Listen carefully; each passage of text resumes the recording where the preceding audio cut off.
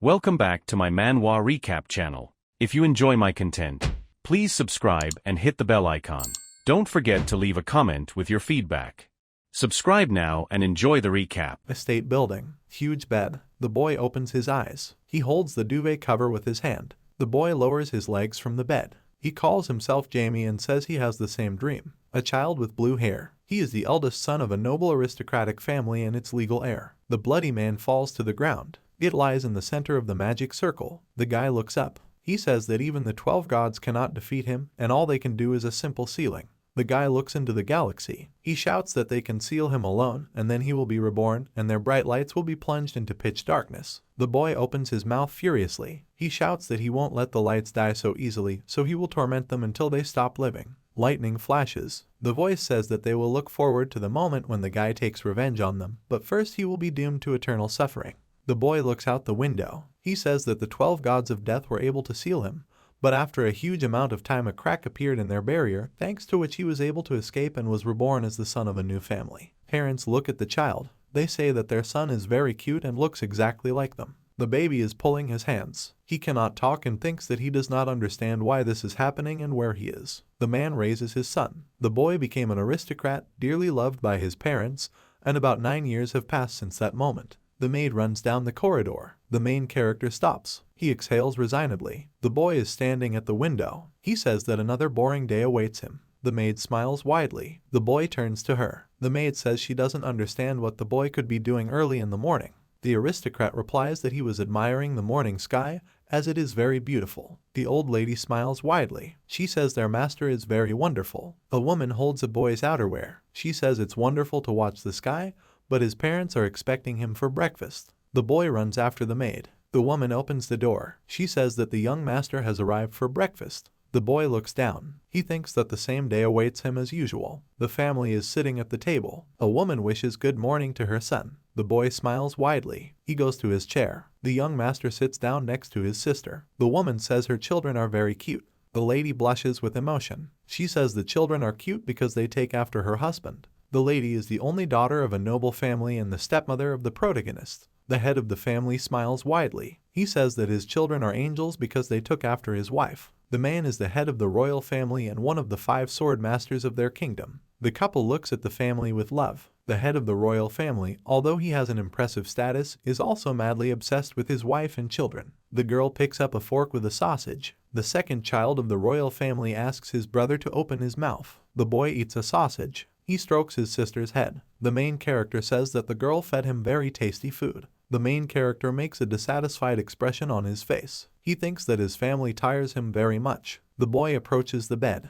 He falls face down on the pillow. The boy says he can't get used to how nice his family can be. The main character is lying on the bed. He says he can do a lot of things, but when he was younger he didn't want to do anything simply because he couldn't talk properly, although he really likes the mansion. The round little demon opens its mouth. The boy grabs him. He says that thanks to his rebirth, he has a new ability. A child crushes a demon in his hand. He looks at the black liquid. The 12 gods also exist in his new life, which is why they attach themselves to his beliefs and hopes like parasites. The boy, smiling maliciously, looks at the demon. He thinks that time is on his side, since in his era there is very little information about dark magic. The child clenches his fist furiously. He is sure that the 12 gods will continue to look down on him, so he wants to become stronger and take revenge on them. The maid smiles widely. She says that the young man should go read children's books with his mother. The child smiles widely. He says he's already on his way. The boy walks along the corridor. He thinks about how as soon as he has to play the cute boy,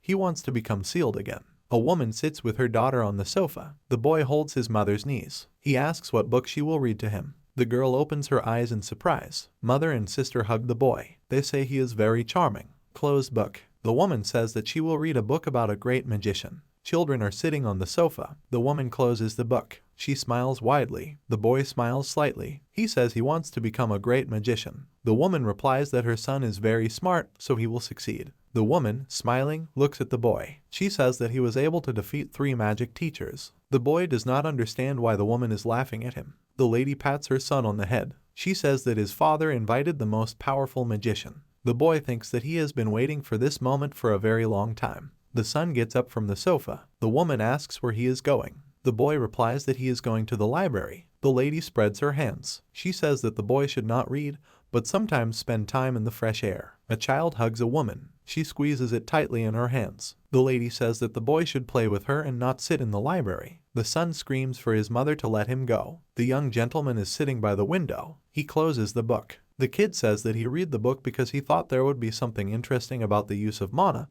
but in the end he didn't learn anything. The boy rises from his chair. He says that it is already lunchtime and is already tired of eating with his family 3 times a day. The boy stands opposite the old man. A man says his family uses a rare artifact as decoration in front of the dining room. The child frowns in surprise. He doesn't understand who is in front of him. The man raises his hand. He greets the boy. The boy is sure that the old man has a lot of mana, so much so that it literally flows out of him like an unabated storm. He frowns in surprise. The gentleman thinks that the old man is a magician of at least the 7th level and, most likely, teleported to their palace. The boy clenches his hand into a fist. He thinks that the old man might be a robber, but for him he behaves too calmly. The boy opens his mouth. He asks who the old man is. Energy emanates from the young man. The boy asks the man how he got there, since his house is not a public yard. The old man thinks that the tiger cub is a tiger, and his level is definitely above average. The stranger looks at the boy. He thinks that he is infuriated by the man's calmness and the way he looks at him.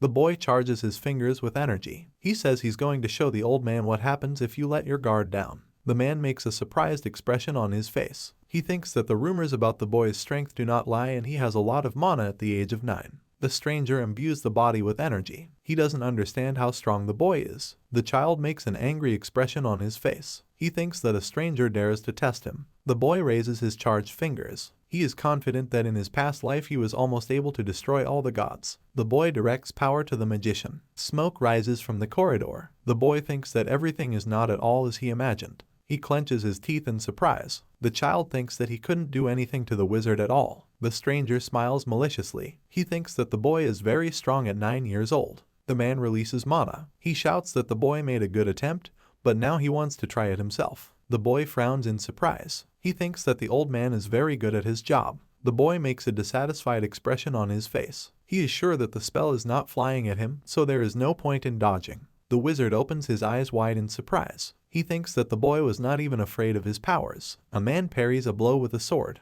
The gentleman frowns with displeasure. He says the magician has gone too far. The man looks at his son. He asks if he is okay. The boy is crying. He replies that everything is fine. The head of the house makes an angry expression on his face. He thinks that his child is crying. The man clenches his teeth furiously. He asks the wizard to speak with him for a few words. The magician thinks that the boy behaves more modestly in front of his father. The wizard smiles widely. He says that he envies the count. The man makes a surprised expression on his face. He doesn't understand why the old man attacked his child. The magician is sitting on the sofa in front of the count. The man makes a dissatisfied expression on his face. He says that the boy is his son and the heir of his family. The old man holds a mug to his mouth. He says that he is aware of everything. The master makes a dissatisfied expression on his face. The wizard asks to calm his aura because he feels uneasy. The old man looks at the head of the house. He says his son is very brilliant. The head of the house clenches his hands into fists. He says that he knows this and therefore called the magician, and for some reason suddenly attacked his son. The old man looks at the master. He replies that the man knows nothing about him, so he will pretend that he did not hear his words. The old man is considered the strongest among all living magicians, having the 8th grade. The head of the house is sure that someone like him is unlikely to recognize his son. The master looks away. He thinks that his son is not as good as he imagined. The old man replies that he did not say what the head of the house was thinking. The man makes a surprised expression on his face. The wizard explains that he cannot take the boy sword master as his student because he simply cannot cope with him. The old man smiles widely. He says that the master's son was able to read all his actions. The man looks down resignedly. He thinks that a 9-year-old boy simply could not do such a thing. The old man smiles widely. He says that the master's son realized that his spell was flying past and therefore did not even flinch. The magician raises his hands in surprise. He says that the master's son was able to become a 3rd-class magician through self-study alone, and if they turn a blind eye to the limit of his body, then his level is even higher than 4th.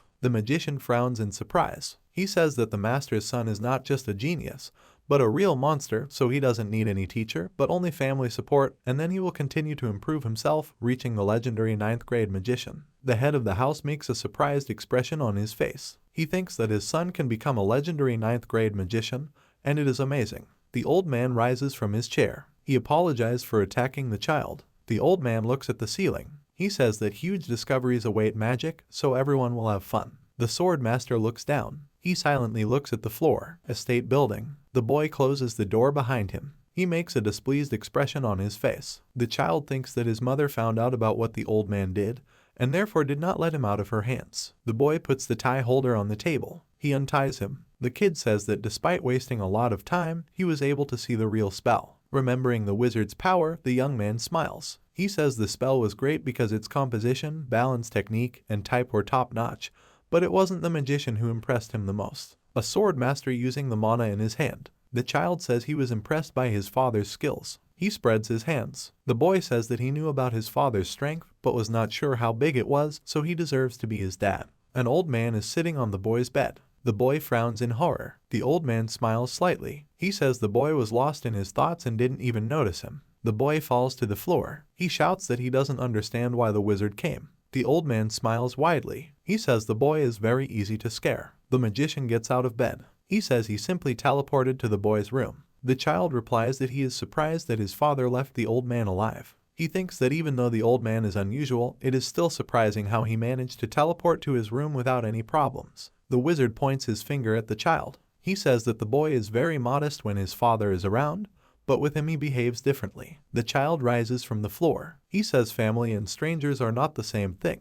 The man smiles slightly. He laughs and says that the boy is very funny, that's why he's sorry, since he doesn't live up to him a little. The young master makes a surprised expression on his face. He says that the magician is very strange, since he looks at him as if they have known each other for a long time. The wizard holds a book in his hands. He gives it to the boy. The master's son does not understand why he needs the book. The old man bends down slightly. He says that the magic the boy uses has long been outdated, so he decided to give him another book. The boy looks away. He thinks that he was humiliated. The old man says that he sees how the boy is very touched by his gift, and besides, the book contains many of his original spells, so the boy will be the first to read it. The child is looking at a book. He thinks that it contains spells created by a great magician. The old man turns to the boy. He says he has high hopes for the child. The magician teleports out of the room. Finally, he says that he would like to see what the boy will be like the next time they see each other. The boy smiles widely. He replies that he is much stronger than the magician can imagine. A puppet that uses mana. People pass all the magic that exists in the world through themselves,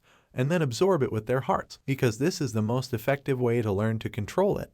But there is one big problem, which is limiting the mana passed through themselves. The boy looks at the book. The boy remembers the wizard's words that his spells are too old, so he decided to find out which ones the old man uses. The boy is leafing through a book. He closes it. The boy thinks that it is very difficult for him to feel every particle of mana so that it can pass through his entire body and skin. The count's son falls onto the bed. He thinks that he will have to try very hard to use the old man's magic. The boy looks at the ceiling. He says that no one can surpass the old methods. The child gets out of bed. He looks at the book, smiling widely. The boy says that the old man opened his eyes, so he is going to read every page in his precious book. The boy uses dark energy. A small winged demon emerges from it. He directs his gaze to the book. The child looks at the demon. He asks him to spray some mana. The demon flaps its wings. The boy is sure that the disadvantage of the technique is that the absorption of grains of mana by the whole body has a limit in which the proportions must be strictly observed. The demon sprays mana. The boy is sure that he will succeed since he has Blackie. The child looks at the demon. He says that he has a soul contract with him, according to which he helps disperse the required amount of mana, so there will be no problems with the proportions. Mana falls on the boy. He says that the first disadvantage has been solved, and the second one will not be a huge problem, since if his body has a limit on the amount of mana, then he just needs to distribute all the mana to different corners of his body,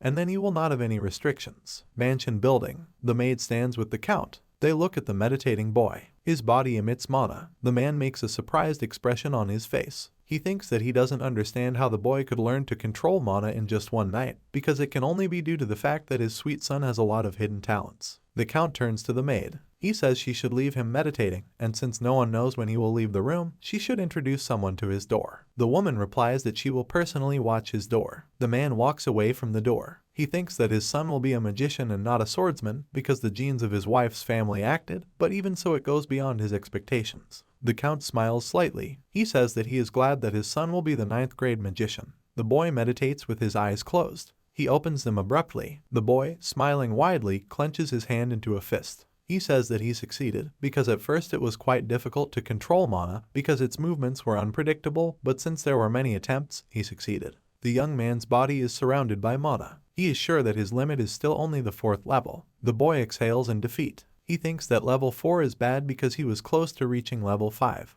The animal jumps on the child's head. He understands that he is saying that he has no desire to improve his body in any way, because he already understands that it is still too young and weak. Little Blackie sits on the shoulder. The boy smiles widely. He says that he will definitely be patient, since the 12 gods will not go anywhere anyway, and he has already gone too far, so the second time he should succeed. The boy raises his finger. He asks the demon to disappear because he is going to meet his father, and everything will not be okay if he suddenly sees his little animal. The child closes the door. He says he barely feels his pet's presence. The boy smiles widely. He says that his animal is very cute, so he is sure that his father will definitely not notice it. The boy opens the door. He and his pet are walking down the corridor. The man looks at the head of the house. He says that he would like to greet the count, since there have never been problems with religion in their lands, so he would like to thank him for giving their cult a chance. The man smiles widely. He replies that it would be a good idea to help his people, so he decided to give them a chance. The stranger makes a surprised expression on his face. He says that he does not understand what the master is talking about.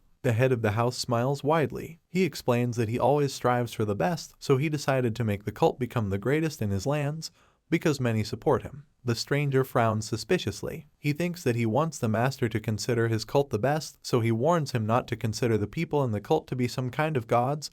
Although he has heard many rumors related to the master, he should still take him more seriously. The head of the house says it's time for them to end their conversation. The stranger bows to the master. He says goodbye to him. The man smiles widely. He makes a displeased expression on his face. The boy is standing behind the wall. He furrows his brow furiously. The stranger's robe from the back. The boy realizes that he saw a crescent moon sign with a yellow sphere earlier and felt dark energy emanating from the man.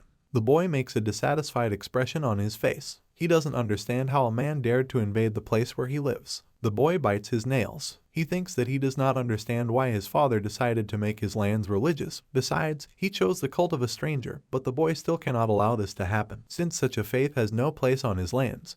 But because some circumstances limiting his freedom of action will leave him with only one option for solving the problem: windows in the count's building. Since the religion was officially sanctioned by his father, the only way to get rid of it would be to force him to drive them away, so he should meet with his father and begin an investigation. The boy is standing at the door. The boy is sitting in the living room. The man smiles widely. He says his son did just fine. The father folds his hands together. He says he understands how much his son likes magic. The owner of the house looks down. He says he hoped the boy would be like an ordinary child. The man closes his eyes. He understands that his son has too many hidden talents, but at the same time, the life of a genius is very difficult, because when a child shows talent, everyone begins to applaud him, but after everyone gets bored with him, the same people begin to mock the child. Evil shadows surround the boy. The master is not sure that the fact that his son is a genius will be good for him. A man holds an armrest. He looks up at his son. The warrior says that if his son does not like doing magic, then he can stop and start doing something else, but if he has finally decided, then the man is not going to contradict, but will only help his son. The boy smiles widely. He says he has no plans to give up magic. The man looks at his son's mana. He doesn't understand how a 9-year-old boy can have so much power. The owner of the house looks at the child in surprise. He thinks that he cannot feel the mana that comes from him.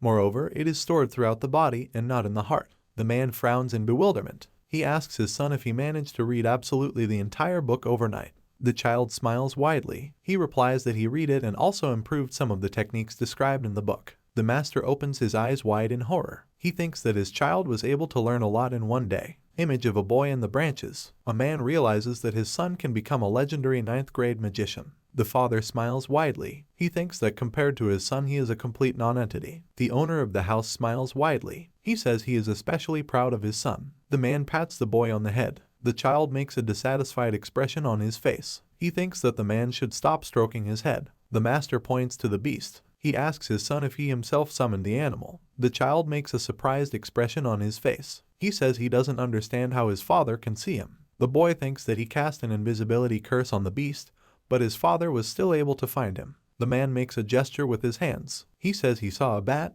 but it was slightly round and small in size. The boy looks down doomedly. He thinks that his father is very strong and can even understand that he made him with the help of dark magic. The child says that he specially gave the animal the shape of a bat and wanted to hide it because he thought that the man would be very surprised to learn that he made it himself. The man grabs his son in his arms. He says that he is very surprised, but not from fear, but from his talent, since his son is a real genius, and he is very proud of him, and also proud to be his father. The boy looks down. He thinks that he is tired of the enormous love of his parents. City building. The boy is standing in a hood. The demon appears in front of him. The boy looks down. He says that he needs to find out the reason why the cult decided to locate on his territory. The boy flies with the help of demonic wings. 2 members of a criminal organization. One of them says that the boss told them to do everything according to plan if they don't want to die. A man folds his hands in prayer. He says he doesn't understand what he and his friend got themselves into. The second one looks at him in surprise. He replies that their boss will make any sacrifices just to achieve his own goals, since in the places where they are located. The Count himself allowed their organization to exist peacefully with everyone until they cross a certain line,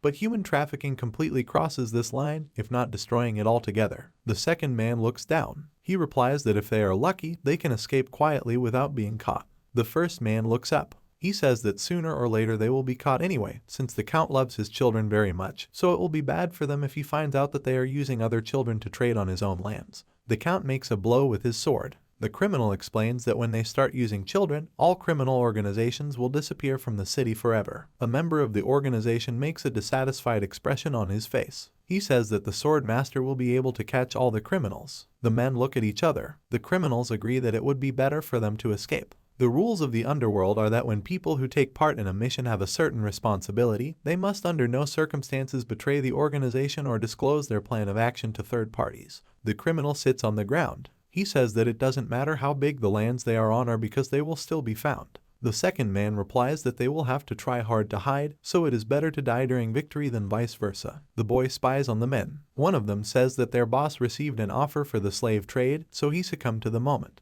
The men turn around warily. They look at the boy in front of them. The boy in the hood smiles widely. The criminals ask who the boy is. He replies that he is surprised that the men did not recognize him. The criminal clenches his hand into a fist. He swings it at the boy. The man says that if the boy does not want to answer, then he will die. Strangers swing at the child. The boy in front of them disappears. The men say they don't understand where he went. The criminals open their eyes wide in horror. The boy says that they are newcomers who are very keen on communicating. The strangers look up. The boy levitates in front of them. He says that he would like to listen to their conversations with all the details. The boy directs mana into the heads of the criminals. They kneel in front of the child. The boy makes a dissatisfied expression on his face. He thinks that the people who sell children are the people his father despises the most, and, apparently, they wanted to be killed. The boy clenches his teeth furiously. He thinks that stupid gods twist people as they please, and besides, people dared to twist other people, no different from the same gods. The boy holds his finger to his mouth. He thinks that he does not understand what the boss was thinking when he assigned them the job, since he knows his father's character very well, so he has a bad feeling about what is happening.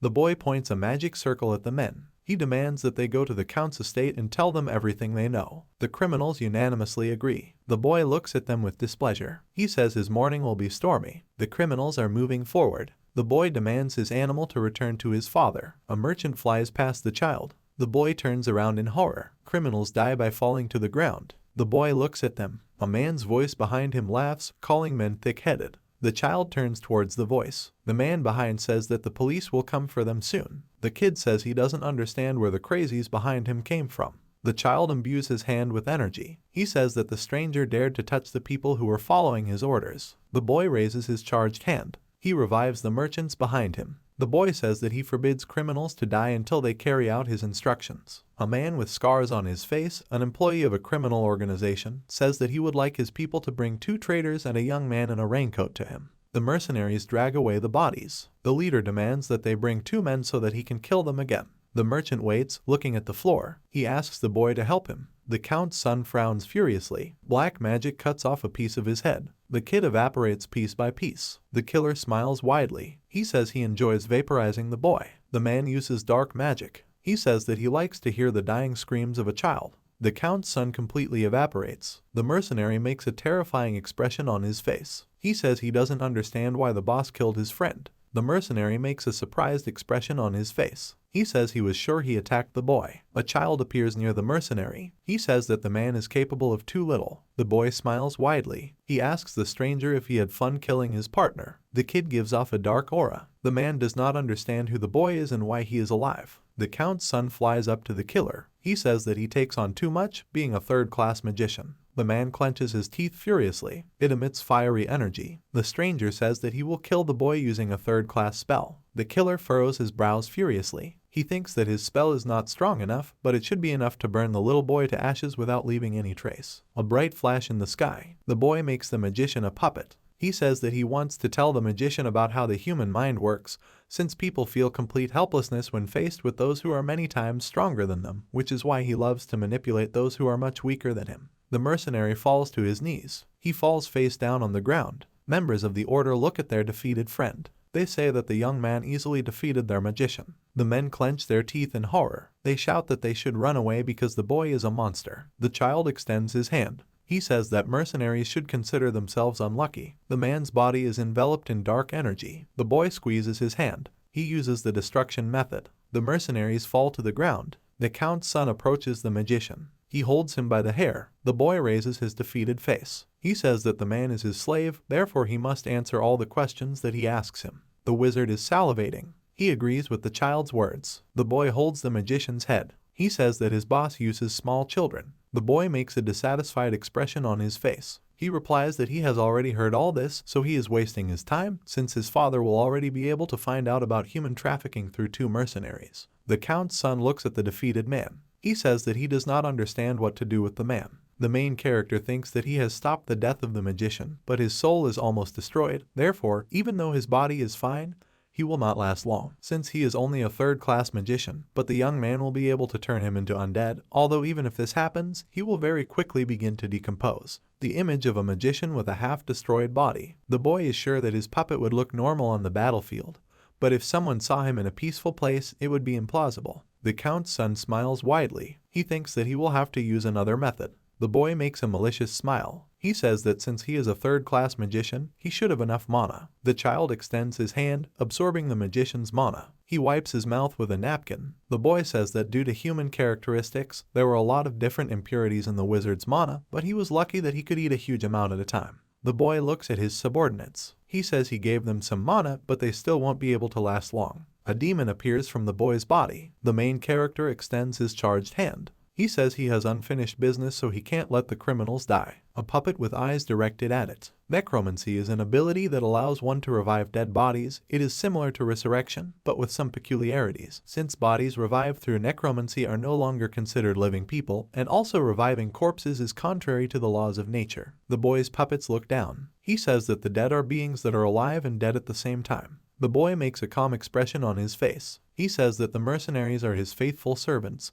Therefore they will live, despite the fact that they have already died. The beast strikes criminals with lightning. The boy opens his eyes wide. He demands that men give up their lives and rise from the dead. The puppets are crying. The child clenches his teeth furiously. He thinks that the mercenaries are in the afterlife. The kid uses dark magic on men. He demands that they enter immortal bodies and renounce death. The boy opens his mouth wide. He shouts that he is calling out to sinners. The demon sprays mana over the puppets. The boy looks at them. The men rise from the ground. They say they are waiting for the boy's orders. The main character makes a surprised expression on his face. Red smoke near the men. The boy does not understand why he stayed if the resurrection was over. The demon sits on the head of the young master. The boy makes a dissatisfied expression on his face. He says he was sure there was something wrong with the demon. The animal falls into the boy's arms. He tells him that there is no need to worry since he did everything perfectly. The boy stretches the beast. He explains that, most likely, he himself was to blame for what was happening, but it is still hard for him to admit it.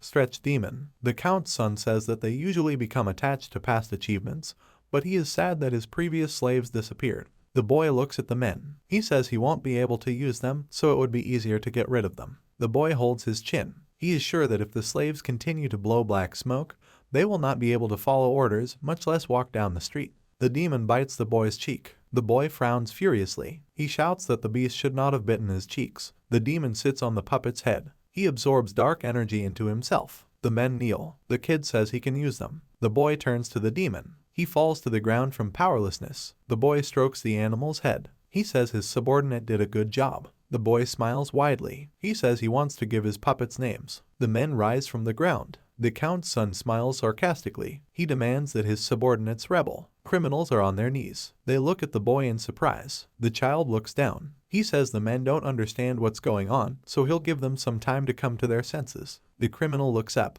He asks the boy if he is the one who gave him new life. The Count's son replies that it was so. The man makes a frightened expression on his face. He does not understand who the boy is because he looks about 9 years old. Moreover, a huge ominous aura emanates from him, and he can also be compared to a character from a book about an ominous creature that should not exist in the world, a creature that challenges the whole world. The boy smiles sarcastically. He says that in the eyes of his puppet he looks like a demon lord. The man clenches his hand into a fist. He rises from the ground. The henchman shouts that he has no idea who the child is, but in his eyes he certainly doesn't look human. The main character raises his hand in surprise. He thinks that his puppet is behaving too aggressively because he does not understand that the owner is in front of him, which means that there are some shortcomings in his spell, but he is not going to turn a blind eye to it. The kid raises his finger and then lowers it. The puppet hits the ground face first. The boy makes an angry expression on his face. He says that he forgives his subordinate, but if he raises his voice at him again, he will not get away with it. The man frowns in horror. He says he understood everything. Merchants sit on the ground. It doesn't matter whether souls want to do something or not, as long as they are bound by a contract, their lives belong to the owner, which is the whole point of dark magic. The boy hides in the hood. He says he is not a demon lord. The man makes a surprised expression on his face. He asks who the boy is. The boy winks at the puppets. He replies that he is an ordinary dark magician who previously tried to kill the gods, and now this is his main purpose of existence. The boy smiles widely. He says that there is a job for his slaves, as they will need to monitor the church and collect all the information related to it. Men hit their chests. They say they are ready to carry out his orders. The child looks at his subordinates. He says that he would also like them to bring him any person who might know something about human trafficking, and he should definitely be the one who tells his father about everything for them. The men bow. The kid evaporates. The merchants exhale calmly. They look at each other in surprise. The men move forward. They say that they cannot disobey the young man, so they will have to do everything he says. The demon frowns furiously. A boy is walking down the street.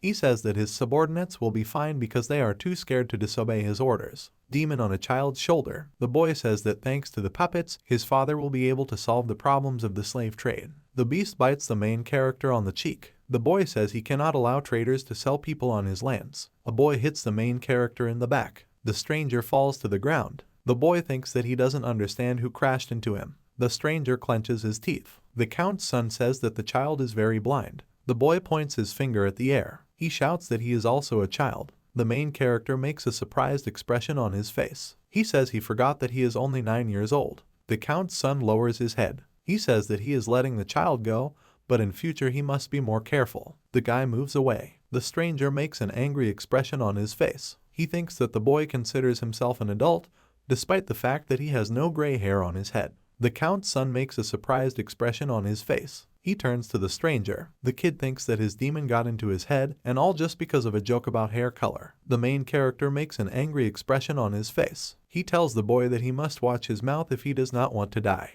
The child runs away in horror. He screams that he is very sorry. City buildings. The main character says that they need to return home. The demon is sitting on the floor. The boy looks at him from the bed. He says that if the animal does something bad again, it won't get off easy. The boy falls face first into the pillow. He says he was very tired and used more strength than he originally thought. The Count's son looks at the ceiling. He says that he has much more to do because his easy and carefree life has come to an end, and besides, one of the gods will soon appear in his life. The boy hits the bed with his fist. He is confident that God, whom he hates most of all, will appear to him. But despite this, he doesn't even care how many followers he has, since he is going to destroy them all. The torch is burning. The men look at each other. One of them asks where their older brother is. The mercenary makes a distant expression. He says that one of them said that he would personally kill them, but for some reason they are still alive. The man thinks that one of them was able to be defeated by two who do not know how to use mana. The puppet hits the wall. He says that he is not going to repeat it a second time because he wants to find out the information. A member of the organization looks around. He thinks that he doesn't understand where one of them got such enormous power and decides where the rest of the organization went. The man raises his hands. He thinks that he does not understand what to do. A member of the organization says he doesn't know where the elder went. The second puppet frowns furiously. He thinks that he is fed up with everything and he needs to find the boss to carry out the master's order since their boss knows about everything that is happening in the city. The man makes an angry expression on his face. He asks one of the organization members where he thinks their boss might be. The criminal thinks that he needs to give the men a normal answer, otherwise they will blow his head off. He says that their boss likes drinks and girls, so they could look at the bars in town. The puppet turns to the second one. He says they should really go bar hopping. The criminal hits his accomplice in the face. The man falls to the ground. The puppet says that their master told them to find any witness so they can take him. The second turns the man on the floor with his foot. He says they could lock him in the basement. The man throws the prisoner over his shoulder. The door opens slightly. Behind her are several corpses. The boy walks past them. He turns his head, looking around.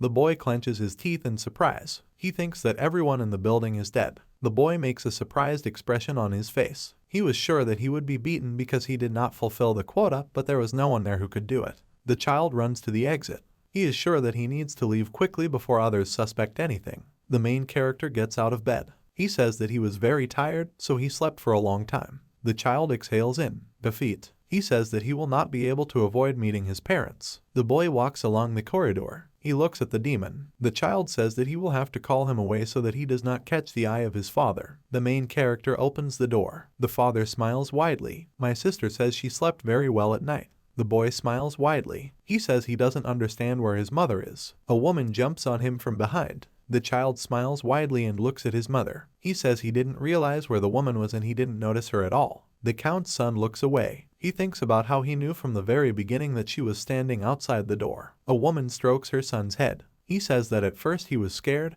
but instantly realized that this was his beloved mother. The lady folded her hands in emotion. She says that her son is a very well-mannered boy. The child raises his hands. He asks them to go to the table. The sister and mother press the boy. They say they really want to hug him and he is very sweet. The main character thinks that he would like someone to stop them. The family is sitting at the table. The woman grabs her daughter in her arms. She says her baby is very cute. The boy blushes with emotion. He thinks that he also wants to squeeze his sister's cheeks since they are always very soft in children. The child hits his head on the table. He thinks that these are very strange thoughts since he is already accustomed to a quiet life. Dirty plates on the table. The main character holds his sister in his arms. The father says that something important will begin soon. The boy asks what his parents are talking about. The head of the house makes a surprised expression on his face. He asks his wife why she didn't tell everything to the children. The lady looks away. She replies that she completely forgot because she was worried about her son. The main character remembers meditation. He understands that mother is saying that he used techniques. The child looks down. He says that he is very sorry for what happened earlier. The woman looks at her son. She says that she understands that nothing will happen to him, but she is very upset that he is exhausting himself. The lady moves the chair back. She says that they will all go to the ball together. Two men stand with their backs turned. This huge ball was organized by two counts, and almost all the nobles living in the north of their empire would be present. The boy makes a surprised expression on his face. The lady says that her children have never been to a ball, but at their age it is time to correct this, so she is very happy. The main character understands that his precious free time will soon end. The apartment building of the protagonist's family. The boy is standing in a robe. He climbs out through the window. The child tells his demon that they should visit the two puppets. The door opens slightly. Two men are sitting at a table. The child makes a surprised expression on his face. He asks the puppets if they did what he asked them to do. The man frowns in doom. He says that they have not found out anything yet, because the cult was created not so long ago. The boy looks down. He thinks that even members of the organization are not able to get any information in just one day. The child asks about completing the second assignment. Tied man on his knees. He frowns in surprise. The man realizes that this is the count's son. The puppets look at the prisoner. They say he's one of the cult members, and he also knew they were going to be killed, which proves he's no ordinary pawn. The boy makes a calm expression on his face. He demands that the prisoner's mouth be untied. The man makes a frightened expression on his face. He screams not to kill him, since he really doesn't know anything, but if they let him go, he will bring them any information. The cult member opens his eyes wide in surprise. He sees a child in front of him, but does not understand why he himself is trembling with fear. The boy emits dark energy. He says he has no reason to kill the man because he just wants him to do his bidding. The man thinks that he senses an endless amount of the child's terrifying power. He sobs, hanging his head. The cult member says that he will do whatever the boy says and even find the boss as long as he is not killed. The child thinks that the man is too loud. The cult member looks down. He thinks that he cannot talk. The boy reaches out his hand to his head. He says he will only have to do one thing. The puppets watch the boy's strength. The child says that the cult member should go to the Count's estate and tell him everything that their organization is doing. The man rises from the floor. He goes to the door. The demon sits on the child's shoulder. The boy says that the puppets should not worry about the man, since his father will be the first to deal with the boss of their organization. The main character looks at the puppets. He says that they will have to leave the city and hide somewhere. The boy makes a surprised expression on his face. He does not understand why his subordinates do not ask for what purpose they should hide. The men bow to the child. They answer that they unquestioningly carry out the master's orders and cannot disobey. The puppet looks down. He says he understands why the owner told them to hide. The boy looks at the slaves. He thinks that they realize that during the destruction of their organization, his father would not have to see them. The child turns to the door. He says he won't be around for a few days, so they have to be quiet. The boy goes outside. The man runs out after him. The main character turns around. He asks what happened. The puppet is holding its chest. He says that he wants to know who he ended up becoming, despite the fact that he understands that they died and knows that this cannot be corrected in any way. But in any case, he does not want to return to his past life and was glad to become stronger, but at the same time everything he should also know who he ended up becoming. The boy is standing in a hood. He says that he does not understand what exactly his slave wants to know. The man replies that he and his friend have become much stronger than they were before, and therefore are probably high-ranking undead. The Count's son smiles broadly and raises his finger. He laughs and says that it was funny to him, because usually people ask about whether they really became undead or not, but at the same time, he has not yet met anyone who would take it lightly, and therefore they are very interesting and funny. The boy smiles widely. He thinks that he has never met anyone who calmly accepted becoming a monster, which suggests that they are very good servants. The child looks at his subordinates. He says that the guys are ordinary zombies because he simply preserved their appearance before they die, and after they became zombies, their strength naturally increased, so they are much stronger than ordinary people. The man looks down resignedly. He realizes that he has become an ordinary zombie. The boy smiles widely. He replies that perhaps they will become top-level zombies someday. The men smile widely. The child looks at the demon. He says that his new slaves are not pathetic, because they seem quite interesting to him and remind him of the guy from before. The Count is holding a bloody sword. At night, the boy's house was restless as one of the members of a huge criminal organization decided to betray his own association, and therefore the Count had to stay behind to deal with some matters. For this reason, only 3 of the family went to the largest city located in the east. The boy is sitting in a carriage. He thinks that he could get to the city himself using just teleportation.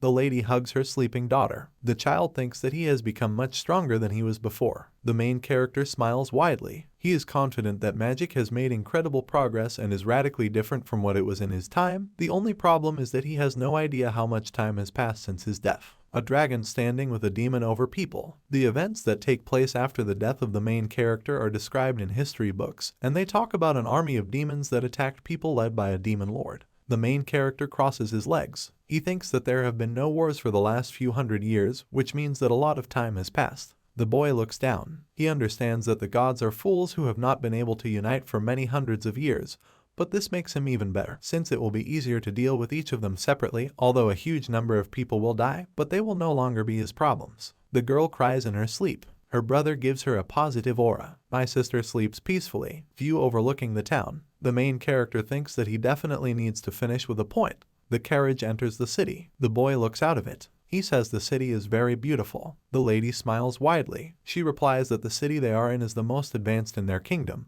and therefore he will not be able to find a place through which such a huge amount of money passes through him. The main character makes a distant expression. He thinks that he is convinced that the city in which he is located is one of the richest cities in their kingdom. The carriage approaches the building. The boy looks at his mother. He says that he really wants to see the Count. The woman grabs her son in her arms. She says her son is very cute. The main character thinks that he does not understand why he received punishment in the form of his family. The lady smiles widely. She understands that her son admires his uncle because he is also a magician. Sister and mother hug the boy. The woman says that the Count is an incredible person because, being the same age as her husband, he has already become a 7th-class magician, and, along with her husband, is one of the 2 leaders of the Eastern Council of the Kingdom's nobility and is also a lord. Bloody Lotus Flower. The lady says that his brother's magic is similar to the Red Lotus, that's why he was called that, and with one spell he can kill 1,000 people at once. The main character makes a distant expression on his face. He thinks that he does not care who the Count is,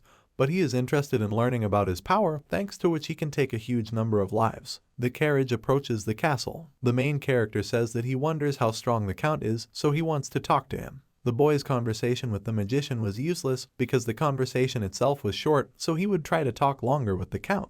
The woman gets out of the carriage. She asks her children to follow her carefully. The butler approaches the lady. Palace building. The butler says that he will take the woman and children to their chambers. Luxurious bed. The lady enters the room with the children. The butler says that the room will be their quarters for the duration of the event, and if they have any requests, they will have to inform the personal butler. The woman smiles widely. She says that the Count is a very caring person. The butler shows the boy the room. He says that he can use it for his needs. The main character thinks that the Count is very attentive, since he would not like to be in the same room with his parents. A few minutes later, maids comb a woman's hair. They say that her hair is very smooth and beautiful. The lady turns to her son. He makes a surprised expression on his face. The boy says that his mother is simply wonderful. The woman blushes with emotion. She says that she is very pleased to hear compliments from her son. The woman reaches out her hands to the child. She says that her son is also very handsome, and she really wants to hug him. The maid replies that she should control herself, as a woman can ruin her image. The lady turns around in tears. She says she just wants to hug her son one time. The maid replies that she shouldn't do this because the dress might wrinkle. The boy's sister in a wide dress. Her mother folds her hands in front of her. She says her daughter is very sweet. The girl looks at her brother. She asks if he thinks she's cute. The brother leans towards his sister. He replies that she is very sweet, but understands that she is very uncomfortable, so they will endure it together until the end of the holiday. The family walks down the corridor. The lady holds her hand to her chin in surprise. She thinks that the ballrooms are very luxurious. The family sits down at the table. The son asks his mother if the Count likes luxury and sophistication. The woman replies that her child understood everything correctly, and he will make sure of this when he sees him. The women approach the mistress. They say that, despite the fact that they have not seen each other for a long time, she is still beautiful, and the dress fits her very well. The main character makes a dissatisfied expression on his face. He thinks that women try very hard to suck up to his family, and in his past life he met such people. People's hands reach out to the symbol. The main character lived in the times mentioned in the story, and then fools flatter the gods, just like the people at the ball to his family. The boy looks down. He thinks that he feels disgusting around flatterers, but his mother knows how to behave with such people. The presenter stands in the center of the hall. He says that he welcomes everyone who came to the Count's ball and is a member of the administrative bodies of the city in which they are located. The man smiles widely. He says that the ball will begin soon, so he asks everyone to take their seats and be ready to greet the Count and his entire family, as they will be there any minute. The boy makes a surprised expression on his face. The Count smiles slightly. He says that he has not seen those present for a long time. The man makes a calm expression on his face. He says that he is glad to see everyone at the ball and hopes that everyone will enjoy the event. The boy thinks that the man is almost on par with the best magician in the entire kingdom, and perhaps even stronger. The child smiles slightly. He thinks that the Count has exceeded all his expectations. A man with his family approaches the lady. He says he hasn't seen her for a long time, and the woman looks much better than last year. The lady, smiling, lifts her dress. She says that he should not be reminded of what happened earlier, but at the same time she is glad to see the Count. The man makes a surprised expression on his face. He asks why her husband is not at the ball. The woman replies that he will arrive closer tonight as he has some problems. The Count looks at the child. The boy makes a calm expression on his face. The girl also looks at the Count. The lady says that she came with her son and daughter and also asks them to greet the Count. The boy bows. The girl politely lifts her dress. The children introduce themselves and greet the Count. The Count's wife makes a surprised expression on her face. She says the children are very sweet and beautiful. The man frowns in surprise. The boy looks at him. He thinks that the Count is looking through every corner of his body. The child imbues his hand with energy. He thinks that the Count should take a closer look at him. The man smiles slightly. He approaches the child. The man says he wants to talk to him later. The Count steps aside. The boy makes an evil smile. He thinks that the Count has exceeded all his expectations, so he cannot wait for their meeting. The red-haired boy turns back. He looks at the main character. The Count's family is sitting at the table. The boy looks at his father. He asks what he thinks about the son of the second Count. The man does not understand why he needs information about a 10-year-old child. The boy smiles slightly. He replies that, despite the fact that the Count's son is young, he will still become the head of the neighboring family, so it would be good for them to get to know each other. The man frowns with displeasure. He thinks that his son is showing leadership qualities among noble children.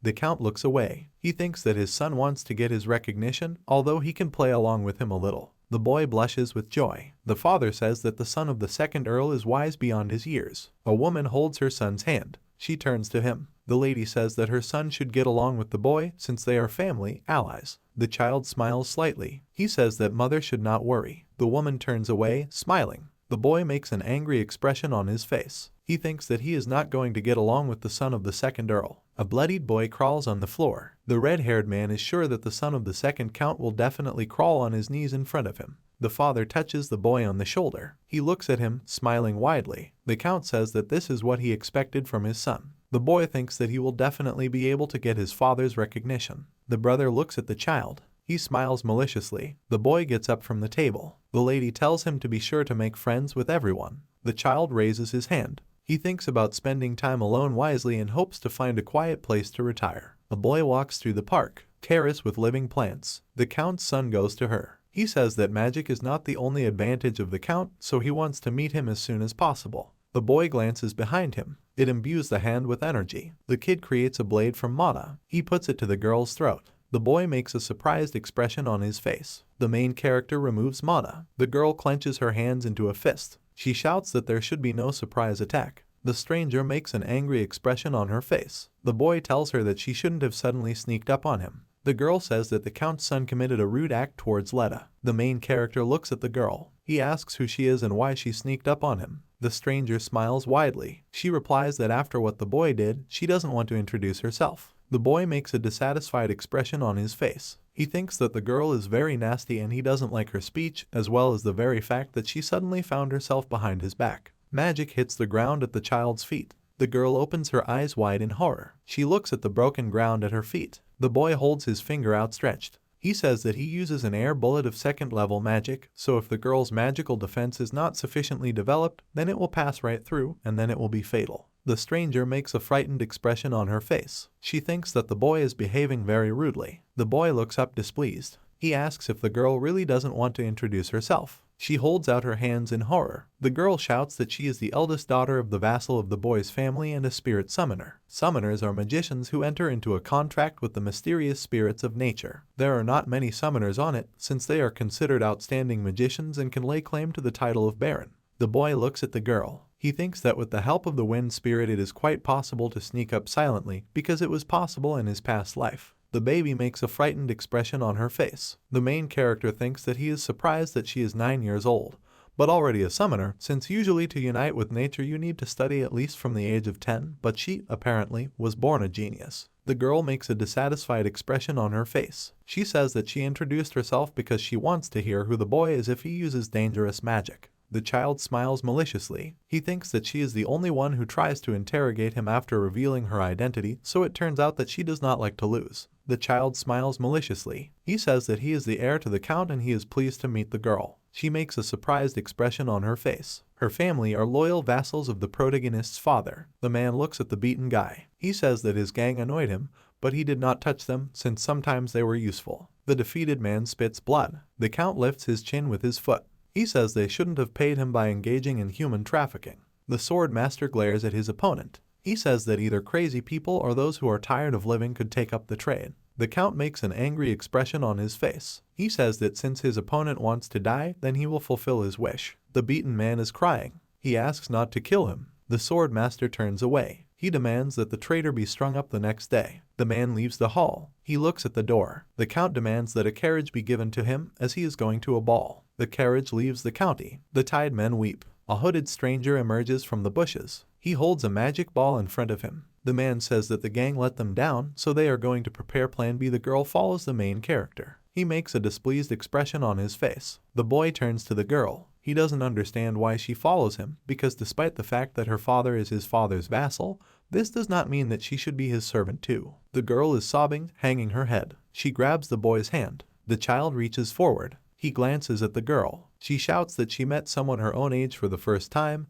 and then wants to make friends with him. The Count's son makes a surprised expression on his face. He doesn't understand why they should be friends. The boy stands in bewilderment. He thinks that it would be more logical if she were his servant, although for children her age friends are very important, but this is not his problem. The Count's son leaves. He says that she should find some other person who needs friends. The girl opens her mouth wide. She shouts that the Count's son is just a mischief. The boy is walking through the park. He thinks that friendship, like any relationship, is simply irrational. The Count's son looks at the palace building. He makes a sad expression on his face. The boy is sure that if he immediately got rid of his feelings, then he would not have to experience sadness in the past. Red-haired boy with two friends. The boy makes a long expression on his face. By the color of his hair, he understands that the Count's son is standing in front of him. The boy looks at the red-haired man. He says he doesn't understand what he calls him. One of the friends makes a displeased expression on his face. He says the kid uses a disrespectful tone towards their brother. The second one points a finger at the boy. He says that he doesn't understand at all who he's talking to. The red-haired boy makes a calm expression on his face. His friends say that the boy stands before the eldest son and heir of the Count's family. The child smiles maliciously. He uses a silent spell. Friends open their mouths in surprise. The Count's son looks at them in surprise. He makes a scared expression on his face. The red-haired one says that the kid used a silencing spell on his friends. The boy smiles widely. He replies that if the red-haired one knows about him, then he is a little smarter than his monkeys. The Count's son says that the boy is too arrogant, despite the fact that he is older than him. The child replies that they shouldn't go into details and should get straight to the point. The red-haired boy spreads his hands. He says that he didn't come to fight, but just wanted to talk a little with the boy because he is incredible because he can use the spell of silence. The boy makes a dissatisfied expression on his face. He says that he has already listened to enough of the boy's useless chatter so he can go his own way. The red-haired man makes a surprised expression on his face. He shouts that the child does not understand at all with whom he is communicating. The Count's son smiles sarcastically. He says that he has almost given up on the boy, but since he is the son of another count, they should come into contact. The red-haired boy spreads his hands. He explains that the reason he and the second Earl's son were treated this way was because he was being rude. The boy thinks that the red-haired child is just a clown, since he knows that if he did not show his skills, they would try to forcefully make friends with him. The red-haired boy makes a malicious smile. He says that since he and the son of the second count will in the future become the core of the nobility of the eastern region, he decided that it would be nice to make friends with him already. The boy makes a dissatisfied expression on his face. He thinks that the Count's son is beating around the bush, although the point is that he wants to fix him, so the kid annoys himself by allowing him to listen to something like that. The child makes a dissatisfied expression on his face. He tells the red-haired man that he doesn't care about his ideas and is not even going to listen to them, so he can leave. The Count's son makes an angry expression on his face. He shouts that no one dares refuse him. The boy creates a staff in his hand. He shouts that he will mercilessly trample the enemy's frail magic. The Count's son smiles widely. He shouts that the boy will have no choice but to serve him. The child smiles maliciously. He realizes that his opponent initially planned to resort to brute force. The red-haired boy responds with the same smile. He says he changed his plan slightly after the child started using magic, but decided to stick to his usual routine. The child makes an angry expression on his face. He thinks that he is disgusted by duplicity, especially at a young age. The boy spreads his hands. He says the redhead will be in trouble if anything happens. The Count's son smiles sarcastically. He says the boy shouldn't worry as no one will see them. Magic emanates from the boy's sphere. The child raises his head, seeing the dome. He realizes that the red-haired boy is using a magical artifact of illusion, which may mean that he can use magic.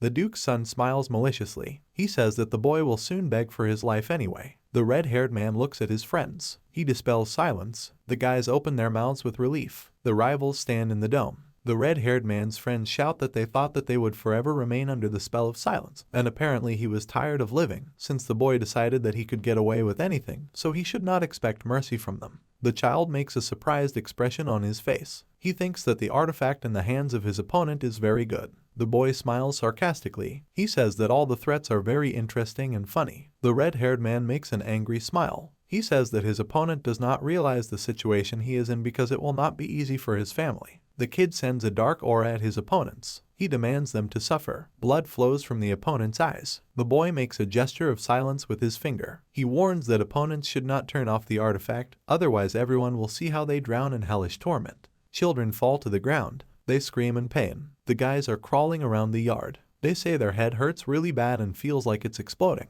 The boy's tears fall to the ground. He makes a doomed expression on his face. The child thinks that the son of the sword master is a fourth-rank magician, and therefore he does not have enough strength to defeat him. The red-haired one imagined the image of a sword master. He doesn't understand how a boy can be a fourth-class mage if his father is a knight with a sword specialization. The child is sobbing, looking at the ground. He says he will never forgive the boy. The red-haired man makes a crazy expression on his face. He thinks that he can't just let the situation go, so he's going to crush him, making sure he can never use magic again. The bullies are walking down the corridor. The boys make surprised expressions on their faces. They ask the leader if he is sure that his decision is correct, since stealing a magical instrument could have consequences. The Count's son makes a dissatisfied expression on his face. He says they should shut up and investigate behind him. The boys turn around and make dissatisfied expressions on their faces. A child with red hair waves to the bullies. He greets his older brother. The elder makes a dissatisfied expression on his face. He doesn't understand what his younger brother is doing in the same place he is. The boy makes a malicious smile. He says that his brother does not make him happy with his words. The boy holds an artifact in his hand. He says that as a younger brother, he cannot be calm when his older brother is bullied. The elder makes a surprised expression on his face. He understands what is in front of him, but has no idea how his brother got such a dangerous artifact. The boy smiles widely. He says that this is not important, because he must take the artifact and teach the dropout from the neighboring family a lesson. The older brother makes a sinister smile. He says that it doesn't matter where the younger one got the artifact, since he just wants to destroy the small boy. The carriage approaches the palace building. The butler opens the carriage door. The red-haired count extends his hand to the man. He says that they have not seen each other for many years and winters. The second count smiles widely. He replies that he is surprised that his friend is greeting him in person, which suggests that the cancer on the mountain has whistled after all. Men shake hands. They ask how each other is doing. Chandelier on the ceiling of the building. The count with blue hair spreads his hands. He asks his friend if his event was a success. The man replies that everything was fine, as always. The red-haired count makes a calm expression on his face. He says that he somehow met the second earl's son. The man smiles widely. He asks his friend what he thinks of his son. The counts look at each other. The owner of the house says that judging by his friend's reaction, he dotes on his children. The man chuckles and says that he lives only for them. He makes a doomed expression on his face. The owner of the house tells his friend that he is very jealous of him. The guest understands that nothing has changed in his friend's family. The man looks away. He spreads his arms, smiling. The owner of the house says that his friend's son surprised him very much, although in fact he was absolutely completely amazed by him. The man frowns in surprise. He closes his eyes. The guest thinks that his friend is beating around the bush. He looks at the count with a wide smile. The sword master says that he understands what his friend wants to say about his son's enormous talent. The man makes a malicious smile. He replies that his friend's son is not just talented, since this word is not enough. Bully in the form of a tarot card. The owner of the house says that his friend's son is simply the best, and he has never seen anyone like him before, and perhaps even in the history of all mankind there has not been a more talented person than him. The men look at each other, smiling. The protagonist's father says that he has already heard similar words from the best magician on their continent. The man folds his hands together. He replies that he knew about his son's talent when he was younger, but never thought anything special, so he asked the best magician for a favor. The boy's father looks down at the floor. He continues to say that if someone is so strong and talented in magic, then he should become a magician, since both he and the world around him will need it. The owner of the house smiles widely. He says that the boy is very lucky as he will have the strongest teacher. The man chuckles in response and says that the magician refused to teach his son. The owner of the house makes a malicious smile. He says that he understands the wizard, since his friend's child will become an unrivaled genius, so he will be able to achieve everything on his own, including becoming a legendary 9th rank magician. The owner of the house crosses his legs. He says that he is jealous that the boy was born more talented than him. But on the other hand, he is very interested in looking at this, since he is confident that the supreme magician will be able to advance very far with such power. A man extends his hand to a friend. He imagined the image of a dark lord. The head of the house explains that people are very weak, but at the same time they were able to build a great civilization, although this is a big breakthrough. But only by human standards, and in comparison with dragons, high elves and the like, their magic is like a breeze against the background of a hurricane. The genius's father makes a surprised expression on his face. The owner of the house says that only thanks to sword masters like his friend can they fight for life in a world where everyone is stronger than them. The owner of the house makes a malicious smile. He asks a rhetorical question about what would happen if a rank 9 mage suddenly appeared. The genius's father silently lowers his gaze. The owner of the house smiles widely. He says that even dragons and masters of magic cannot stand next to a magician of the 9th rank, then with all his soul he longs for people to become rulers of the world. The sword master makes a surprised expression. He says that the count's words are very arrogant. The owner of the house makes a dissatisfied expression on his face. He explains that even if he says arrogant things, it is normal since few know the forgotten history that was erased from the face of the earth. The man looks down resignedly, sealed with chains. The forgotten history is a secret that was known only to a few on the entire continent, and about 10,000 years ago the history disappeared due to some incident. The sword master closes his eyes in resignation, due to the sudden perfect creatures who decided to rob people. The count began to dream that people would gain such power that would help keep them in check in order to prevent the repetition of the history of human civilization, as well as its sudden disappearance. The men sit opposite each other at the table. Darkness rises over the city. The owner of the house tells his friend that his friend should rest because it is late outside. The man replies that he is right, but the owner of the house should also rest. The boy is sleeping in his bed. The father looks at him. He thinks that he does not believe that the huge expectations for his son will be justified. The man looks at his son with tenderness. He thinks that as the father of a talented child, he is very worried. The boy sleeps on a pillow. His father is confident that he considers his child a sweet and beloved son. The father stands over the boy's bed. He thinks that he will definitely give it his all so that at least his son grows up to be a fair man. Palace building in the afternoon sun. A banquet hall filled with aristocrats. The boy is sitting on a chair, looking at the ceiling. He thinks that he is interested in what bothered his father at night, but at the same time he is not going to use mind control out of simple interest, and besides, his abilities do not allow him to do so yet. The girl opens her mouth wide. She calls out to the boy. The child looks at the girl. He says that they discussed everything a day ago, and he said that he has no interest in her. The girl smiles widely. She replies that she has business with him. The vassal's daughter brings her hands to her mouth. She calls her sister. The boy makes a dissatisfied expression on his face. He thinks that the girl has decided to increase the number of annoying people who pester him. The child gets up from the table. He says he is leaving and has no plans to get close to her family. The girl shouts that he should at least meet her sister since their families are close. A woman's voice says that her sister is very rude. The blonde girl makes a surprised expression on her face. The eldest daughter of the vassal family says that her sister cannot discard formalities, and she does not dare speak in a similar tone to the count's son. The boy makes a surprised expression on his face. The younger sister tells the older one that the boy himself gave permission to communicate with him like that. The vassal's youngest daughter smiles widely. She says that the boy fell in love with her sister, although she is indeed very beautiful. The child opens his eyes wide in surprise. He thinks that he does not understand how the girl ended up in his new life. A boy hugs a young girl. In a past life, she was the lover of his life, but was given to the gods for her own good. This began the story of his past life, devoid of emotions, but he could not even think that she would appear before him as a child. A boy comes into the room. The owner's son makes a crazy smile. He says he has found his enemy. The boy is holding a magical artifact in his hands. He looks at the second earl's son. The bully thinks about killing his opponent. The boy makes a surprised expression on his face. The vassal's eldest daughter opens her mouth in surprise. The youngest daughter looks at the couple. She says the boy fell in love with her sister. The count's son makes a malicious smile. He furrows his brow furiously. The boy takes out a fiery artifact. He shouts that his opponent will obey him. The main character hides the girl. The older sister runs to her. The main character mentally demands the enemy not to interfere with him. The count's son makes a surprised expression on his face. He thinks that a boy simply cannot have such power. The nobles look at the boys. The count's son thinks that he used a 6th rank fire magic artifact created by his father, so it is not something that the small fry could block.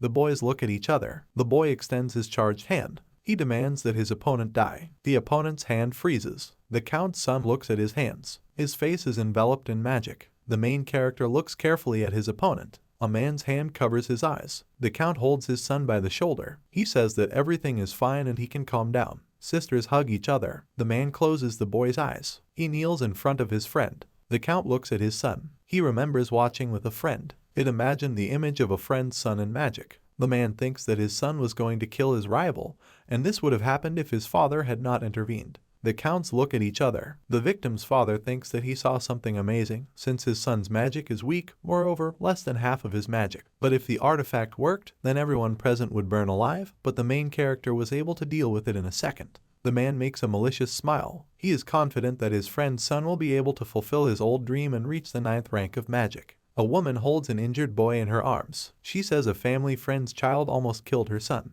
The main character furrows his eyebrows in anger. She says that a woman should express herself correctly since the only one who tried to kill was her son. Image of a boy using an artifact. He lies broken on the floor. The lady says that the boy was the first to attack her son because he used the artifact in his direction. The women look at each other. The lady of the house opens her mouth furiously. She shouts that her son didn't mean anything bad. A man holds his son in his arms. He demands that his wife follow him. The mistress of the house, sobbing, holds her son. She thinks that at least someone should help her. The woman looks at her husband. She thinks that, despite the fact that he is strict, he will still stand up for their son. The woman, sobbing, makes a distant expression on her face. The owner of the house looks at the victims. He says he sincerely apologizes. The woman lowers her eyes to the floor. She thinks that she cannot be angry after saying good words. The lady says she is going to leave and thanks for the apology. The men look at each other. The owner of the house says that his friend should rest. The count opens his mouth wide. He shouts that he apologizes to everyone for ruining the evening, so he asks everyone to return to their quarters and have a good rest since the ball is over. The woman looks at her husband. She says she doesn't understand why he would do this to their son.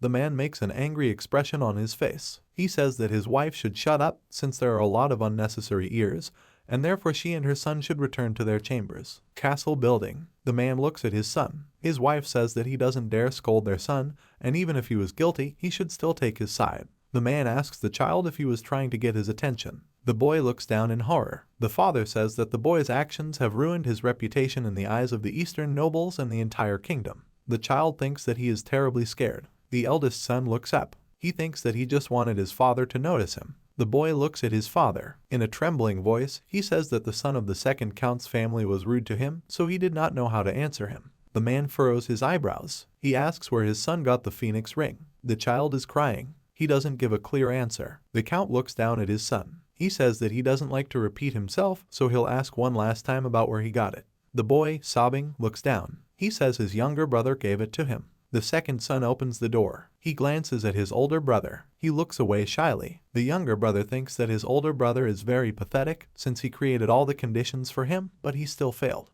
The boy smiles widely. He asks why his father called him. The man looks at his son. He asks if he gave his older brother a phoenix ring. The boy replies that his father understood him correctly. The count makes a dissatisfied expression on his face. He doesn't understand why the younger brother gave the older brother a very dangerous weapon. The younger one holds his chin. He says that the small fry bullied his older brother, so he wanted the elder to fight back. The child looks down in horror. The father tells him that in fact he did not want this, but simply wanted to manipulate his older brother. The man makes a furious expression on his face. The boy is shaking in horror. He thinks that he does not understand how his father knew about his desire. A man stands among the brothers. He says that he is absolutely not interested in them. The man glances at his son. He says it's because, despite the blood in their veins, they lack talent. However, this does not mean that he is unaware of their thoughts. The count looks at his sons. He says that if they crave his attention, then they should not waste time on such tricks, but rather train to prove that they are worthy of his blood. The man is holding the door handle. He says that he absolutely doesn't care what they do, so he's not going to interfere anymore. But they will need to clean up the mess they've made.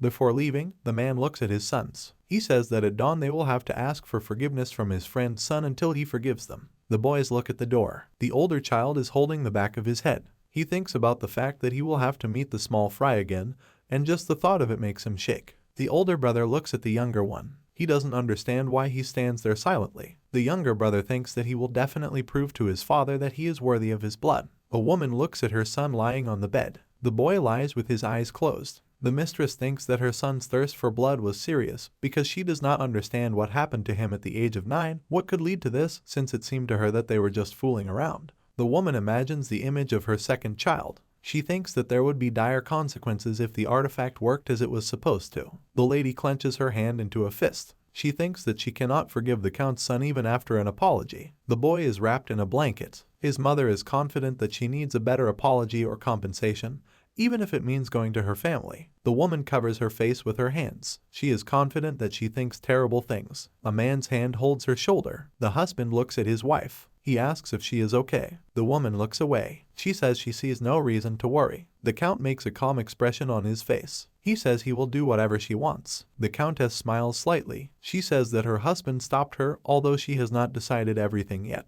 The man tells her that he was just worried that she wouldn't ruin her mood even more. The count's wife nods. She says that since the tomboy's father immediately apologized, it really wouldn't be worth creating a conflict among the Eastern nobles over such nonsense. The couple smile widely. The woman says that the boy got it very well. The man replies that his friend's son was really quite scared. The child lies under a blanket. The parents say that they should leave already because their son needs to rest. The boy wraps his head in a blanket. He thinks that he understands the anxiety of his family since he cannot control himself in a moment of rage. The main character sits on the bed. He closes his eyes. The boy remembers the image of the vassal's older sister. He thinks that he does not understand how his beloved was reborn. However, this is not that strange since he was reborn after tens of thousands of years. But at the same time, it is possible that it was not her since she had no memories left and she did not recognize him. The boy makes a sad expression on his face. He is sure that he has a special case, therefore even the very fact of her rebirth at the same time as him can be either a joke of fate or someone's plan.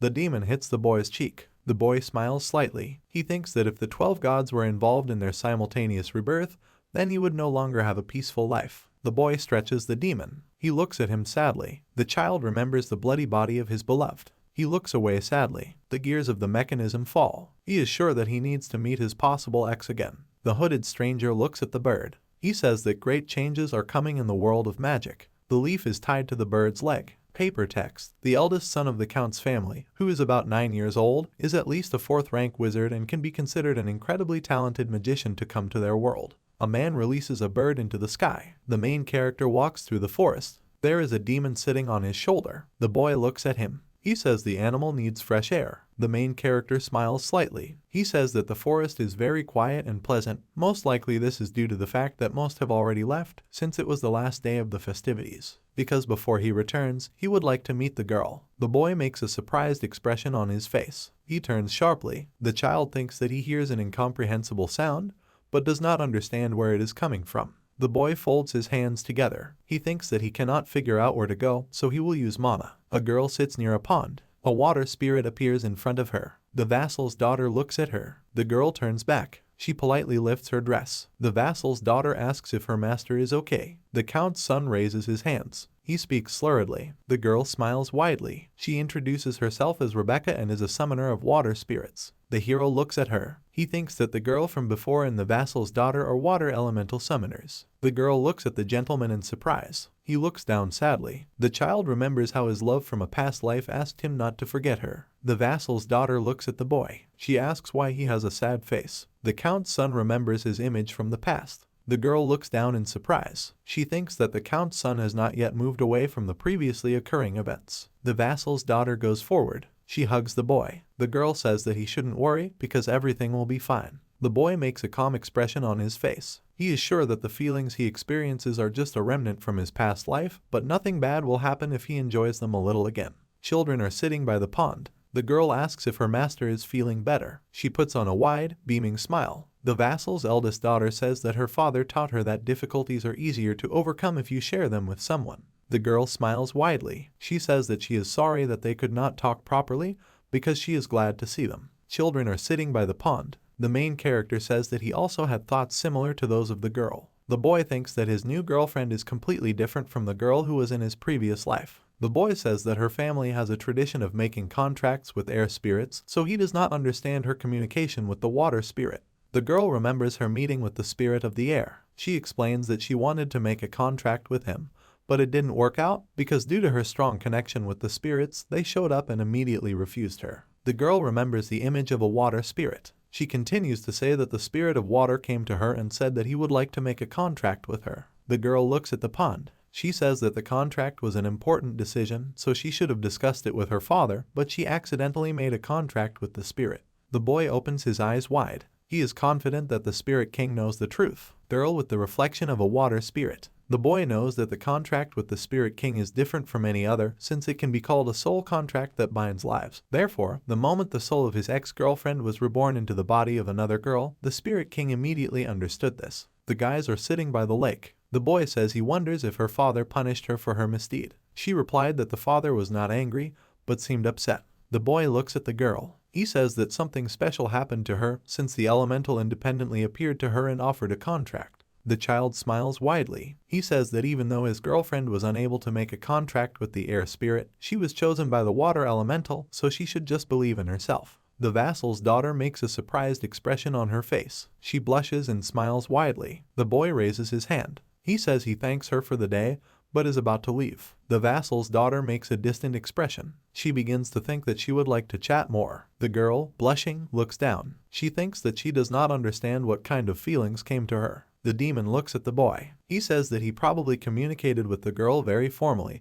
and children do not communicate like that, but his beloved seemed to him more mature, so it would be difficult to talk to her like a child. The boy enters the castle. He turns his head in surprise. The red-haired brothers approach him. They look at the boy. The older brother frowns. He shouts that he asks the victim for forgiveness. The boy smiles sarcastically. He says that he understood that the count forced his son to come and apologize. The child glances at his second brother. He says that he does not understand why he came and who he is. The younger one throws up his hands. He says he gave his brother the artifact. The boy makes an angry smile. He thinks that the two brothers wanted to kill him. The count's youngest son smiles sarcastically. The main character looks at him carefully. Strong energy emanates from the youngest son. The main character understands that he is quite talented and cannot be compared with his older brother, and is also quite cunning, but even such a son was not enough for the count. The boys look at each other. The younger child smiles slightly. He says that since nothing terrible happened, then he and his brother are going to leave. The main character smiles evilly. He thinks that the boy takes him for a fool since he did not show up at the ball. The count's youngest son watches from the crowd. The main character understands that for him everyone except his father is ordinary trash, so if he lets him go, it will come back to haunt him in the future. The boy points his fingers at the brothers. He says that it will be difficult for the elder brother in the fight for the inheritance. The main character holds the boy by the shoulder. He says that if he gave his brother the artifact, he must receive his punishment. The youngest son frowns in horror. His entire body is enveloped in dark energy. He thinks that he doesn't understand where he is, because it's dark around him, and his body is getting so cold that a little more and he'll freeze. The child falls to his knees. The main character tells him that he will get his last and only chance. The boy is on his knees, sobbing. He thinks that he was able to get out, but everything around him was an illusion. The red-haired man sits on the floor, holding his head. He looks up, sobbing. The boy is confident that he has received his last chance, so he must prostrate himself before his opponent.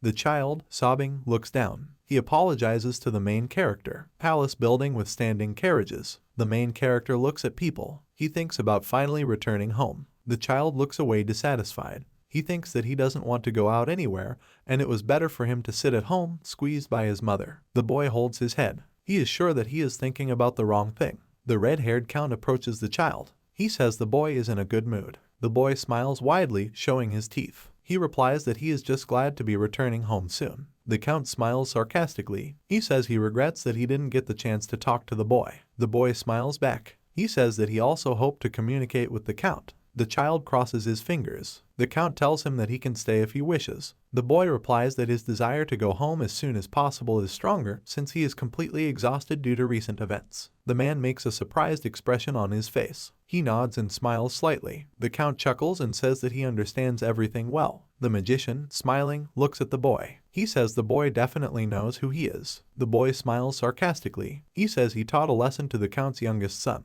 The boy makes a surprised expression on his face. He does not understand why the count is not angry with him because of the lesson to his son. The man makes a calm expression on his face. He replies that the boys are to blame, and that is why he is not angry. The main character looks at the man in surprise. He thinks that he understands why his sons are very aggressive towards him. The boy turns to the count. He says that his youngest son is very talented, so he should be taught. The man looks forward. He replies that he knows about his child's abilities and, unfortunately, they are worthless. The child emits a negative aura. He says that if the count doesn't try, he won't know the truth since his son, if he tries, will be able to reach the highest level, and if he is put under pressure, he will never be able to show his talent. The child points his finger at the man. He says that it's all his fault because he couldn't see the talent in his sons, and despite the fact that the eldest son is ordinary, his brother has great potential. The man glances at the ground. He says he probably underestimated his son. The boy nods and smiles. The count thinks that, being a magician of the 8th rank, he could not notice his son's talent, but somehow the child noticed it.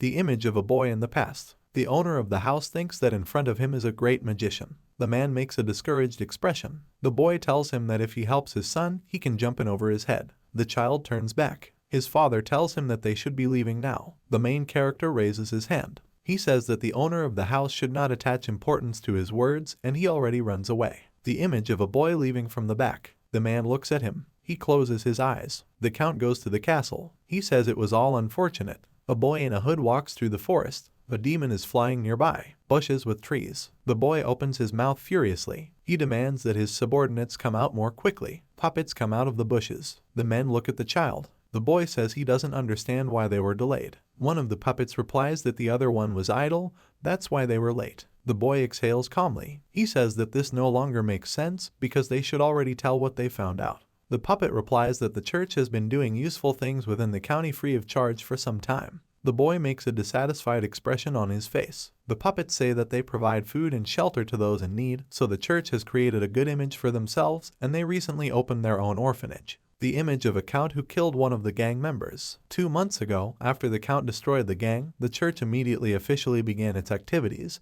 They appeared to the poor, served them, and preached the will of God. The poor boy looks at the clergyman. At first, civilians did not attach importance to their help, but after the church's long activity, people began to depend on it. The poor look at the statue of the goddess. The beggars soon became believers, and as a result the position of the church rose to incredible heights. The puppet looks at the boy. He says that people worship the church as the most generous and respected. The child makes a surprised expression on his face. He clenches his teeth furiously. The boy thinks that his opponent would never engage in charity. The child opens his mouth furiously. He asks his puppets if they believe that war and peace can coexist. The men look at each other. They unanimously answer that this cannot be, but they are very connected. The boy makes a calm expression on his face. He replies that what they say is true, and that is the whole point of the church. County buildings. The main character is sure that the world is the top of a hill strewn with corpses, and war is the time when divinity manifests itself. County buildings are burning. The puppets look at the owner. He tells them that there is something hidden under the nobility, so they must find out what exactly it is. The main character thinks that he will definitely find out about everything that the church is planning.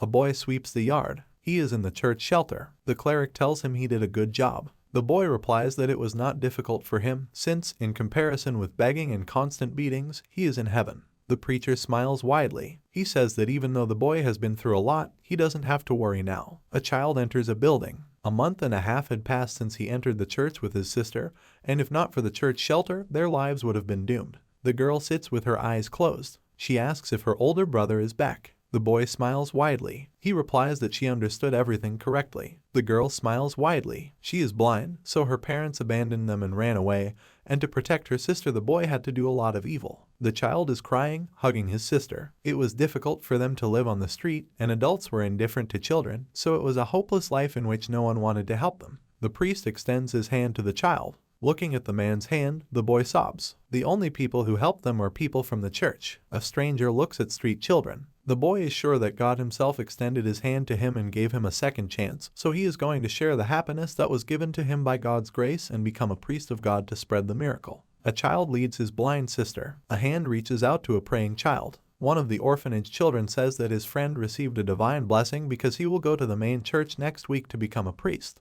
The boy makes a surprised expression on his face. He didn't expect one of their acquaintances to become a priest. The main character flies over the county. He looks at the demon. The boy says that they are almost there, so they should already go down. The knight lies on the ground. The main character comes down next to him. He looks at the stranger. The boy thinks that something is wrong with his energy. The young man lies unconscious. The main character is sure that he feels vile divine power from him, which indicates that he is a priest. The child looks at the sword near the stranger. He thinks that the young man is probably a high-ranking minister, but then he does not understand why he is lying on the road. The boy looks at the man. He thinks that the warrior could cause him problems. The child stands on his head. He decides that it is better to kill him. The young man grabs the main character by the leg. The stranger opens his eyes. He doesn't let the boy go. The man shouts that he is hungry. The boy clenches his teeth furiously. He thinks that it is better to leave the stranger to starve since he scared him. The count's palace building. He does not understand what the stranger left in his house. The young man holds bread in his hands. He says that he is glad to meet the boy. The main character thinks that he does not understand why the clergyman eats at the same table with him. The stranger sits next to the count's wife. He chuckles and says that if it weren't for the help of the owner of the house, he would have died of starvation on the paving slabs. The man smiles widely. He says it's all thanks to the guards who brought him. The young man makes a slight smile. He replies that he is glad that the count's soldiers found him, so he is very grateful to them. The main character feeds his sister strawberries. He thinks that he is very uncomfortable, and he does not understand why his parents treat the unknown guy well. The count looks at the young man. He says that he knows that he is a minister in the church. The young man replies that he serves the goddess of mercy and punishment. The lady makes a surprised expression on her face. The young man asks why she is surprised. The woman smiles slightly. She says she is part of Belle's family. The young man makes a long expression on his face. He gets up from the table. The guy bows to the woman. He says that he expresses his greetings to the distinguished lady. The main character makes a surprised expression on his face. He thinks that, although he knew where his mother lived, this still should not be a reason to worship her, because knights behave this way only in front of people with a rank no lower than a bishop. The family turns on their son. The boy makes a cute expression on his face. He asks his father why the guy greets his mother in such a manner. The boy thinks that he has to behave like a 9-year-old child, which greatly humiliates him. The man tells his son that he will tell him the story another time. The boy makes a dissatisfied expression on his face. He thinks that they didn't tell him anything even after the humiliation. The boy looks at his father. He thinks that if his mother has close ties with the Knight's church, then this could become a problem for him because she is the one he will have to kill one day. The man sits opposite the Knight. He says that he does not understand how the guy ended up near his house since his church does not do business in the eastern region. The young man raises his hands. He says that he was pursuing one person and accidentally ended up near the Count's family. The guy looks down. He says he was pursuing someone who is doing unthinkable and cruel experiments that no one should do, such as creating chimeras. The owner of the house makes a surprised expression on his face. He says he would like to know who the terrible man is. The young man clenches his teeth. The owner of the house looks at him in surprise. The young man replies that the information that the Count is asking is so secret that even inside the church not everyone knows it, so he cannot tell anyone about it, but one way or another he will share it with him if the owner of the house listens to his request and will conclude a contract.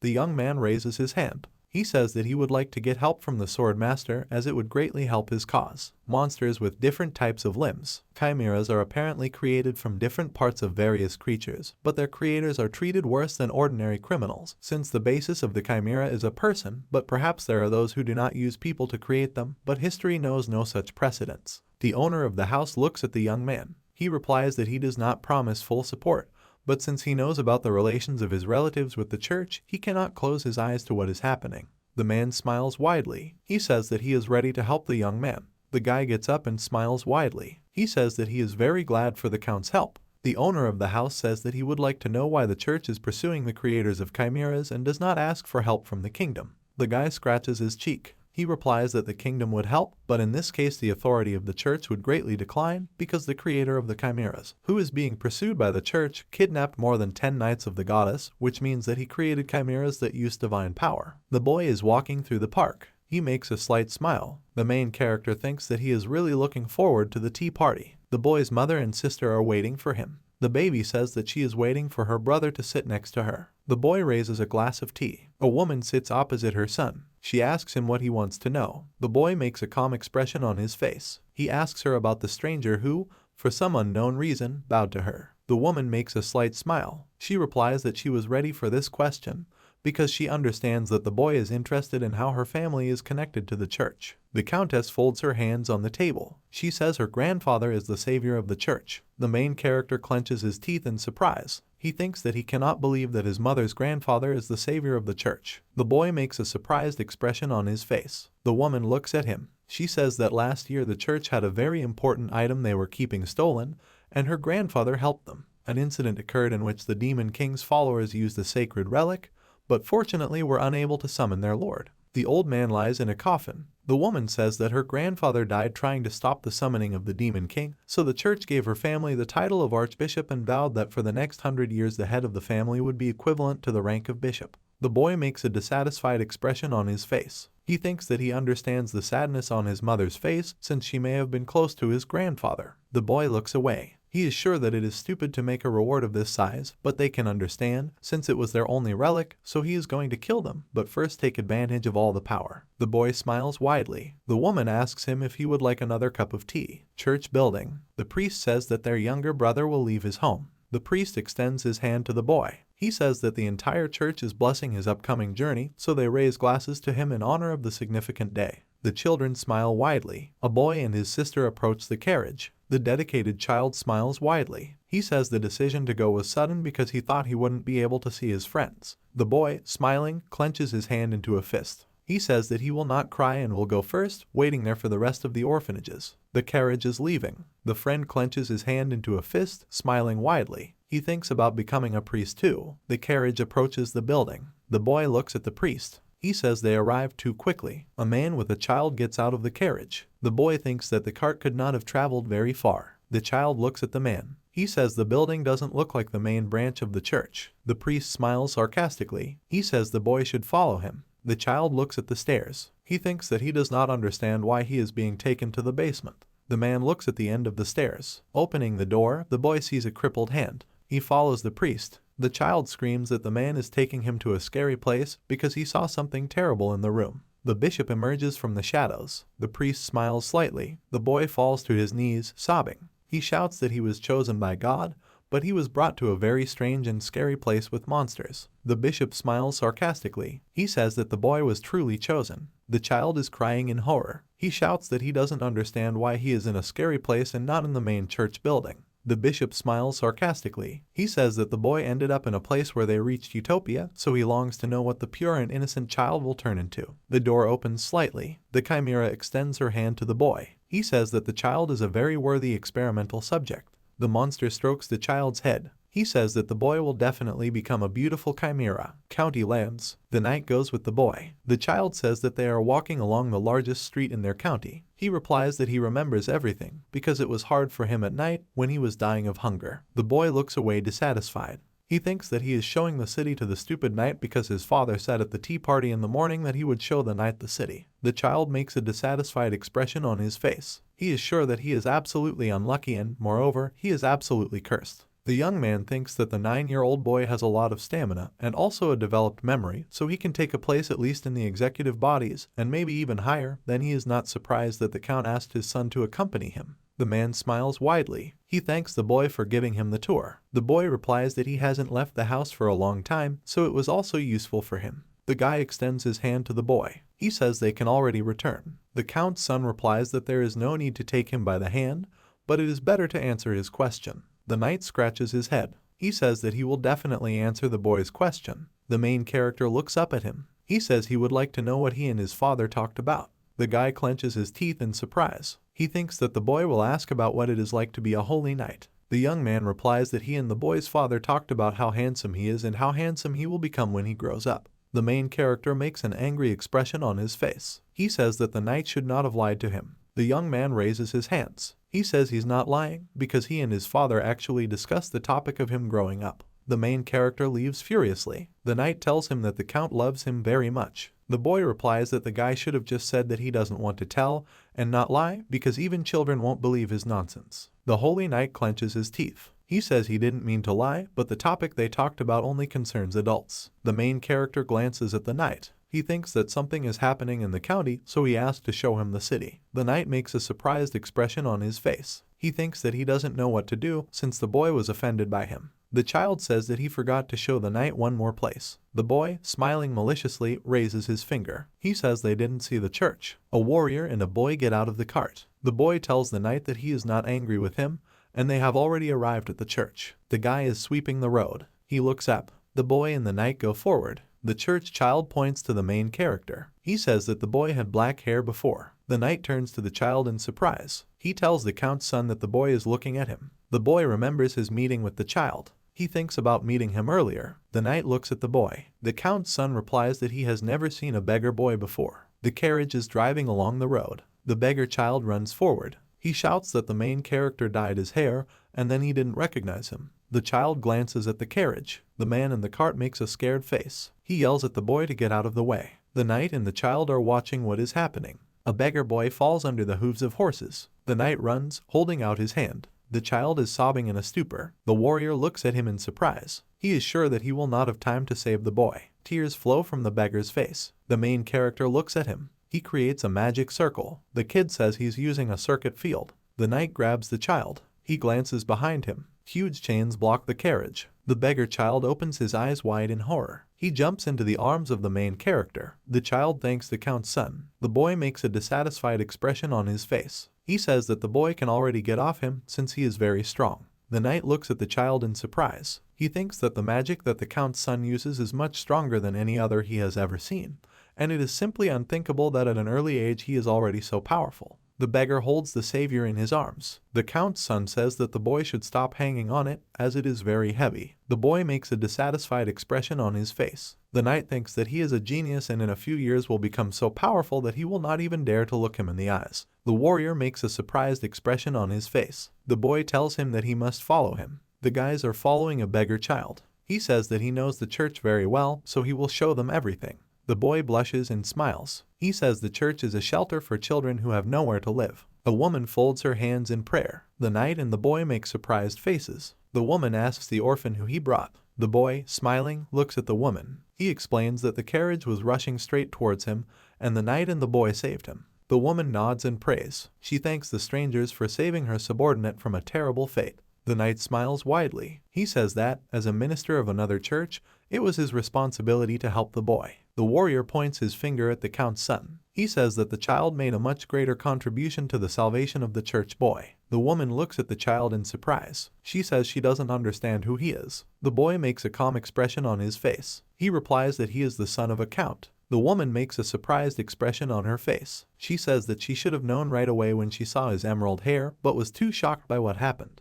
The child looks down. He thinks that the woman has a very strange reaction, because if she was born in the county, she should have immediately recognized him by the color of his hair. And, even if we do not take into account the fact that she did not recognize him, it is not clear why she was upset, because perhaps she was hiding something. The servant looks at the knight. He says he came because he heard that their church had recently arrived in the county. She replies that if he is a guest, he must follow her, whereas the Count's son follows a beggar child. The main character makes a dissatisfied expression on his face. He thinks that the woman is not in vain trying to separate them, because she is probably going to harm the man.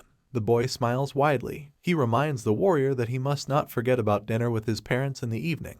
The knight makes a surprised expression on his face. He smiles widely and raises his hand. The warrior says goodbye to the boy. A beggar boy points his finger at the building. He doesn't understand how to communicate with the Count's son, so he formally explains to him where everything is. The child looks at the boy in surprise. The Count's son says that he doesn't care about formalities, so he can communicate the same way as before. The church child runs forward. He says that he is going to show the main character everything that is in the church. The Count's son thinks that the boy is too happy, but he does not understand what this is connected with. The boys stop at the door. The beggar says that he showed the Count's son almost everything except his room. The boy opens the door. He shouts to his sister that he brought his friend. The girl gets up from the table. The main character looks at her in surprise. The older brother holds his sister's hand. He asks her to say hello to the main character. The Count's son makes a surprised expression on his face. He thinks that a holy essence emanates from the girl, and especially from her eyes, which are filled with power. The image of a girl in sacred robes. Representatives of God on earth are endowed with his power more than any other person, and can also use it freely at birth, but at the same time. One of their body parts has a huge accumulation of holy power, so the girl is blind. But the moment she awakens, all the true streams of the world will be revealed to her divine eyes. The boy looks down with displeasure. He is sure that the girl will most likely cause him a lot of problems in the future, so it would be worth killing her right away. The main character looks away. He thinks that a high-ranking priest knows about the girl's essence, so killing her in the church would be very dangerous. The beggar makes a gesture with his fingers. He says that the Count's son fell in love with his sister. The girl hits her brother on the head with a book. She says she would like to ask him something. The boy falls holding his head. The sister says that there are some unclear points in the book she is reading, so she would like him to clarify them. Brother and sister are sitting on the bed. The main character looks at them. He thinks that he doesn't know whose holy power the girl has, so he's going to keep an eye on her. The child reaches for the doorknob. The church boy looks at him. He gets out of bed. The child says that he will accompany his friend to the exit. The boys are walking along the road. The beggar asks his friend if he will come to visit them again. The Count's son turns to him. He asks the beggar why he is returning to church. The boy, smiling, looks at his friend. He replies that at first it was enough for him that he could be near his sister, but after he got to church, he changed his mind. The boy, smiling widely, bares his teeth. He says that he wants to become the chosen one and be a priest, since one of the orphanage children was chosen and went to the mountain to help the bishop. The main character makes a surprised expression on his face. The boy thinks about connecting the emergence of the church, human trafficking, and those who are considered the chosen ones. The Count's son frowns furiously. He asks the boy where he was before he got to the church. The child replies that he first ended up on the street, and before that he was a servant in a gang that was destroyed by the main character. The Count's son smiles sarcastically. He thinks that it was not for nothing that he considered himself a genius. The knight looks at the woman. He says it was a pleasure talking to her. The man smiles widely. The clergywoman says that she will take the guy to the young master. The knight makes a dissatisfied expression on his face. He thinks that the woman is too silent because she does not trust the priests of another church or is hiding the fact that she is somehow connected with chimeras. The old woman takes the guy to the count's son. The bishop and the knight approach them. He says that in his absence an important guest came to visit them. The man smiles widely. He says that meeting the young master is an honor for him. The boy makes a surprised expression on his face. He thinks about the church kidnapping children. The bishop looks at the knight. He asks who the guy is. The man replies that he is a minister of another church. The boy looks at the knight. He thinks that he doesn't understand why there is tension between the two representatives of the churches, but it probably has something to do with the guy's reason for being here. The bishop says he regrets his absence during the visit of a knight of another church. The guy replies that he had a great conversation with his sister. The bishop knight emits energy. The guy thinks that he feels a strange aura, the level of which may indicate that the knight is a paladin. The count's son looks at the guy. He thinks that the man is reacting too strangely, which may indicate that something is wrong with the bishop's knight. The boy looks at the clergyman with displeasure. The man answers him with a wary smile. The knight walks behind the boy. The man makes a surprised expression on his face. The boy says that a friend of a beggar church boy was chosen by God and then sent to the main church, and therefore, as the beggar was jealous, he said that he also wanted to become a priest. The knight smiles widely. He says that the boy from the church is a very good child and one day his dream will come true. The main character frowns with displeasure. He thinks that a slight hint will not be enough for the knight to understand. The boy looks at the knight. He says that 2 months ago his father destroyed a gang that kidnapped and sold children, and it was in this gang, according to the beggar boy, that he was located before the shelter in the church. The count's son smiles sarcastically. He thinks that the knight has finally understood his hint, so he will give another hint. The main character turns away from the warrior. He says the church also spends a lot on charity, giving shelter to orphans. The guy clenches his fist in rage. He thinks that the church never did charity, so they built an orphanage to use children as material. The building of the count's mansion. The owner of the house looks at the clergyman. The young man says that the church boy used to work for a gang that the count disbanded. The man frowns in surprise. He says he only watched the church because they were a positive influence on his lands. The knight makes a calm expression on his face. He says that when he was about to leave the church, he met a priest with a paladin. The clergyman imagined the image of a knight to the bishop. He explains to the count that he felt a powerful divine force, but could not determine whether the paladin of the church was lying. The knight sits opposite the owner of the house. He says he felt divine power mixed with something else. The count makes a surprised expression on his face. He realizes that the paladin is a chimera using divine power, so he plans to immediately send his knights to find out everything. The priest, raising his hand, clenches it into a fist. He says that they need to make sure of the authenticity, so he is obliged to find evidence. The count looks at the guy. He says he can't do it alone. The holy knight sits down on the sofa. He explains that he has an advantage in the situation with churches. The count raises his hand. He says that he will assign 3 people to the warrior. The knight turns to the warriors. He looks at them in surprise. The count says that the knights he will assign to the guy are protecting his family from the shadows, and since they are professionals, they will be very useful to him. The guy thinks that, despite the fact that the knights wield 1.5-meter swords, in their appearance and stealth they have the rank of assassins. 3 men look at the holy knight. He furrows his brow furiously. The guy says that he thanks the count, so he will definitely reveal the true intentions of the church that opened in his county. The boy holds a demon on his hand. He thinks that using children as raw materials to create chimeras is a rather evil act. The boy is sitting on the bed. He says that taking inexperienced people to create chimeras is a good plan, but gods don't do that kind of thing.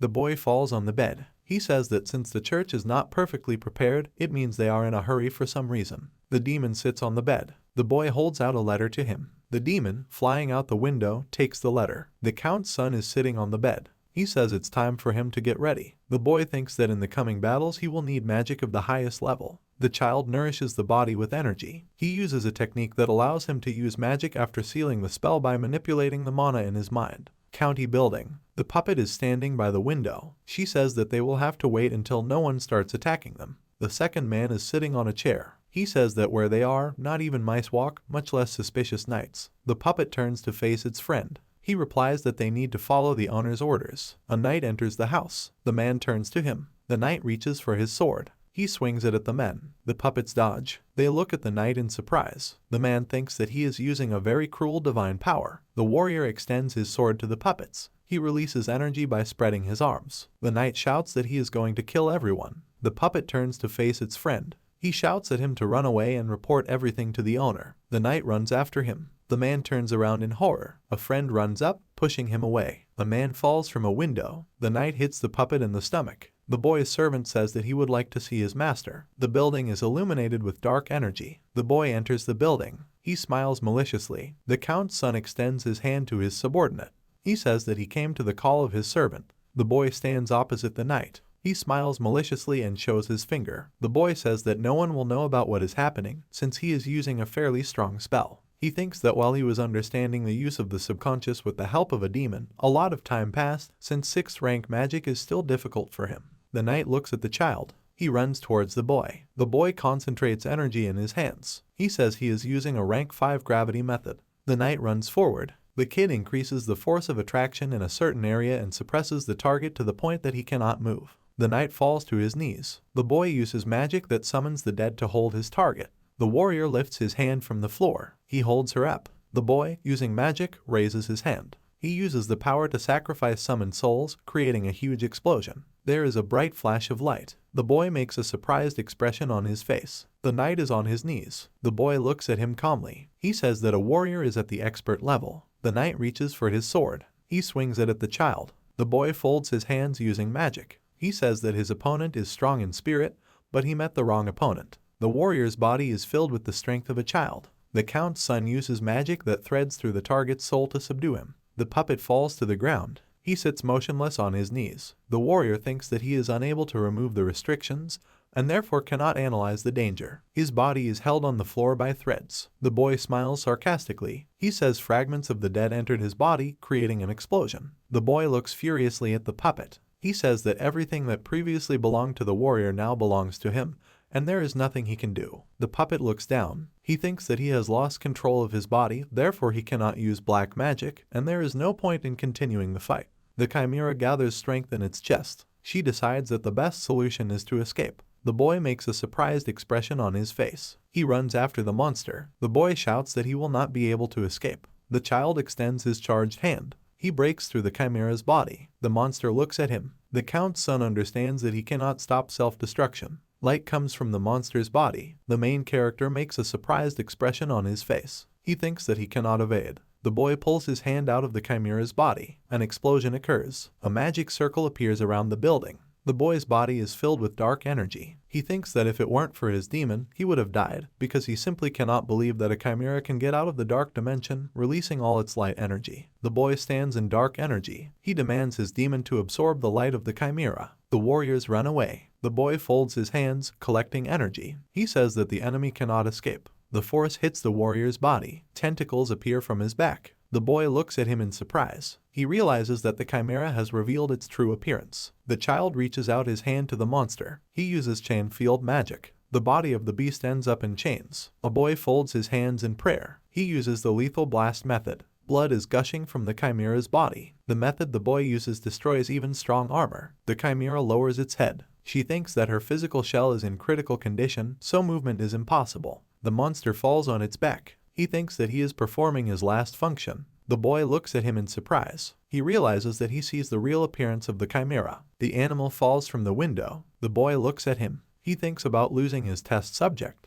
The boy holds his opponent with magic. The door opens slightly. He smiles widely. The man shows his thumb. He says he thanks the owner for saving his friend. The boy asks his subordinate where he went. The man scratches the back of his head. He replies that he lost consciousness after falling out of the window and then went to their house. The child makes a surprised expression on his face. He says he doesn't understand how a zombie could lose consciousness. The boy sits on the back of his subordinate. He says he's canceling the order to spy on the church because they've spotted too many, and if they get caught they'll just keep staring at them, so his servants need to be careful. The second puppet looks at the boy. He replies that they understood the order. A boy uses magic on a man. The hole in his body is closing. He looks at her in surprise. The boy says that it is not difficult for him to patch up the puppet, but nevertheless, they must be careful with their body and take care of it. The boy opens the door to leave. He says that he is about to leave, so they should be careful. The child uses demon wings. Church buildings. The bishop slams his hands on the table. He says he doesn't understand who could turn an expert-level paladin chimera made from 4 life forms into something.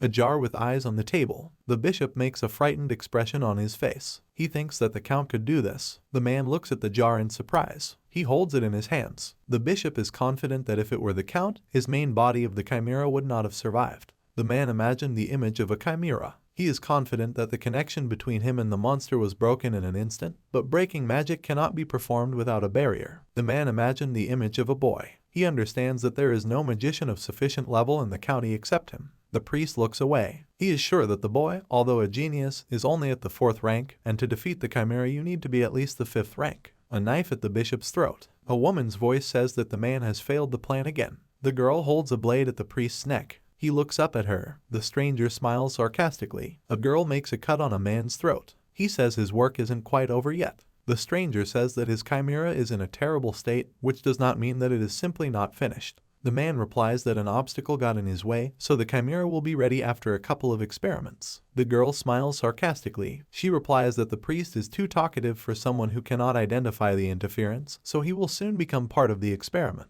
The girl disappears. Finally, she says that she will keep an eye on the bishop, and everything will be over if the count suddenly comes into play. The man clenches his teeth furiously. He thinks that he is being watched by 7 knights, who are the people guarding the archbishop of the main church, and each of them is at the master level. The man hits the table with his fist. He says he doesn't understand how he could be treated horribly. The bishop clenches his teeth furiously. He thinks that as soon as he finishes the experiment, he will be promoted to the position of archbishop, which he hates. The building of the count's house. The boy looks at the body of the chimera. He thinks that he overdid it too much. The boy makes a surprised expression on his face. He says the bishop was able to create something interesting. The boy reaches out to the knight. He says he would like to see what life forms he was created from. The boy's bloody face. He says the church has done a good job of putting the different pieces together. Insect feet lying on the floor. The boy says that they also created fire-resistant internal organs. The insect's head is separate from the body. The child says that he recognized special compound eyes. The human body trimmed with different parts. The boy says that it is the basis without which it would not have been possible to connect the 4 forms of life with magical resistance and excellent speed.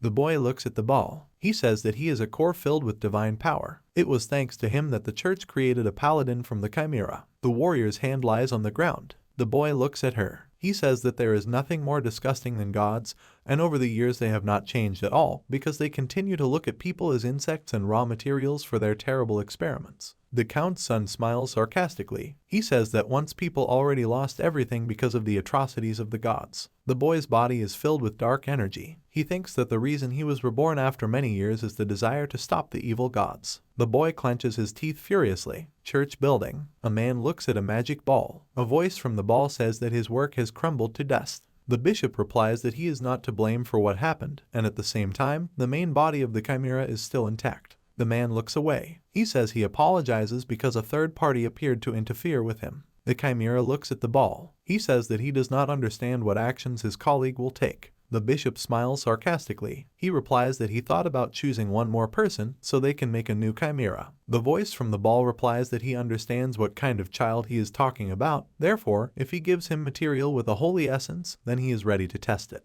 The man hits the table with his hand. He says that he is not going to waste holy essence for the sake of a chimera. The bishop smiles sarcastically. He replies that the new material has already been selected. A piece of paper with a photograph of a beggar boy is on fire. The bishop tells the ball that the boy he has chosen is a blood relative of the holy blind girl. A child sweeps the streets. He looks up, smiling widely. The boy looks at the old woman. He makes a surprised expression on his face. The old lady says that everyone is being gathered in the main hall. Main hall with many people. Church boy sits with a girl. He calls his friend over to them. The beggar makes a surprised expression on his face. He says he doesn't understand why his friend sat next to his sister. The boy replies that he brought her because everyone was told to come. A beggar pushes his friend away from his sister. He says that the friend did not have to stick to his sister like bubblegum, but he was late because he had been looking for her for a long time. The boy looks at the priests. He says they may have found a new man. The girl smiles widely. She says that such news would be very good. The bishop smiles widely. He says that he brought good news for the children as another prediction from God came down to them. The children look at the bishop. They understand that God has chosen someone to serve him. The man smiles sarcastically. He says that the children understood everything correctly. The bishop looks down. He thinks that children are just fools who only want to become the chosen ones, but an ordinary orphan is simply not worthy of becoming a paladin. The priest smiles sarcastically. He thinks that only a blessing can make them paladins, so they need to be more enthusiastic about this. The guys get up. The man demands them to sit back down. He extends his hand to the beggar boy. The man says that God chose him. The priest thinks that the boy will definitely make an excellent chimera. County building. The boy sits next to his mother. She says the rain has almost stopped. The countess smiles widely. She says tea parties on rainy days are wonderful. The son looks away with displeasure. He says the smell of rain is refreshing, but he likes being close to his mother more. The woman grabs the child in her arms. She shouts that the boy is just a wonderful son because he speaks very kind words to her. A man knocks on the door. The butler looks at the lady. He says that he did not want to disturb madam, but a guest came to the young master who said that he was a friend of the young master, but at the same time the boy was a commoner. The child makes a distant facial expression. He thinks that if a commoner came to them, then these were not the daughters of a vassal. The boy looks at the butler. He says that he knows who came to him because he will have to bring him. The count's son thinks that the orphan has no right to be called his friend. The child stands in the doorway in surprise. He says that he is glad to meet the Duchess and asks for forgiveness for the intrusion. The woman smiles widely. She says she is very happy that her son's friend came to play with him. The Duchess smiles widely. She says she would like to know why the boy decided to visit her son. The boy opens his eyes wide in surprise. The orphan is trying to talk about what happened to him. The countess's son covers his mouth. The main character smiles widely. He tells his mother that he himself will play with his friend, so she should go and rest. The lady looks at her son. She thinks that her son is embarrassed to be around her because of his friend.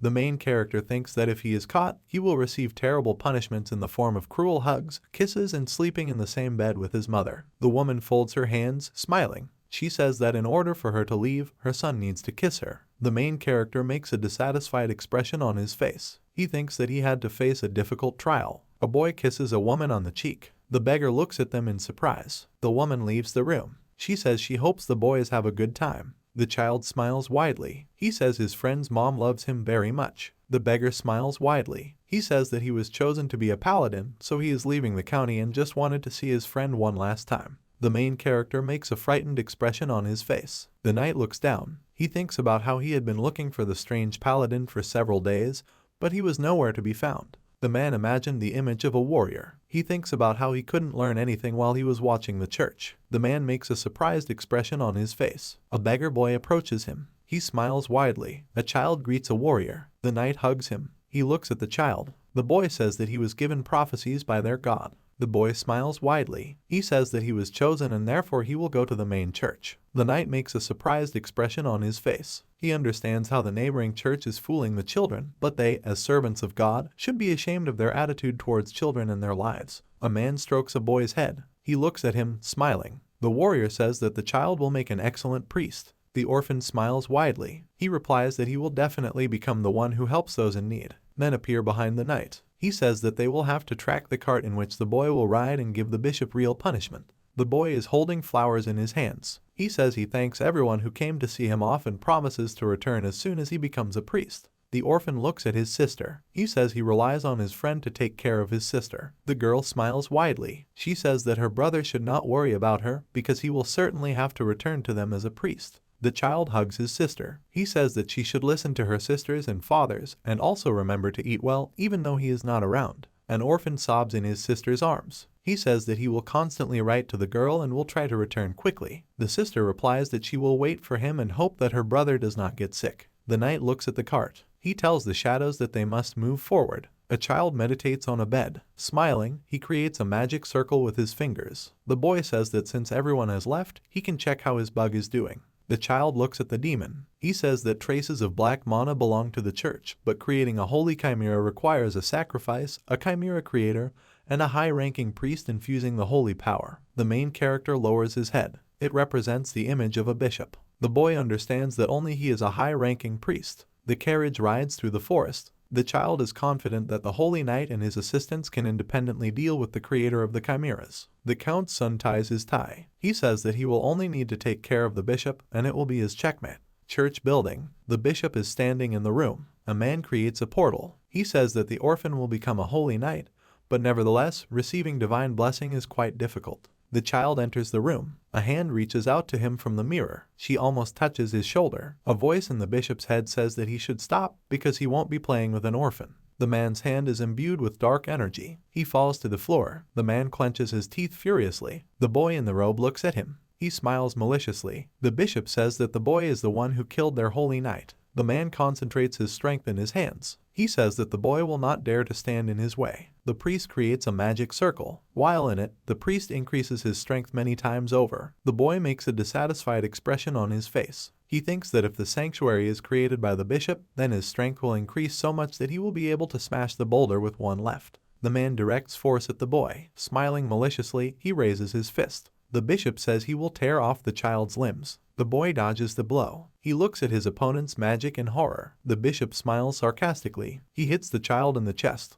The man says that they will also use him as a chimera. The count's son smiles sarcastically. He says the bishop can do too little. The man's hand becomes covered with dark energy. The boy smiles sarcastically. The bishop does not understand how the boy can use black magic in the sanctuary. The priest's hand is wrapped in darkness. The kid says he doesn't use magic in the shrine. The dome of the sanctuary is cracking. The man frowns in horror. He realizes that his sanctuary is being consumed by dark energy. The boy smiles sarcastically. He says nothing is impossible. The priest clenches his teeth furiously. He is thrown into the wall. The man spits blood. The boy approaches him. He says that he has accumulated questions to which he wants to know the answers. The bishop makes a displeased expression on his face. He says he's not going to answer his questions. The kid makes a crazy face. He extends his hand to the man. The boy says that he does not need any permission since he is going to get into the priest's brain. The bishop clenches his teeth, sobbing. The creator of the chimeras leans on the table. He throws a test tube at the priest.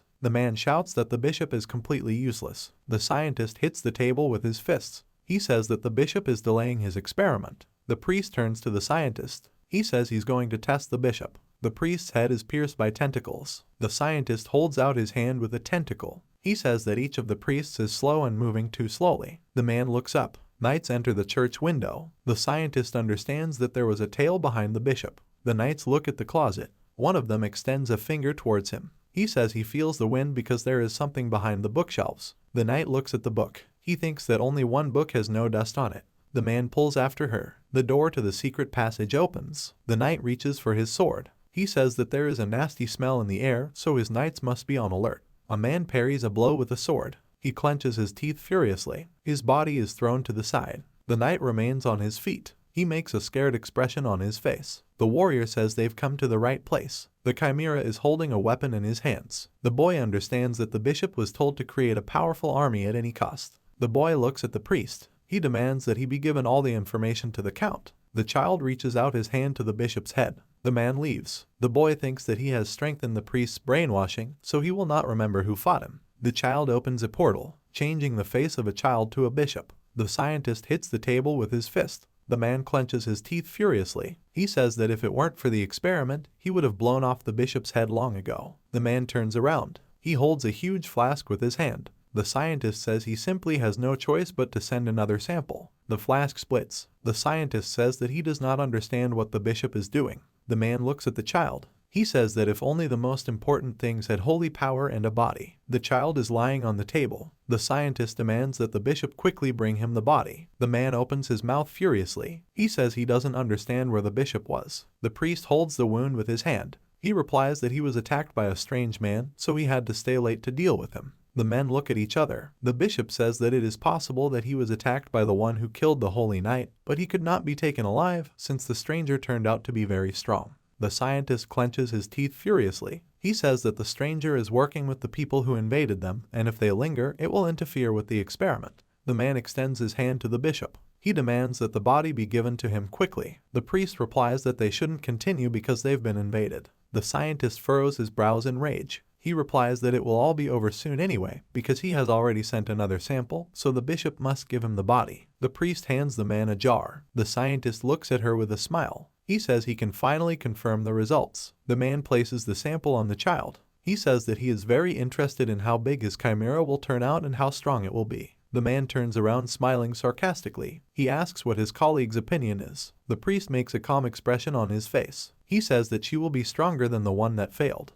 The scientist makes a surprised expression on his face. He doesn't understand why his colleague is saying obvious things. A man holds out a syringe to a child. He says he just has to put the finishing touches on it. The chimera is pierced with a needle. The man squeezes it with his hand. He demands that the chimera quickly merge with the boy. The scientist smiles sarcastically. He asks if his friend is happy about what is happening. The boy looks at him in surprise. He thinks that the scientist has gone completely crazy. The man frowns furiously. He asks the boy who he is. The bishop smiles widely. He answers that he is a priest. The boy thinks that between the scientist and the bishop there is madness that unites them. The man points his hand at the priest. Its tentacles fly towards the bishop. Severed head of a chimera. The knights go down the stairs. One of them is knocked down. A huge hand holds a man against the wall. The warriors run to the knight. They demand that the monster let him go. Chimera of enormous size. The knights understand that in comparison with others, she is on a completely different level. The knight frowns in horror. He shouts that the place is too narrow for him to make an attack. The man runs forward. He thinks that he needs to find a place that will be wider. He turns to the chimera. The warrior swings his sword.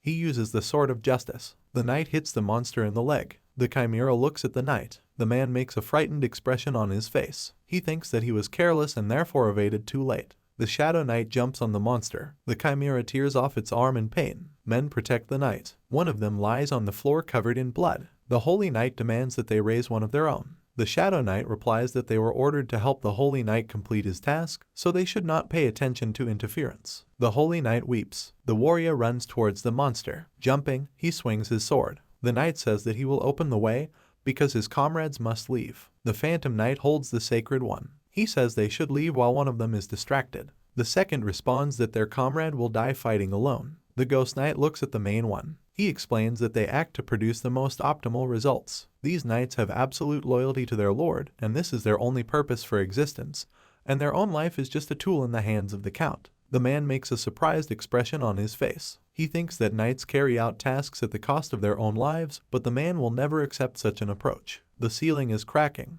The man watches what is happening in horror. The ceiling collapses on the monster. A hand emerges from the collapse. The beast takes out a warrior from him. The ghostly knight holds the light one by the shoulder. He demands that they leave already. The knight opens his mouth wide. He demands that the monster release the warrior. The man reaches for the blade. The sword is charged with sacred power. The knight says that he serves the goddess of mercy and justice, therefore he cannot leave his comrade in trouble. The warrior swings his sword at the monster. His body is pierced by light energy. The chimera opens its mouth wide in horror. The warrior looks at her. He thinks that he has borrowed the power of his church again. There were 7 holy knights, to whom the goddess of mercy and justice granted a unique power. It is only suitable for short attacks. But after that a strong reaction strikes, demonstrating a huge amount of holiness. The men look at the crippled warrior. He says it's a miracle he survived. The knight smiles widely. He thinks that the power that serves as punishment for the wicked and endless mercy for the righteous is given to him by the goddess of mercy and justice. The body of the crippled warrior sparkles with energy. The holy knight thinks that as soon as his strength runs out, all the suffering of the knights will fall on him. He smiles widely. The warrior is confident that his companions do not need to know all the information. The men run forward. The scientist points his tentacles at the boy. The child blocks the blows. The man furrows his eyebrows. He shouts that the boy should not interfere with his experiments. The boy turns to the man. He replies that the man himself abused his own body. The scientist smiles widely. He says that the boy is simply blind and does not see real art. The creator of chimeras spreads his wings. He says that he has a special performance in store for the boy. The count's son smiles widely. He says chimera wings are an absolute bad taste. The man clenches his teeth furiously. He says that the boy does not dare insult his greatness. The child squeezes the chimera claw. He squeezes it, smiling. The boy says that his chimera was quite interesting to play with. The monster is being squeezed by dark energy. The scientist bares his teeth in rage. He says the boy is just a complete fool. The child creates a magic circle. He says that the man reacts too emotionally to just one broken toy, so he would like to change the place. A magic circle appears under the scientist's feet. He looks crazy. The scientist thinks that there will be no wet spot left from the magic of movement if he deals with it. The man clenches his hand into a fist. He thinks about tearing the boy's magic into pieces. The scientist looks at the hand in surprise. He thinks that the child's magic is beyond his control. The man lowers his teeth in rage. The child takes them to the forest. The man looks at the boy with rage. He asks the count's son why he was unable to break through his magic. The boy smiles sarcastically. He replies that the man is simply very weak. The child extends his hand to the scientist. He says he's going to have fun with him in the forest. The main character makes a crazy expression on his face. He says that as soon as the playtime is over, he will immediately tear him apart, piece by piece, making him a slave.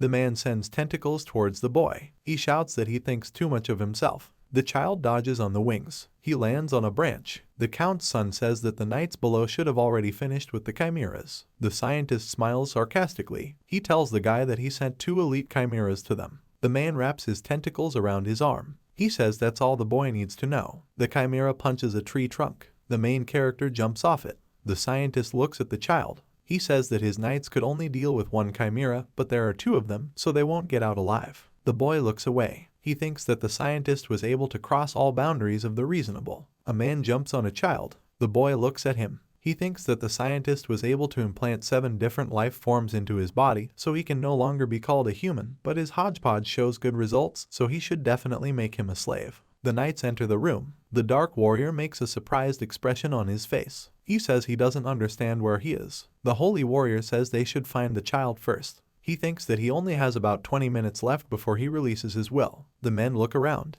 The Holy Knight holds the door handle. He looks back in horror. The man opens his mouth wide. He shouts to his knights to be careful. The soldiers fall to the ground. The Holy Knight opens his eyes wide in surprise. Chimera with wings and clawed feet. The Holy Knight shouts to his warriors that there is an armed chimera in front of them. The man looks at her in surprise. He says he doesn't believe his eyes. The Dark Knight looks forward in horror. He asks the Sacred One to look at another corner. Chimera with the body of a centaur. The knight realizes that in front of him is a chimera, combining an ogre and a demonic horse. He opens his eyes wide in horror. The warrior understands that even experts cannot defeat the monsters that are there, and even he cannot cope with them. The man remembers stroking the boy. He thinks that he won't succeed. The warrior reaches for his sword. He shouts for his men to begin preparing for battle. The boy is lying on the couch. He opens his mouth slightly. The child holds the couch with his hand. He stands up with glowing eyes. The boy makes a surprised expression on his face. He can't figure out where he is. The child holds the couch with his hand. He says he doesn't understand where the Reaper went.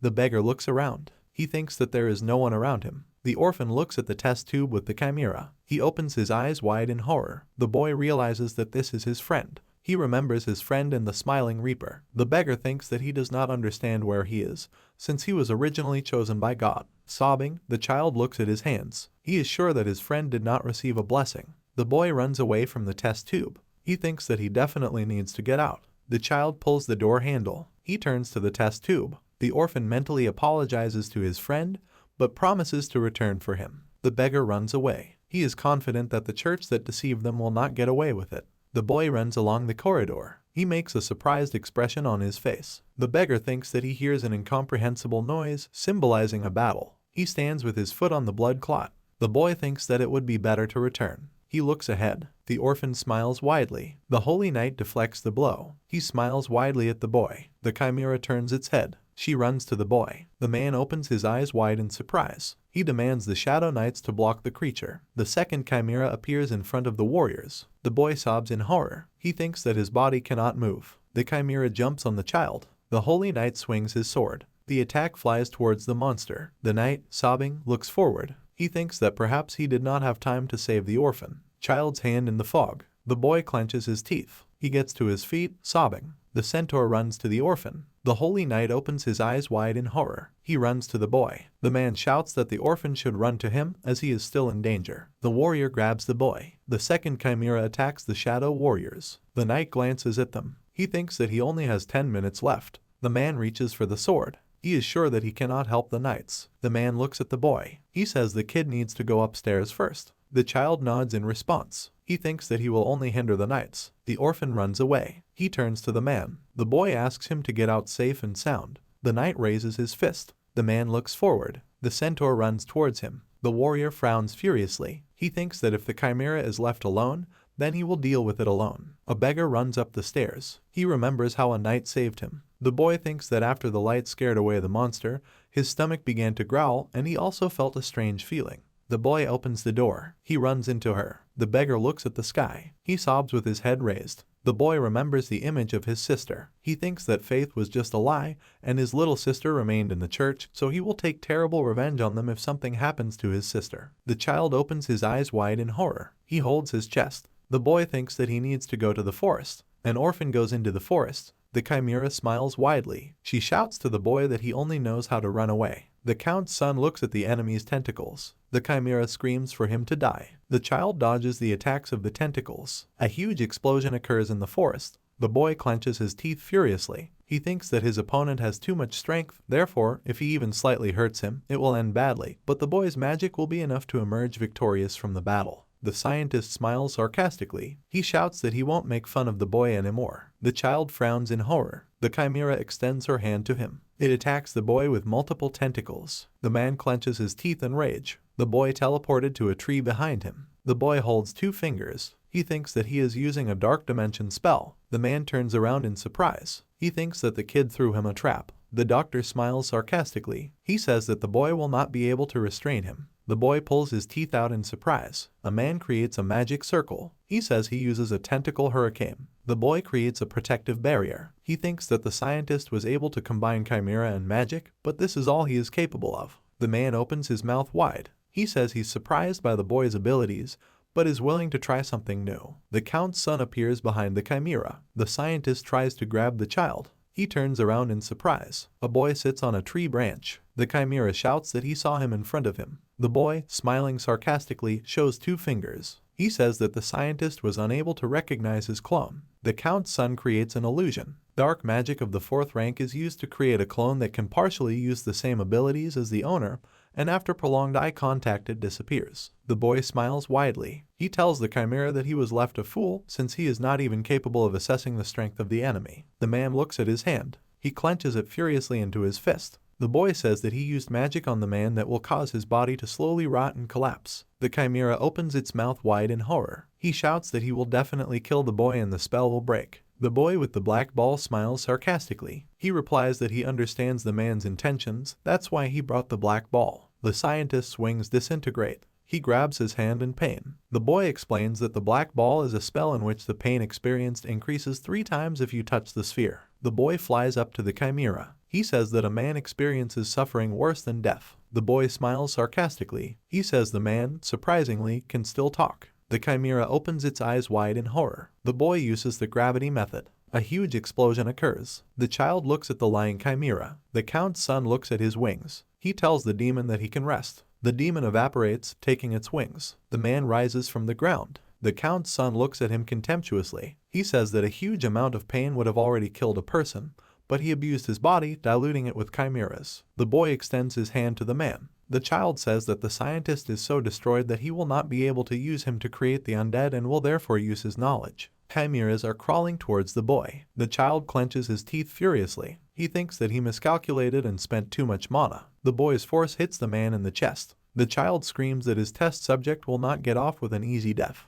The man holds his wound. The Count's son smiles widely. He says that if the scientist died immediately, he would have fewer hemorrhoids, so it would be better for him to die already. The boy makes a surprised expression on his face. He thinks that he didn't expect the man to be able to withstand so long, so he doesn't understand how to kill him. Beggar holding hand. He thinks that the closer he gets, the more nauseous he begins to feel, but he is sure that he needs to go there. Explosion behind the child. The boy makes a calm expression on his face. He thinks that he shouldn't have left after all. The child opens his eyes wide. A magician flies out of the forest. The Count's son lies on the ground. He thinks that he doesn't even have mana left for a shield. The boy looks at the beggar. Chimera gathers power. The beggar runs to his friend. The main character makes a surprised expression on his face. The chimera strikes. The beggar, in tears, runs to his friend. The main character will furrow his eyebrows furiously. He shouts to his friend not to come near him under any circumstances. The beggar covers the main character's body. He apologizes and says that his body was moving towards him.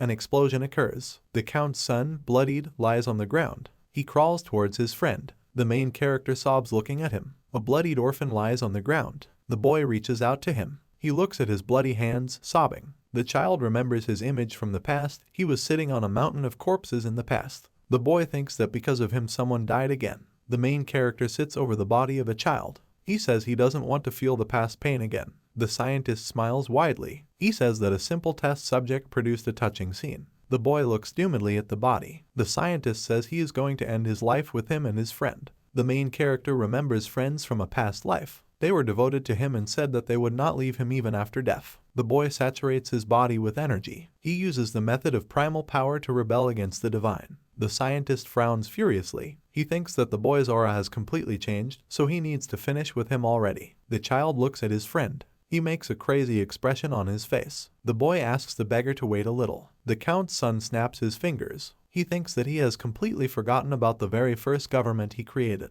Skeletons appear from the ground. The chimera furiously clenches its hands into fists. He shouts that he doesn't understand who the boy is. An army of skeletons stands in front of the child. He called her to rebel against the deities and the 12 gods since his power is necromancy. The scientist smiles widely. He says that he cannot be killed by the weak undead. The boy smiles sarcastically. He replies that everyone he called suffered at his hands. Skeletons run forward. The main character demands that they pay back for all the pain that the scientist caused them. Zombies run towards the chimeras. They grab them. Skeletons bite chimeras. The scientist stands up to the tree. He demands that the monsters stop. The zombie covers his mouth. The main character extends his hand. He says that the scientist has entered his domain where death reaps death. The skeleton throws the man to the ground. He raises his hand. The necromancer looks at the man's body. The boy thinks that his opponent has finally died. The scientist spits out the ball. The boy looks at him in surprise. He realizes that he has in his hands a bead of life, which is charged with vital force. The boy imagined the image of a scientist. He understands that the man greatly disfigured the body, so it simply would not have existed, which means that he was hiding the artifact within himself. The boy looks sarcastically at the ball. He thinks that thanks to him he will be able to go beyond the limits of a child's body. Skeletons evaporate. The boy waves his finger. He says that they can return since they will be useful to him someday. The child is coughing up blood. He thinks that he has spent too much energy since recovering against the divine is still difficult for him. The boy wipes blood from his mouth. He thinks that he must under no circumstances switch off since he cannot allow his friend to die. The main character points his finger at the orphan. He says that instead of giving his life for him, the boy will have to become his faithful servant. The boy extends his hand to the child. He opens his eyes wide in horror. The boy's body rises, illuminated by light. The main character covers his eyes with his hand. He doesn't understand what's happening. The goddess holds the orphan in her arms. She says that the main character shouldn't try to steal what belongs to her. The boy looks at the woman in surprise. He understands that there is a deity in front of him. The woman looks at the child. She asks how he knows her. County building. The bishop is walking down the street. He thinks that he must tell the count everything. The stranger cuts off his head. She holds a sword in her hands. The girl says that the bishop was completely useless, so she got rid of him, which means that they can begin justice against the heretics. The holy knight sits on the floor. He thinks that he somehow managed to meet the deadline. The man looks down. He thinks that it hurts him very much that he cannot die, but still he is lucky that no one died. The shadow knights run towards the man. A bright glow appears around them. The man looks at him in surprise. Goddess in a white dress with a laurel wreath. She looks at the boy in surprise. The child clenches his teeth in bewilderment. He thinks that he does not understand how the goddess descended, since the problems with the law of causality from just one illusion would be enormous. The boy holds his head in pain. The goddess asks if he can hear her. A woman holds a child. She demands that the boy answer her immediately. The count's son opens his mouth wide. He shouts that he knows that his friend's holiness belongs to her. The woman replies that the boy dared to turn his friend into an undead, knowing that he belonged to her. The child makes a calm expression on his face. He replies that he just didn't want his friend to die. The woman makes an angry expression on her face. She shouts that being undead is not the same as being alive, so it is considered an act of disrespect for the dead. The boy clenches his teeth furiously. He frowns angrily. The count's son shouts that the goddess is one of those who belittle life and only they are to blame for everything. The woman makes a surprised expression. The main character shouts that after sacrificing all of humanity, she dare not say anything. The deity looks at the orphan with discouragement. The goddess says that the child will become her apostle, so she will not forgive if the boy turns him into an undead. Apostles are those who are closest to the gods, and their mere existence already places them in the status of a priest, and they also have enough power to become the strongest holy knight. The boy makes a calm expression on his face. He thinks about what he knew about his friend's divine power, but still not everyone with it can ascend to the level of an apostle, and that is why the goddess was able to descend. The count's son smiles sarcastically. He thinks that everything is turning out more fun than he expected. The child looks at the goddess. He says he wants to make amends. The woman does not understand what the boy is talking about. The child smiles widely. He replies that his darkness is already taking over the orphan, since half of the child has already become undead. The woman opens her mouth wide in rage. She shouts that the child has done something very stupid. The boy clutches his head in pain. The woman frowns. She says she is going to kill the child. The young man, smiling maliciously, wipes away the blood. He replies that if the goddess does such a thing, then things will take a bad turn, since if she kills him, she will also kill her apostle. The woman furrows her eyebrows. She tells the boy that his pathetic threats will have no effect on her. The boy smiles sarcastically. He replies that only one person can be an apostle, so if a woman misses him, she will have to spend a lot of time looking for a new one. The woman furrows her eyebrows. The boy tells her that she should forget about wasting her time, since the presence of an apostle guarantees the unlimited appearance of the gods, but he still is not going to kill his friend. The woman looks at the boy. She replies that he is a vicious man who made up a good story to save his life. The count's son looks up. He says that there is no reason why an apostle would be vital, since the world exists peacefully according to the plan of the 12 gods. The goddess bites her lip. She asks the boy how much information he knows. The child raises his hand. He says that the woman is the holiest of the 12 gods, and her love reaches absolutely everyone so much that she has received the power to destroy evil. The count's son makes a crazy expression on his face. He says the goddess could have been banished. The woman furrows her eyebrows. The young man, smiling maliciously, looks at her. He thinks that the dispute is over because the goddess cannot lie because it goes against holiness, so she will remain silent. A boy in an image from a past life. The woman makes a surprised expression. She asks the boy how he knows the person from the past. A child against the backdrop of himself from the past. He responds to the goddess that he is a legacy of himself from the past. The woman opens her eyes in surprise. She thinks that she met the boy at the wrong time. The count's son extends his hand. He invites the woman to shake hands. The orphan falls to the ground. As she leaves, the goddess says that she invites the boy to come to her and discuss everything.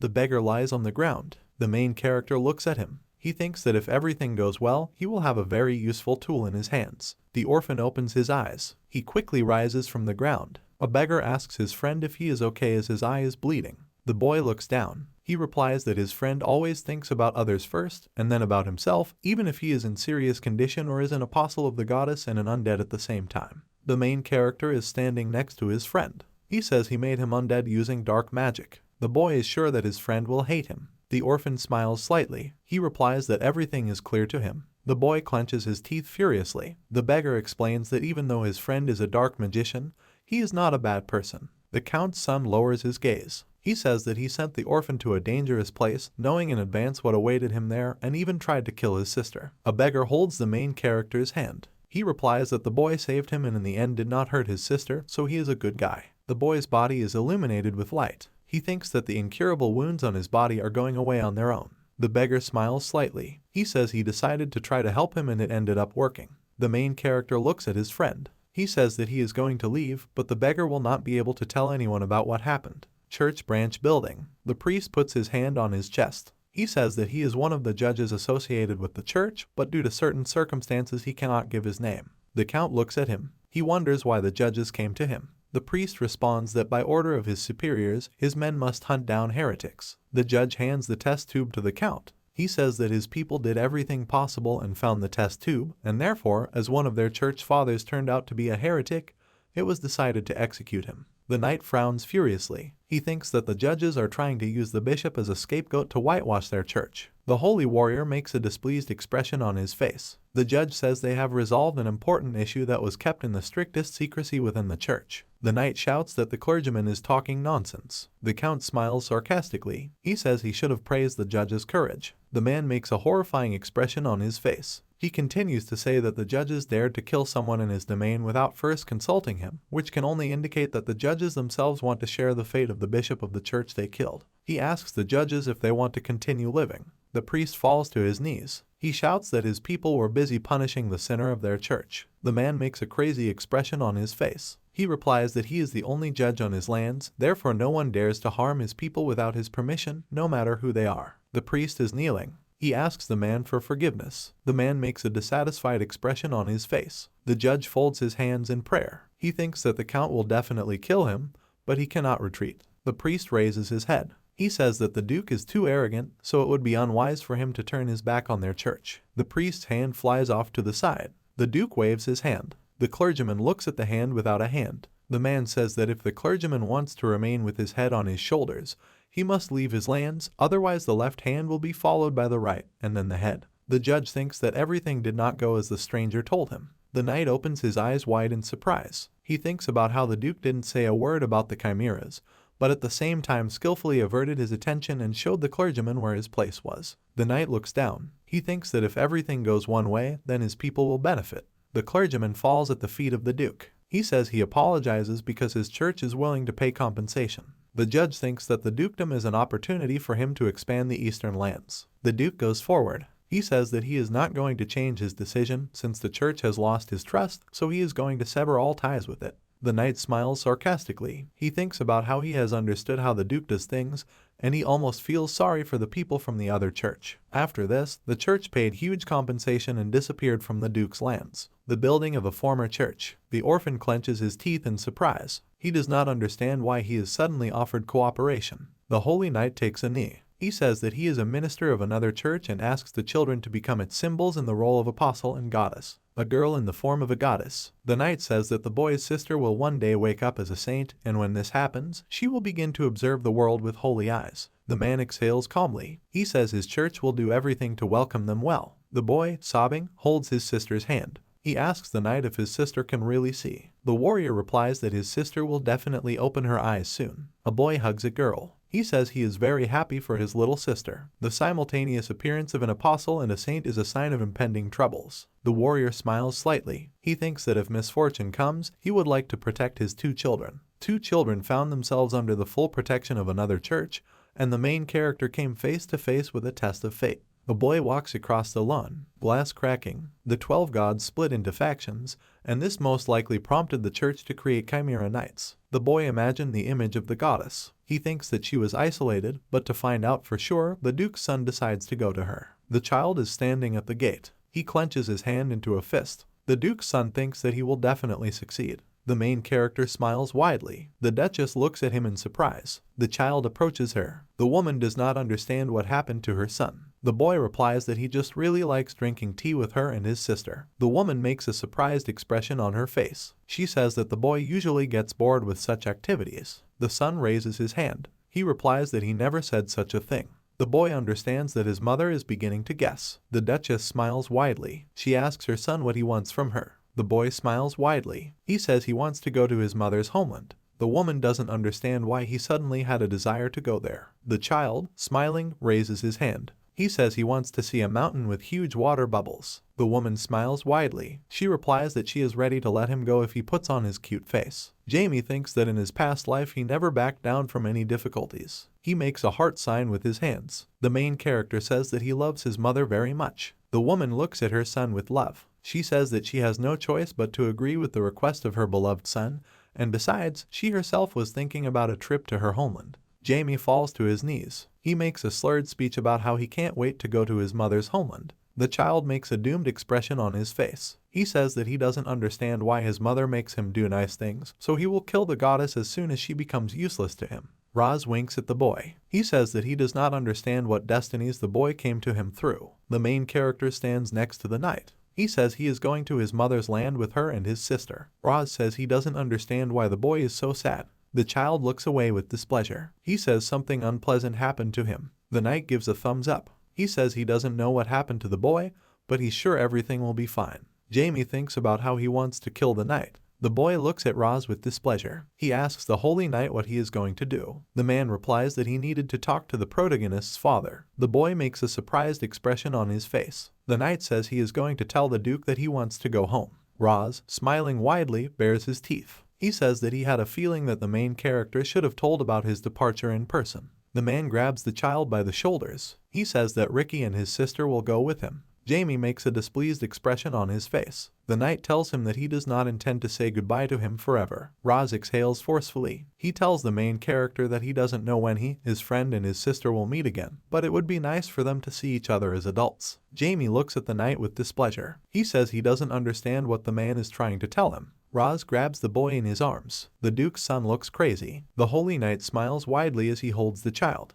He explains that he just wanted to make known that the friendship between him and Ricky should not end, so he should not be sad since it is not the end yet. The knight leaves, smiling widely. He says Jamie will see him again. The boy raises his hand. He mentally asks the goddess Pero to control her offspring. The Duchess is sitting next to her husband. The Duke says that he does not understand what his father-in-law wants from them. The Duchess's father demands in a letter that they bring their grandson to him. The man casts a doomed look at the floor. The wife tells him that she thinks that even her late mother could not do something like this. The Duke replies that he is not sure that his father-in-law just wants to see his grandson. He makes a frustrated expression on his face. A man asks his wife if they will be okay on the road. A woman elbows her husband. She replies that they will be accompanied by the Duke's best knightly order, so nothing will happen. The husband replies that he trusts his order without a doubt. The Duchess blushes, looking at the floor. She says that no one will dare threaten them since her husband is a duke himself. Smiling, the couple hugs. The woman imagined the image of a knight. She says that Roz, who has the status of a holy marshal, will also go with them. The Duke looks doomedly at the floor. He says he's worried about his son. The man imagines images of a child.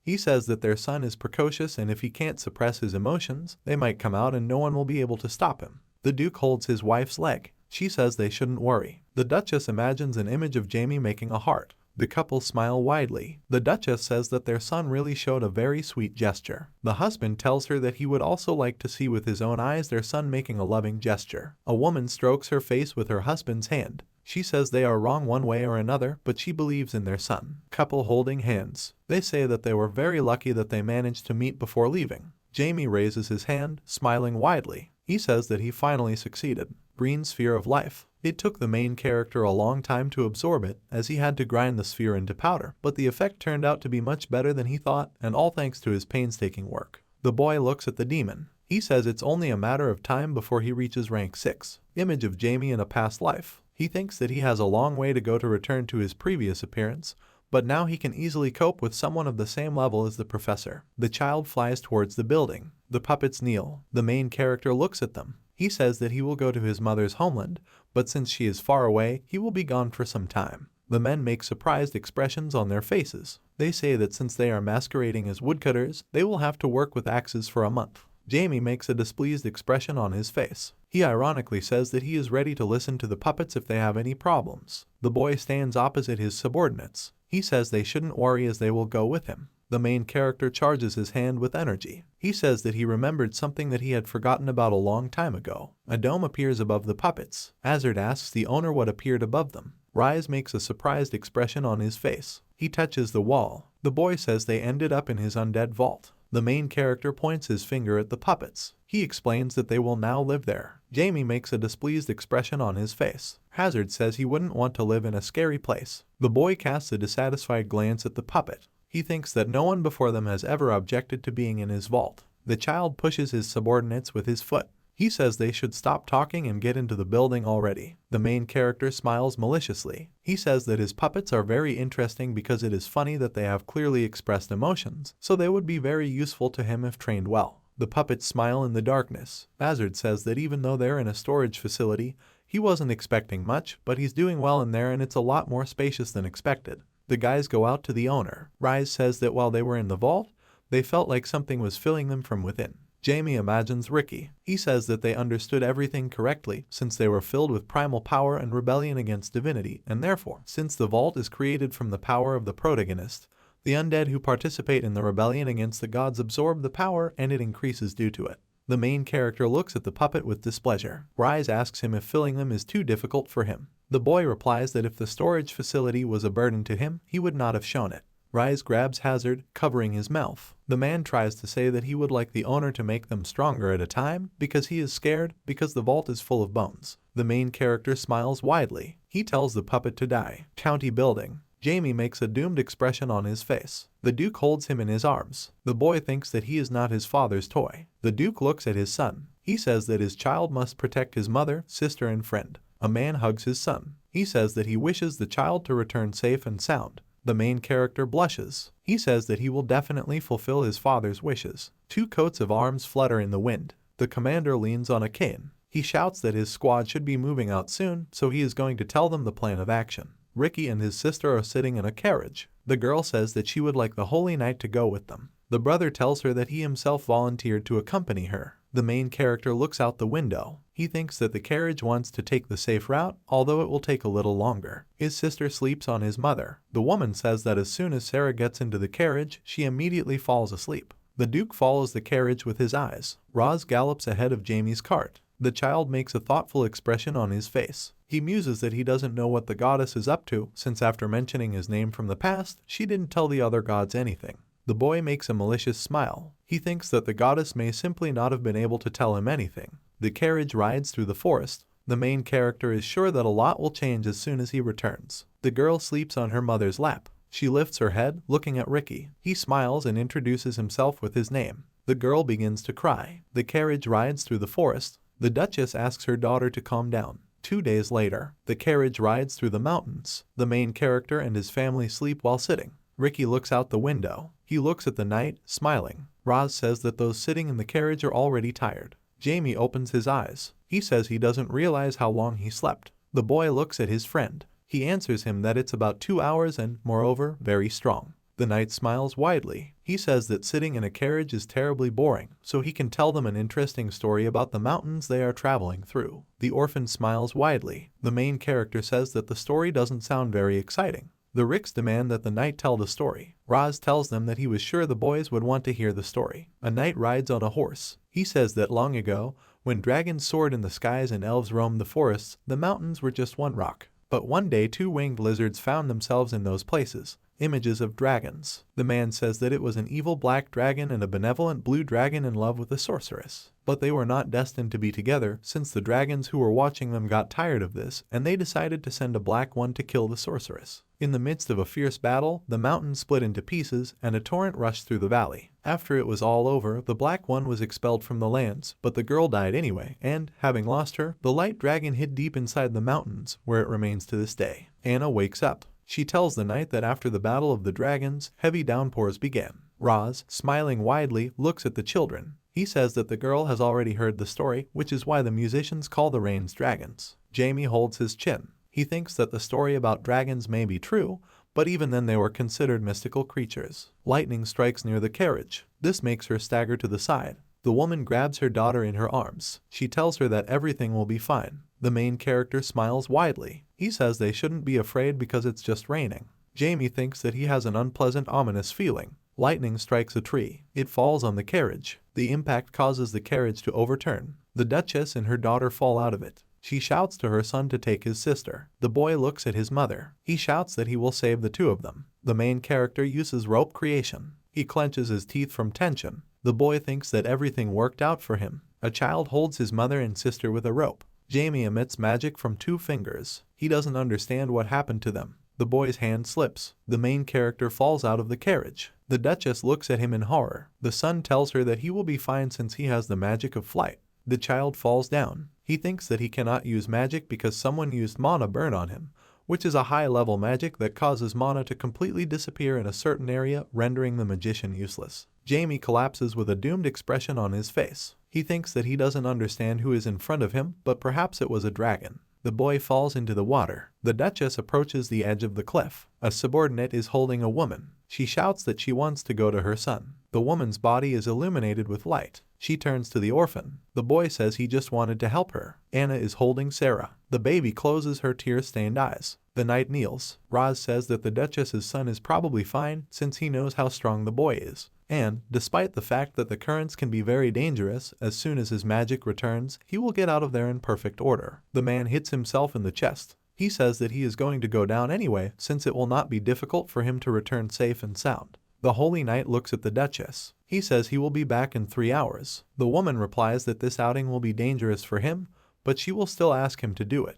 The Duchess extends her hand to the knight. Roz kisses her. He says that he will definitely return with her son, who will be completely fine. The body of a boy shackled in magical chains. He looks at them in surprise. The main character thinks that he does not understand what is happening and where he is. Jamie looks up. A woman's voice says that he has finally woken up. Blue-haired girl in white clothes. She asks the main character if he is a dragon. The main character, chained. He says he is not a dragon. The girl holds her hands at her sides. She says that as soon as she saw the boy, she immediately realized that he was not a dragon, but that still doesn't mean anything. The main character clenches his teeth in horror. He thinks that he sensed some hostility. The girl looks at the boy. She says that she doesn't understand how an ordinary person can have great potential, since his form of mana is similar to that used by dragons. Jamie remembers meditating. He thinks that the breath of his body is similar to that of a dragon. The girl makes a dissatisfied expression on her face. She says that human mana breath is terrible because people are stupid and weak, therefore they are not able to imitate dragons. The main character clenches his teeth furiously. The girl looks at him. She asks if he is part of the elven tribe,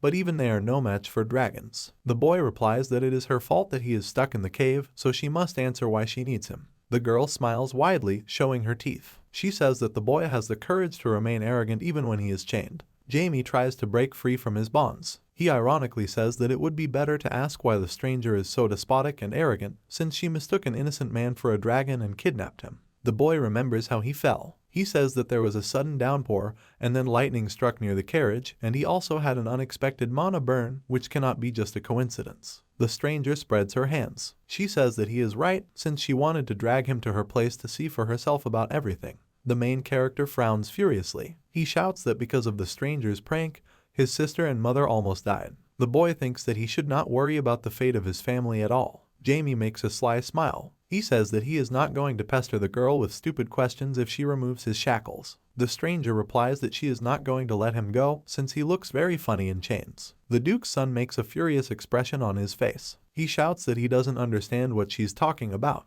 The girl replies that his new facial expression is even funnier, so she is not going to free him. The main character thinks that the girl's character suggests that she is a blue dragon, a huge cracking slab with symbols. Blue dragons are the most meek, as they are especially kind to people, and this behavior can be compared to human sympathy for dogs and cats. So if instead the main character met a red or black dragon, which are known for their cruelty, or the famous cunning dragon, then he would be unlucky because he is a real lucky one. Jamie asks the dragoness why she kidnapped him if she mistook him for a dragon. The girl looks at the clawed hand. She says she wanted to kill him. The boy smiles doomedly. He says that since he is not a dragon, she should let him go. The dragoness smiles widely. She says that she is not going to let him go because she can afford it. The girl smiles widely. She says that she is going to use the boy as an ingredient to create an artificial life form. The main character smiles widely. He addresses the dragoness as an older friend and asks why she wants to kill dragons. The girl says that she does not understand the boy's appeal to her, and besides, he should not interfere in her affairs. The boy smiles sarcastically. He says it might be because of her love for another person. The girl raises her hand. Jamie falls to the ground. The dragon extends 2 fingers at him. She says that if he says something like that again, he will be neither alive nor dead. The boy looks up. He says that the other dragons did not accept her choice. The girl clenches her teeth furiously. The main character continues to say that she betrayed her race to save a man. The boy is mired in the energy of the dragon. He shouts that the stranger had no intentions of killing him or turning him into something else, since everything would have been much simpler if she had simply used brainwashing magic.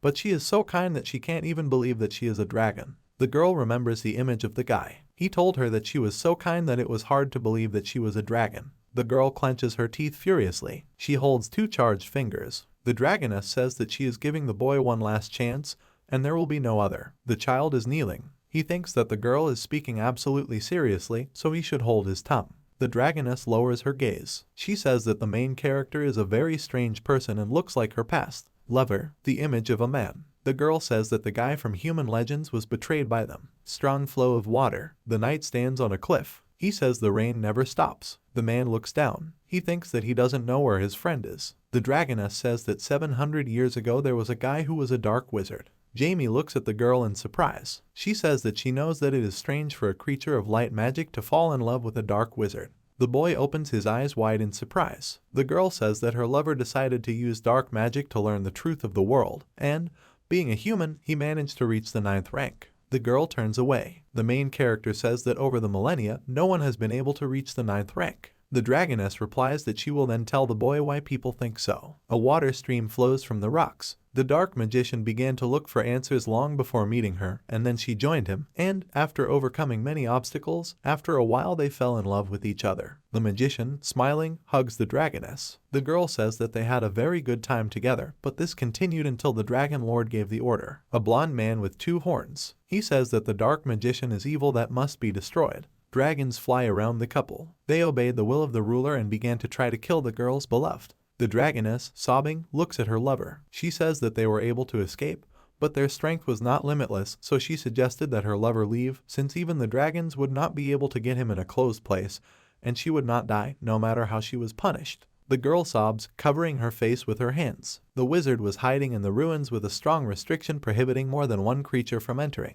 The ruler of the dragons said that the girl would be banished for 1,000 years, but for dragons such a period means nothing. However, after a little more than 10 years, her lover came for her, and besides, he had almost comprehended the truth of the world. A man holds the dragon's body in chains. He says that the leader of the dragons does not dare to continue to watch her suffer, since this ceases to make them beings at the pinnacle of magic and the strongest of all living. A dragon flies over a pond. The girl says that her lover saved her and they hid in a huge mountain to escape pursuit, but then he died. The dragoness lowers her gaze. She says that her lover felt better and calmer this way. The girl clenches her teeth furiously. She says that her brothers began to erase everything that was in any way connected with her love, including all records about him, and even killed people who had ever met him. The main character looks down doomedly. He thinks that he understands what truth the dragons wanted to hide. The girl says that in order to protect the remaining memory of her lover, she remained to live in the cave forever. The main character frowns in surprise. He thinks that he understands why nothing was preserved about his past life, since,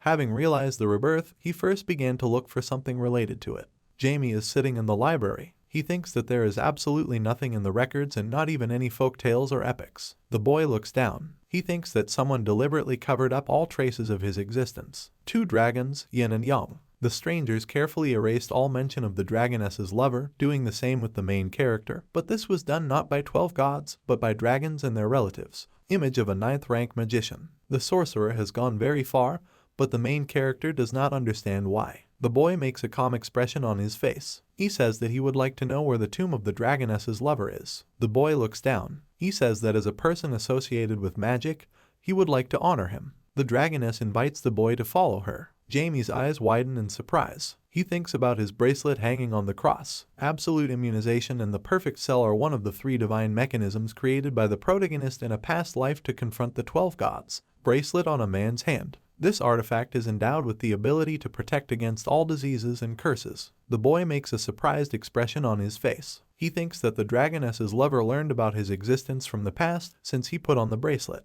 Jamie makes a thoughtful expression. He is sure that if he asks for the bracelet back, the dragoness will kill him. A girl stands over her lover's grave. She says she came to him. The main character looks at the tombstone. He asks the dragoness what kind of bracelet is hanging on the cross. The girl replies that the artifact is endowed with enormous power and belongs to her lover since it saved his life countless times. The boy makes a doomed expression on his face. He thinks that the girl doesn't even know that his bracelet is filled with the magic of cleansing and protection. The child smiles widely. He asks if only the bracelet remains from her lover. The girl makes a crazy expression on her face. She doesn't understand why the child asked her such a question. The boy raises his hand. He says he's just curious because the dragoness said her lover had realized the truth, so he'd like to know if there's any record of it. The girl looks down. She says that she still has a diary. The main character smiles slightly. He asks if she can show him the diary. The girl replies that she does not want to provide him with this type of service. Jamie looks at the girl. He says that she herself can tell him if she knows about the truth of the world.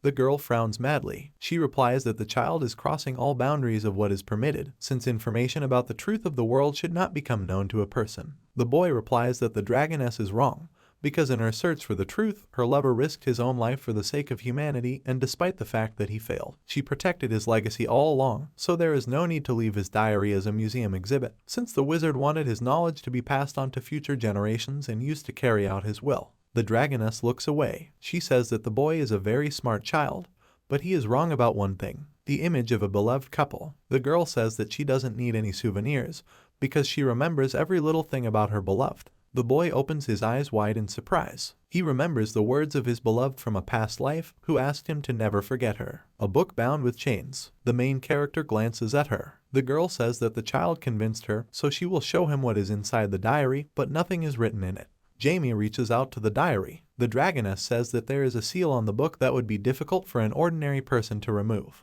The boy turns to the girl. He says she shouldn't be scared by what she sees. The child uses dark energy. The girl frowns in surprise. She thinks that the child has become on a completely different level and his mana has become stronger. The boy opens a book. He says he was able to remove the seal. The cave is illuminated with bright light. The child looks at an open book. The girl sobs, gritting her teeth. The main character thinks that he understands what kind of tombstone the wizard wrote about. Jamie's image from the past. He remembers that before the last war began, he poured out the sorrows of the past and the hopes of the future near the tombstone to strengthen his resolve. The main character closes the book. He thinks that as many as 66,666 years have passed since his last life. The child kneels down and holds out the diary. He thinks about how he declared his victory and left everything as it is, so he doesn't understand how the dragoness lover found his tombstone unless someone mentioned it before. The boy smiles sarcastically. He turns to the wizard's tombstone. He thinks that with the bracelet he can find out the hidden truth about the 12 gods. Hands reach out to the divine symbol. Jamie imagines an image in the past. He thinks that even though he was able to learn about humanity's conversion to the 12 gods 60,000 years ago,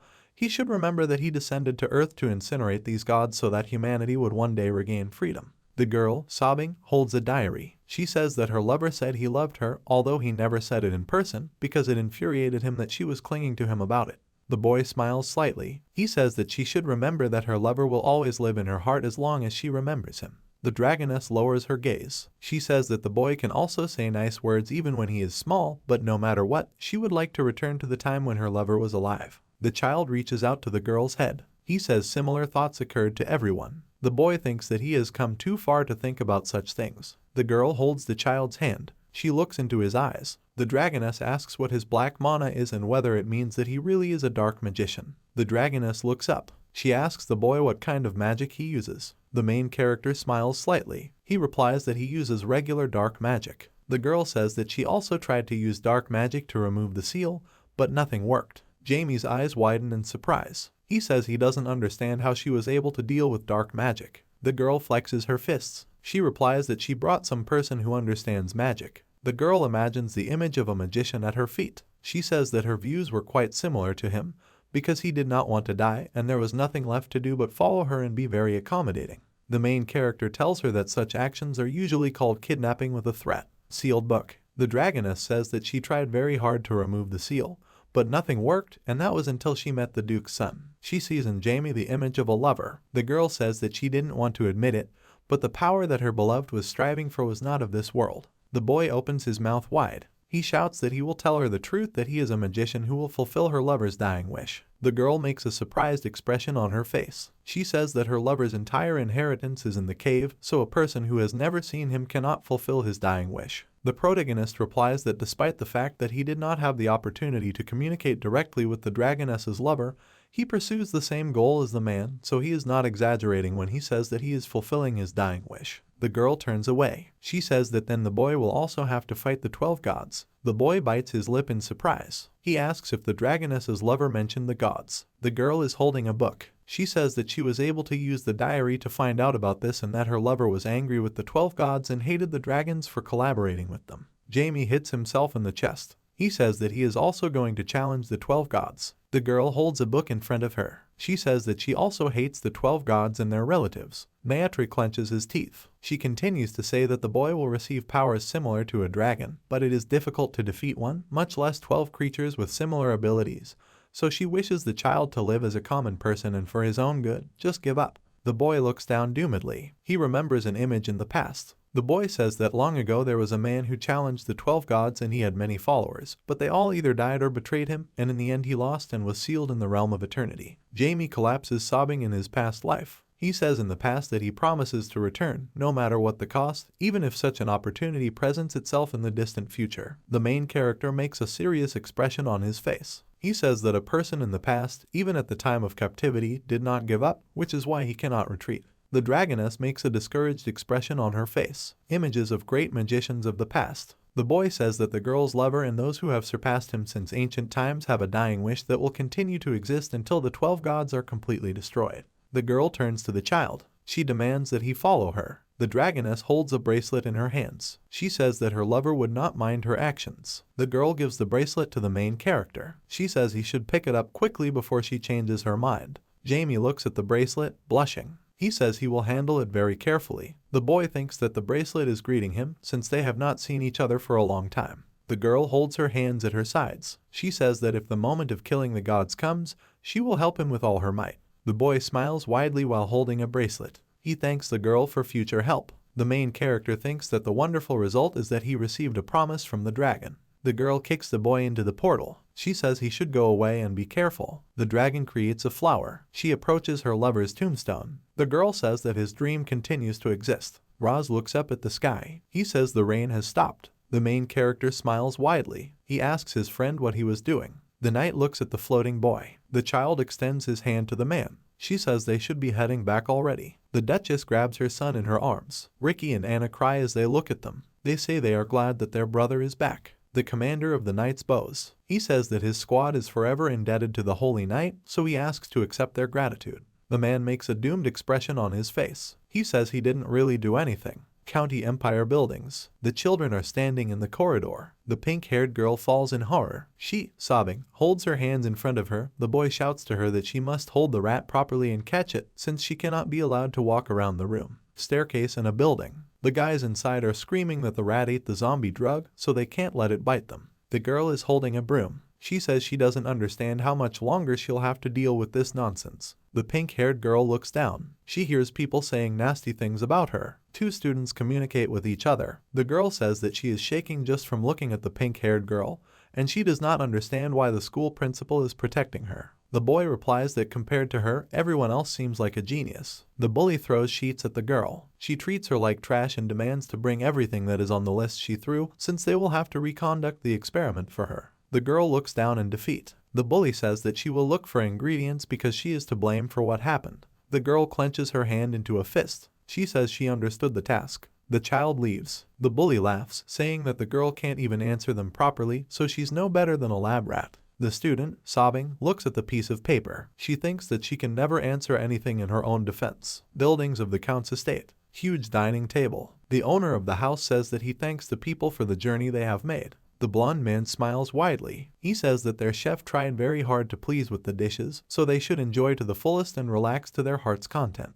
The orphans in the night look at the food. Roz says he has never seen so much delicious food in his entire life. The Duchess looks at the Count. She says she thanks him for his concern. The man replies that he is worried that this will not be enough to meet the standards of the woman's great family. The Duchess replies that the huge table and hospitality are more than enough for her. Jamie walks down the street in a hood. He thinks that he has nothing to look at, so it is better to return, and if what is happening is close, then Ricky will not bother him. A little earlier, the friend looks at the main character. He asks where he is going. The Duke's son raises his hand. He says that he allows his friend to enjoy a pleasant walk with him. The child shows the bracelet on his hand. Strangers are watching from around the corner. One of them says that the child has a wonderful object on his hand, and a child should not have an artifact. The second replies that if the boy is a nobleman, then this means that his parents gave him the bracelet, not suspecting anything about its power. The robber smiles widely. He says that his director will really like the artifact, and perhaps he will reward them. A boy is walking down the street. Robbers are chasing him. The child looks at the demon. He says that he doesn't care at all why they are trying to rob him. Jamie smiles mischievously. He says that with the help of the robbers he wants to get rid of boredom. The main character watches the men. They say they don't understand where he went because they were definitely following him. A boy jumps from the roof. He tells the demon that he is going to have fun with strangers. The robber turns his head. The boy rubs his hands. He says that strangers must come to him to pass his tests. A portal appears behind the boy. Hands from the portal grab him. The girl screams that she apologizes to him. Strangers make surprised expressions on their faces. They look into an empty alley. The child teleports to the laboratory. The main character frowns furiously. He says he doesn't know who the girl is, but she doesn't have long to live. The pink-haired girl is sitting on the floor. She shouts that he should listen to her. Jamie directs energy towards the girl. She clutches her head in pain. The main character looks at her in surprise. He thinks that the girl is using dark magic. The pink-haired girl smashes the wall with her body. The boy looks at her. He says that since she has dark magic, he will listen to why she took him. The girl sobs, looking down. She says the boy was too cruel to her. The pink-haired girl wipes her tears. She says that he was too cruel since she tried to save him, because if he fell into the clutches of a dark magician, then it would be very bad for him. Jamie is surprised to imagine the image of the robbers. He thinks that they were not just thieves, but sorcerers. The student is crying hysterically. She says that the main character simply threw her away after she pulled him out, and also blamed her, although she did nothing to deserve the terrible attitude, since she did nothing wrong and just wanted at least a drop of respect. The main character asks her to shut up, because he already understood everything. The girl holds a noose in her hands. She screams that the world she lives in is so cruel that it does not recognize any kindness, so she will be better off if she just leaves. The main character looks at the girl. He says that he realized that the girl was studying at the same school as the strangers, so she saved him by using the warp gate that she stole from the school. The girl replied that everything was so, because if he had been caught by 2 evil students, then his death would not have been easy. The student makes a doomed expression on her face. She says that they don't care who they experiment on, so he would be part of it despite being a child, but she is confused and doesn't know if the boy is really as old as he looks. The main character smiles maliciously. Tears from the girl's face drip onto the floor. Jamie says that if she is a student, then she also has to take part in cruel research, just like everyone else, so just for helping the main character she cannot be considered a person on the side of justice. The student looks down. She says that she did not want to become a dark magician. The main character pokes her in the forehead. He says that she doesn't have to bother with excuses since she is also evil like everyone else at the school she attends. The pink-haired girl imagines herself covered in blood. She says that she doesn't like dooming living creatures to torture, so the main character can't even imagine what it's like for her to watch what's happening, because every time she gets her hands dirty with blood, she feels like she's cutting her heart out of her chest. The main character turns away. He says he doesn't care what she says. The girl walks forward, hitting her forehead. She says she doesn't understand what's in front of her. The main character says that she runs into an invisible wall. The boy smiles sarcastically. He says that he still has many questions, so she shouldn't rush. The girl begs for mercy. A man is standing in the office. He asks the second one if he has seen Ben. The man turns, smiling sarcastically. The school principal says he doesn't know where she could go since there is not much time left before completion. The main character looks at the girl. He says that she cannot be betrayed by such people. Venna replies that he can't understand because even though they are evil people, she spent over 10 years with them. The boy glances at her. He says that if there is no other way, he will act using proven methods. The girl looks at the boy in surprise. She thinks that he uses black mana, but this cannot be because from such magic there is no peculiar discomfort or soul-killing feeling that spoils life. The boy holds a charged hand in front of the girl. He says that if she wants everything to stop, the girl should let him know because if anything goes wrong, her brain will turn to mush. The girl grabs the main character's hand. She says that she wants to understand his mana. The Duke's son clenches his teeth furiously. He says that if she behaves like this, he will not let her go, so if she does not want to be left without the ability to think, then she should calm down. The girl folds her hands in prayer. She says that she really wants to become the main character's student.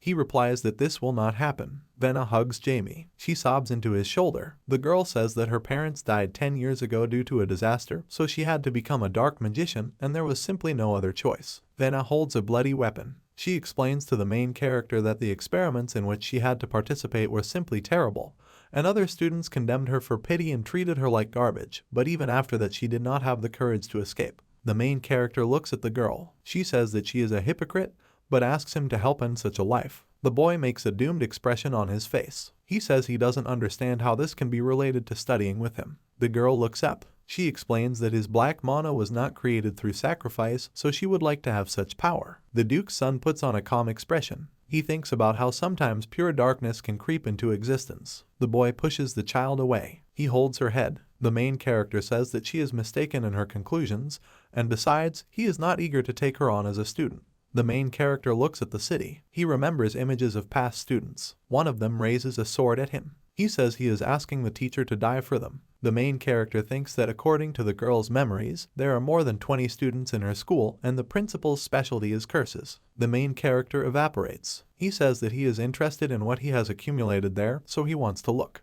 The head is sobbing in a test tube. She says that she wants help and at least someone to save her. The thieves look at her with a smile. They say that their subjects usually pray for death rather than ask to be saved. Flasks with poisons. Strangers say they have experimented frequently, so there are no extra body parts left. The main character watches them. The students say that they will soon have many new experimental subjects, so they will be able to arrange a lot of experiments. The main character thinks that the students have the courage to do God knows what with dark magic within the walls of the academy. Students walk along the corridor. One says that doing experiments on people is very cool, and everything else simply pales in comparison when the speed and quality of experimental results improves. The second student, laughing, replies that they are doing experiments just for fun. The boy makes a dissatisfied expression on his face. He thinks that their actions are not funny at all, and while he was in captivity, dark magic has fallen greatly. Jamie imagines an image from the past. He thinks that he sacrificed countless lives to challenge the 12 gods, so he has no right to condemn them, but dark magic was designed to destroy the gods, not to torture people. An image of Jamie from the past wearing a crown of thorns. He thinks that he has abandoned humanity and suffered all his sins. The main character turns away. He thinks that if he wants to sacrifice lives, he must be prepared for the fate that was in his past life. The boy looks at the demon. He says that if the seeds he sowed have already sprouted and turned into monsters, then he needs to get busy chewing them. Students walk around the building. Benna folds her hands in front of her. She says she doesn't understand where the boy went, but she's going to find him because she wants to talk to him. The hand grabs the girl by the braid. The bully pulls his hair, smiling maliciously. He says he doesn't understand where the girl has been for so long. Benna tries to free her hair. She says she forgot to do the assignment. The bully clenches his teeth furiously. He moves closer to the Pinkette's face. A student says that his classmate has been too relaxed lately. The bully makes a crazy expression on his face. She says that she is going to crush the pathetic bug at least once so that she understands how to behave. Benna looks at the bully in horror. The girl asks her classmate to let her go. The badass charges his hand with energy. He replies that he is going to get rid of the garbage that harmed him,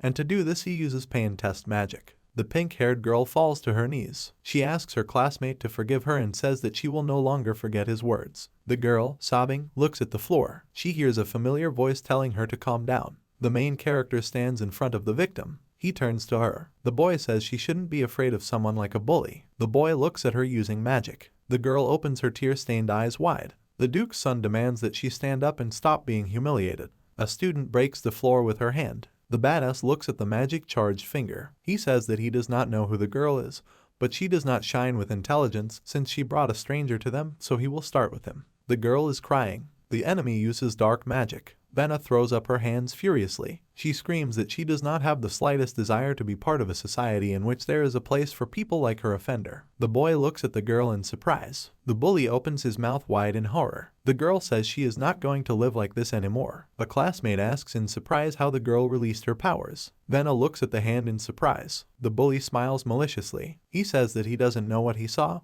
but the girl should be prepared for what will be done to her if she even lays a finger on him. The main character looks at the bully. He says that the girl was able to take the first step, which is the most difficult, but the second will not be so. The bully furrows his eyebrows in surprise. He says that he does not understand who the main character is since he has a very strange mama. The Duke's son gives off energy. He says he uses the erasure method. Benna opens her eyes wide in surprise. The director slams his hands on the table. He makes a crazy expression on his face. The man says that the Valkyrie has awakened in the girl. He imagined the image of a frightened child. The man thinks that the situational conditions necessary to control the personality were too excessive, so he was afraid that she would never wake up. The director smiles sarcastically. He says that he no longer needs to be in a boring place since the power of the Valkyrie will be his. The main character looks at the girl. She is on her knees. The student says that she asks for forgiveness from the main character. The boy makes a surprised expression on his face. He says he doesn't understand how someone so timid can be a Valkyrie. These beings are high-ranking angels, known as battle angels, who have enormous power, which is enough to fight the gods. However, this led to their disappearance, but they managed to avoid extinction and hide in places inaccessible to the eyes of the 12 gods. The girl looks at Jamie in horror. He thinks that the director suppressed her personality for a long time, so she became very timid and afraid. The boy makes an angry expression on his face. He thinks that the Valkyries are a race of rebellious creatures, and the director deliberately suppressed her will so that he could restrain and control her after awakening.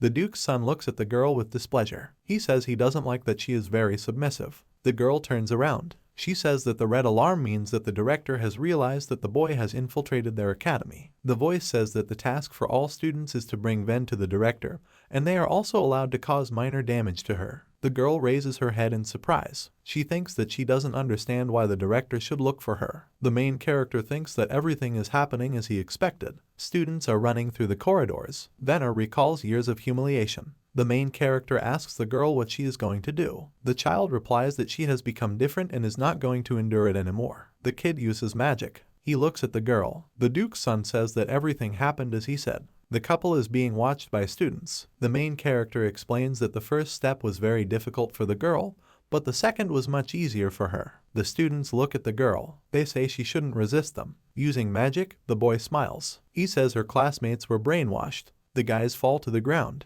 Dark magic comes out of their head. The main character says that her classmates do not have their own will because a long time ago they were the director's errand boys. The girl looks down. She imagined the image of the director. The main character says that her classmates despised her because they obeyed the orders of the school principal. Magicians create circles. They use curses. The main character uses the method of returning curses. The students fall to the ground due to the retaliation. The main character turns his head. He demands that the girl pull herself together. The child is kneeling. She looks up in anger. Benna says that she is very angry because she had to endure a lot of humiliation. The boy smiles sarcastically. He thinks that the girl's true nature is gradually beginning to emerge. The main character kicks her. He says that since she is angry, she must fight. The girl falls at the feet of the offenders. She turns to the main character. Benna says she doesn't know how to fight. The student swings at her. He makes a furious expression on his face. The boy shoots with force, but the girl dodges. He uses the itch curse. An enemy appears behind the student.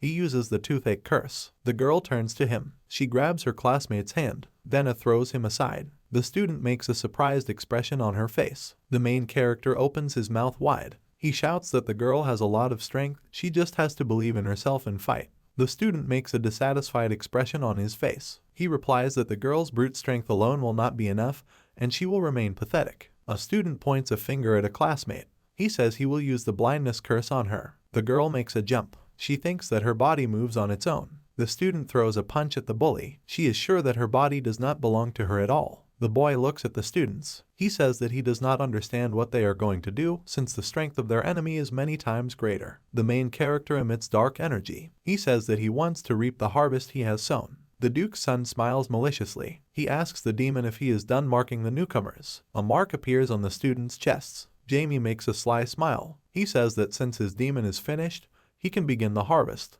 The students' bodies are pierced by lightning. The main character uses the violet murder method. Students are lying on the ground. The director smiles widely. He says that all his children are dead, but he is still glad to meet you. The director smiles. He says that judging by the main character's skills, his appearance is deceiving, or he has some kind of chronic disease. The man makes a good-natured expression on his face. He replies that he realized that the boy simply has a similar role, and therefore since he is so strong, he can work with the director of the academy. The main character asks the man what he can offer him. The director makes a calm expression on his face. He replies that he has a plan in which the boy can succeed, in which case it will not be difficult for him to destroy an entire nation. The boy asks the man if he has any special methods to achieve his goal. The girl stands next to the main character. The director says that the kid is quite greedy because they didn't even have time to shake hands. The Duke's son makes a displeased expression on his face. He thinks that the director is going to do everything for the sake of some nation unknown to him. The main character says that he is not interested in the director's offer. Benna furrows her eyebrows in anger. She asks the principal why he ordered her classmates to bring her to him. The man replies that the girl is simply incredible and has an incredible amount of vitality. The director looks down. He says that he wanted to collect the fruits of his efforts after she awakened. An image of a man holding a girl in the past. He explains that Benna brought him a lot of problems when she came into his life, so he had to put a lot of effort into suppressing her true nature so that she would awaken in the form he wanted her to be, as well as creating a school for her personally. The girl makes a doomed look. She replies that every time her classmates bullied her, the principal came to console her, but now she realizes that he never tried to stop them. The director makes a crazy expression on his face. He says that as soon as the girl lost her essence, and also trembled with fear and hid in the corners, he was overjoyed, but in the end she awakened from the anger that he had cultivated in her for 10 long years. The man extends his hand to the girl. She looks up, sobbing. Benna falls to the floor from powerlessness. The main character stands next to her. He says that now he understands how everything really happened. The boy smiles sarcastically. He says that he erased all the girl's anger directed at the director. The man makes a discouraged expression. He replies that this is impossible, because rage cannot be easily gotten rid of. The boy smiles sarcastically. He says that it is very easy, but for him it may seem impossible, because no matter how hard the director tries, he is still just a pathetic magician who has not even reached the 7th rank. The man furrows his eyebrows. He swears at the main character. A dark magician could not reach the 7th rank, and if anyone raised this topic, the director would immediately deal with him. The man makes a surprised expression on his face. Even though he had the title of Curse Master and had risen to the top in the dark arts learning field, a wall appeared in front of him, causing him to be stuck at rank 6. The director holds a loaded cane. He shouts to the boy that his suffering will last forever and despair will not leave him. Jamie wraps his body in energy. He uses the method of burning snake magic. The director looks down. He sits in his office at the table, an image of an abstract man with many eyes. He says new drugs require new test subjects. The director smiles sarcastically. He raises his cane. The main character smiles slightly. He says that the director is very cruel and the pain from his attempts is probably similar to that of having a person's skull crushed. The director frowns. He replies that despite his appearance, he is a master of curses. The boy raises his hand. He replies that he shouldn't have let his guard down anyway. A man in complete darkness. Smiling, he imbues the body with energy. The director says he wasn't ready to fall victim to mental magic, but he wants to see more. Huge purple eye. The boy replies that he will definitely show him more tricks. The man looks sarcastically at the hand entwined with magic. He frowns tensely with his eyes closed. The main character smiles maliciously. Jamie thinks that the man is trying to show through his actions that he can influence his own mind, and despite the fact that his skills are impressive, they are still completely useless. The boy raises his finger up. He says he's using the Dark Spear curse. Power flies towards the director. Returning, she stabs the boy. The child opens his eyes wide in horror. The director shouts that he is using a counter curse, which is quite difficult dark magic. The man holds the boy by the chin. He says that he is holding up well, but he easily managed to get out of the abyss created by the child, and after that he is going to completely destroy the boy's mind. The cane emits energy. The man, smiling sarcastically, looks at the bloody boy. He says that the child will live eternity in 1 moment, and 1 second will become first a 10th, and then 100th, and then 1,000th. The child falls into the man's hand. The director says that the child will feel an increase in perception, but at the same time he will have to be in such a state at a moment when it seems that nothing will ever end. So the likelihood that he will be able to cope with at least 1 second of an endlessly long time is very small. The man opens his mouth wide. He says he created the best thing he's ever done, even though there was a gap between his ranks. The boy, smiling maliciously, opens his eyes. The child reaches out to the man. The boy pushes the director. He looks at him with contempt. The kid uses an explosion. A magic circle appears in front of the child. The bloody man hits the wall. The boy clenches his hand furiously. He says that the man must be strong enough for his spell. The director opens his mouth in surprise. He thinks that he does not understand how the boy managed to break his curse. The child furiously stretches his hands. He uses several magical techniques on the man. A huge explosion occurs. The director smashes the floor with his body. He says he doesn't understand how the boy was able to free himself from his aesthetic of slowness. The boy shows his hand. He says he has an artifact of absolute immunity, which is a perfect cell. The man opens his eyes wide in surprise. He says that such a thing simply cannot exist in their world. The main character smiles maliciously. He replies that the world has never been particularly logical. The director looks at the ceiling. He says that he was the ruler of the world, but he will have to die ingloriously. A boy kicks a man. He makes a crazy expression on his face. The child says that he cannot simply die. He creates magical shackles. The boy says that considering the sins committed due to the man's greed, he is going to reap the seeds that the director sowed. Dark portal. The main character says that the man will continue to exist as a sinner, unable to live or die normally. Shackles hold the director's hands and feet. The boy says that every moment of the man will pass with a strong desire to die, but he will become a creature incapable of this. Chains are tied around a man's neck. The main character says that he is destined to become his servant, who will follow his every order. The shackles pull on a man's soul. The director, sobbing, looks at the child. He thinks that he cannot die such a death, so he would like at least peace of mind.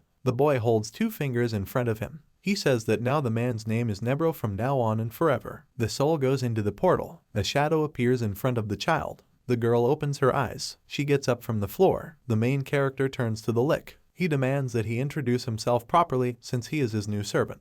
The skeleton stands in a robe. He says that he greets the greatest master and also explains that he became the first lick he created. The main character turns to the girl. He says that she should remember the words of the one who gave her 10 years of hell. Venna looks down. The boy looks at her. He asks the girl what she is going to do. The friend replies that she doesn't have the slightest idea about this. The girl folds her hands in prayer. She asks the main character to take her on as an apprentice. Jamie turns her down. The girl, sobbing, looks at him. The boy looks away. He explains that this is because she is a Valkyrie. Jamie in his past life looks at the monster. He says that the Valkyries are brave and never back down as they fight to prove they are right, but unfortunately the race was once exterminated. The Duke's son looks at the floor. He says he can't even imagine how the blood of the Valkyries could survive into their days, since she may be the last of the line. The girl makes a dissatisfied expression on her face. She says she doesn't understand how her background could interfere with becoming an apprentice. The girl opens her eyes wide in surprise. The kid says her race can't use magic. The main character turns away. He explains that there will be no point if he undertakes to teach the girl. The carriage rides through the forest.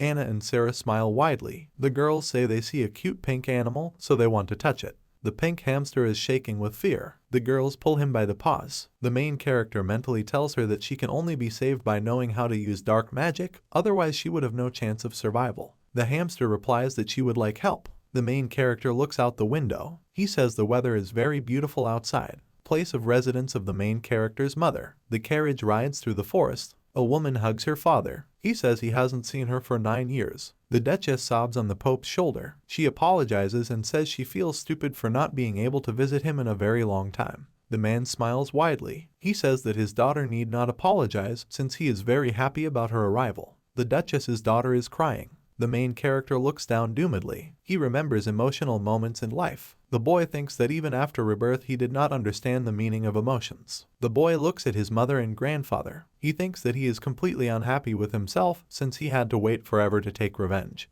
But he still considers emotions as something unnecessary since they lead people to madness. The girl makes a dissatisfied expression on her face. She shouts that her mother should not cry and that her grandfather is bad because he forced her to do this. The woman makes a doomed expression on her face. She says that everything is completely wrong and her dad is not to blame for anything. The man makes a discouraged expression. He thinks that he would never want to hear something like that from his granddaughter. The owner of the house turns to his grandson. He says that now his granddaughter hates him. The boy replies that his sister will soon calm down because she is quite kind. Grandfather smiles widely. He says that he has been waiting for a very long time to meet his grandson. The main character throws up his hands. The man says that he is glad that at least his grandson does not hate him. The boy replies that his grandfather did not give him any reason to do this. The old man grabs his grandson in his arms. He says that he is very glad to finally meet him. The grandson replies that he is also very glad to see them. The boy thinks that his mother's whole family is very annoying. The man puts the cup on the table. He says that his grandson is truly an amazing boy because even though the old man's strength is at the 4th grade level,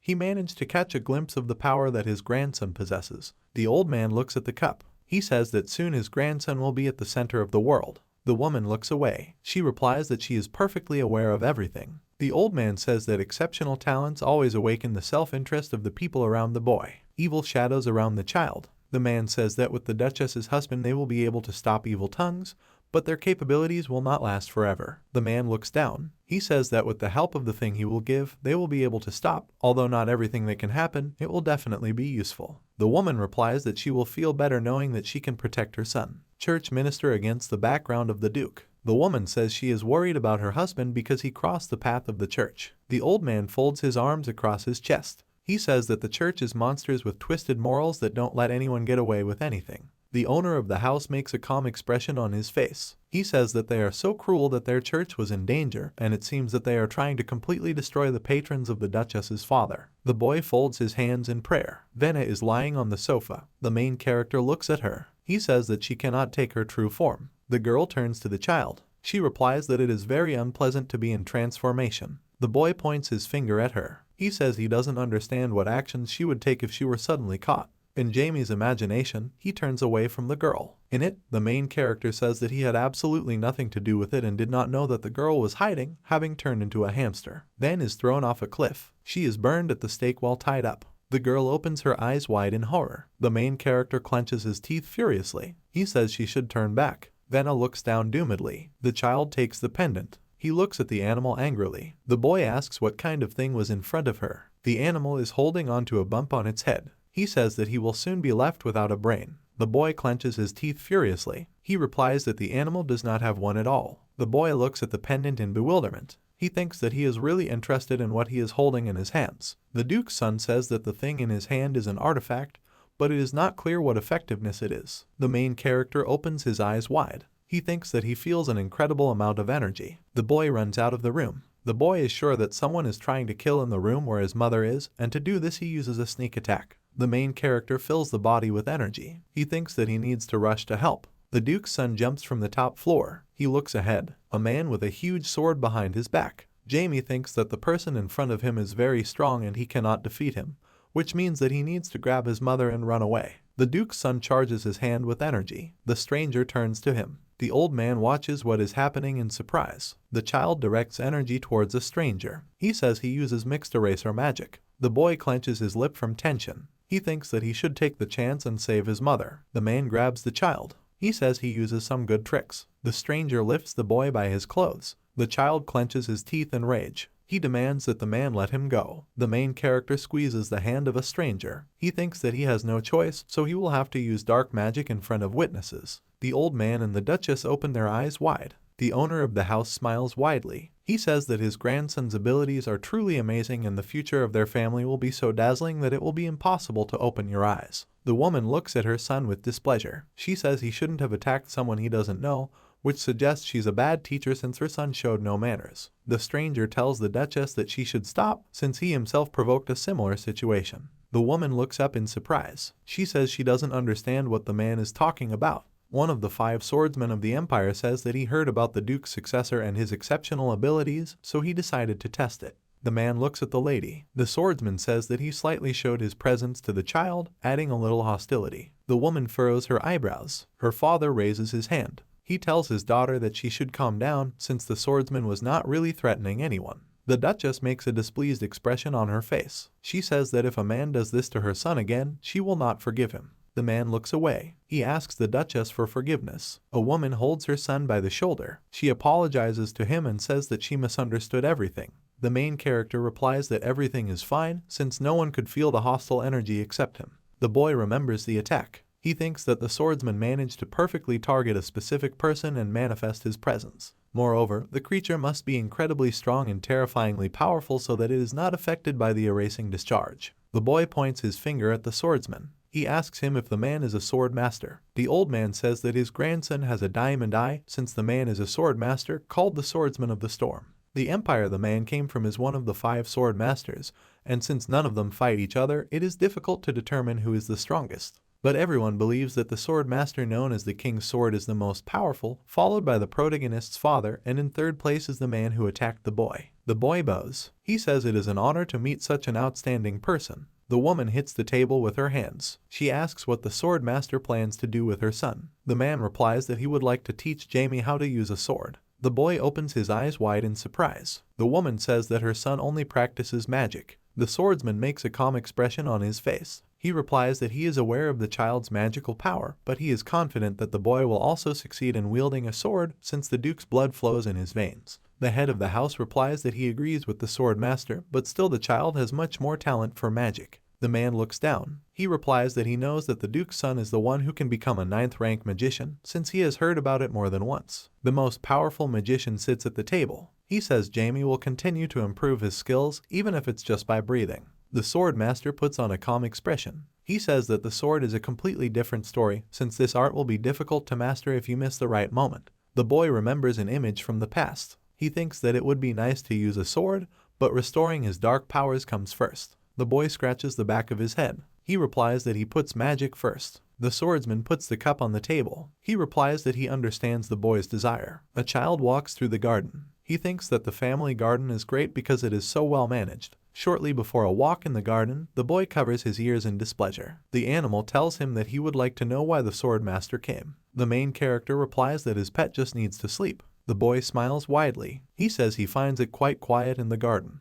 The child imagined the image of a swordsman. He thinks about how he felt like there was a huge wall in front of him back then, but he was lucky to have restored his breathing technique and life ball, and also returned the perfect element. The boy looks at the bracelet. He thinks that everything he has obtained is not enough for him since soon he will begin to mark time. At rank 7, a person is called an archmage, but this cannot be achieved through training and skill alone. But when a magical item mastered by the magician himself reaches its limit, the door opens leading to the path of the archmage, and this is called admission to magic. A boy walks through the garden. He thinks that previously it was quite easy for him to reach the 7th rank, but he will not be able to defeat the 12 gods since he is acting according to the old strategy, because of which he was waiting for failure then. The boy looks at the pond. He thinks that he understands perfectly well that the strategy from the past was a failure, so he is going to become even stronger. The child imagines the swordsman's gaze. He thinks that he does not understand what he and his mother have in common, because at that moment the man looked down very strangely. A huge beast jumps out of a pond. The child creates a shield in front of him. He smiles maliciously and clenches his hand into a fist. The boy says that the monster should not have disturbed his rest, so he uses lightning magic. The child looks up in surprise. The stranger cuts the monster. The boy opens his eyes wide. The man smiles and looks at the child. He says that he heard that important people came to their house, but due to his busy schedule he could not meet them properly. The boy frowns in surprise. He thinks about how the man destroyed a huge monster in a second. The warrior sheaths his sword. He says that he occupies the post of assistant to the Marquis. The boy looks at the man in surprise. He thinks that his grandfather's assistant is very strong. The knight smiles widely. He says that the boy should not be afraid of him since he is his grandfather's faithful servant.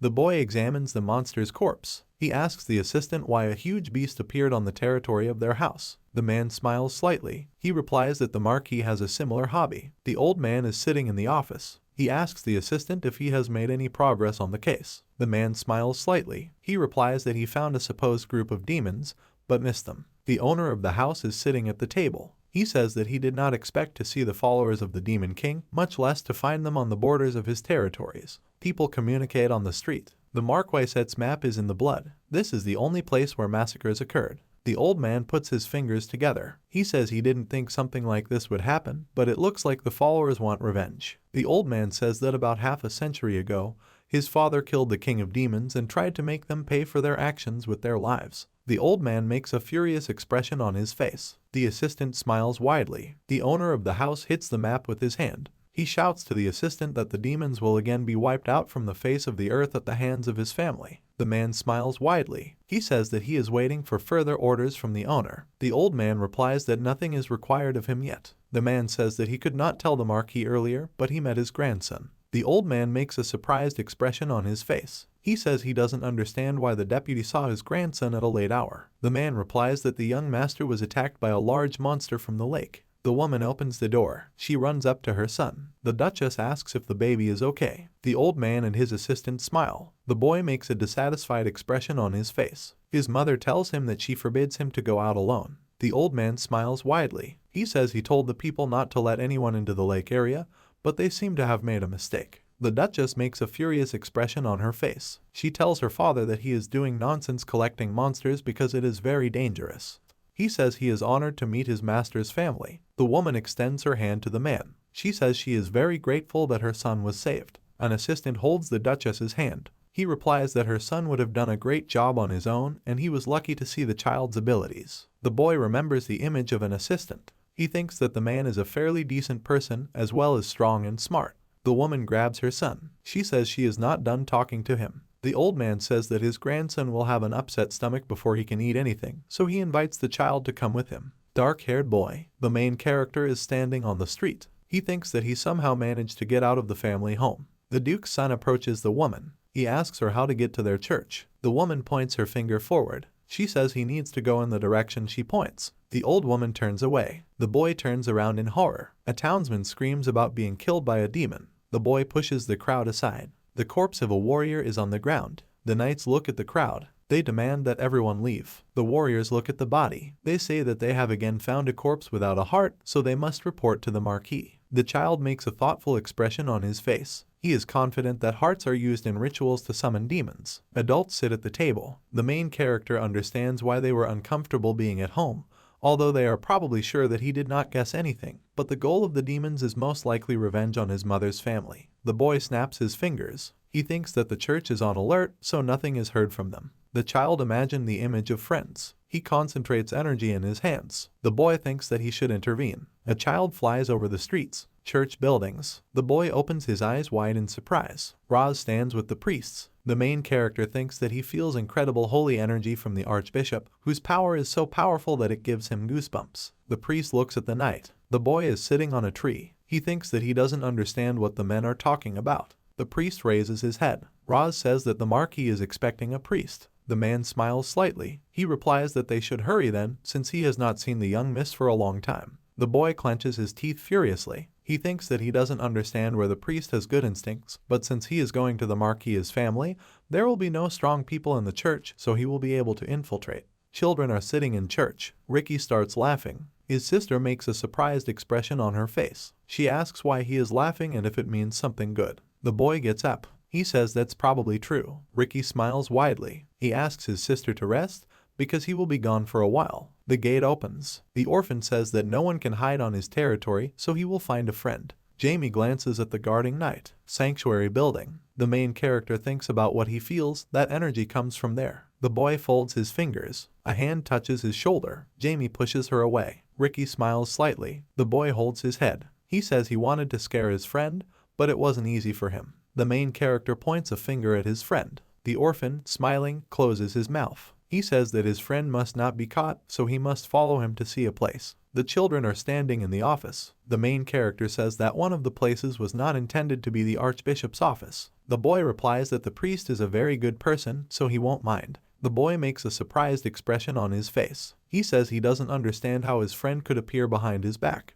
The friend keeps his hands on his sides. He says that the Duke's son did not come because he was bored or wanted to see him. The orphan imagines himself next to the goddess. He explains to his friend that he is on her territory. Therefore, despite the fact that he has not achieved the full power of an apostle, he is constantly approaching her. Ricky holds his finger to his chin. He says the church enhances his abilities. The main character looks away. He thinks that his friend in the church has become omnipotent, and at the same time he does not feel the power of the dead at all. The kid says that his friend can now do some powerful tricks. Ricky takes a knee. He says he is going to deliver a message from the goddess. The room is illuminated with bright light. The main character opens his eyes wide in surprise. He thinks that the appearance of the goddess is completely different from last time. The boy's clothes change appearance. The main character thinks that parts of the goddess's nature are in the church. Ricky holds out his hand. He says in the words of the goddess that a disgusting demonic energy is awakening, and the dark forest is the place where everything will begin. So he needs to stop everything before it spreads further, and if this is not stopped in time, then her territory will fall. Ricky looks at his friend. He says that the boy must go into the forest and not lose anyone or anything along the way. The spirit of the goddess comes out of the child. The main character makes an angry expression on his face. He says that a goddess should not demand anything and then immediately leave. The apostle smiles widely. He replies that he needs to forgive the goddess since she is not in the best shape. The image of a woman as she descended to Earth. The orphan says that she gained enormous influence when she came down to Earth and much more than she initially expected. The main character frowns in surprise. He does not understand why the woman asks him for help, since there are a lot of believers in the church. He thinks that he did not expect a request for help from God for a person. Ricky points his finger at his friend. He says that his friend is the only one who can stop the demons, since he is the successor of the person who was destined to understand everything.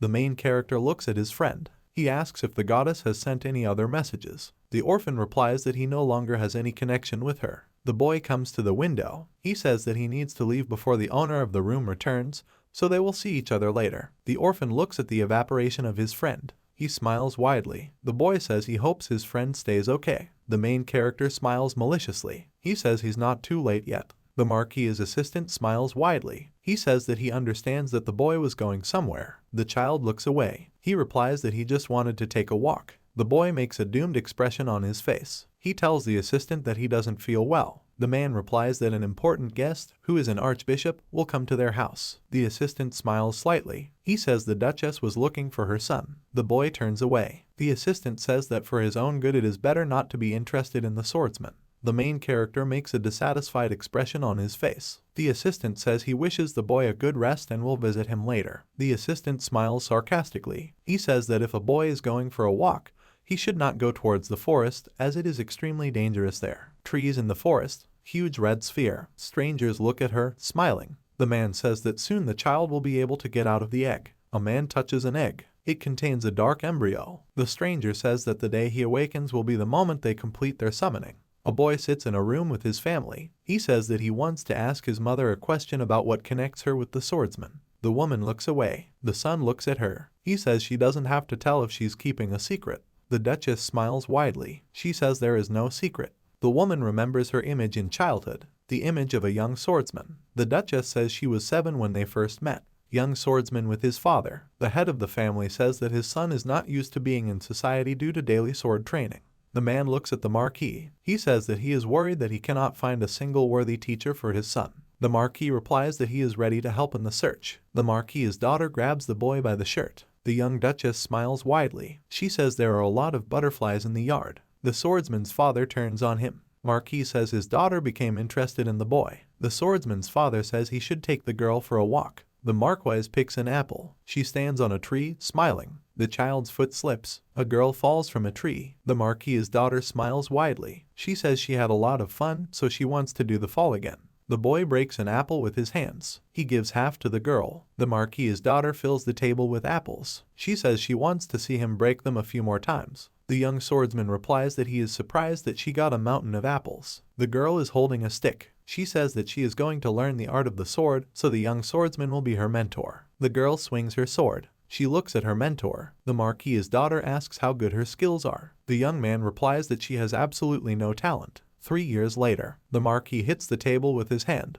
He tells his friend that he should have stayed away from the gold mine because it was too dangerous. The man makes a doomed expression on his face. The swordsman's father says that he had no other choice, since otherwise he could tarnish the honor of their family. The Marquis frowns furiously. He says that if you lose your family, there will be no point in honor. The Marquis's daughter looks at her friend. She tells him that everything will be fine. The boy runs to his father's bed. Bloody man. A boy stands in front of a tombstone. The child's family fell after the head of the family committed suicide. The Marquis holds the boy by the shoulder. He says that he should always be with his family. The young man looks down. He holds his girlfriend's hand. The boy says everything will be fine. About a year later, the child swings his sword. The girl watches him in the summer. 2 years later, the Marquis's daughter watches the training. The boy holds a sword in front of him. He became obsessed with training for revenge. An empty place where the girl sat. The teenager turns to him. He asks where the girl went. 4 years later, a man approaches the girl. He invites her to take a walk with him. The Marquis's daughter refuses the man.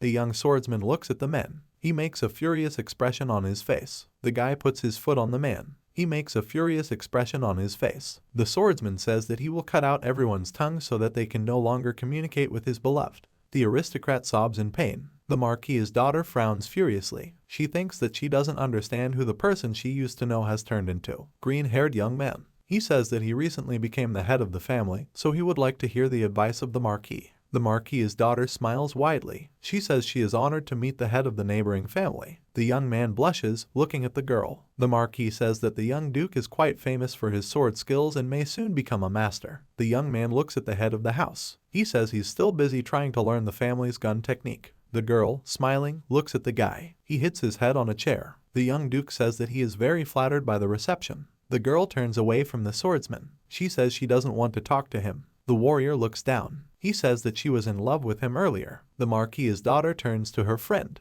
She replies that she used to treat him like a brother, but he was not that kind of person, since he no longer listens to her, but only tries to tie her down. The swordsman makes an angry expression on his face. He grabs the girl's hand. The young duke removes the swordsman's hand. He says that a warrior cannot treat a lady like this. The swordsman frowns furiously. He demands that the duke leave. The duke holds the swordsman's hand. The girl, sobbing, looks at them. The young man clenches his teeth furiously. He says he is challenging the duke to a duel. The men look at each other. The duke says he accepts the challenge. Marquis's house building. The girl frowns furiously. She asks her father to calm the young men down. The man looks down. He says he originally wanted his daughter's husband to be his friend's son. The girl remembers the actions of the swordsman. She says she's known him for a long time and he's either a sword-wielding demon or a man who was only keeping an eye on her to see if she was dating other men.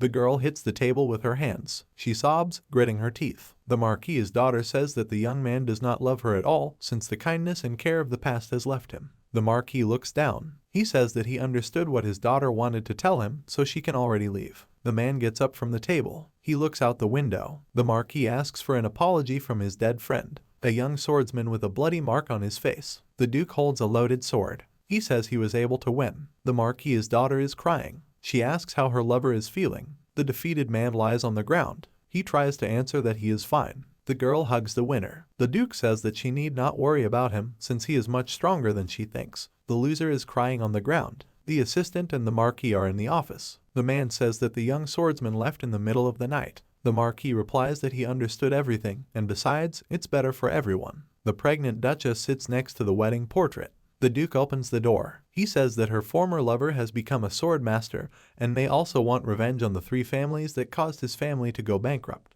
The girl is holding her stomach. She says that she would like to share her thoughts with him. The woman smiles widely. She says she came up with names for their son or daughter. Sarah stuffed the animal into her mouth. The woman smiles slightly. She says she doesn't understand why her son asked about her past. The boy looks away. He thinks that he does not understand how his father could defeat such a strong and great swordsman. The Marquis's assistant says they should go to the archbishop. The priest smiles widely. The woman smiles back. The archbishop calls the woman a toddler. She says that she is no longer a child. Her father explains to the man that his daughter has long been the mother of 2 children. Jamie smiles widely. He says he is glad to meet the clergyman. A woman hugs her daughter. The archbishop smiles widely. He says that he heard from the apostle that he and the duke's son are friends. Roz gives a thumbs up.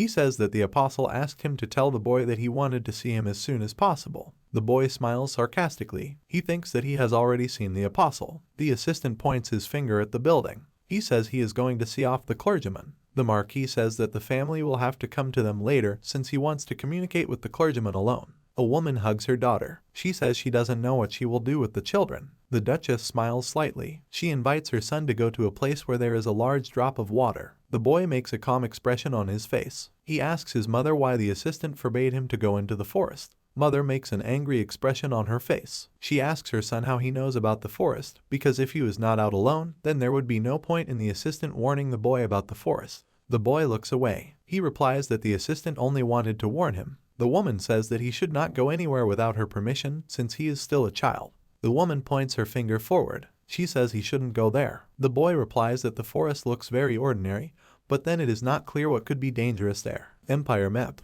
The Duchess explains that the forest is one of 6 restricted areas in the world. The child lowers his doomed gaze. He thinks that, most likely, Mother is talking about the forest that the goddess told him about. The woman furrows her eyebrows. She says that her son should under no circumstances go into the forest. The boy raises his hands. He replies that he understood her order. The main character thinks that he will definitely visit the forest. Road to the dark forest. The boy is walking with his girlfriend along the road. He realizes that he is in the right place. The boy smiles sarcastically. Red eyes watch them from the darkness. The main character says that there is a truly terrible aura in the forest. An explosion occurs in the forest. The boy looks at the corpses of demons. He says he got hemorrhoids from killing them. The monster comes up from behind. The main character says that he is in a forest where black mana cannot be used. The girl grabs the boy by the shoulder. She jumps while holding it. Vena pushes the boy back. He opens his mouth in rage. The main character asks what the girl did. The killed monster is behind the student. The main character asks the girl if she can use black magic. Vena, smiling, clasps her hands. She replies that she feels much better than ever and her body is like a feather because the flow of power is felt in every part of the body. The main character looks at the girl. He says she will be fine then. The main character thinks that everything is fine with her since she is one of the tribe of forest Valkyries, therefore she is fueled by the energy of the forest.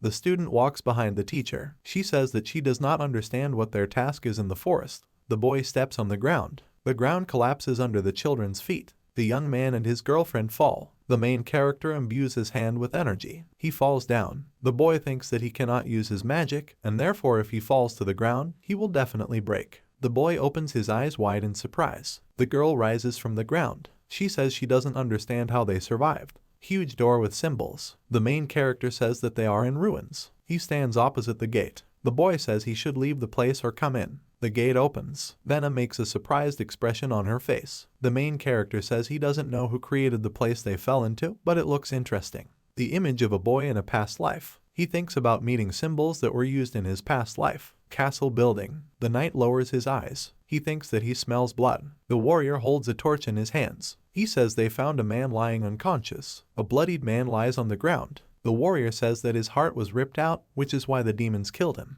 The commander frowns in surprise. He thinks that the man was killed about 4 hours ago. Map of buildings with marks. The commander understands that he has a patrol pattern in front of him, as well as the path that the soldiers take during the changing of the guard, but no one reported it to him. The man rolls up the map. He says he doesn't want to point fingers at anyone, but he needs to check the patrol schedule. The stranger rips out the commander's heart. He holds it with a smile. The man says that the knights will not be able to catch him. The Marquis's assistant takes out his sword. He smiles widely. The man says that he was finally able to meet the one who kills the soldiers. He smiles widely. The assistant says he found himself in an awkward position because of the killer. The mercenary smiles sarcastically. He chuckles and says that he sees the chief advisor in front of him. The Marquis's assistant makes a blow to the enemy. The mercenary clenches his teeth in pain. The advisor smiles sarcastically. He says that bodies infected with demonic energy should not get off easy. The man opens his mouth wide. The mercenary demands that the advisor stop. Blood hits the wall, leaving a mark. The main character raises his finger. The girl asks if Jamie is okay. He replies that thanks to the beat of life, everything is fine with him. The boy thinks that he really could have died. Vena makes a sad expression on her face. She says she had thoughts about their song being sung. Shadows of soldiers in armor. Arrows flying from the walls. Huge scorpions. The kid says that they had to face giant armored soldiers equipped with anti-magic, as well as automatic rapid-fire traps and a horde of huge battle scorpions that had no end. The main character looks at the gate. The girl asks him what is written on the gate. The boy looks down. He replies that they have found the place where the creature is slumbering. The gates open slightly. The girl smiles widely. Clawed paw. A huge bear cub comes out of the gate. The main character makes a dissatisfied expression on his face. He thinks that it was strange to see a bear in such a place. The girl blushes with emotion. A huge paw hangs over her. Venna says that she sees a very cute, big and teddy bear. The main character opens his mouth wide. He warns his girlfriend about the danger. The beast approaches the couple. He makes a furious expression on his face. The bear says that they are too weak to fight him. The boy clenches his teeth furiously. He asks the bear if he knows who he is. The Duke's son thinks that he does not understand whether the bear knows human language. The beast holds a cobblestone in its claws. He swings his hand with a stone. The monster says the boy shouldn't pretend. A magical barrier appears around the child. It is cracked by the stone. A cobblestone hits the child's body. The girl runs to her friend. The main character is lying on the ground. Blood is flowing from his mouth. The boy thinks that the stone managed to damage almost all of his ribs. The girl lifts her friend. She asks if he is okay. The boy replies that he is not very good, but at the same time he is still alive thanks to the beat of life. He thinks that the consequences could have been worse if he had not had such an effective artifact. The bear makes a dissatisfied expression on its muzzle. He says that he cancelled the boy's dark magic, so he has no way to resist him. The main character makes a dissatisfied expression on his face. He asks the bear how he was able to block his black mana. The beast raises its fist. He replies that such information is not what a child is supposed to know. The girl strikes back at the monster. She says that she will be able to protect the master. The mercenary clenches his teeth furiously. He tells the advisor that he does not understand why he is stopping him. The assistant makes a crazy expression on his face. He replies that the mercenary crossed the border and ruined everything because he started killing soldiers, although he should have left them alone so as not to attract unnecessary attention. The mercenary replies that the sword master has escaped, so they have nothing to fear. The assistant smiles sarcastically. He says the mercenary's punishment was not enough. A carved cross on the killer's face. The man falls to the ground. The advisor returns the sword to its sheath. He says that he doesn't care about the sword master since the most important thing for him is to receive obedience from the dirty demon parasites. The man turns to the servant. He explains that everything must go according to their dad's plan. Venna flies off to the side. She looks at the child sobbing. The girl asks if he is okay. The boy extends his palm forward. He thanks his friend and says that he uses 6-color pouring rain. The bear furrows his eyebrows. The child's attacks are deflected away from him. Friends make scared expressions on their faces. They think that they don't understand how a bear can be such a powerful creature. He says that with the kids forcefully swinging left and right, he can't calm down, so they should just give up. The girl furiously clenches her hands into fists. The main character says that they are not going to just accept death. The friend continues his words, saying that the bear attacked them just like that. The beast makes a surprised expression on its muzzle. He says that they left a disgusting object in his forest, so they must be punished. The child replies that they have never been in the forest before. The bear imagined the image of an egg. He says they are lying because the demon egg also has dark energy around it, similar to the one the boy is using. The main character makes a surprised expression on his face. He thinks that he doesn't understand where the demonic egg comes from in the forest. The bear clenches his hand into a fist. He says the kid better stop lying because he's going to kill all the demon's followers. The beast swings its clawed paw. Jamie opens his mouth wide in horror. He says that he came to the forest to get rid of the egg at the request of the goddess. The paw stops in front of the child's face. The bear frowns in surprise. He asks the boy if he is lying to him. The child makes a calm expression on his face. He replies that he can swear on everything he has. The boy walks forward. He invites the bear to follow him to make sure. Park in the forest. The bear says that he trusts the boy because the forest is part of the goddess's territory, so if he were to lie and defame her name, the heavens would immediately punish him. The beast imagined the symbol of the scales. He says that despite the trust, it is difficult for him to believe the boy's words, since he does not feel any divine presence from him, and at the same time, his power, which the beast had to suppress, is definitely not holy. The boy turns his head. He replies that he does not follow the goddess because he simply cooperates with her. The child imagined the image of the apostle. He explains that the goddess told him to go into the dark forest and prevent the awakening of disgusting dark magic, and she is also convinced that the boy will understand why she wanted to send him, and not one of her followers, because in order to obtain answers the child will it's enough just to be in the forest. The bear looks away. He says that he believes the boy because he cannot deny them. The girl makes a surprised expression on her face. She asks the bear to tell them about the demonic egg and the power protecting it. The beast remembers the first time he saw the egg. He says that it appeared a month ago, so the bear immediately went to get rid of it, but the dark force protected the devilish child. Protective barrier around the egg. The bear swings its fist at him. The beast's hand stops on the barrier. The creature says that the force was so dark, deep and powerful that he could not break through the barrier, so he simply had to block the energy around him from the very beginning.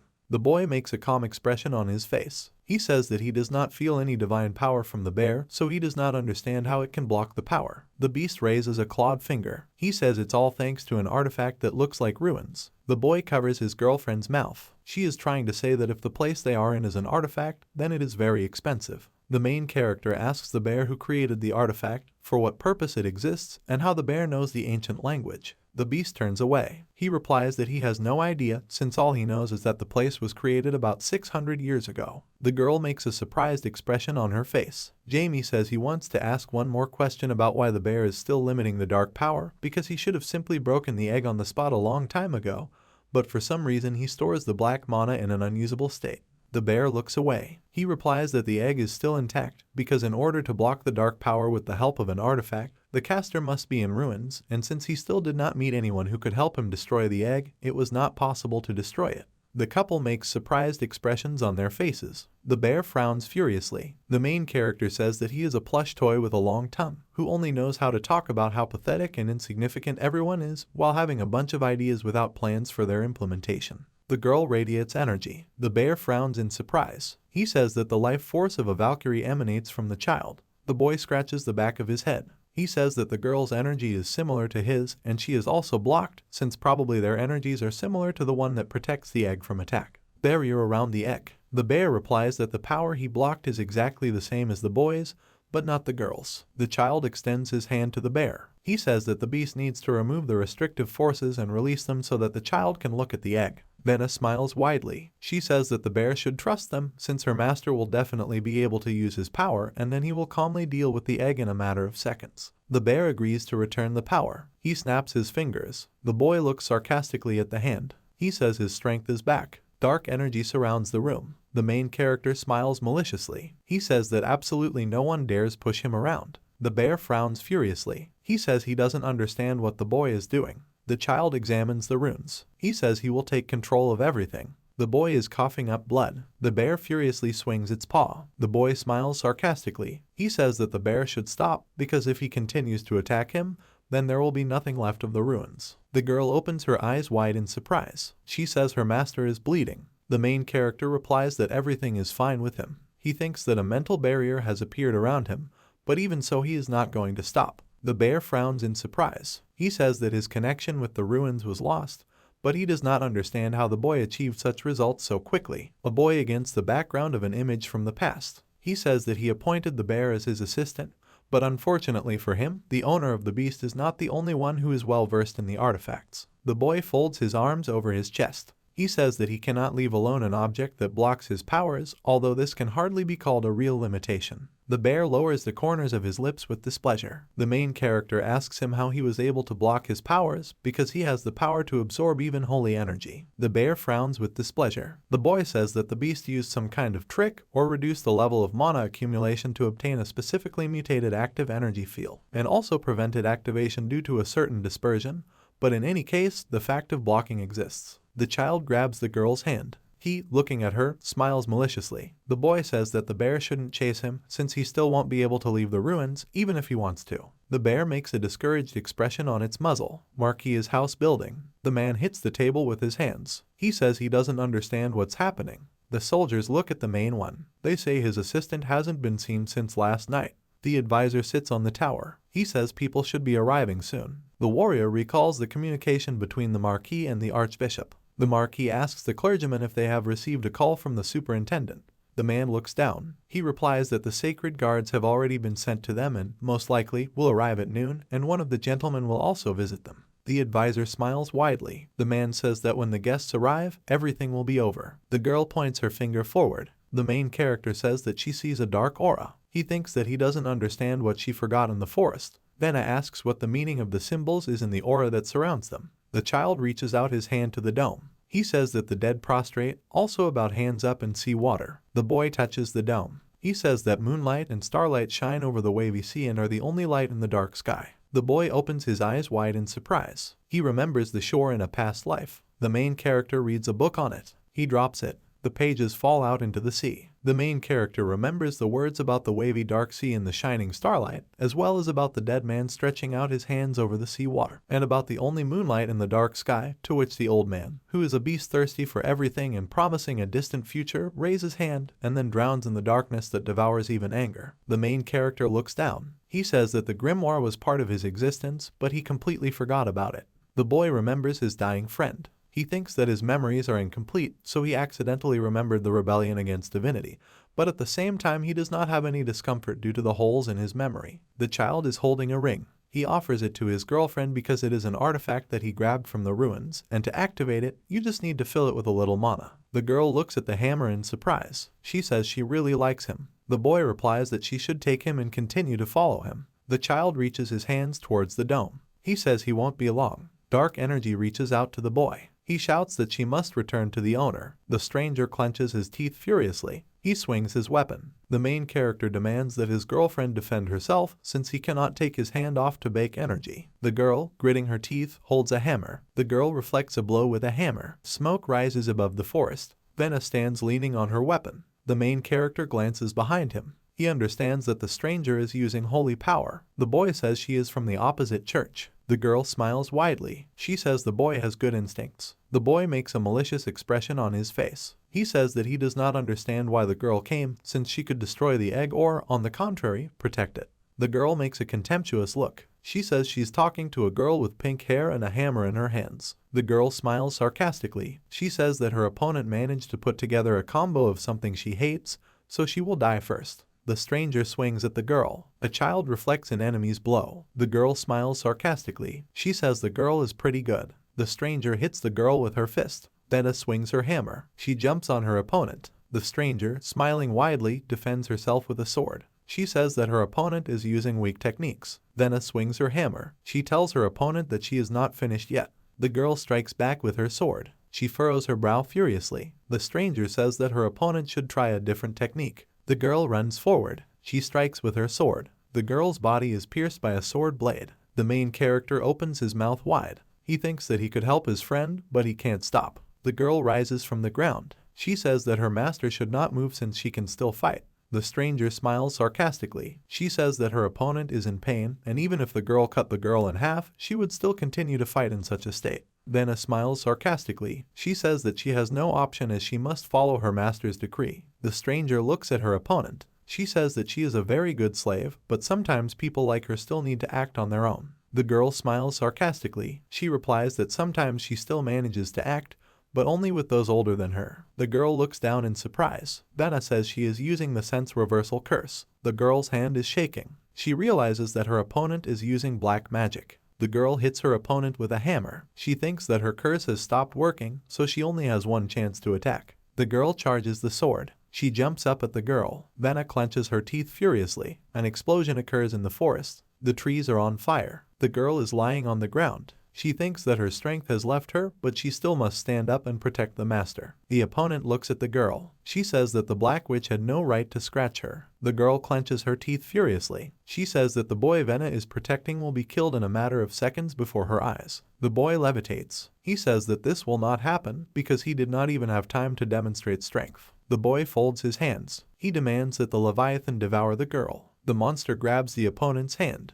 The child uses a black magic gluttony method that turns everything into food and then devours it. The boy licks his lips. He thinks about how he doesn't like the holy power, but he still absorbed all of it. The girl looks furiously at the monster. She says she can't get the parasite off her hand. The child looks at his friend. He says that she did a good job, and thanks to her, he managed to deal with the egg, which means she doesn't have to worry anymore. The girl removes the parasite from her hand. She stands behind the boy. The stranger says that she wanted to be gentle with him, because he has a cute face. The Duke's son looks down. He thinks that the girl is not a simple priestess. The stranger charges her hand with energy. Armor appears on her body. The girl uses the shrine. The boy puts his hands together. He thinks that the atmosphere is heating up since the girl has more holy power than the bishop, and decides she is combat ready, so she will cause a lot of problems. The girl frowns and looks at the child. She says that the magic he used could be considered a simple copy, but with its help he managed to absorb her sacred power completely. The girl swings her sword.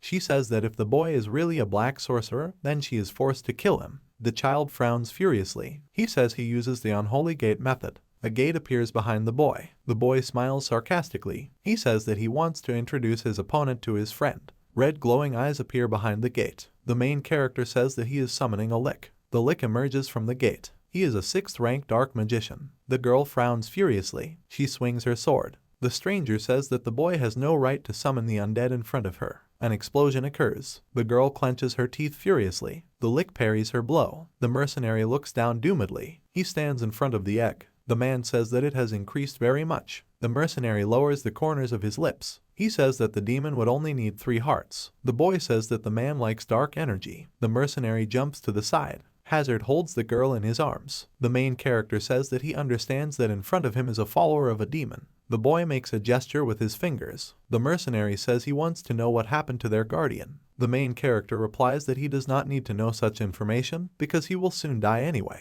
Rise strikes the opponent with his sword. He says that he carried out the owner's order. The man falls to the ground. He reaches for the egg. The puppet turns around in surprise. The owner demands that he run to the side. The man jumps back. He looks at the egg in surprise. The egg appendage grabs the mercenary. The main character looks down. He says that the demon had enough of the absorbed life force, so it will hatch soon. The girl jumps on the lick. She says she wishes him dead. The lick replies that it is stupid to wish a dead person to die. The girl clenches her teeth furiously. She thinks that she doesn't know what's going on with the egg, but her master won't like it if things don't go according to plan. Dark energy around opponents. The girl smiles sarcastically. She thinks about the creature showing up. The skeleton thinks that the monster can suppress even death. The girl frowns furiously. She says that if she is destined to die, she will take the skeleton with her. The lick's body is permeated by the enemy's energy. He thinks that he wants the master to be saved. Ricky opens his eyes wide. The sister turns to him. He says that everything will end soon. The boy looks down in horror. He explains that they must intervene because otherwise everyone will die. A clergyman enters the room. He shouts to the children that they must leave immediately. The boy grabs his sister's hand. He says they should run away. The child frowns. He thinks that if they stay, they will be a burden. The man hits the table with his fist. A warrior runs into the office. The owner of the house opens his mouth wide. He shouts that the warriors must prepare for battle and as soon as possible. The woman runs into the office. She runs to her father. The Duchess says her son is missing. The woman is crying. She is sure that he went into the dark forest. The egg emits dark energy. Jamie looks at him in surprise. He thinks that demons are a species that frighten and despise the weak and are also something that harms all living things by just existing. The puppets look at the child. They say he needs to save himself. The kid thinks that even his dead puppets are afraid of demons. Hand with a bracelet. The main character is confident that if the demon is completely freed, even he will have a hard time dealing with it. The boy makes a click. Before evaporating, Rise says that they will all die. The child clenches his teeth furiously. He demands that Azard take his girlfriend and take her as far as possible to a place where she will be safe and the demonic energy will not reach her. The child turns around in horror. The demon says he can't do it alone. The monster breaks the egg. He says it won't be interesting if the child just gives up. Demon with fangs and red eyes. He says that, as expected, coming to the surface through the egg made him incredibly angry. The main character frowns in surprise. He says that he sees a noble demon in front of him. The monster approaches the child. He says that since the boy knows about them, he will eat it later. The demon looks at the child. He says he is the Baron of the Devil's Domain. The main character looks down. He thinks that since the demon is a Baron, then he has at least the rank of a master. The monster emits dark energy. He says that the child should not be afraid, since once he has come, he will have no way back anyway. The child touches the bracelet. He says that he is using the absolute invulnerability of a perfect cell. The demon smiles slightly. He says that the boy has an interesting thing in his hands, so if he gives it away, he will die quickly and painlessly. The boy smiles sarcastically. He replies that he is not crazy. The demon emits dark energy. He says he has no choice but to see how long the boy can hold out. The child levitates above the monster. He summons Leviathan. The advisor smiles sarcastically. He sits on a branch next to the forest. The man says that it is a shame that the weakest of the 5 noble demons has come to them, but it will still be a disaster for the people. Knights run across the bridge. They ask the great goddess to grant them mercy and courage. The advisor smiles sarcastically. He says people should still have someone to protect their home. Hazard runs through the forest. He holds the girl in his arms. The man thinks that his master is still alive since he has not disappeared yet. The girl opens her eyes. The puppet looks at her. He says that the boss ordered him to take her and avoid her since the demon has awakened. Thena holds a tree with her hand. The man tells her that the master will fight the monster, but if she goes, she will only hinder him. The girl looks at the explosion. She says that if she dies, she will buy the master some time. The puppet evaporates. He says that in her terrible condition there is no chance of help. The hammer falls to the ground. Venner realizes that the summoning of the undead was cancelled at the moment of the explosion, which indicates that her master is dying.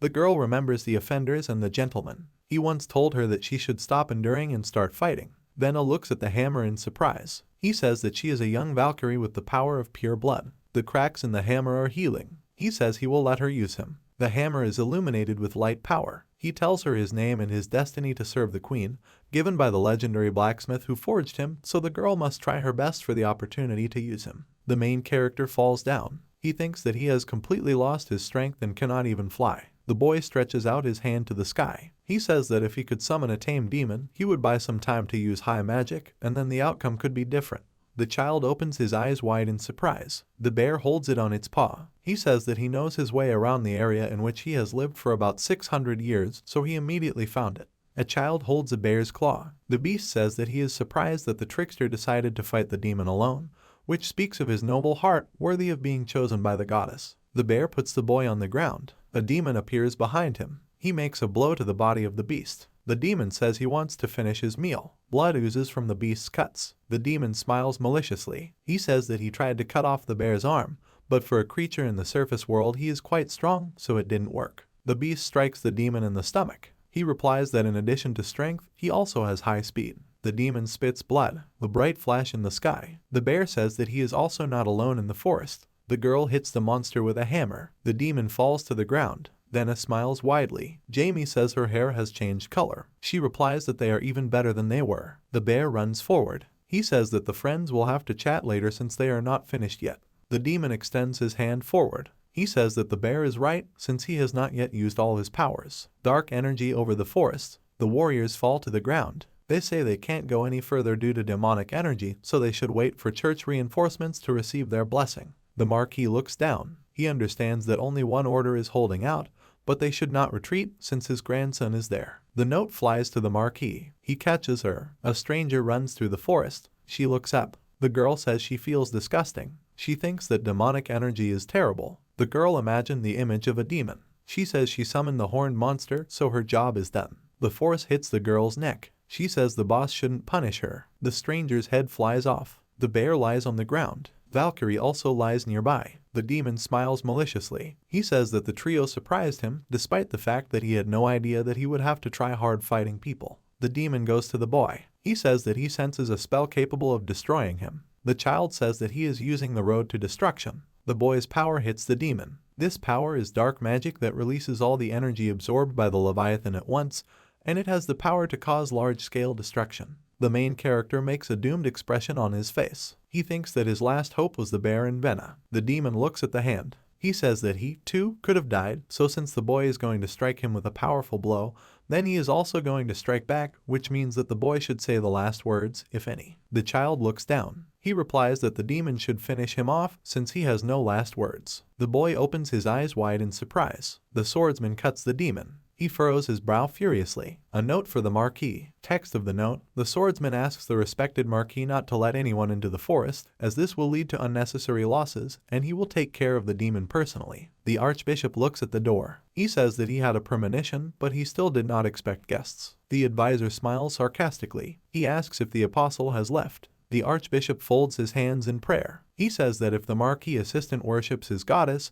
he must leave the building. The man smiles sarcastically. He says that he does not worship the goddess, so he will stay. The priest looks up. He says that in this case he will have to take action. The warrior, smiling sarcastically, takes out his sword. He says that a clergyman can never stand against the first sword of the opposing church. The man raises his blade. He says that eternal peace will be engraved on the edge of his sword, and the goddess will face great losses, and then destruction. The apostle opens his eyes wide in horror. He turns his head. The boy understands that the Archbishop is in trouble. Starry sky. A sword that split the earth. The main character thinks that he does not have time to follow the quick blows of a strange large sword, and besides, in combination with a terrifying level of power, the boy understands that this is exactly what the power of the wind looks like. The man looks at the boy. He asks why he came there. The child scratches the back of his head. He says that out of curiosity he came to the forest since everyone told him not to go there, but he did not think that he would meet a demon there. The man frowns furiously. He says he saw everything with his own eyes. The swordsman turns away from the child.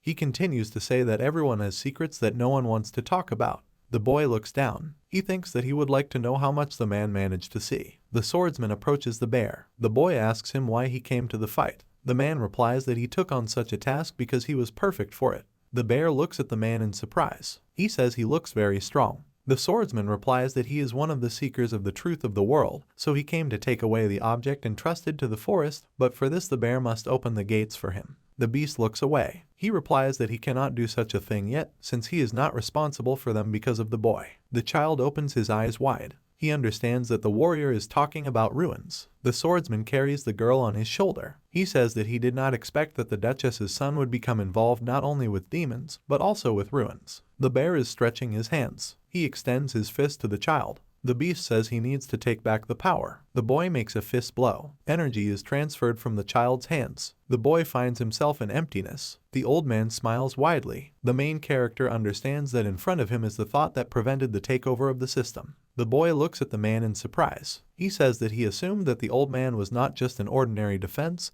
but the creator of the artifact. The man replies that he was indeed his creator and a 9th rank wizard, which was a very rare occurrence at that time. The main character makes a dissatisfied expression on his face. He says that there is a lot of vanity in the old man's words, but it still turns out that he is the very border that the swordsman spoke about. The man smiles slightly. He replies that he is close to her, but is not her. The old man points to the sword. He says that at the request of the lightning dragon he is guarding the sword. The old man smiles widely. He says that he created the artifact for the benefit of the one he expects. The man imagines the image of a boy from a past life. He says that he is waiting for the owner of black mana, who has the power to destroy 12 gods. The main character asks how the old man knows the ancient language and other little things that should have been forgotten long ago. He thinks that even the dragoness's lover did not know about his past power, capable of killing the gods. The boy says that if the old man's answer does not satisfy him, he will destroy him. The wizard smiles. He explains that a boy from a past life left traces, so the old man was able to learn an ancient language while following his marks. The boy makes a surprised expression on his face. He says he is surprised that traces of his past remain in their world. The old man looks down. He says that he spent his whole life searching for information about that creature, and since the boy knows everything about him, it means that he is the one who inherited his mana. The man extends his hand. He says that he is ready to give the artifact to the boy. The main character opens his eyes in surprise. He thinks that he feels an incredible amount of energy, which even a bead of life would not be completely filled with. The wizard is holding an artifact. He says that a thing can change shape, being an object with unlimited possibilities, so its appearance and purpose can be determined by the will of the owner. And, helpless before the truth, he created it, investing everything he had, waiting for the day to meet with the main character. The boy clenches his hands into fists. He says he didn't expect to use the incredible artifact. Jamie smiles maliciously, looking at his hands. He thinks about how the artifact is on par with the 3 divine weapons he created. Church buildings. Roz runs towards them. He opens his mouth wide. Bloodied Archbishop. The knight extends his hand to him. He says the clergyman needs help. Roz extends his hand to the Archbishop.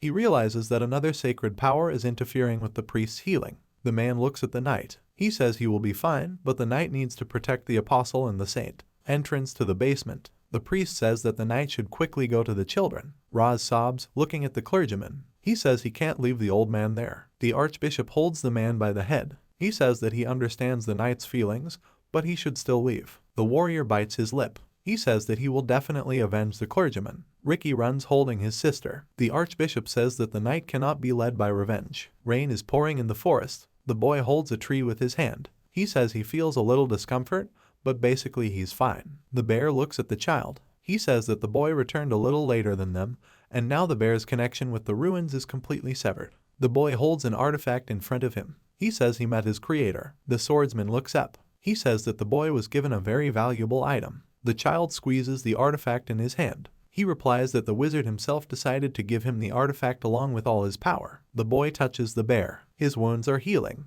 The child says that he does not use healing, but something similar to it thanks to the artifact. The knight says that it is time for them to return since his mother can no longer find a place for herself. The boy replies that he completely forgot about her with what was happening. The child opens his eyes wide. He calls his friend's name. The swordsman turns to the boy. The main character makes a doomed expression on his face. He replies that the goddess's apostle is in danger. The swordsman makes a calm expression on his face. He understands that by the word apostle the child means his friend. Jamie furrows his brow furiously. He says that they don't have time to find out because they urgently need to go to save him. The swordsman grabs the boy's clothes. He holds it on his shoulder. The man asks the child where they need to go. The boy answers that to the southeast. The warrior makes a powerful jump. The bear looks at him in the sky. He says the man and boy didn't even say goodbye to him. The girl is lying on the ground. In her delirium, she says that she will save the master. The beast says he is going back home. The leader of the order looks at the Marquis. He says his patrol is reporting that the demonic energy has disappeared.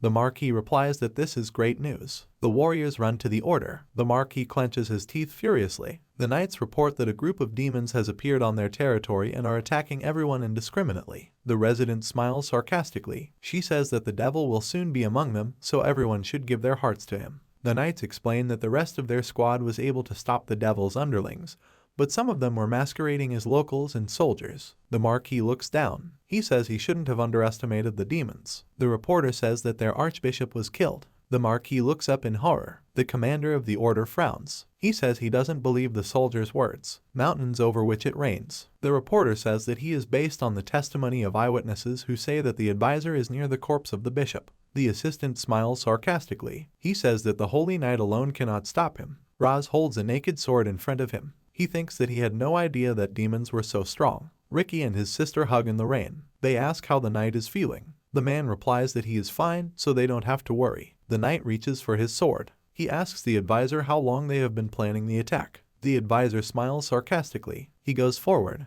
The man says that they didn't expect that they would be able to get rid of the goddess's apostle so easily. The advisor holds out his sword. The holy knight clenches his teeth as he avoids. He looks at the shoulder wound. The man thinks that he was confident that he was able to evade, but at the same time the traitor still wounded him. Raz is holding on to his wound. The advisor says that the warrior can't stop him because he is a sword master and also uses change of causality, so if he hits the opponent, he will get injured, and also he can delay receiving pain after he has injured the opponent. That is, pain it will only appear after some time. Ricky opens his eyes wide in surprise. He thinks that the advisor is talking nonsense. Raz stops the bleeding on his shoulder. He thinks that he does not believe in the existence of a power capable of denying logic. The advisor smiles sarcastically. He says their world is full of monsters. The traitor strikes the knight. He looks at him, smiling maliciously. The advisor says that he considers himself one of the highest ranking monsters, so the knight is out of luck. The warrior's body is pierced by multiple blows. Ricky runs towards him. The knight's body is bleeding.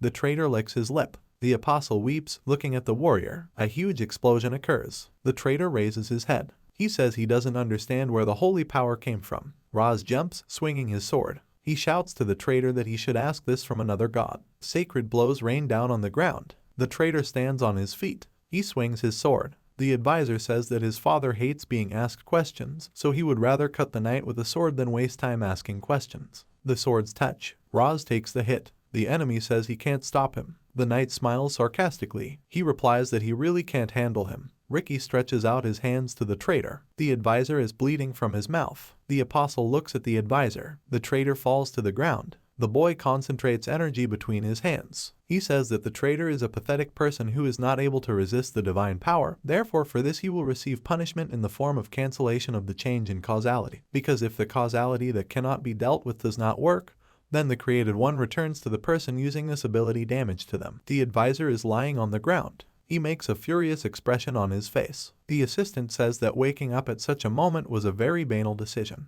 Blood flows from the traitor's hand. He says that the boy has magnificent divine power, which revived the knight and reduced his abilities to nothing. Raz clenches his teeth furiously. He demands that his opponent shut up. The advisor charges his fist. He hits the knight's sword. The man says that if their goddess did not descend, it means that they are all insignificant people too. The fist cracks the steel. The knight looks in surprise at the damaged sword. The apostle looks at the battle through his hands. Power from heaven strikes the traitor. He rises from the ground. The advisor says they won't be able to block him again. Hannah makes a scared expression on her face. She calls her brother. Jamie holds 2 fingers to his mouth. He says he uses intense pain to merge with lightning. The advisor is hit. The main character opens his mouth wide. He shouts to his friend that he must attack the enemy. The boy raises his fist. He hits the traitor in the stomach. The child holds his fist in front of him. He looks at him in surprise. The knight runs to the apostle. The main character looks at them. He asks if his friend is okay. The boy looks at his friend in surprise. He asks what happened to his friends as he felt that the situation had taken a bad turn and therefore decided to intervene.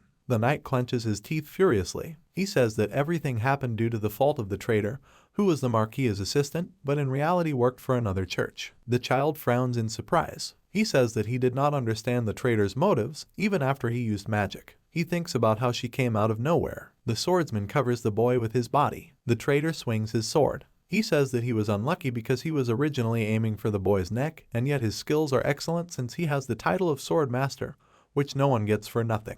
Ricky makes a surprised expression on his face. He says he doesn't understand how the counselor could survive. The traitor smiles sarcastically. He replies that his abilities can be used not only to harm anyone. The crippled hand of a traitor. He says he still had to pay the price to survive. A swordsman bandages the part of his arm that has not been severed. He says that everyone should leave because he himself will deal with the traitor. The men look at each other. The advisor says that without a second hand, his opponent will no longer have a sufficient reaction. The traitor restores his hand. He makes a malicious smile. The man says that his opponent cannot cope with him without one hand. The swordsman holds the hilt of the sword. He replies that his wind will cut the enemy into pieces. The main character sits on the edge of a cliff. He bites his lip in surprise. The boy thinks that if it weren't for the swordsman, they would all have died by now. The knight looks at the child. He asks the boy if the swordsman can handle it. The child replies that no one can know the outcome of the event in advance, so they can only watch it, since it is impossible to interfere in the battle of sword masters. Two forces touch. Roz looks down. He says that he doesn't understand how a traitor's incredible ability could exist, and that despite the swordsman being aware of its capabilities, which provide infinite potential for the use of force in combat for both defense and offense, and are virtually impossible to counter, their friend went to fight anyway. The boy looks at the battle. He thinks that he cannot calmly watch him.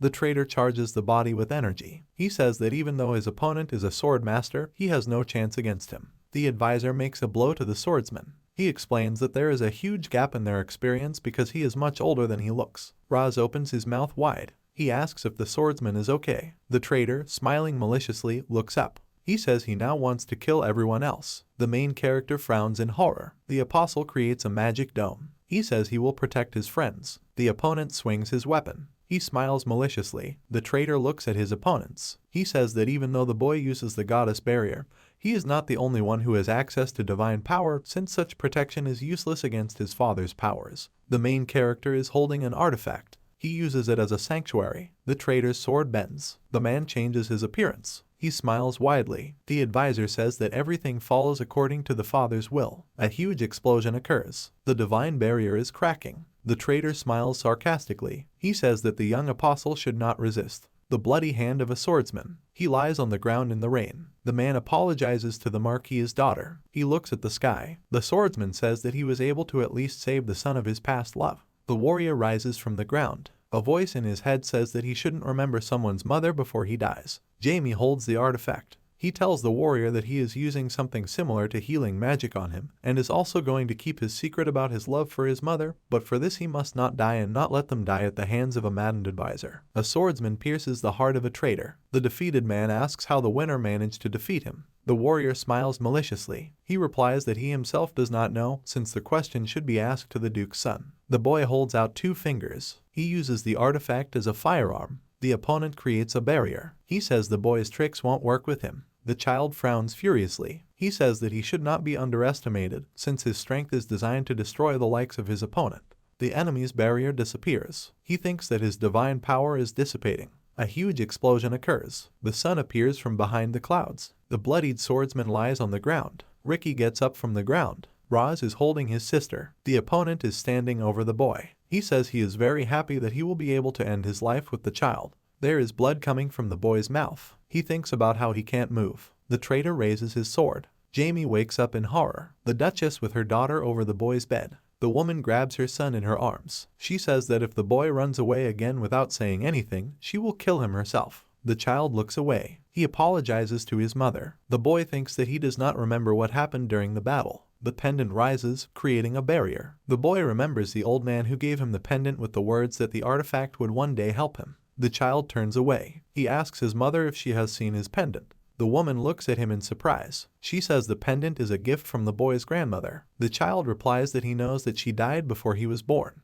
The woman walks forward. The Duchess says that the boy's grandmother could predict the future. The traitor falls in the desert. He thinks that the light that illuminated him was so powerful that he was thrown from the northern region to the southern one. A man remembers a fight with a boy. He thinks that he heard the voice of a woman who asked him to stop hurting her child. The hand touches the body of the traitor. He flies off to the side. A woman's voice says that the man must disappear away from her boy, because no matter how much power he has, he cannot escape the fate for which he must pay. The advisor runs next to the temple. He thinks that he needs to leave because he is on the territory of another church. The man looks at the traitor. He holds a staff in front of him. The high priest and captain of the Knights of the Church of the Sun God says that he does not understand why a busy man decided to come to their lands. The priest charges the cane with energy. He says that if the advisor does not hide the truth, he will die quickly and painlessly. The traitor clenches his teeth furiously. Funeral of the Archbishop. Church building. People who came say that the clergyman was good-natured and polite to everyone. The priest lies in a coffin. The main character looks down. He thinks that he would like to turn the archbishop into an undead, if such a thing is possible. He goes to his family. The main character thinks that the archbishop would be a valuable specimen, so he would make a good lick, especially since the boy no longer has principles from his past life.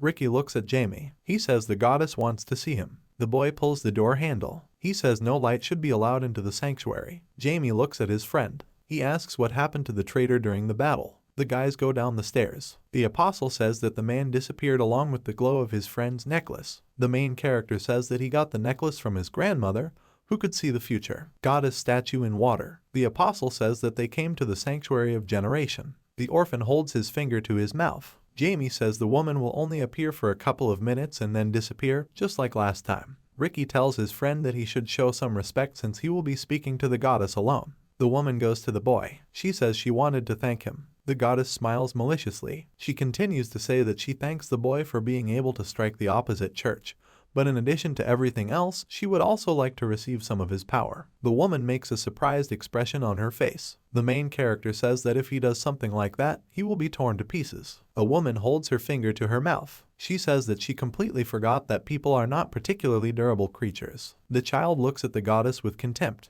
The woman says that the boy should be proud because he has become a man recognized by God. The boy clenches his teeth furiously. The boy thinks that he does not like the speeches that the goddess makes. The building of the center of the opposite church. The man hits the table with his fist. He says that not only did their plan fail, but their best warrior also disappeared, despite the fact that the man gave him the strongest sword from the church's treasury. The knight looks away in horror. He says he has nothing to say because his men have searched every corner of the battle area. A woman with a severed head. The knight says that they were only able to find the corpse of their warrior, but there were no more traces. The priest looks down in anger. He thinks that his church is in trouble because the spiral of the battlefield shows that if they go to war without their best warrior, they will waste a lot of time. The spiral is a divine object that helps reduce military losses by running all kinds of simulations. The priest sits on the throne. He says that the pressure of making a contract with demons will only increase. The man hits the armrest with his hand. He thinks that his people should start a war right away to take control of the situation, but they have no choice but to wait for the knight to return.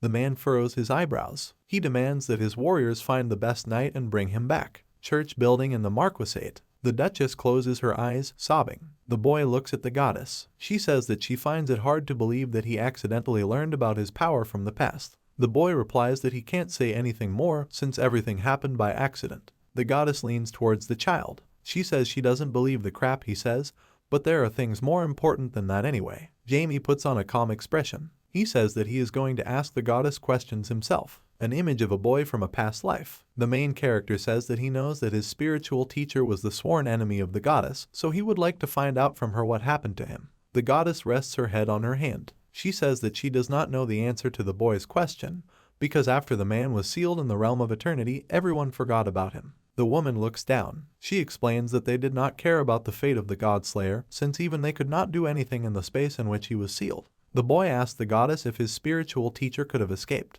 The duke's son covers his mouth with his hand. The goddess tells him that it is impossible to escape from the kingdom of eternity, so they deliberately left him there. The child smiles maliciously. He thinks that he is lucky since the gods do not know anything about the fact that he died and was reborn. The goddess looks at the boy's hand. She says that she hasn't seen the bracelet he wears for a very long time, which can only mean that the Slayer of Gods is returning to the human world again, but she doesn't like it since he caused a lot of problems before. The boy and the goddess are standing in the water. The child says that he is looking for the remaining 2 artifacts. Maps depicting artifacts. The child says that he needs to find 2 more main artifacts. The woman holds her hand to her chin. She says that the boy can do whatever he wants as she will pretend that she knows nothing about his plans. The boy asks the woman if she had been expelled. The goddess replies that she will tell the child the truth since he is not mocking her with the question he asked, but it lies in the fact that all the gods made alliances except for her and the sun god, who remained on their own. The child opens his eyes wide in surprise. The goddess creates a symbol in her hand. She says that the Sun Tribe Emperor has always been lonely, so he is not lonely, but simply rules as an absolute god.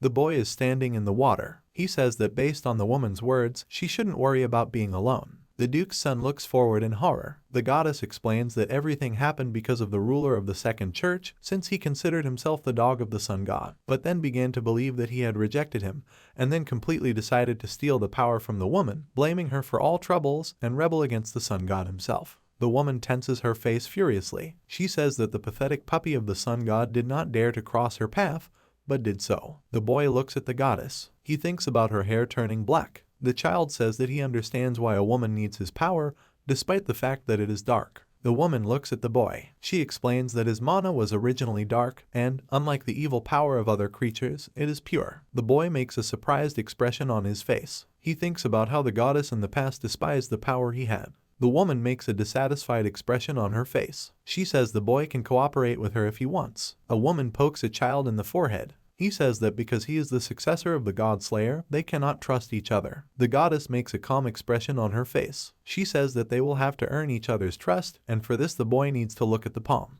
The child looks at the hand. The goddess says that she made a symbol of promise on his hand, and the people serving her will pay respect to him. The boy makes a doomed expression on his face. He says he's looking forward to working with clergy. Saints are those who have been chosen by God and received a mark on their body, which is why they begin to address him as a bishop. And despite the fact that such people have no power in the world, they have no influence on them since they are inviolable. The priest bows to the boy. He says that thanks to the boy's help, the knight was able to protect the sacred territory. The Duke's son smiles widely. He says that he has become a saint, so he can choose where to live, so as not to sit in only one church. The Duchess holds her head. She says she can't believe her son is a saint. A knight appears behind the marquee. He says the swordsman has woken up. The woman looks at her father. She says that she must go to her childhood friend. The Duchess hits the boy on the head. She says that she needs to thank her friend as he saved her son. The main character says that he is also going to go with his mother. The swordsman rises from the bed. The woman smiles slightly. She sits down next to the man. The main character stands behind the wall. He closes his eyes. The boy thinks that he doesn't really know anything about emotions. The child sits on the swordsman's bed.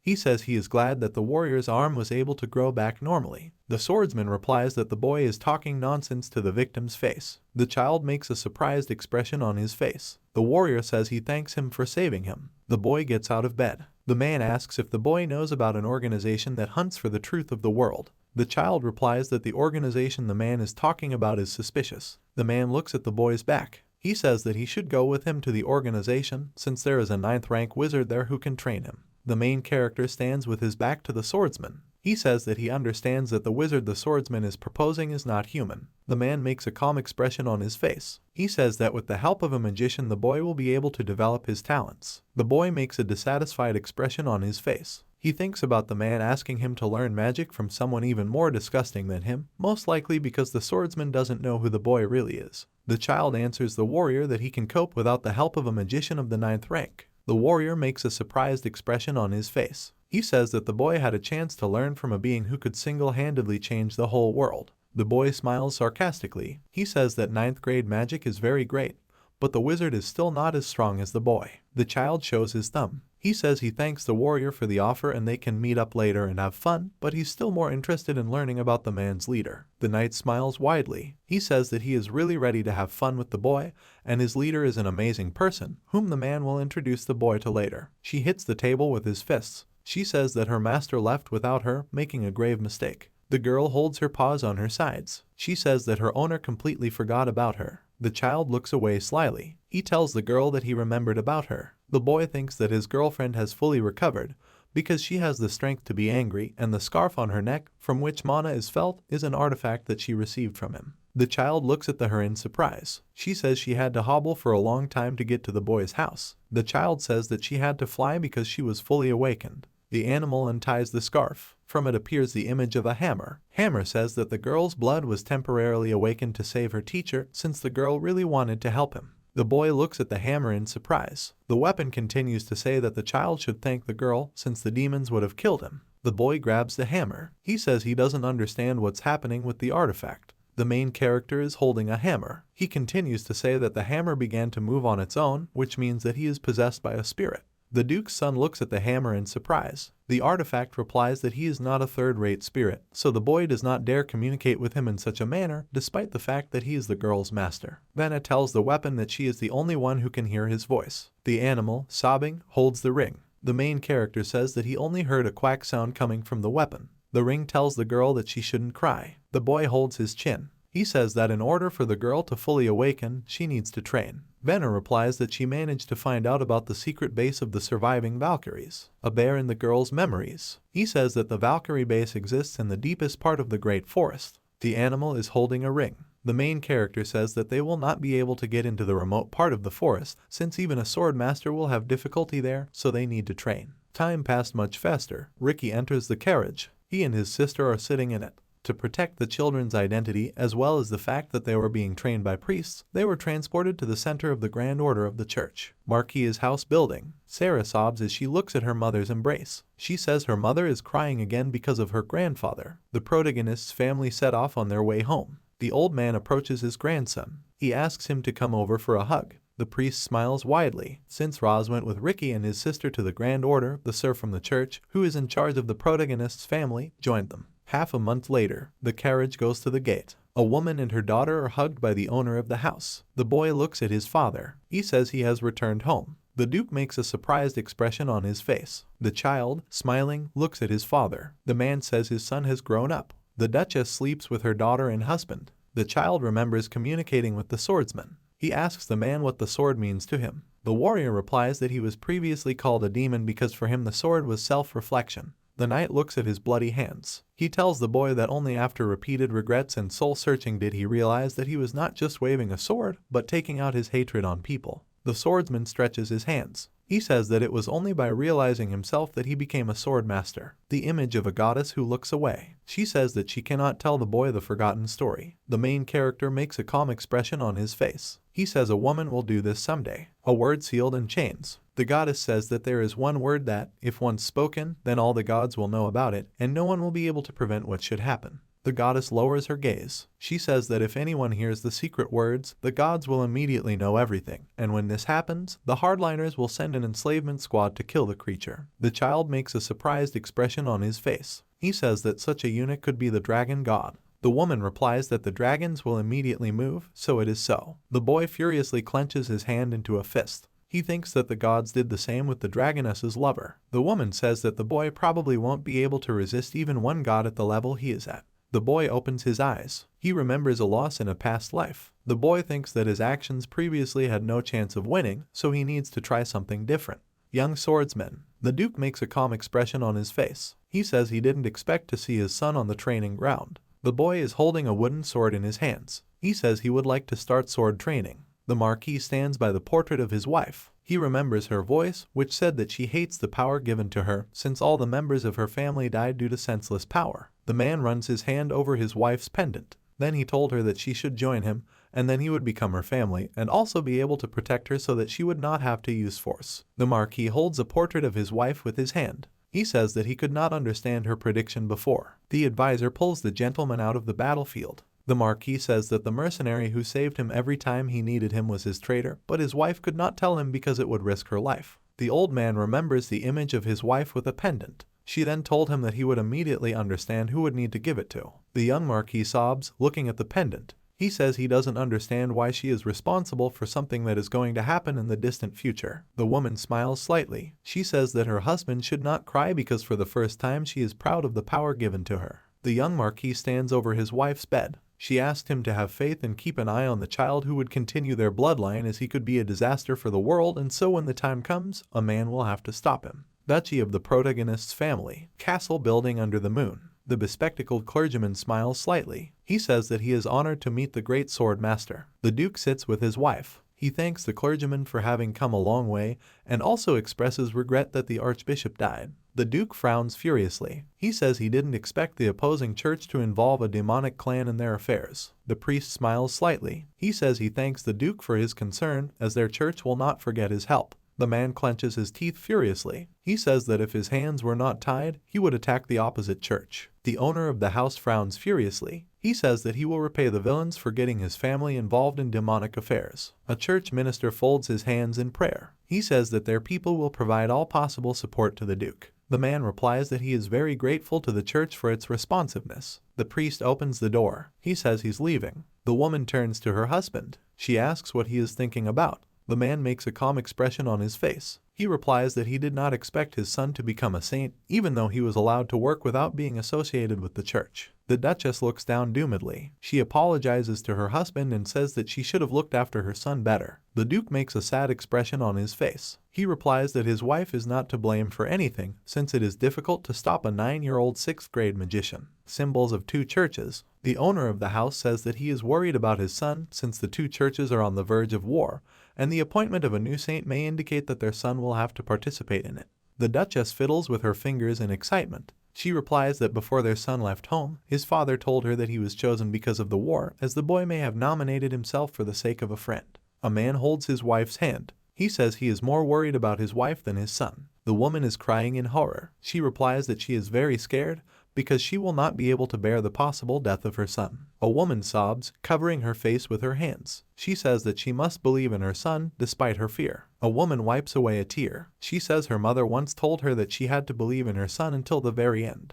The Duke looks at his wife. He says that she should rely on him, since no one will dare to harm their son, not even the gods. The boy holds a sword in front of him. He tells his father that he wants to learn swordsmanship. The child looks at his father. He says the man should teach him the family's sword techniques. Young knights are training. The boy says that he wants to practice both sword and magic. The man makes a surprised expression on his face. He says that then his son only needs the sword for self-defense. The son makes a serious expression on his face. He responds that what he really wants is to fully master the family techniques. The man turns around. He says that since his son does not take their sword technique seriously, then it will not be possible to learn it along with magic. The child frowns furiously. The father says that he will not be able to teach his son if he treats the sword in this way. The Duke reaches for the training weapon rack. He holds out a wooden sword towards the child. The man says the boy must show him determination. He is holding a sword. The owner of the house says that his son can use whatever he wants while taking his blows. The boy summons a demon.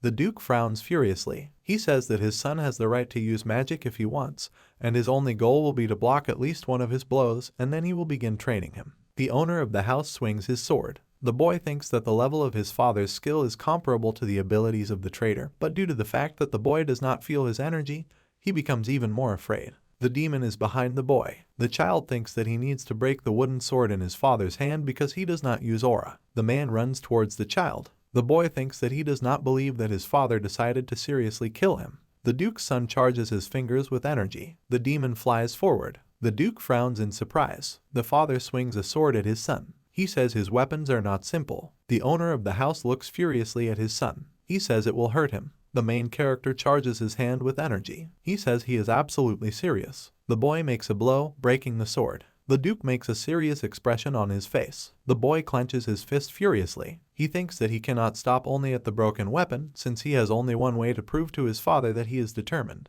The man grabs the boy's hand. He makes a proud expression on his face. The man says that he does not understand where his son was able to learn such magic. The boy makes a calm expression on his face. He says he created the magic himself. The man remembers the image of an 8th-rank magician. The old man told him that the boy did not need a teacher. The Duke thinks that he understood what the magician's words meant. The father looks at his son in surprise. He says he doesn't understand why he needs to wield a sword if he already has incredible talent in magic. The child makes a serious expression on his face. He says he never underestimated his talent because learning was always important to him, not for the sake of being cool, but for the sake of the future. The owner of the house makes a surprised expression on his face. He says that he does not understand what future his son is trying to talk about. The child remembers the image of a demon and a traitor. He says that he learned a lot after the last battle, including that magic alone is not enough, so he needs to become stronger in order to be ready to face what fate has in store for him. The Duke clenches his teeth. The boy says that, despite the fact that he is young, he is still no longer considered a child.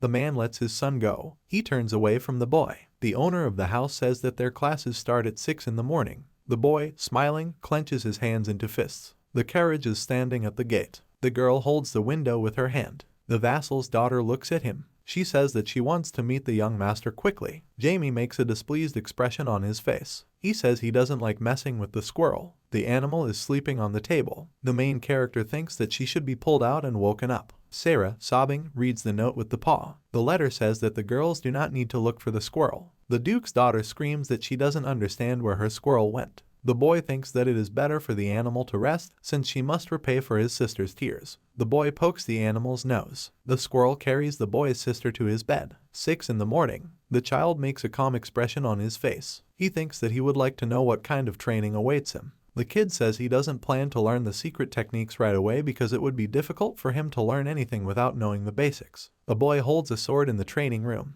He says he is confident that he will succeed with the sword in no time. The main character smiles maliciously. He thinks that the physical ability of his body is extremely clear, and the blood of a famous family of swordsmen with a life bead flows in his veins. The man with the scar on his face, the vice captain of the Order of Knighthood, says that he will train the boy. The boy smiles widely. He says he expected to see his father and train with him. The man furrows his eyebrows. He says that the Duke's son is a child who has just begun to comprehend the sword, so he could not have training with a sword master. The main character makes a dissatisfied expression on his face. The teacher says that until the boy masters the basics, he will do his training. The boy thinks that his coach doesn't look happy. The boy looks at the man. The child says that his trainer does not have a wooden sword. The man replies that he won't need it. The coach points behind him. He says that the boy will first have to run around the training field. The Duke's son makes a doomed expression on his face. He says that he doesn't understand why he needs to run if he came to learn how to wield a sword. The man puts on a cap.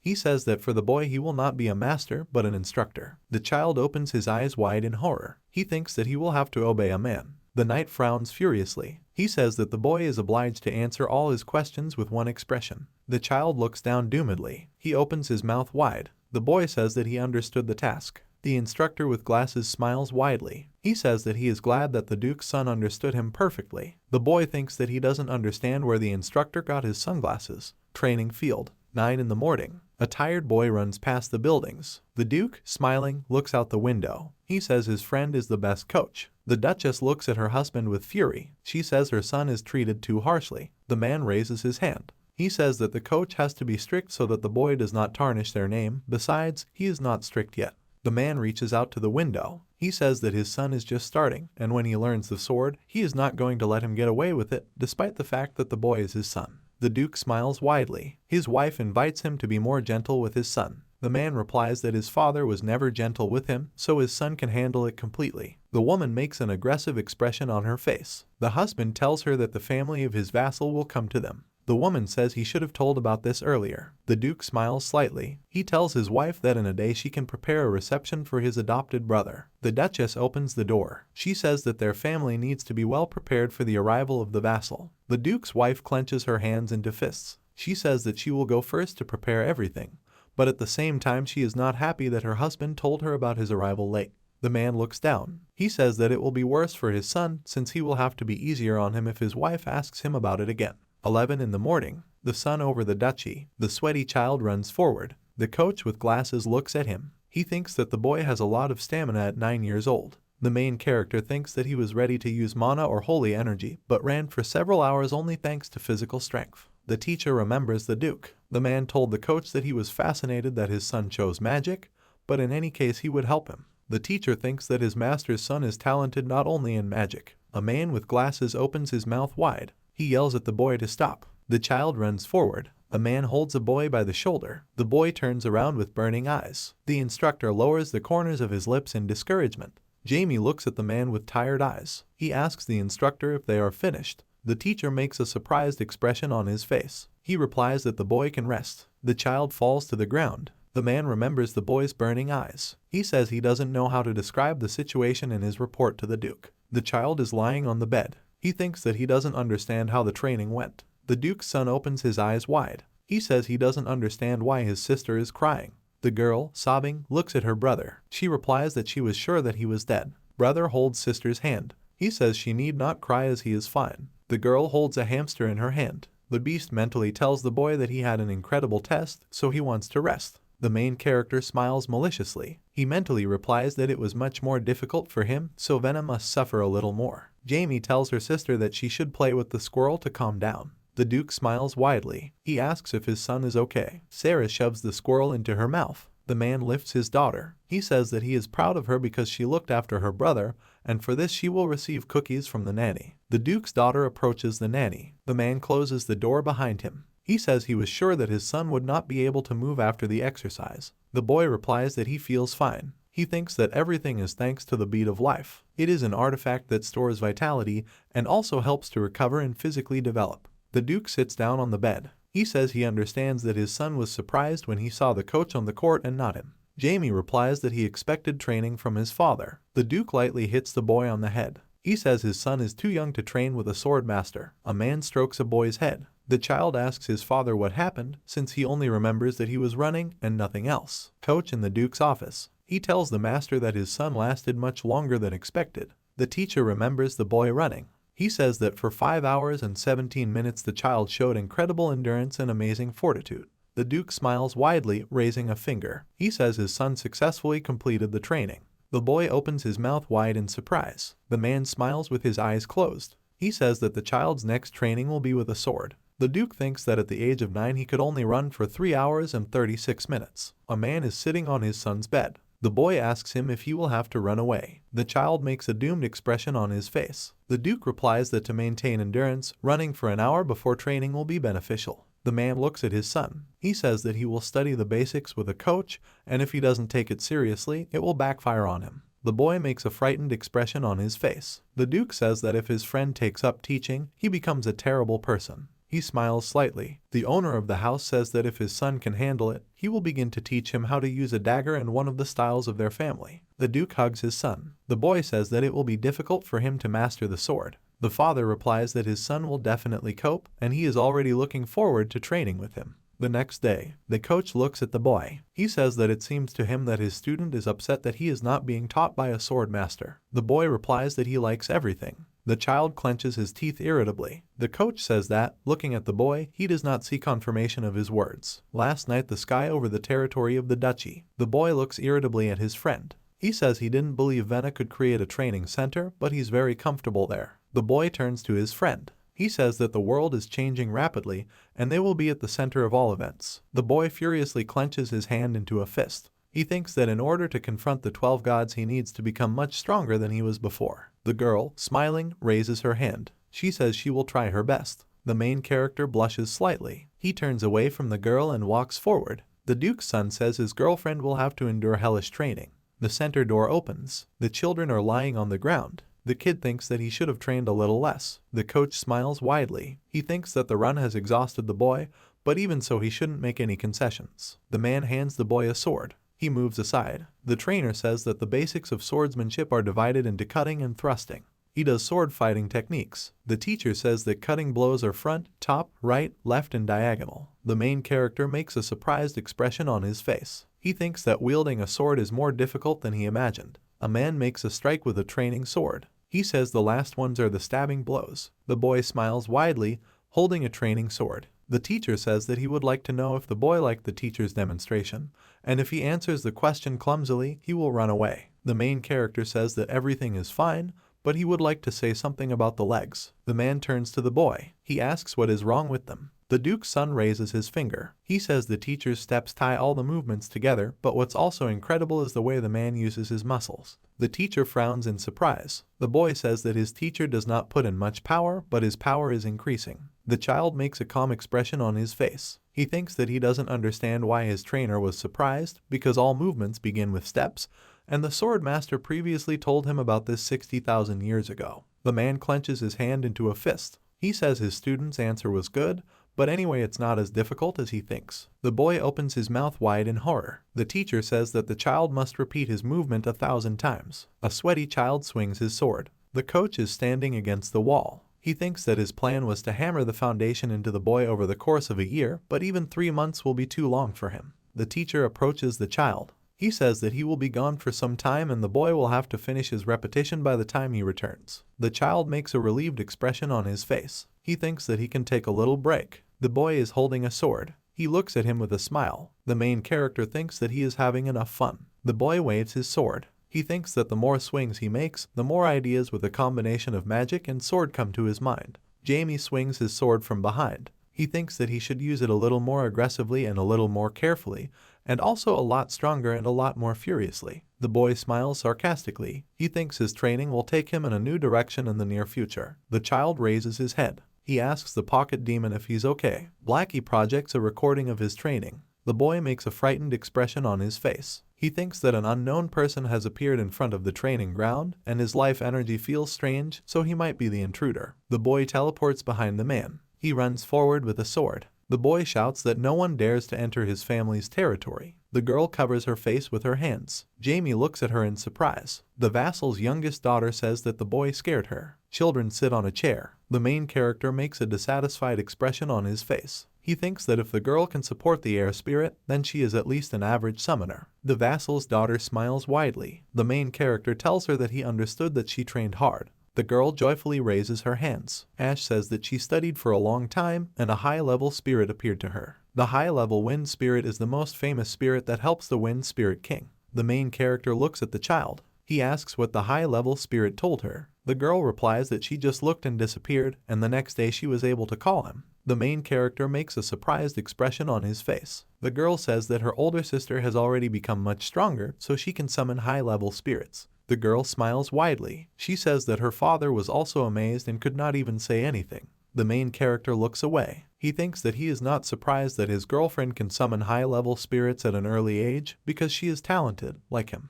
The image of a girl with the reflection of a water spirit. The vassal's eldest daughter is a reincarnator, so the spirit king was attentive to her since he had already made a contract earlier. The vassal's youngest daughter is crying. She says that her father asked not to tell anyone about their powers. The drawing room of the Duke's estate. The blonde man looks forward. The Duke asks him about the news from the church. The vassal replies that nothing is known yet, but they will have to take some action soon. The Duke looks down. He understands that the man is telling him about the beginning of a war or the end of their religion. The owner of the house puts the mug on the table. He says that he would like to know about the leader of the 7 Knights. The guest replies that, according to information from a secret intelligence organization and a business partner of the Eastern nobles, the leader of the Knights has not yet returned to the church. The Duke remembers the image of a traitor. He says there is something wrong with the monster, but there will probably be a war when he returns. The vassal's eldest daughter blushes. 2 families are sitting at the dinner table. The main character apologizes to the vassal for greeting them too late.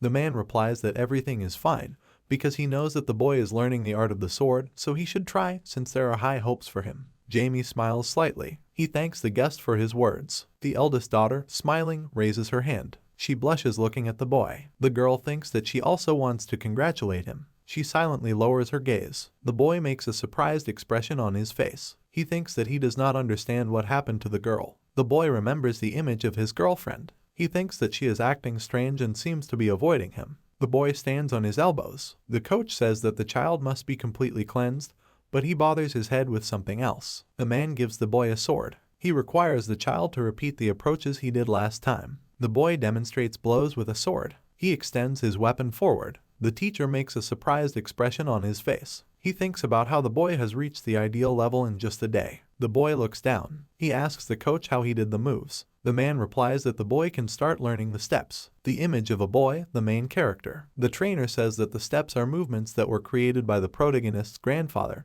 who was internationally recognized as a sword master and taught the family's knights the move to increase their power. The coach runs forward. Silhouettes of footsteps appear ahead of him. The man says he created a movement called the flow of 100 seas. The boy makes a calm expression on his face. The boy follows the trail. Then he runs to the second one. The child opens his eyes wide. The trainer shows him the moves. The boy thinks about how Mana controls space when the coach walks. 4 hours later, the boy walks along the silhouettes. He thinks that he doesn't understand what he's doing wrong, even though his coach did the same thing. The boy looks down. He tells the trainer that his mana isn't working. The man with glasses smiles widely. He says that every knight in his family was capable of using the 100 Cs, but he may be the only one who never succeeds. Jamie falls to the ground doomed. He says it's driving him crazy that he can't do anything. The boy thinks that for the first time he is stuck on something, including his past life, since the mana he uses for martial arts is different from the one used in his magic. A drop falls on the child's face. He thinks that he understands where the water drops are coming from. The boy rises from the ground. He turns his head. The child says that he sees his friend. A girl appears from behind the wall. The boy drinks water from his hands. He is sitting next to his friend. Jamie says he thanks her for the water. The Duke's son makes a displeased expression on his face. He thinks that he doesn't understand why the girl is acting strange. The main character approaches her face. He asks her to say what she wants. Rebecca blushed with embarrassment. She replied that she had been thinking about Jamie a lot since their last meeting. The child opens his eyes wide in surprise. The vassal's eldest daughter says that she does not understand why she is embarrassed when she sees the boy, and her heart begins to beat faster. The boy remembers the last meeting. He thinks that the girl fell in love with him during a small conversation. The child looks away. He thinks that he should change the subject. The boy says that he learned that his girlfriend can summon high-level spirits. The girl replies that this is true, but she can only summon for a short time. The boy is stretching his hands. The vassal's daughter says that she knows that the boy is practicing with a sword.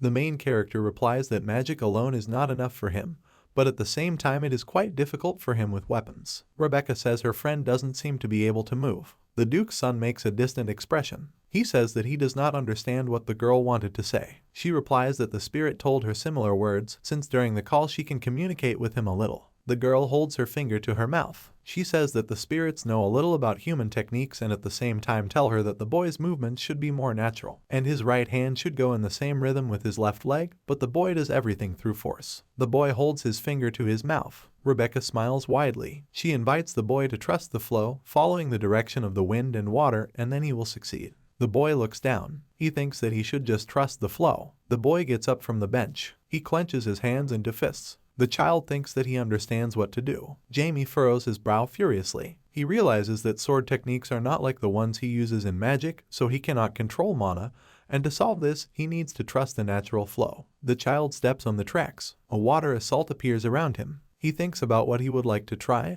how he will be able to combine technology with magic. A water spirit appears in front of the boy. He says that the child is incredibly talented, but there are hundreds of such talents around the world. An energy flow emanates from the boy's body. The girl covers herself from the flow. She creates a protective barrier around herself. The water spirit appears in front of her. He shields the child from the boy's power. The ground around the child is cracking. He thinks that he overdid it a little. The Duke opens his mouth wide. He looks at his son. The man asks if he is okay. The owner of the house frowns furiously. He thinks that an intruder has appeared on the territory of his house. The vassal runs to his daughter. He hugs her. The man asks if she is okay. The Duke clenches his teeth furiously. He asks his son where the intruder went. The boy smiles widely. He says he unknowingly used the movement technique. The man frowns in surprise. Father and son stand on a broken platform. Duke thinks that the training field was created from a special alloy that can withstand any aura, so it is impossible for such a technique to cause a break in the field. The boy remembers the aura emitted. He tells his father that he tried to combine movement techniques with magic. The Duke makes a surprised expression on his face. He thinks that the movement technique was finished and no one could improve it. The man presents the image of his son with a sword. He thinks that the boy managed to improve his technique of movements since he chose magic with a sword. The coach looks at the child. He tells the Duke that he can no longer teach the boy anything, so the master himself must teach him the technique of splitting a dimension with a sword. This is a secret technique with which it is possible to share space after reaching a certain level. Due to its incredible power, a person who has not comprehended dreams may not even try to master it. The boy looks down. He says that he cannot move on to this technique because he is still studying the basics. The trainer replies that only a select few knights have the technique of movement. The main character makes a furious expression on his face. He says that the coach lied to him, saying that all the knights in his family know the technique of the movements. The Duke replies that those who fail to master the technique of the movements often leave the order. The coach smiles widely. He says their order is truly incredible. The Duke looks down doomedly. He thinks that the birth of his talented son coincided with unstable times. The owner of the house smiles slightly. He says that his son has done a great job, and therefore he himself will take care of his education. The teacher makes a serious expression on his face. He says that he does not know how the dimension splitting technique is taught, but he knows for sure that it will be incredibly difficult for a boy to master it. The coach gives the cap to the child. He says that he is giving him a gift as a sign that he completed his training well. The boy smiles widely. He thanks the instructor and says that he was able to learn a lot from him. The man smiles widely. He replies that he also managed to glean something from the young master. The child is standing on the second floor. He eats meat while looking down. The boy thinks that he does not understand why his father was silent until the last moment about the meeting with the vassal's family. Men hug at the ball. The protagonist understands that they all consider the meeting to be a welcome banquet for the vassal. The boy looks away. He knows that the real purpose of the meeting between the two families is the disgusting actions of the church. The Duke is standing on the stage. He says that the church attacked his wife's hometown and put his family in danger, but their heinous deeds will not end there, so a war will soon begin that will consume the entire continent. The red-haired count stands on the stage. The owner of the house says that the man has come to fight against the church along with his house. The Duke looks at the nobles. He says that they will all have to participate in the battle, so the banquet will be considered a stumbling block for the future. The vassal's youngest daughter runs up to the boy. He asks in surprise why she is without her older sister. The girl looks at the Duke's son. She says the boy addresses her sister more formally because she looks more mature. The boy makes a calm expression on his face. He asks the girl if she is jealous of her older sister. Ash makes a surprised expression on his face. She says that the Duke's son probably likes her sister. The child makes an angry expression on his face. He replies that he doesn't like her at all. The boy thinks that he is a magician of darkness who has returned after 60,000 years, so he has no time for loving the child.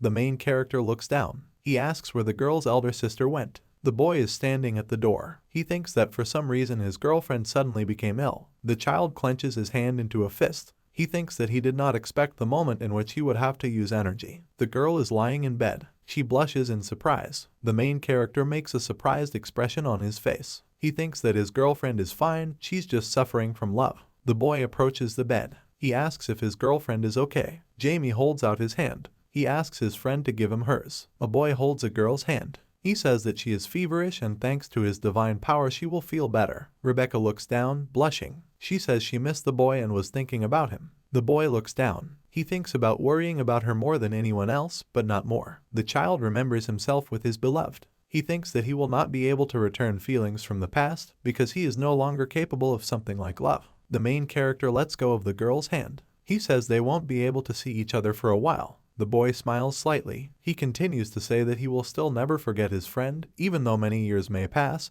so she should not get stuck in the present. The friend lowers her gaze. She says that she would like to write letters to him. The girl, sobbing, raises her little finger. She asks the Duke's son to promise to answer her. The vassal's family stands by the carriage. The man tells his friend that he will look forward to the next meeting. The girls, smiling, get into the carriage. They say goodbye to the main character. The boy makes a dissatisfied expression on his face. The father says that he is surprised how his son managed to make both of the vassal's daughters fall in love with him. The boy replies that he did nothing of the kind. The man looks at his son. He says their training has been delayed, but now he can get on with it. 4 months later, a stranger eats bread. He says he would like to wash it down with milk. The old man frowns furiously. He says that the warrior did not dare to kill his soldiers. The man runs towards the enemy. The stranger snaps his fingers. He uses spatial soul extraction magic. A magic circle appears under the old man. The spirit leaves his body. The man turns away from his opponent. He smiles maliciously. The stranger says that he spent a lot of time and wasted it, so he is already in anticipation.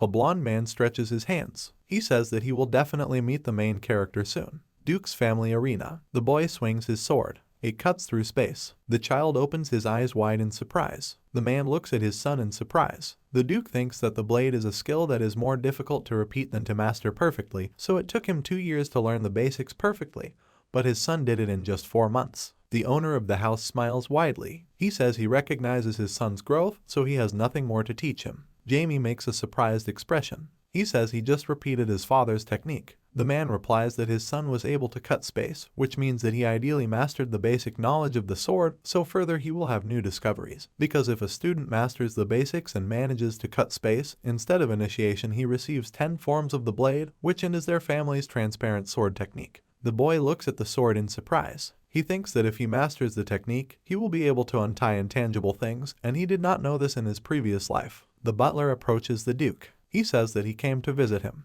The man replies that he was not expecting anyone before. The butler says that the 7th elder of the magical world has arrived to see him. The boy makes a dissatisfied expression on his face. He thinks that the wizard has arrived when he has reached the age at which he can enter the magical world. The boy smiles widely. He says he wants to go with his father. The man makes a furious expression on his face. He thinks that he shouldn't go with him. The magician is sitting on the sofa. He says that he is surprised by the wealth of the noble family since every artifact in the house is a masterpiece. The old man looks at the student. He says that the Duke is scrupulous towards his son, so his student must try not to die. The magician, smiling, combs his hair. He says that the old man scared him in vain, since everyone knows that the Duke is very obedient.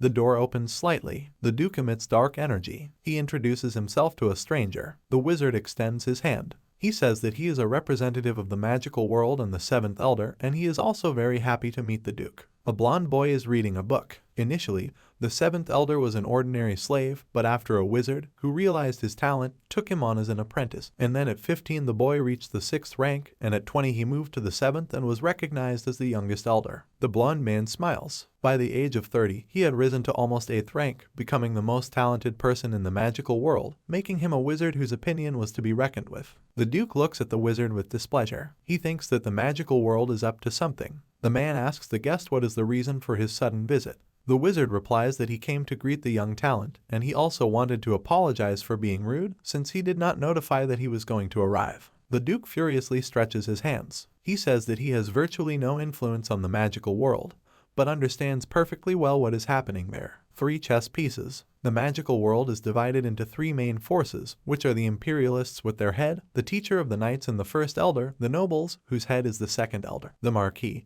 and the equals, whose head is the 5th elder, who has risen from the bottom, and for their rule in the magical there is a struggle going on in the world. The main character stands in front of the light. The wizarding world's political war is mired in dirty tricks, so their sides could use a boy with incredible talent and noble birth. The man furrows his eyebrows. He says that the wizard will not be able to take his son into their ranks. The magician raises his hands. He replies that he understands the Duke's doubts. The wizard thinks that there are no normal people in their magical world. He imagined the image of magicians. Guest says their opponents won't be able to control someone with incredible talent because those trying to win are walking on thin ice and can't take risks. The owner of the house frowns furiously. The wizard understands that it will not be possible to convince the Duke with the words he speaks. The magician makes a calm expression on his face. He says that if he were the Duke, he would also not let his son go into the magical world, but he stores an immeasurable amount of knowledge that will be useful to him, especially about the crown of omnipotence. This crown is a key part of the magical world, capable of storing knowledge that the wearer will receive. The guest says that even great magicians are given the chance to wear the crown of omnipotence only once in their lives.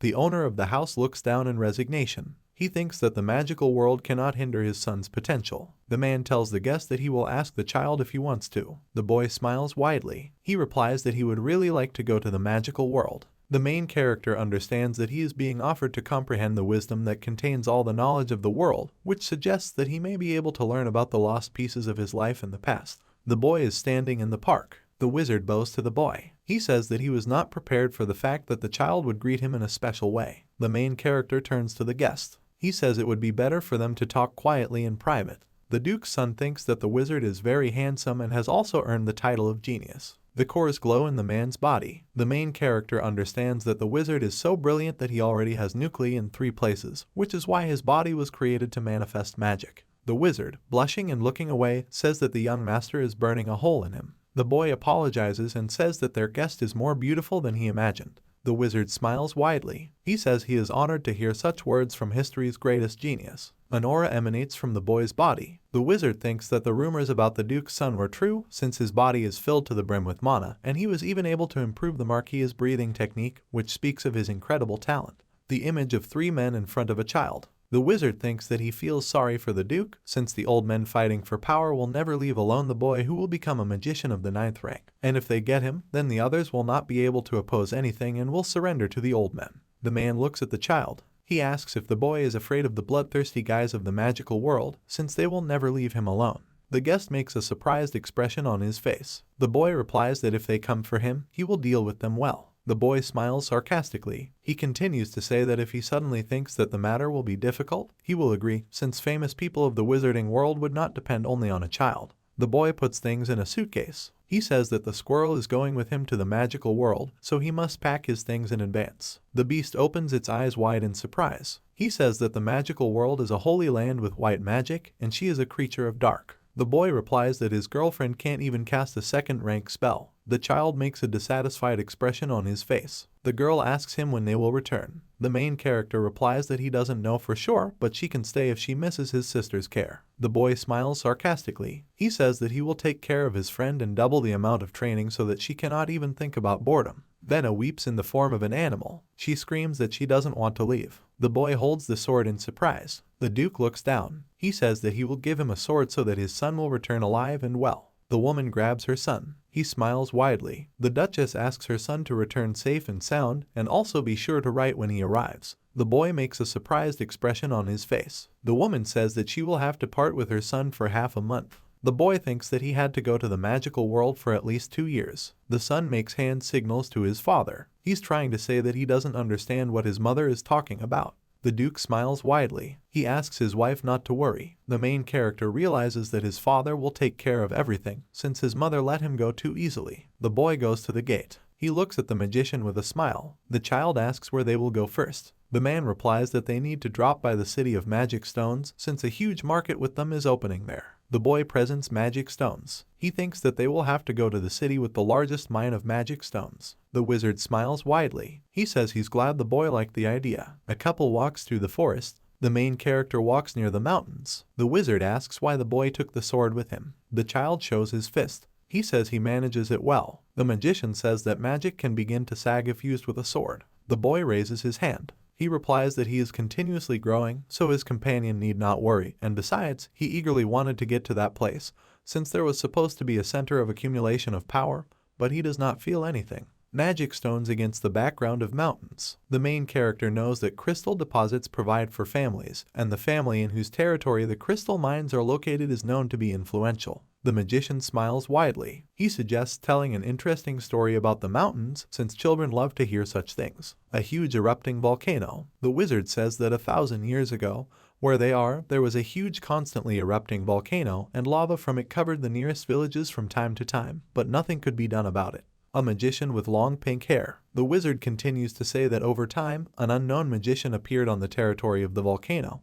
who alone was able to go to him, and the next day it stopped erupting, as if it had been blocked, but the magician who did this disappeared without a trace, leaving only words about that when the sleeping monster awakens, the disasters will begin again. The boy makes a dissatisfied expression on his face. He replies that he thinks it is absurd for a monster to appear in a volcano. The beam aims at travelers. The wizard says that their magical community agrees with the story because they have found some traces that prove its veracity. The wizard turns to the arrows. The boy jumps away from the blow. The man points a weapon at the magician. He says that he came to avenge the elder, so he is going to kill him. The wizard remembers the death of the old man. The child asks if the magician is familiar with mercenaries. The wizard replies that he cannot remember them. The man smiles slightly. He thinks that he has a great opportunity to see the boy's strength. The wizard winks at the child. He says that they have big problems, so he would like the boy to help him. The child replies that he is not going to help the seventh elder. The man points his fingers at the mercenaries. He says the boy shouldn't be a brute as he can use a sword too. The main character understands that the wizard is just trying to look at his abilities. The boy reaches for the sword.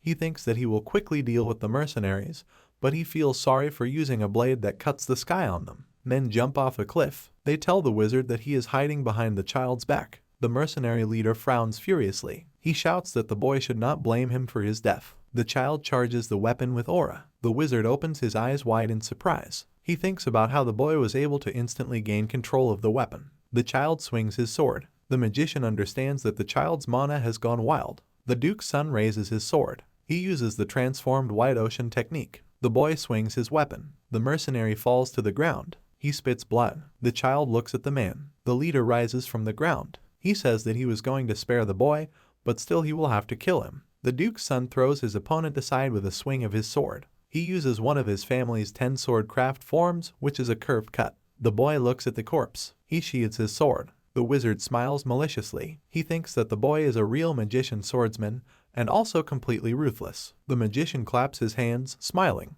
He thinks that in 10 years there will be no equal for the boy in the whole world. The man says that it was as if their opponents never existed, which is truly incredible. The boy makes a serious expression on his face. He says that the magician can only throw around words, although it is obvious that he was testing him. A man holds a bag of coins. He says that he would like to collect what the bandits dropped, since there are a lot of coins there. City with crystal sides. The main character says that they found themselves in a strange, but at the same time beautiful city. The wizard replies that he wants to take the item. The boy looks at the wizard. He asks where the store with things is. A ruined house with a dark aura emanating from it. The magician says the store is a little shabby. The wizard opens the door. He says that the boy can already enter and not be surprised since the wizard is already used to it because he was once a slave and slept with pigs. The boy thinks that he cannot breathe because of the dust and does not feel anyone inside. He opens his eyes. The old woman says that the upstart has come to her again. The boy thinks about how he didn't feel anyone a couple of seconds ago. The wizard smiles widely. He replies that he would like to take the item.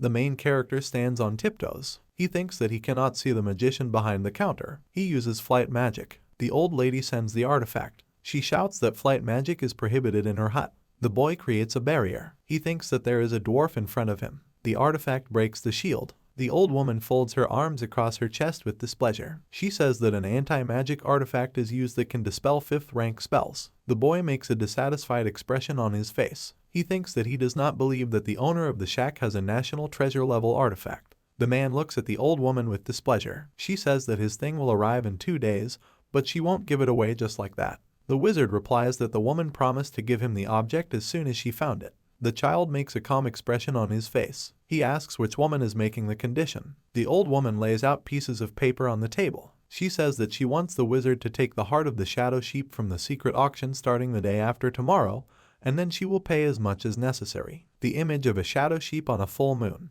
This beast lives in the shadows and only appears during the full moon, and is also a rare alchemy material. The wizard squeezes the pieces of paper in his hands. The old woman says that if the magician can bring her the material, she will give him the thing he needs. The magicians are walking through the city. The boy asks the wizard what kind of thing he is looking for and who they went to. An image of an old woman with artifacts. The wizard says that he won't tell about the thing because he keeps it a secret, and the old woman is known as a great magician of alchemy who has shops all over the world, and all her shops are connected by tunnels created by her personally. The wizard raises his head. He says that the woman is an 8th rank magician who does not cooperate with either side, so she can go wherever she wants. The travelers stop near the building. The wizard says that they will stay there overnight. The boy makes a suspicious expression on his face. He says he wants to live in a separate room. The wizard, smiling, shows 2 fingers. He says that it will be cheaper to live in one room since you will have to pay half as much. Late night in a dark alley in the city, a group of strangers look at each other. They say the secret auction will begin in 2 days in the museum's basement.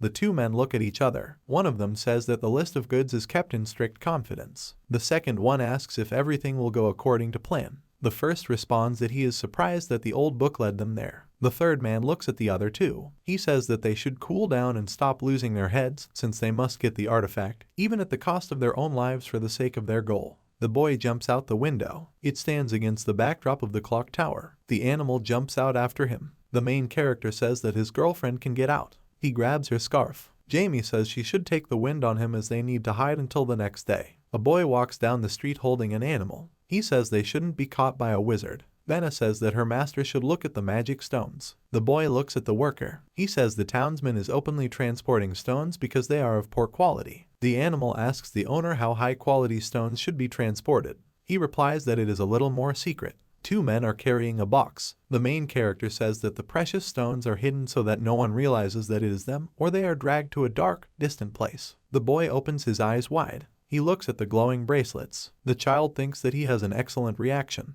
He turns his head. The boy thinks that he doesn't understand what his bracelet could have reacted to. The boy turns his head. He realizes that there is something in the box that the men are moving. Magic circles on the box. The main character thinks that it is not in vain that the stamp is on him. The boy is holding a glowing bracelet. He thinks that he is overreacting, which suggests that the box probably contains one of the 3 great divine weapons. The men are carrying a box. One of them says that he does not understand why it is so heavy. The boy is standing behind the wall. The second man says that the contents of the box will be offered for sale at this auction, so they must be handled with care. The child makes a calm expression on his face. He thinks that the secret auction does not concern him, but he wants more money. The old woman looks at the portrait. She says she misses him very much. Photo of a blonde boy. The woman remembers the image of her son crying. He asked her not to cry as he would always be there for her if she played. The boy hands the accordion to his sobbing mother. He says she can listen to his music whenever she wants. The woman thinks that she could not save her son no matter how hard she tried, but she will succeed if she can get the heart of the dark sheep. Magic ball with Jamie's image at the door. The boy enters the hut. The woman asks why he came to her late at night. The child smiles widely. He says he wants to borrow some money from her. The old woman frowns in surprise. The boy, smiling, shows a heart. He says that he needs as much as she doesn't mind. The artifact hits the boy on the head. The woman says he should leave. The boy thinks that he has no one else to borrow from. The old woman opens her eyes wide in surprise. The boy says that he knows about her plans to go to the world of shadows. The boy smiles sarcastically. He thinks that people rarely know that the heart of the dark sheep is one of the objects with which you can open the door to the world of shadows. This is a distant space, different from ordinary existence, which is an uncharted territory that the ordinary world has not yet comprehended, and the Queen of the Spirits of Darkness rules there, and you can only enter with her permission. The boy kneels in front of the old woman. He says that a woman cannot enter the world of shadows by simply collecting all the materials, but he knows a way to do this. The old woman replies that she cannot just trust the boy. The woman opens her eyes wide in surprise. The main character says that he could enter into a spiritual contract with her, a dangerous contract in which each other's souls are the price of exchange, and it continues even after the death of one of the participants. The boy looks down. He thinks that he is committing a crazy act, but has no other choice. The owner of the hut holds an accordion in her hands. She asks what the terms of their contract will be. The child makes a serious expression on his face. He replies that the payment will be made after the contract is executed by both parties. 2 days later, in the basement of the museum, the wizard looks at the boy in the suit. He says that their masks hide mana, but the child still needs to be careful. The boy looks forward. He thinks that he smells the forest. The wizard asks what he felt. The boy replies that most likely he was just mistaken. The travelers sit down on the chairs. The magician says that they got good places. The boy turns his head. He thinks that the one who smelled of the forest is sitting in front of him, but he doesn't feel anything anymore. The presenter points to the box. He says he thanks everyone for coming. Tied elves in a cage. The presenter says that their starting price is 100,000. The wizard lowers his doomed gaze. The main character looks at him. He thinks about how the man is uncomfortable because he was once a slave. The presenter says that the price is rising incredibly quickly. The boy looks at strangers. He thinks that the people in front of him are elves. The presenter says that he sold the slaves for 3 million. Magic ball in a box. The auctioneer says he is selling the heart of a dark sheep. The boy turns his head towards the wizard. People say they are offering 25 million for the heart. The main character tells his friend that he should join the auction. The next person offers 43,500,000. The wizard picks up the sign. He says he is offering 1 billion for the heart. The duke's son clenches his teeth furiously. He understands that such money will be enough to subjugate the city for the whole year. The presenter points to the chest. He says that he is presenting to the people a limiting stone of energy that will be enough to support an area the size of their city for 10 years. A girl with pink hair holds up a sign. She says she's offering 8 billion for him. The girl smiles widely. The host says that he sold the limit stone for 8 billion gold. The main character looks down. The wizard says that the girl is very rich. The boy thinks that his girlfriend spent money on 8 years of her life. Friends go forward. The lot is carried past them. The main character frowns in surprise. He says that there was an inscription on the relic in an ancient language. The man covers the boy with his body. He asks the child to remain behind him. The auction creators look at each other. They say their main product has been stolen. A woman hits a building with her hand. She says her people ended up as slaves at the auction. A friend hugs a girl. He says that their main goal is to meet the master. The boy smiles sarcastically. He says strangers touched his things. The guys jump down behind the elves. Jamie points to them, smiling madly. He says they need to give him what they stole before he kills them all. Elves hold weapons. Red tells the others that they must prepare to fight. The wizard frowns. He says that he understood that the elves do not want to resolve the issue peacefully. The wizard uses magic. Opponent's swords bend. The blue-haired elf frowns furiously. He lowers his arms, creating a huge ivy. The sprouts fly towards the wizard. He smiles maliciously and stretches his hands. The man deflects the blow. The ivies fly towards the elves. The red elf jumps on the magician. He says that the wizard dare not use such tricks against them. The elf clenches his teeth furiously. The wizard imbues his hands with energy. It surrounds the elf's body. His friend reaches for a weapon. He shouts for the wizard to stop. Jamie deflects the blow with his sword. He laughs and says that his opponent is weaker than he expected. The boy swings his sword. The elf flies off to the side. The kid points an illusion of swords at him. He says that a creature with such power should not have touched his things. The elves fall to the ground. The magician makes a furious expression on his face. He demands that all his opponents die. Magic breaks in front of the creatures' bodies. A stranger stands in the darkness. He says that he understood why his subordinates were delayed. The elves, sobbing, rise from the ground. They say they will finally be saved. The boy makes a surprised expression on his face. He thinks about how he doesn't understand who could easily destroy his friend's magic. The wizard holds his hand to his mouth. He says that just by looking at the stranger, he realized that he was a master of the matter, so perhaps the end would come for them. The Duke's son replies that he does not know how to get out of the situation since he is not the eldest. The boy turns his head away. He tells the wizard that they don't have to fight, but just need to take the things. The dark-haired magician smiles slightly. The wizard says that they can solve everything through negotiations. The stranger replies that he is glad that he does not have to chase after them. The wizard raises his finger. He replies that they will leave if he gives them the black sheep's heart since he bought it. The man lowers his finger in surprise. The boy says that they also need All Might's thing. The wizard tells the boy that they didn't buy it. The child replies that he will explain everything to him later. Elves are holding bags. They take out the contents in front of the child. The stranger smiles slightly. He says he wants to try something. The child's hair changes color. He makes a surprised expression on his face. The boy thinks that his magic has been released, but the streams of mana did not move. The stranger smiles widely. He realizes that this is the Duke's son. The wizard looks at the boy. He asks if the boy knows the stranger. The child replies that he has never seen him before. The man makes a crazy expression on his face. The child looks at him in surprise. The boy asks if he knows the swordsman. The stranger smiles slightly. He replies that they are rebels. The wizard frowns furiously. He stands in front of the boy. The magician says that the Duke's son should move away from the man because he is dangerous. The flag is on the background of a bloody map of the area. The swordsman is the leader of the rebels who want to conquer all the kingdoms on the western continent.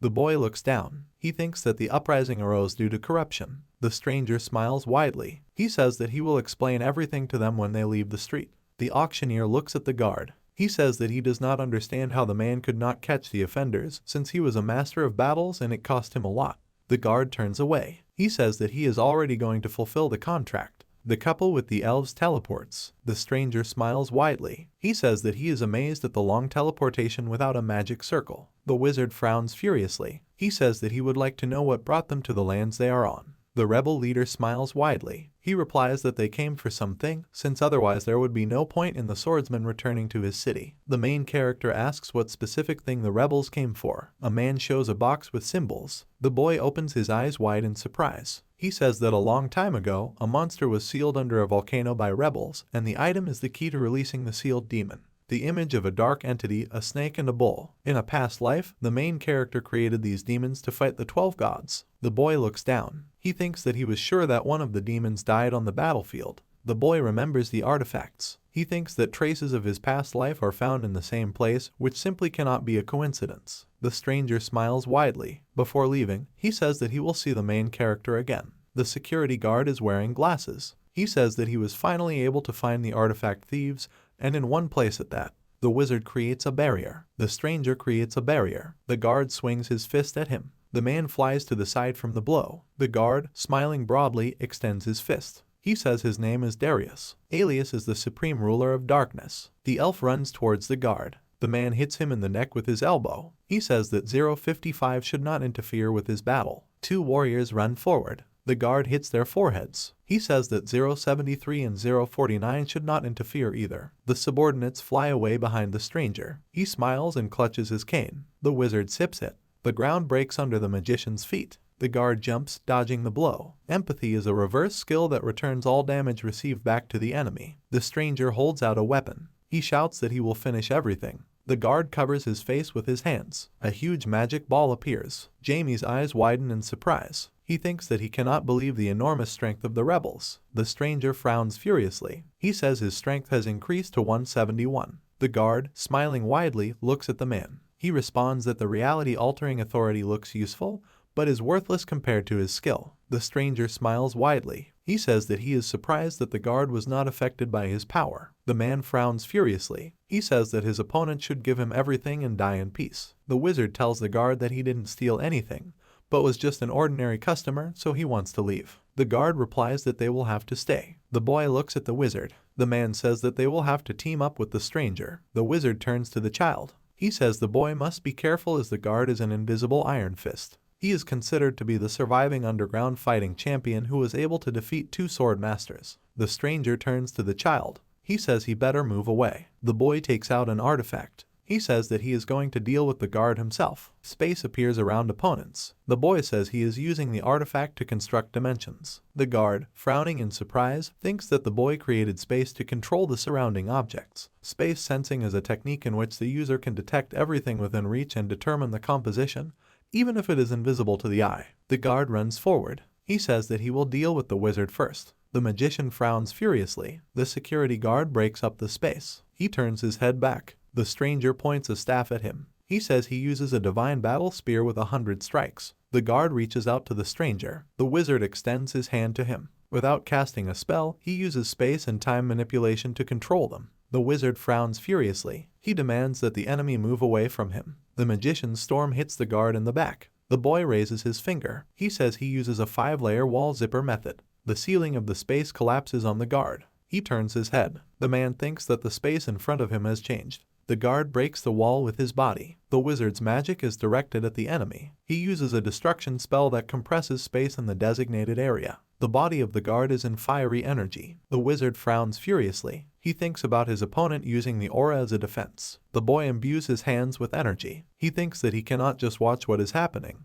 The floor collapses under the guard's feet. He looks at him. The man thinks that the boy controls the space, which really infuriates him. The guard jumps forward. He swings his fist at the child. The man says that he usually does not kill children, but does not expect forgiveness from the boy. A huge explosion occurs. The wizards turn to fight. The guard looks down doomedly. His fist stops on the child's head. The boy says that even a master should not relax his defenses. The kid uses an artifact that reduces all actual damage to 0, which is one of the 3 artifacts he created in his past life. The child reaches for the sword. He thinks it's time to use it. The boy uses the family style of wielding a sword, cutting through space, and also adds an artifact to it. The guard's body falls under the force of the blows. He looks at the boy in surprise. The child frowns furiously. He thinks that if one technique is not enough for the guard, he will use another one. The boy swings his sword. He uses his family's style using the reverse white C method. The boy clenches his teeth furiously. The guard holds the boy's sword with his hand.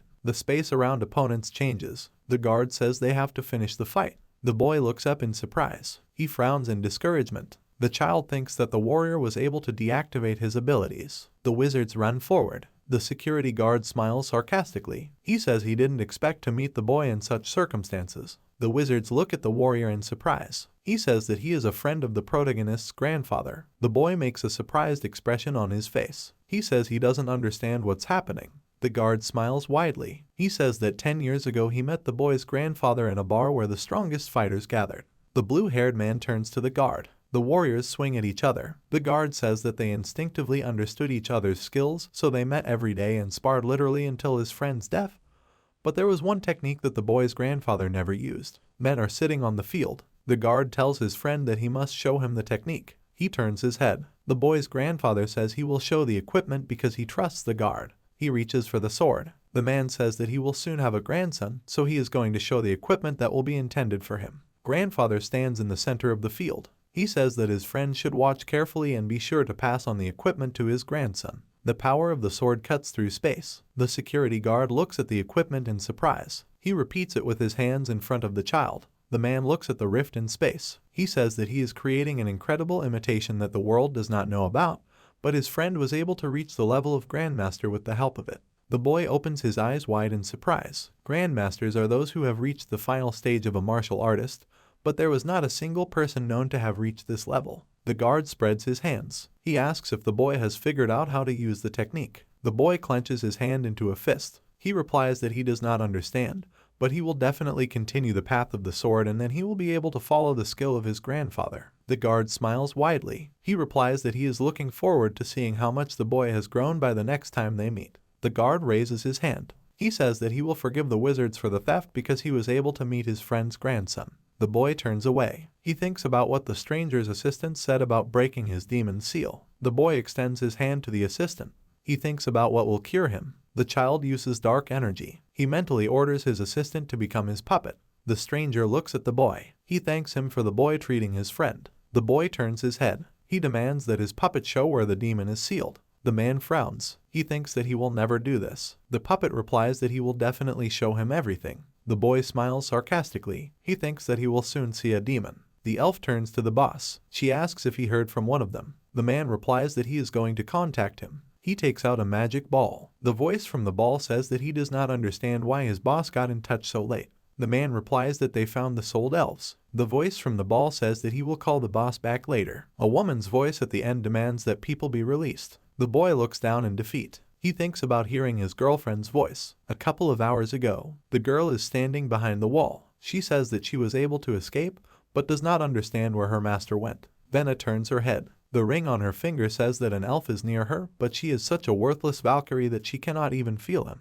The girl remembers the auction elves. She thinks that they are being treated very badly. The girl frowns furiously. She says she is asking the hammer for help to save the elves. A moment happening in the present tense. The opponents look at each other. Venna demands that her opponent release the elves. The hooded girl furrows her eyebrows. She says that she herself wants freedom for the elves. Drops of water fall on the girl's face. She says she doesn't understand where the liquid came from. A huge dog stands over the girl. Venna makes a surprised expression on her face. She says the mongrel lunges at a person. The girl swings a hammer. She yells that she has to teach the dog some manners. Venna hits the dog on the head. She demands that he follow the command and sit down immediately. The stranger looks at the girl. She makes a surprised expression on her face. The girl says she doesn't understand who the girl is because she was able to kill a hound dog with one blow. The girl looks at the elves in the cage. The stranger extends his hand to her. She says that there is a seal on the cage, so the girl should move away. The warrior runs towards the girls. The owner tells him that he must bring the heads of the trespassers for him.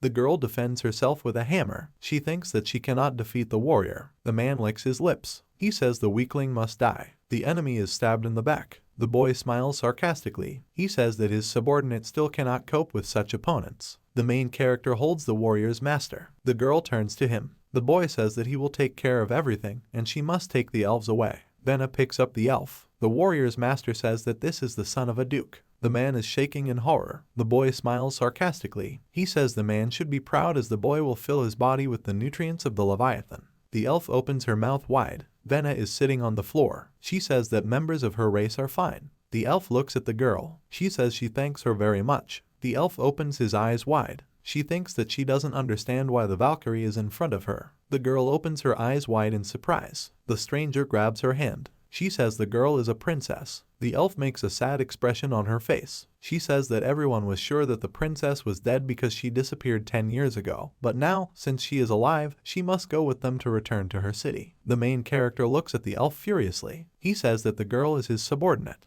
The elf replies that he should not interfere in the affairs of her race. The stranger looks at the subordinate. He says that they cannot postpone the mission any longer, and besides, the elves should already be taken to a shelter. The main character turns away. He demands that his subordinate follow him. The elf hands the girl a ball. She says that if Venna wants to see her family, she can contact her through the orb. The girl looks at the ball. She talks about family. Rocks around the field. The boy looks at the artifact. He thinks about how he's missed the demon forever. The artifact glows brightly. Light erupts from the volcano. The demonic voice says that he shouldn't have been summoned since his deal is already over. A small bull emerges from the artifact. He asks who woke him up. The rebel leader looks at the demon. He says that they came to ask him for help according to the contract of their ancestors. The demon replies that they are just stupid people who awakened him without knowing anything. The bull frowns furiously. He says that he should have been awakened after 60,666 years. The boy smiles sarcastically. He mentally tells the demon that he has returned. The beast, sobbing, looks at his friend. The demon smiles widely. He says the boy is his teacher. The rebel leader demands that the child let go of the little cow because they need to talk to him. The boy lets the animal go. He mentally says that the beast should play with other people since they should not know who the boy is. The boy and the wizard leave, smiling. He mentally tells the animal that he will return for him at night. Legs of a girl with scales. She lowers her hair. The girl says that everything turned out as the boy said. Venna looks at the sphere. She says that she has a teacher who saved her from the hellish school, so she is not going to reunite with her family. The girl hides the ball. The boy looks at her. He says she doesn't serve him anymore. The girl opens her eyes wide in surprise. She remembers the moments of the battle. Venna thinks that the owner no longer needs her because she is weak and is a burden for him. The boy looks at the girl. He demands that she go east, and if something happens, he will leave her a place where she can return. But first the girl must restore the power of the Valkyrie. The Duke's son turns away from the girl. He says that she will have to contact her family, but for now she will sleep. The boy is standing outside the door. The girl thanks him for helping her. The main character smiles. The girl, sobbing, looks down. She says that she will definitely become stronger and return to her owner. The boy approaches the mountain. The demon crashes at his feet. The boy looks at him. He asks the demon what happened after his loss. The image of a boy in a past life. The demon says that after the final battle his master said that he would definitely return, but the bull should not follow him, and after a couple of days everyone else felt that the master's presence had disappeared, so the wise snake told the bull that he should hide from view 12 gods and wait for the return of the Lord. The bull lies among the magma. The demon says that he lay down at the bottom of the volcano, waiting for the teacher to return, but he waited for a very long time. And one day an elf came to him, offering to put him to sleep, thereby saving him from pain, but on the condition that he would help save them in the future. The boy looks at the demon. The animal says that when it fell asleep, its body shrank and its speech changed. The duke's son asks the bull if he knows what happened to the snake demon. The animal replies that he does not know its whereabouts, but he is sure that the snake is alive. The boy summons a demon. The bull hugs him. He asks his friend how he was doing. The boy looks at the bull. He says that the subordinate will have to find out about the person under the name Isis. The boy makes a calm expression on his face. He says that the bull will also need to keep an eye on his student, who has become his friend. The child makes a sad expression on his face. He thinks that his girlfriend should become stronger so that he can rely on her, since the war will someday come. Magic shop sign. The wizard looks at the old woman. He asks if she was able to get him the item he needed. The woman makes a hand gesture. She says the man was supposed to bring her payment. The wizard holds out the chest. He says he will use the check she gave him. The old lady replies that if he has problems with the subject, she won't care. The wizard opens the chest. A piece of stone on a pillow. It is an asteroid fragment that acts as part of a meteor that fell on their continent several hundred years ago, and it condenses eternal mana, which is obtained from the natural world, and is also enhanced 2,000 times. The wizard smiles widely. The boy asks why he needs a piece of the asteroid. The man replies that he is keeping this information secret. The child turns away from the old woman. She says that she has a conversation with him. The wizard leaves, closing the door. The store owner says that the boy must guide her into the world of shadows. The magic circle emits light. The woman says her preparations are complete. The boy looks at the magic ball. He says a spell about the other side of the world, which is the opposite of light and complete darkness. Portal to the universe. The child appeals to the queen who rules the world of shadows so that she allows him to enter and open the door to another world. An old woman and a boy stand in front of the portal. She runs forward. The boy, smiling, stands in front of her. He says that he received the thing he needed for free, so he is going to return her the money he borrowed. The child thinks that he has nothing to fear anymore since he returned the check, which means the spiritual contract has been cancelled. The old woman looks at the child. He says she can enter until he gets permission. The boy turns his head. He enters the portal. The woman in black looks at the boy. She says she feels incredibly powerful. The queen of the dark elements smiles slightly. She says that the god killer has returned to her. Long ago, when the queen of the dark elements traveled the world in human form, she met the protagonist in a past life, who was the sworn enemy of the 12 gods. The god slayer army marches forward. The queen says that the man was a rare person who embodies a hero, which was surprising to her. God Slayer in a pile of dead puppets. He lost the Great Fourth War and lost his comrades, but the Queen of the Dark Elements was able to escape the gaze of the gods and led him to her world, allowing him to use part of his power. The man looks at his hands. He says that he has perfected his mana. It was then that he created black mana. The queen sits on the throne. She tells the boy that she was sure that he fell at the hands of 12 gods, so she does not understand why he appeared to her in a strange form. The boy looks down. Jamie says he didn't die, but was sealed away, and when he woke up, he found himself in the body of a child. The queen asks the boy why he came to her. The boy replies that the old woman wants to come to her world. The woman makes a calm expression on her face. She tells the boy that she gives the man permission to enter. The old woman looks into the portal. She says she left something for the boy at the store. Staff with an emerald stone. The old woman looks at the boy. She says that the staff is made of a magical stone, which is located in one of the 6 forbidden places in the world. The fountain where it can be obtained is located in the center of a huge amount of mana, but no one can approach it due to the endless gurgle of deadly poisonous water. The boy looks at the old woman. He says that the item looks very expensive, so he doesn't understand why the store owner is giving it to him. The old woman imagined the image of her son. She says that her boy was the same age as the main character. The old woman crosses the portal line. She says she will finally see her son. The boy looks down. He watches the old woman leaving. The main character thinks that she will see only the illusion of her dead son in the world of shadows, but this will become her eternal consolation. The boy opens the door. He looks at the wizard. Friends are walking down the street. The wizard says that they are leaving the city of emeralds, since their destination is a magical city, but while they are walking, he would like to talk to the boy about the Valkyrie princess. The main character thinks that he hoped that the wizard would not raise this topic. 2 weeks later, friends levitate over the city. The main character looks at him. He says the city looks much better than he imagined. Magic circle over the city. The boy asks the wizard why the city is creating it.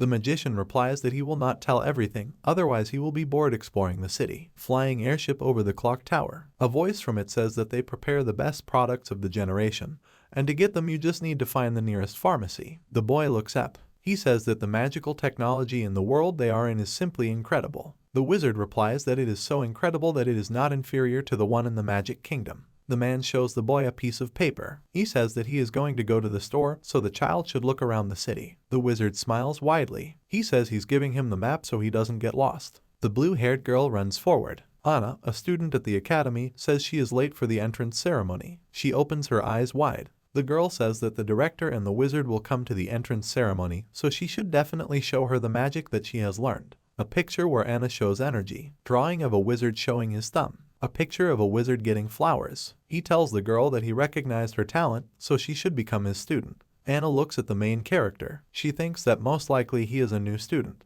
The girl remembers her sobbing image. She thinks that on the first day she was also lost in the city. The girl grabs the boy by the shoulder. He turns and frowns furiously. Anna removes her hand in horror. She makes a scared expression on her face. The girl thinks that a child cannot have such cold energy. The boy turns away. He says that if she doesn't need anything from him, then he will go. The girl grabs the boy's hand. She says that if he is a new student at the academy, he should follow her as the entrance ceremony will begin soon. Anna leads the child to the academy building, prestigious school of the magic world. The main character thinks that the girl was able to drag him away only because he had nothing to do anyway, but he is surprised that the ignorant girl is studying in a prestigious place. Students are sitting in a lecture hall. Anna looks at the boy with a smile. She says that the hall where the entrance ceremony will be held is very cool. The child thinks that he is starting to get tired of the girl. The student folds her hands together. She says she congratulates the boy on being admitted to their academy. The Duke's son tries to answer that he is not a student. The student looks away. She says she has an errand to run. The main character closes his eyes in displeasure. He says that he doesn't have time to tour the academy because he has to meet with the 7th Elder. The red-haired boy points his finger at Jamie. He says he doesn't understand why the son of the opposite family is in the academy. The main character points a finger at himself. He says that he does not know who is addressing him. The Earl's son remembers being bullied by Jamie. He thinks that the boy has forgotten about him, although he still has nightmares. The father looks at his son. He says he will teach him magic. The boy creates a magic circle. The Count's son thinks that after his father began teaching him magic, everything began to improve for him.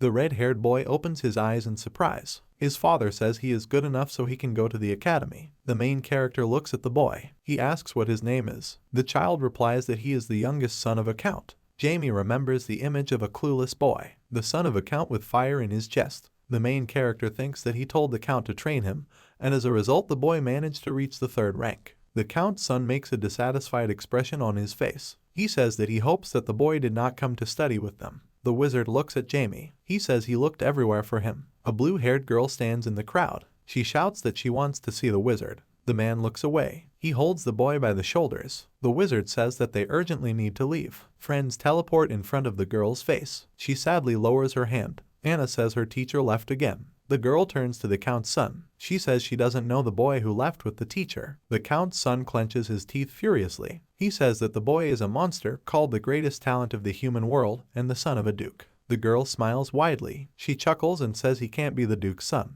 Anna opens her eyes wide in surprise. She screams the main character's name in shock. Large conference hall building. The magicians sit at a round table. One of them is holding his chest. The 4th Elder from the noble faction says that he was looking forward to the moment when they could see the boy who is the greatest genius of their continent.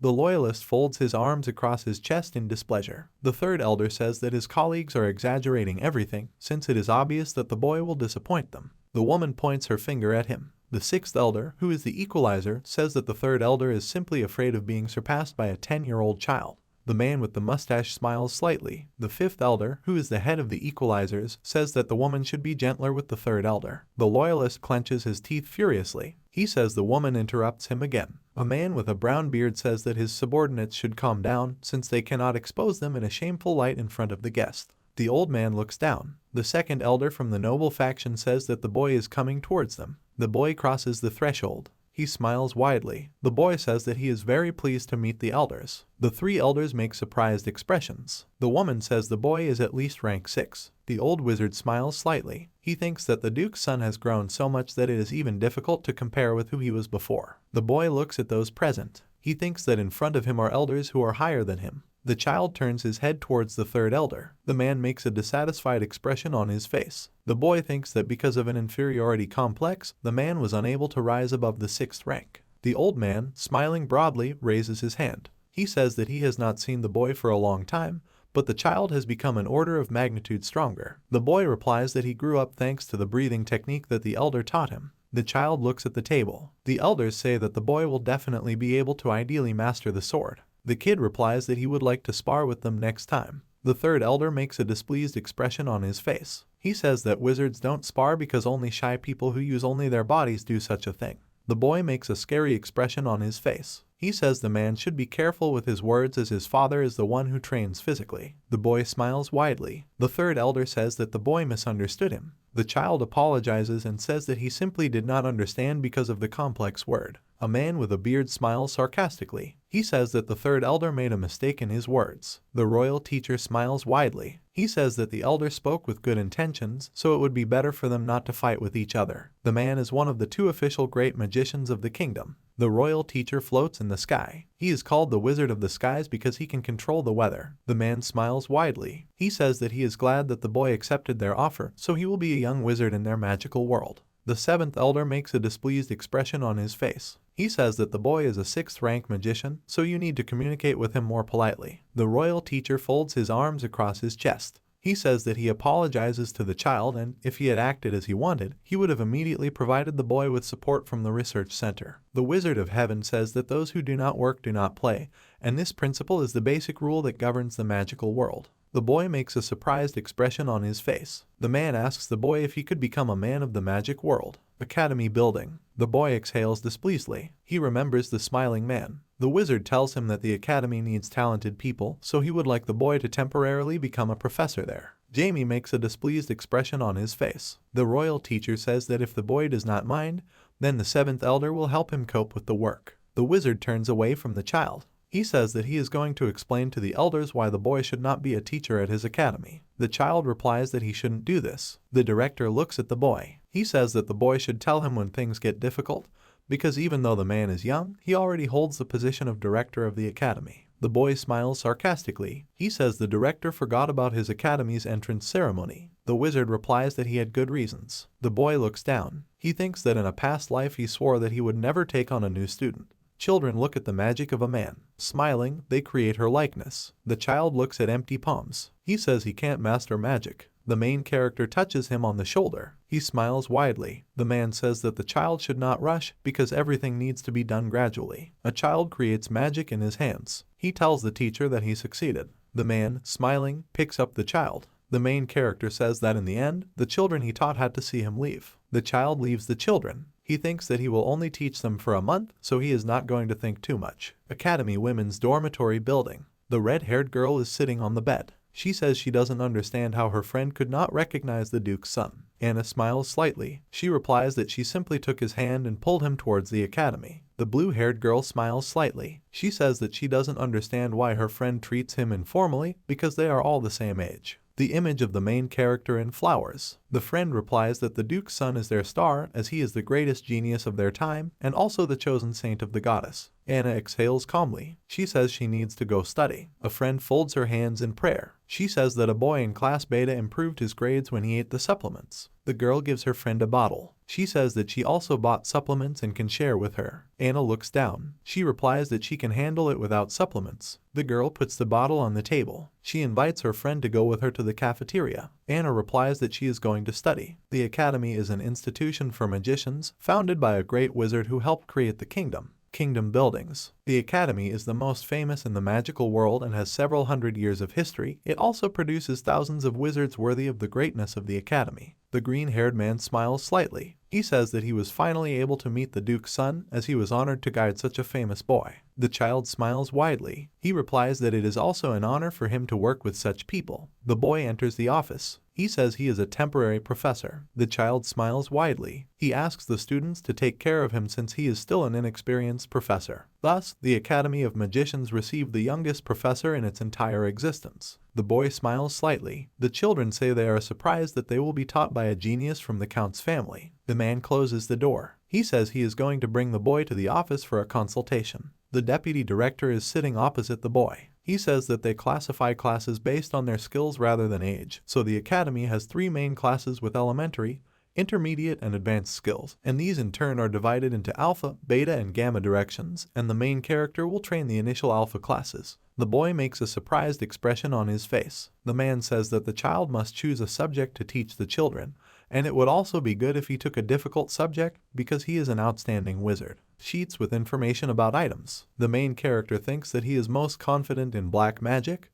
but he cannot teach it. The boy reaches for the sheets. He thinks that he should go back in time, specifically to the time when he was just starting to study black magic, and he was called the Endless Wizard. The child smiles widely. He says he has chosen a subject to study. The deputy director says that the boy has chosen an interesting direction, so he will look forward to the boy starting to teach him. The child looks out the window. He thinks that the academy is a surprisingly child-friendly building, despite the fact that it is 500 years old. The boy turns back. Academy teachers are standing near the door. They approach the child. The academy professor says that he knows that the boy did not retreat, even fighting against the demon, and at the same time has beautiful emerald hair. The boy makes an irritated expression on his face. Teachers ask for autographs. The boy thinks that he doesn't understand what they want from him. The deputy director extends his hand. He says that the professor is in the office. The line is around the boy. The deputy director pushes people away from the child. He says professors should behave appropriately. The boy looks at the man.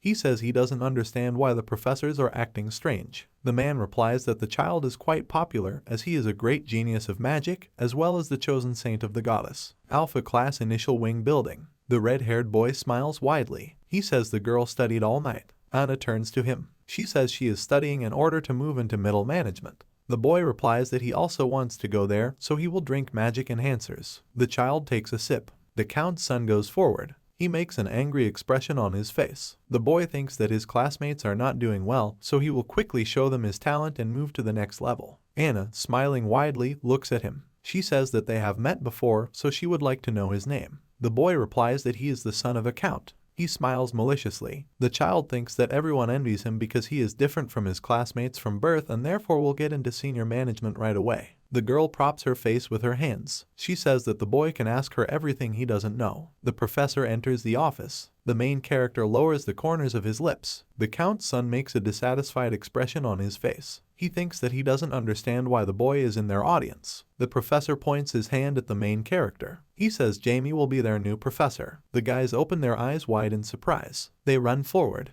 The professor stops the children in front of the Duke's son. He demands that the students calm down. The boy shows a gesture of silence. His energy lights up the audience. The guys lower their eyes in shame. The children's former professor says that they staged a booth in front of the new respected teacher, despite the fact that they are studying at the Sacred Academy. The count's son makes a dissatisfied expression on his face. He thinks that the main character is completely disrespected. The professor looks at the children. He says that he was disappointed in them from day one, but will give them a chance to improve if they guess what subject he will teach. Children raise their hands. They say Verseology or understanding and analyzing the history of magic. The main character replies that they name him useless objects. Anna raises her fist. She says that the boy is a 6th grade wizard, which means he will teach them a non-standard subject such as magic circles. The boy looks at the girl. He thinks that he ran with her to the entrance ceremony, but she has very little mana. The girl smiles widely. The main character says that the girl's analytical skills are good, so she answered correctly. The count's son clenches his teeth furiously. He thinks that the professor recognized her, but it is not clear who the girl is. The old professor claps his hands. He says that the meeting is over for the children and they should work very hard.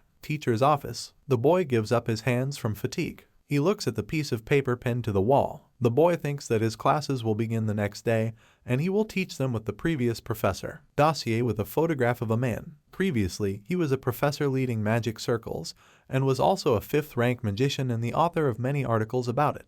The boy imagined the image of the third elder. He thinks that the former professor was his student. The woman approaches the boy. She says he better be careful. The girl holds her hand to her mouth. She says that the professor has an inferiority complex, so he should be more careful in communicating with him. The boy smiles widely. He thanks the woman for the information. The professor is holding a piece of paper. She says that she wants to get an autograph from the boy after giving him the information. The professor of magic circles makes a dissatisfied expression on his face. He says the boy shouldn't sign autographs in the staff room. The man points to the door. He demands that the teacher leave. The professor looks at the boy with displeasure. He says that he was lucky to be born talented, because that is the only reason he was able to master the sword at the age of 10. A man holds a child by the shoulder. He says he's not going to be nice to him. The boy looks at the teacher with fury. He tells him that he didn't expect any other attitude. The next morning, the young and former professor enter the office. The student smiles widely. She yells for everyone to take their seats as the ghost is approaching. The professor makes a dissatisfied expression on his face. He says he will not tolerate such treatment next time. The man puts a stack of papers on the table. He says that the boy will temporarily teach children a course in magical cycles. Jamie makes a displeased expression on his face. The professor says that teaching is a difficult science,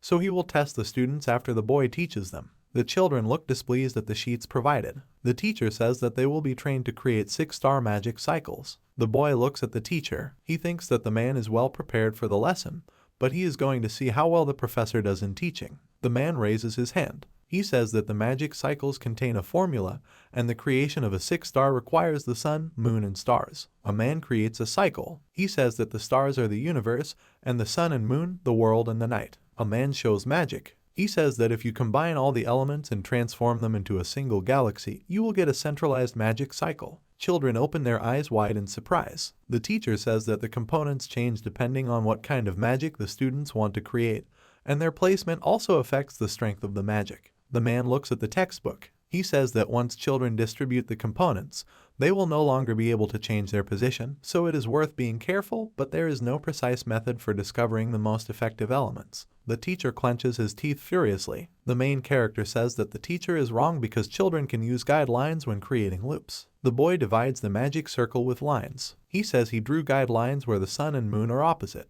The professor makes a calm expression on his face. He says that with the method the boy uses, the magic cycle is destroyed, which suggests that the child does not know the basics of magic. The boy raises his finger. He says he can erase the lines and therefore separate the key elements of the magic cycle so that magic becomes simpler. The moon and the sun are nearby. The main character says that children can place the elements wherever they want and then erase the lines so that they do not have to create the cycle all over again, and also have the opportunity to change it. Anna opens her eyes wide in surprise. She thinks that the boy has destroyed everything they previously learned about cycles. The professor creates a cycle. He says that his magic cycle has turned into a 3-dimensional one. The boy smiles sarcastically. He thinks that the man was able to change his technique immediately after seeing it, which is quite good. The boy snaps his fingers. The guys open their eyes wide in surprise. Cycles appear, connected to each other. They have become one magical cycle, allowing them to be expanded endlessly. The main character in a past life. He was the creator of a 3-dimensional, super complex magic cycle. The boy looks at the professor. A man watches the cycles. He thinks that he has never heard of such magic.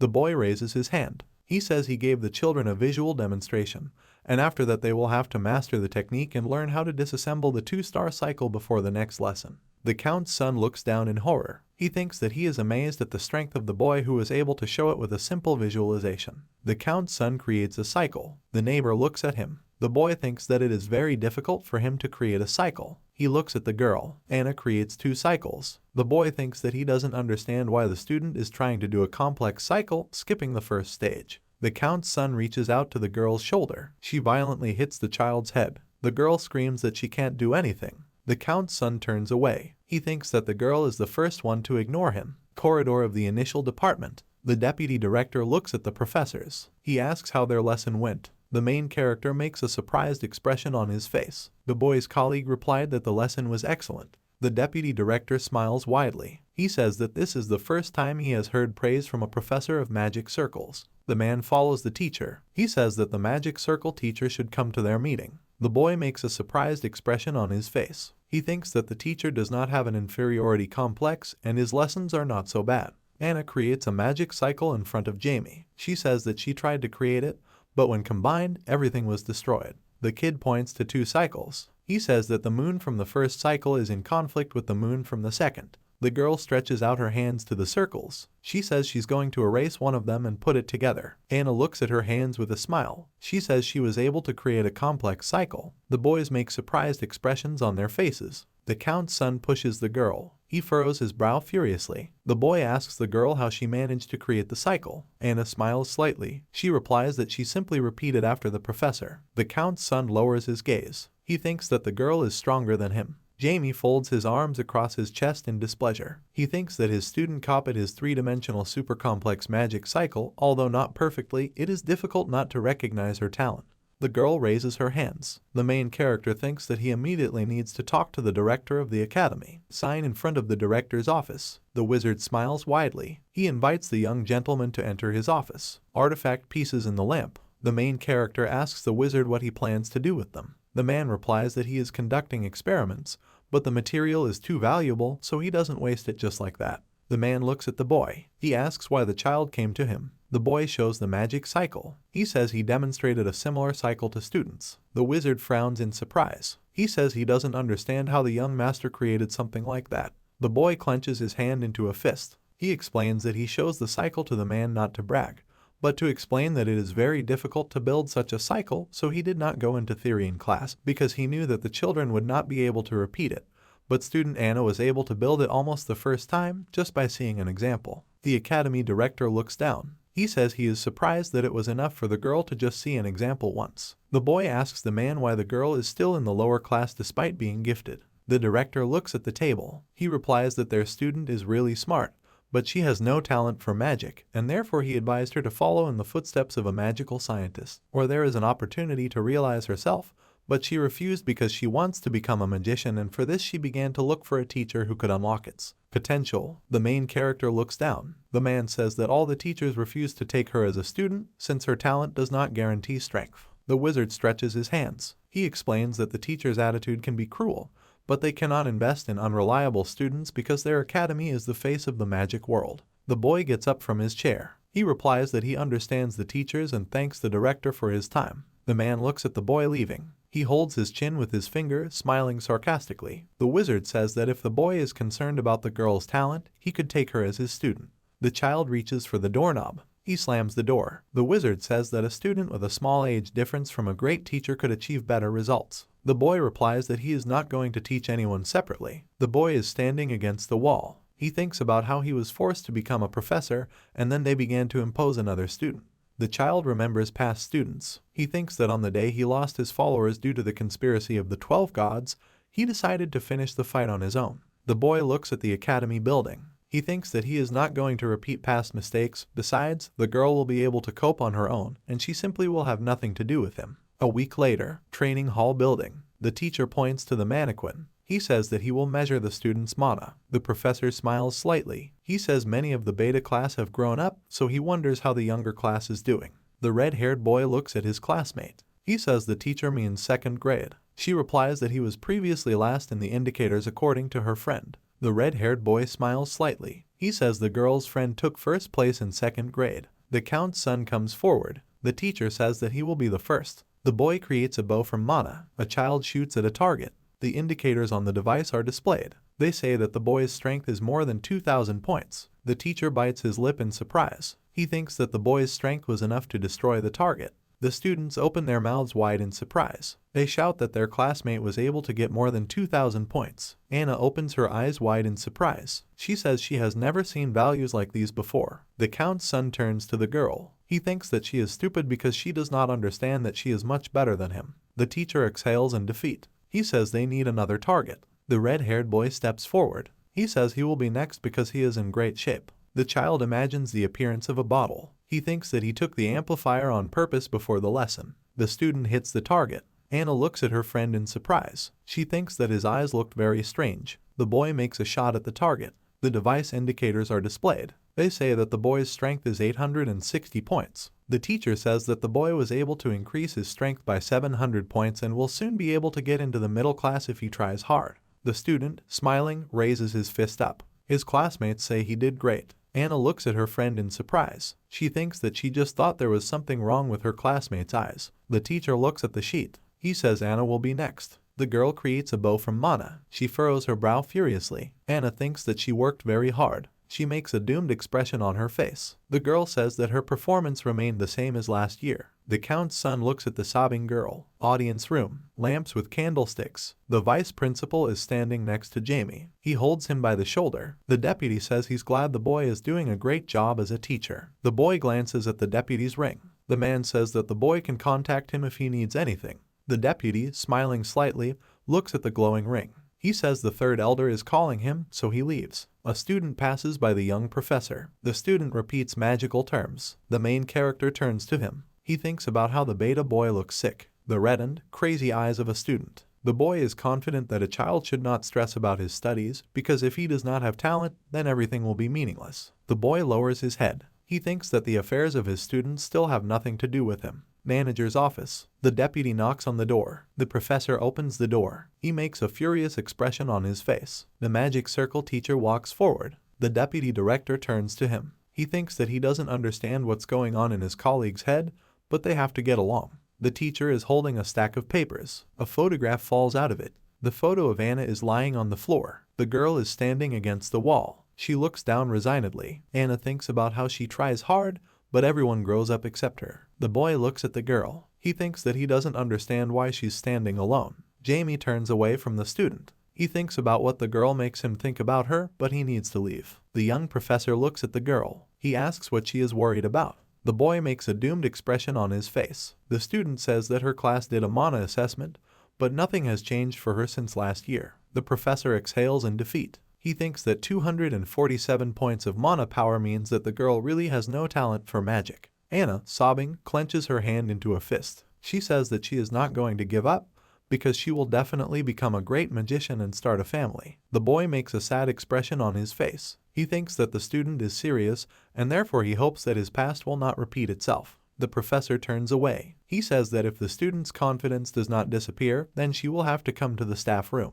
Tower of Blue Mages. The boy opens the door. The girl approaches the child. She asks what brought him to their tower. The boy says that he came to talk with the tower master. The woman smiles slightly. She replies that not everyone is privileged to meet the tower master. The main character says that the master will just have to say his name and then he will be allowed to enter. The woman bows to the child. She says that the boy can enter the tower master's office. A huge office with books lying around. The boy opens his eyes wide in surprise. The tower master asks the boy if his place is dirty. The boy walks forward. He thinks that the old man's voice filled the entire space of the office with mana. Jamie looks at the old man sitting on the books. The wizard asks the child why he came to him. The boy opens his eyes wide in surprise. He says that judging by the mess, the old man is very busy with research. The man replies that despite his busy schedule, he will always find time to meet the boy. An open book on the table. The boy asks what kind of grimoires the wizard is sorting out. The old man sits down on the table. He replies that he studied combat magic in order to decentralize the followers of the god of war,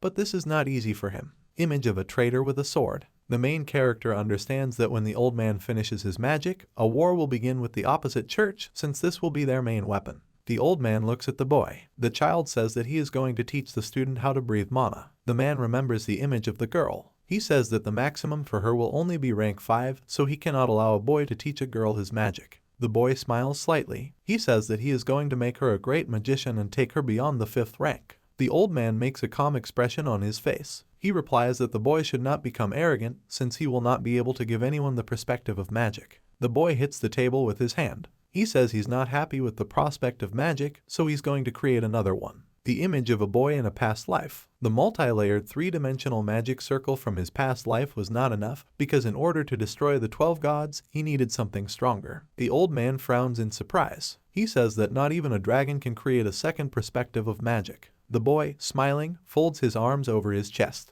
The wizard thinks that he feels incredible pressure from the boy, so he begins to doubt the words he said. He holds out the staff to the boy. The wizard says that since the child is confident, he will have to prove his strength in a duel, and then he will give permission to use his magic. The boy, smiling maliciously, reaches for the sword. The old man says that the first blow will be on the child. The duke's son smiles maliciously. He says the old man may regret his choice. The child creates a magical storm. He says he is using the 100 Seas formation. The boy runs to the old man. He looks at him in surprise. The man thinks that he doesn't understand when the boy managed to get so close to him. The child makes a blow with a sword. He says that such magic will not penetrate his shield. The boy charges his hand with energy. He says he is using the hand of destruction. The old man's barrier is crumbling. The boy reaches out his hand to him. The man thinks that the child predicted his movements. The boy clenches his teeth furiously. He looks at the demon. The child mentally asks the demon to help him from the imaginary world. Several devils of the boy appear from the portal. They attack the wizard. An explosion occurs. The old man's barrier is cracking. The boy swings his sword furiously. The child makes a kick. The boy approaches the old man. He breathes out a sigh of relief. Jamie thinks that it took a lot of mana to maintain 4 clones. The old man smiles sarcastically. He says his body tingles a little. The child smiles maliciously. He says that the old man did not have time to restore the back of the cloak. Burnt wizard's cloak. The man says he was in too much of a hurry, so he let him go. The boy thinks that he cannot do anything to the old man. The man gives off energy. He says that the boy's endless blows have hurt his pride, so he will attack next. The child holds the old woman's staff with a sword. He thinks that he has no choice but to defend himself from the old man's attack, since it will be much more difficult to repel his blows. The wizard makes a surprised expression on his face. He says that the boy owns an artifact that the old woman did not agree to sell to him. The boy smiles sarcastically. The old man says that he must have a lot of interesting things in stock. The old man directs a whirlwind at the child. The boy is holding a sword. He holds out his staff. Jamie thinks that the artifact in his hands contains the powers of the real and other worlds, which amazes him. The boy creates clones. He thinks that the old man uses good magic. The wizard smiles widely. He says the boy's evasions won't work again. The man gives off a light aura. The child hits it with a sword. The wizard looks at the sword. He says that if the boy is willing, the old man will show him his true capabilities. The wizard holds out his staff. He says that he will use on the boy a blow similar to lightning, threatening all places, and a stream of lava from hell itself. Old man's burning staff. He says that it will be difficult for the boy to accept his power. The boy blocks the blow. He thinks that he doesn't understand what happened. The child stands with his feet on the ceiling. He understands that the world has turned upside down for him. The old man uses the method of cognitive dissonance, changing the magical perspective. The boy deflects the blow. He creates a magical barrier around himself. The child makes a dissatisfied expression on his face. He thinks about how the old man's magic seems natural, but it exists to attack the mind.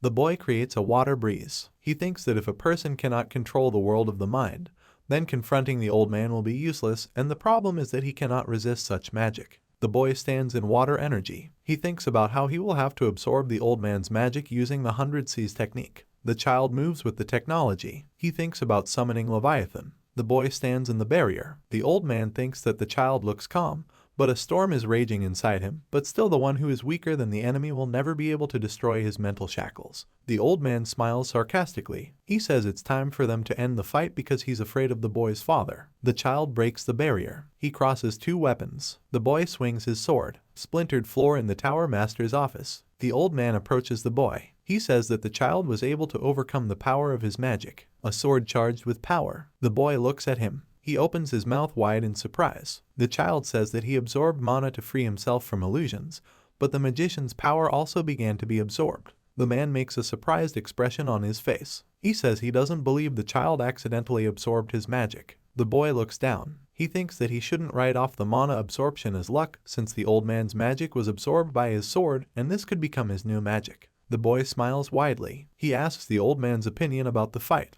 The wizard strokes the boy's head. He says that the child did well, so he can teach the girl his breathing technique. The wizard is sitting on the table. The professor nearby makes a surprised expression on his face. He says that he is amazed at the boy's strength, since the child was able to find a balance in the art of the sword with magic, and he had never seen such mastery of weapons. The wizard looks out the window. He says the boy is a born genius. The old man remembers the image of a child in battle. He explains that everything the boy owns cannot be achieved by an ordinary person. The professor looks down. He says that perhaps the boy is a Superman created by someone on purpose. The old man looks out the window. He says that the professor should be careful with his words since they can be overheard, so he should just continue to watch how the boy changes the world. The Count's son is knocking on the door. The main character stands behind him. The Count's son makes a frightened expression on his face. The boy asks the student what he is doing at his door. The boy remembers the image of his classmate. Anna told him that the young professor plans to make her a student. The student asks the professor if it is true that he will become her mentor. The student stamps his foot furiously. The main character tells him that he must communicate with him in a formal tone.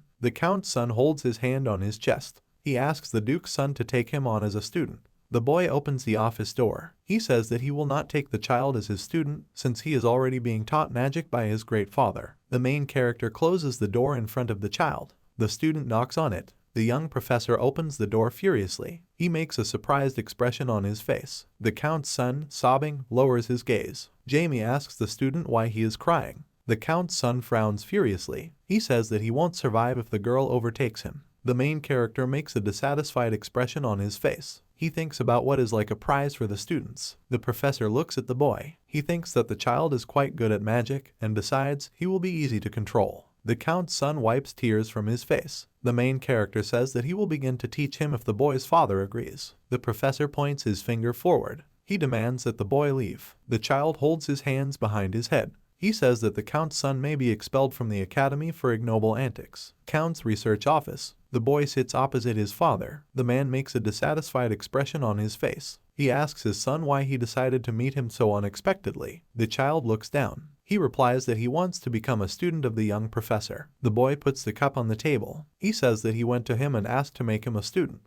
The Count remembers the image of his son. He thinks about how his arrogant son sacrificed his pride for knowledge. The boy smiles widely. The Count says that he gives him consent to study, but he will be obliged not to tarnish the honor of his family. Magical Community Lane. The professor is kneeling in front of a stranger. He raises his exhausted face. The man says he would like just one bottle of magic enhancer. The stranger says that the professor's blood vessels are being destroyed, so his heart will not survive. He smiles maliciously. An unknown man with burning eyes. He tells the man to calm down and call her the next time a cleanup is needed. A stranger reaches out her hand to the dead professor. Sign in front of the staff room. The boy enters the office. The professor looks at him. She asks if he has seen the other professor since he didn't show up for work and no one can contact him. The boy makes a surprised expression on his face. He thinks that a man wouldn't just skip work. The deputy director holds the boy by the shoulders. He says that he is going to find out what happened to the professor, but for now a woman will have to take care of the junior class. The boy turns away. He thinks that he is not going to worry about the disappearance of the professor. The students enter the office. Anna asks the young professor if it is true that he took the Count's son as a student.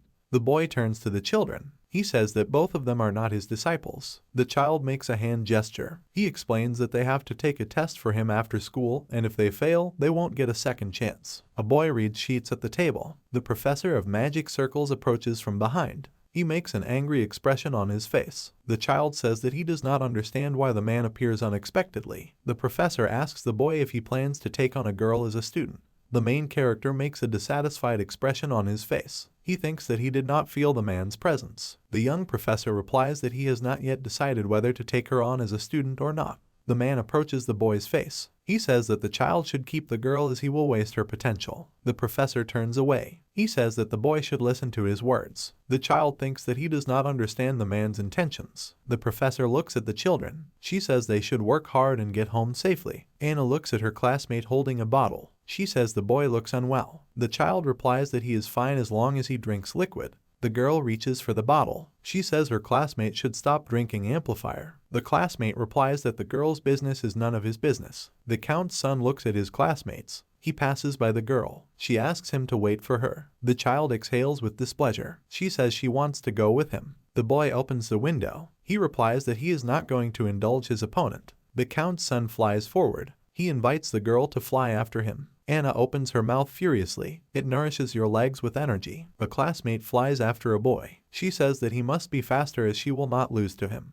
The red-haired boy exhales calmly. He says the energy booster refreshes him and makes him feel much better. The student looks up. He says that he needs to meet with Ivan. The guys are walking through the forest. The redhead says he can't miss the opportunity. The overweight boy smiles widely. He says the redhead is lucky because he makes an exception for him. The redhead smiles widely. He says he thanks the supplier. The boys walk towards the building. The student thinks that he must tolerate the unpleasant boy because he must move to the middle class, and this can only be done thanks to the amplifier. Ivan hands the guard a piece of paper. He says he has a special invitation. The red-haired man inspects the building. He thinks that an energy amplifier is being produced in him. The white-haired man smiles widely. He says that he is glad to see clients and introduces himself as the head of the research group. A smiling man folds his hands in prayer. The building of the young professor's house. The Count's son raises his head arrogantly. He says that he was not going to wait for the girl because they are rivals. Books fall on children's heads. The main character looks at the students with displeasure. He says that he doesn't care about their relationship, but he doesn't want to see them quarrel. The children are sitting on the sofa opposite the professor. They say that this is the first time they have heard about the technique of bodily breathing. Jamie replies that the technique was created by the second elder. The boy holds a cup in front of him. He says that children should master the technique by the end of the day. The count's son frowns in surprise. He says that he cannot master the Archmage technique in just a day. The main character frowns furiously. He says that they must do this if they want to become his disciples, but if they object, they can leave. The girl gets up from her chair. She replies that she can master the technique. The count's son raises his hand. He says that he will also try to master the technique. The main character is holding an artifact in his hands. It comes into contact with the staff. Children stand in empty space. The main character says that he created for them a subspace in which 24 hours are equal to 12 hours in the real world. The boy is sitting on the sofa. He thinks that he was able to unite a boy with enormous magical potential but unable to see or hear, and a girl gifted with a lively mind but devoid of magical talent.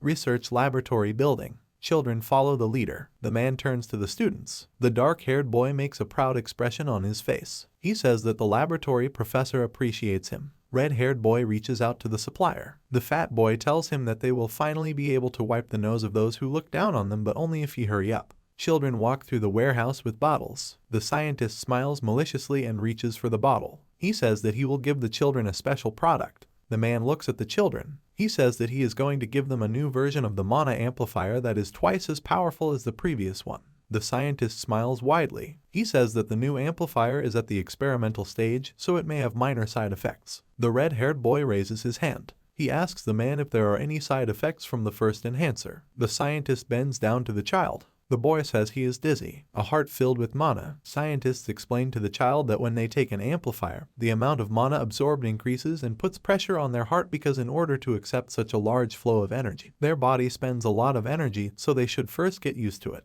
The man waves to the children. He holds the phone, smiling. The blast of energy cuts it apart. The scientist says that he has to please stupid children. A woman holds 2 charged fingers. She says that a man should not smoke in front of her. The scientist grabs the woman by the clothes. He brings his face closer to hers. The scientist says that he follows blood not for the money. The man lets the woman go. He says that she can act out the theater as much as she wants, since something interesting will start soon anyway. The girl thinks that the man is a good scientist, but unfortunately he is completely uncontrollable, so she must talk to the professor. 8 hours have passed. Open book. It says that you need to distribute mana and saturate every particle of the body with it and then direct the energy and increase the absorption rate. A girl meditates over a book. She thinks that she managed to distribute mana, so she feels how her body is filled with it. The count's son furiously hits the table. He says that he does not understand how to act, since the young professor wrote everything so that he would not understand anything. The boy leans back in his chair. He says that his classmate has already figured everything out better than him.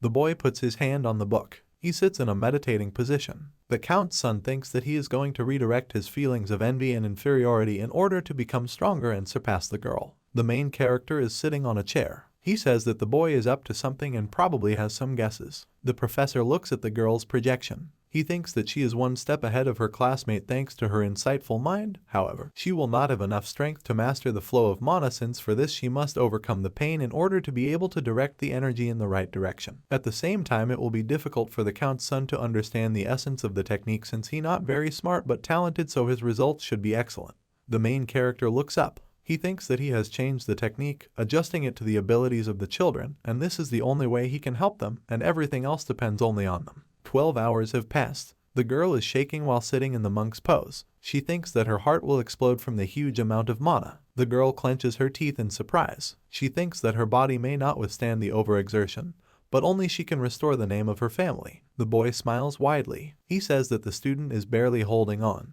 but she needs to overcome boundaries to become stronger, but her classmate has already figured out how to split mana, so he needs to try. 5:30 in the evening. The girl, sweating, clenches her teeth. 9:30 p.m. The count's son is reading the professor's book. 12 at night. The main character snaps his fingers. The children teleport to the sofa. The boy looks at the students. He says that their test is over since a day has passed. The girl lowers her sad gaze. The count's son makes an irritated expression on his face. The professor makes a horrifying expression on his face. He says the students failed his test. The girl, sobbing, looks at the floor. She says she tried really hard to pass the test. The count's son says that the professor should have given them more time. Jamie makes a furious expression. He replies that nothing would have changed anyway. The boy smiles sarcastically. He thinks about how he is going to stop teasing children. The boy raises his finger. He says that the test was to evaluate their potential and based on the results they become his students. Anna grabs her blushing classmate into a hug. She says they succeeded.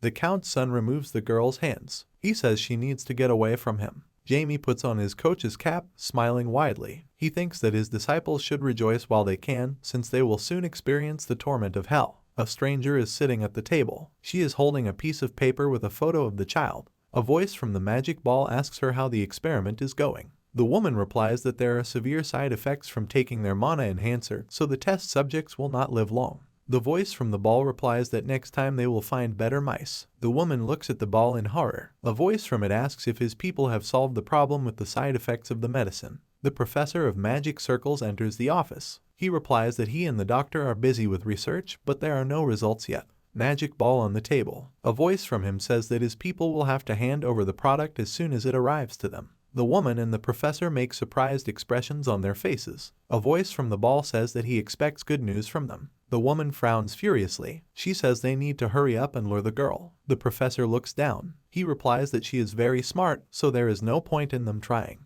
The woman makes a surprised expression on her face. She says that a man should not ruin their plan because of his feelings for the child. The stranger, smiling broadly, raises her hand. She says he can't have any feelings, so he shouldn't waste his time. The man runs his finger over the dossier. He says the girl's name. Anna opens her eyes, lying on the bed. She remembers the image of the main character. He continued to let her stay with her classmate. The girl reaches for the alarm clock. She looks at him in surprise. The Count's son smiles widely. He says that they waited a very long time for the girl, and besides, she snored like an old grandfather. A girl hits her classmate with magic. The professor says the boy should stop lying. The boy snaps his fingers. He says his students should stop fighting. Pendant with a purple stone. The main character says that they should wear it as a sign that they have become his students. Jamie looks at the students. He says they can wear the pendants as a pair because they are the same design. The Count's son says he doesn't date children. He turns away, blushing. The girl says that she doesn't like him either. The main character smiles widely. He says his students loved the gift.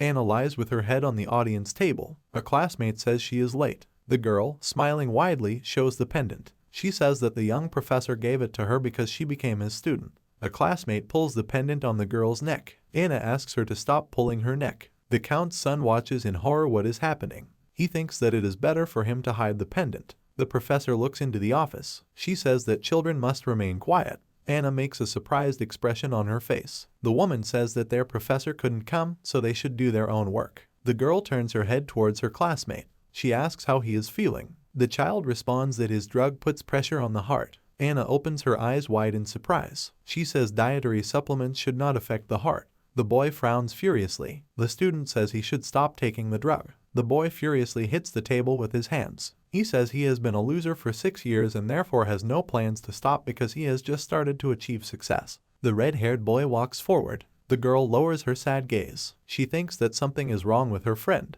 A classmate is standing by the window. He makes a horrifying expression on his face. The boy says that his girlfriend is jealous of him because he has become a better person, but at the same time she also became a student of the great professor. The boy is holding his chest. He turns his head towards the professor. The woman asks what is happening to him. She strokes the child's face. The professor says he looks pale. The woman looks at the boy madly. She thinks that the side effects of their drug began to appear very quickly. The boy says he got into an argument with his girlfriend, who told him he should stop taking the nutritional supplement. The woman smiles slightly. She says she will be giving a lecture on the possibilities of a dietary supplement in the laboratory. The professor hands the boy a test tube. She says that before going to her lecture, he will have to drink a liquid in a test tube. The woman smiles sarcastically. She thinks that soon their mice will fail, so they need to quickly achieve success in the experiment for the sake of a world in which there is a place for the untalented. The doctor looks at the dead rats. He says that there is very little time left until the result is obtained. Eye of a dead mouse with the reflection of a doctor. The man says that he is on the verge of inventing a medicine that will turn the whole world upside down. Magic Academy building. The girl folds her arms over her chest. She thinks about how she couldn't explain herself to her friend and doesn't understand how to apologize to him. The red-haired boy, smiling, scratches the back of his head. He apologizes to the girl for yelling at her. Anna smiles widely. She says she's fine. The girl thinks that her friend is no longer angry. A classmate smiles widely. He says that the professor invited him to a special lecture so she can come with him too. The girl replies that they are supposed to have a lecture with Professor Jamie. Children shake hands. The girl says that she will be absent from class for a while. She thinks that her friend will be upset if she refuses, so she listens to the teacher's lecture for a while and returns to class. Research laboratory building. The professor of magic circles follows the woman. He asks her if she invited the girl to join them. The woman looks at the man furiously. She replies that it is, since the student is valuable research material that should have been in their hands a long time ago. The man says that their drug still has side effects. Doctor with glowing red eyes. The woman says that their drug still has many side effects, so it is far from ideal, but people higher up will deliver better materials so the doctor can solve the problem with side effects. Teachers are standing near the laboratory building. The professor says that a man should be proud to see such a thing since it is a great honor for everyone.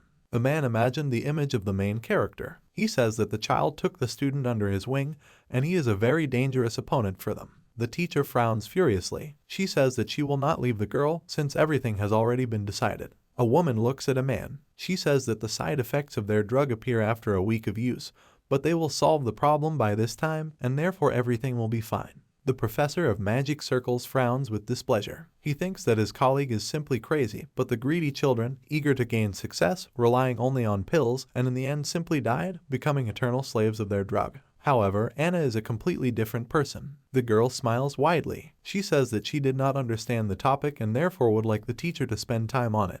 The girl bows to the man. She thanks him for the activity. A man walks past a girl training. He says he's surprised that she works out at such a late hour. The teacher frowns furiously. He says the drug situation irritates him. The teacher looks at the professor through the ball. She thinks that the man is acting too suspiciously. A woman touches the ball with her hand. She says that her second subordinate may be useful to her soon. The scientist smiles sarcastically. He says that in the end she still needed her. Jamie knocks on the door. The wizard opens it. The director sits down on the sofa. He says that the boy never asks how he is and always treats him coldly. The boy replies that he is teaching a lesson, so the man should quickly tell him why he came to him. The wizard smiles widely. He says that he is glad that the boy took the students, but he is surprised by this since the child does not listen to anyone, at the same time being a curmudgeon, and besides, he constantly grumbles. The wizard puts the piece of paper on the table. He says that he invited the boy to do him a favor. The man shows photographs of students and the professor. He says that he is not aware of everything that is happening, but he must look into the disappearances of people, and he only knows that before the professor disappeared, he often came into contact with the beta class students who were lagging behind.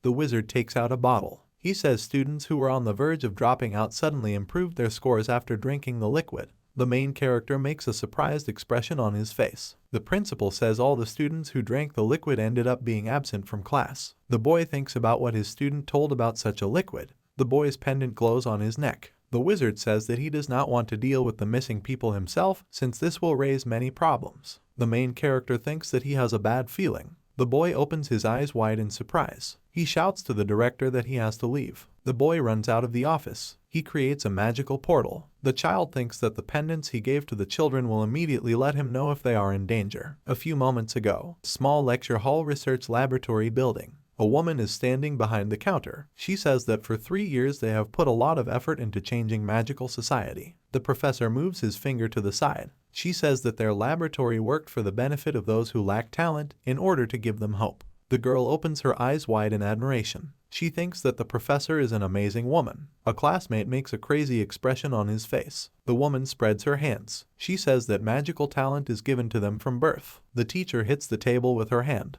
She goes on to say that the luckiest get everything, but some are not given a chance, and a world in which there is no place for the oppressed is a pitiful sight. The boy holds his heart. He falls off the bench. The woman approaches the child. She says they created a cure to change the world. The professor bends over to the girl. She says that she was one of the creators of the Mana Enhancer. The woman extends her hand to the student. She says that medicine is their key to ensuring that anyone can achieve heights even without talent. The professor creates magic in his hand. The girl screams that their drug is dangerous because her friend became ill. The woman replies that they can avoid danger. The girl looks up. She thinks that this is impossible since you have to pay for everything. A classmate holds a boy in her arms. She thinks that such a drug is beyond human capabilities since only a being at the level of God can withstand it. The teacher is holding a bottle in her hands. The girl tells her that such a drug must be somehow connected with God. The professor grabs the child by the face. Anna tells her that the church will not forgive them. The woman replies that the girl is not right at all,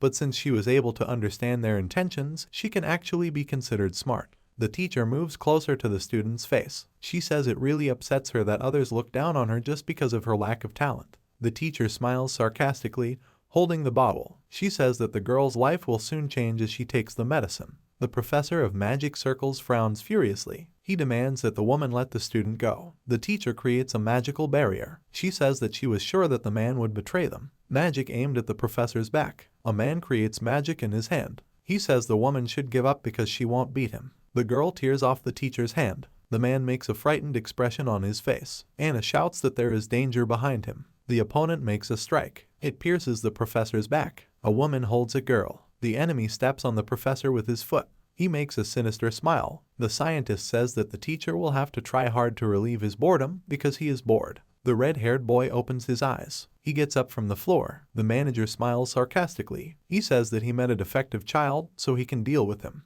The man's foot stops. He turns around in surprise. The professor holds the scientist's leg with magic. He says that the manager should approach him because he is his opponent, which means he had better not turn away. The scientist punches the professor in the face. He kicks it aside. The manager smiles sarcastically. He says that since his opponent wants to die faster, he will help fulfill his wish. The girl breaks free from the teacher's hands. The woman hits her head on the table. She says they're not done with her yet. The teacher, smiling, holds a drug in her hands. She says that a student must be good to get everything and become the happiest. The main character levitates over a woman. He says that they had no right to touch his student and now must be prepared for the consequences. The teacher makes a crazy expression on her face. She says she doesn't understand how he knew about their meeting. The boy uses a sword with a magic circle. He says the woman doesn't need to know the answer because she has to leave anyway. The teacher flies away from the blow. The boy takes out a staff. He says that she and her classmate should relax in his space. The child makes a frightened expression on his face. The enemy tells his ally that she disappointed him because she lost to the boy. The scientist swings his sword.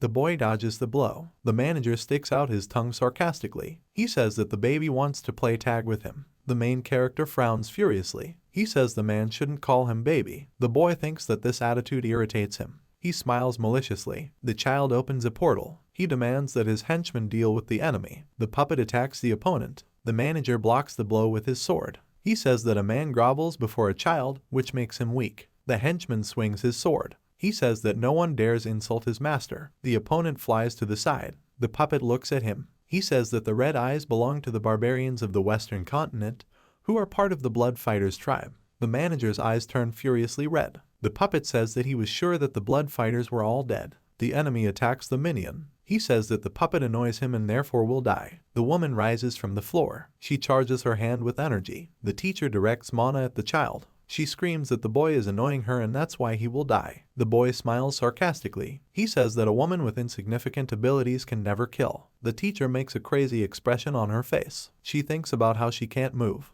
The woman falls to her knees. The boy says she should be a good girl and sit still. The child extends his hand to the teacher's forehead. He says that she and her mind belong to him. Jamie puts on a calm expression. He demands that the puppet not cut off his opponent's head. The subordinate holds the sword at the opponent's throat. The boy tells the man that the life of a traitor can come in handy. The child smiles maliciously. He says that his puppet must explain to the man how he should be. The puppet grabs the enemy. He throws it aside. A woman kneels in front of a child. The boy says that he has a new pet. He smiles and snaps his fingers. The boy makes a doomed expression on his face. The professor of magic circles asks the child what door he opened. The boy thinks that he completely forgot about the teacher. Jamie holds out the staff to him. He says the man should rest, so he uses a memory eraser on him. The woman looks down wildly. The child asks her true origin. The teacher rises from the ground. She says that she is the manager of a research laboratory that strives for equality in magical society, so they were ordered to infiltrate the ranks of the academy in order to close the gap in magical abilities with the help of their drug.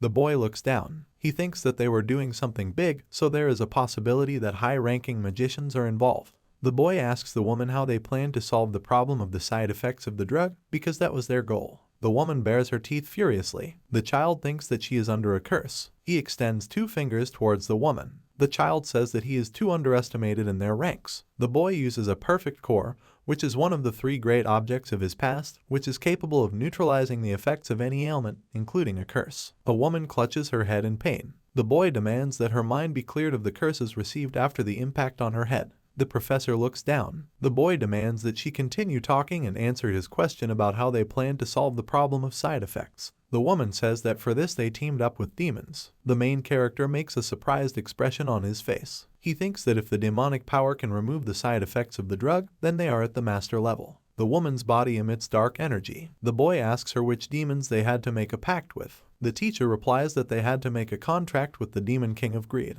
Jamie puts on a calm expression. He thinks about how he hasn't heard of him before, but he could have appeared while he was in captivity. The boy asks the woman who is involved in their affairs. The teacher replies that all the performers and suppliers have fallen at the hands of her colleague, and the head is the doctor, but most orders come from the professor since the doctor is focused on development. The woman shows the boy the ball. She says they receive messages through him, but none of the leaders ever see them in person. The boy lowers his doomed gaze. He thinks that the ball is an artifact that prevents detection, but the highest people of the magical world must also be involved in the affairs of the organization. Turning around, the boy leaves. He demands that the woman behave as usual and report everything to him. Jamie stops the student in front of him. He says he's fine. Energy appears above the red-haired boy's head. The main character thinks that the boy looks bad, but he will not die, but at the same time he will never become a magician. The boy tells the students that they should go into the room and rest. The professor looks at the boy. He says that his artifact has many spaces, and it looks like he has many more impressive things. The boy looks at the man. He says that he would discuss this topic with the man,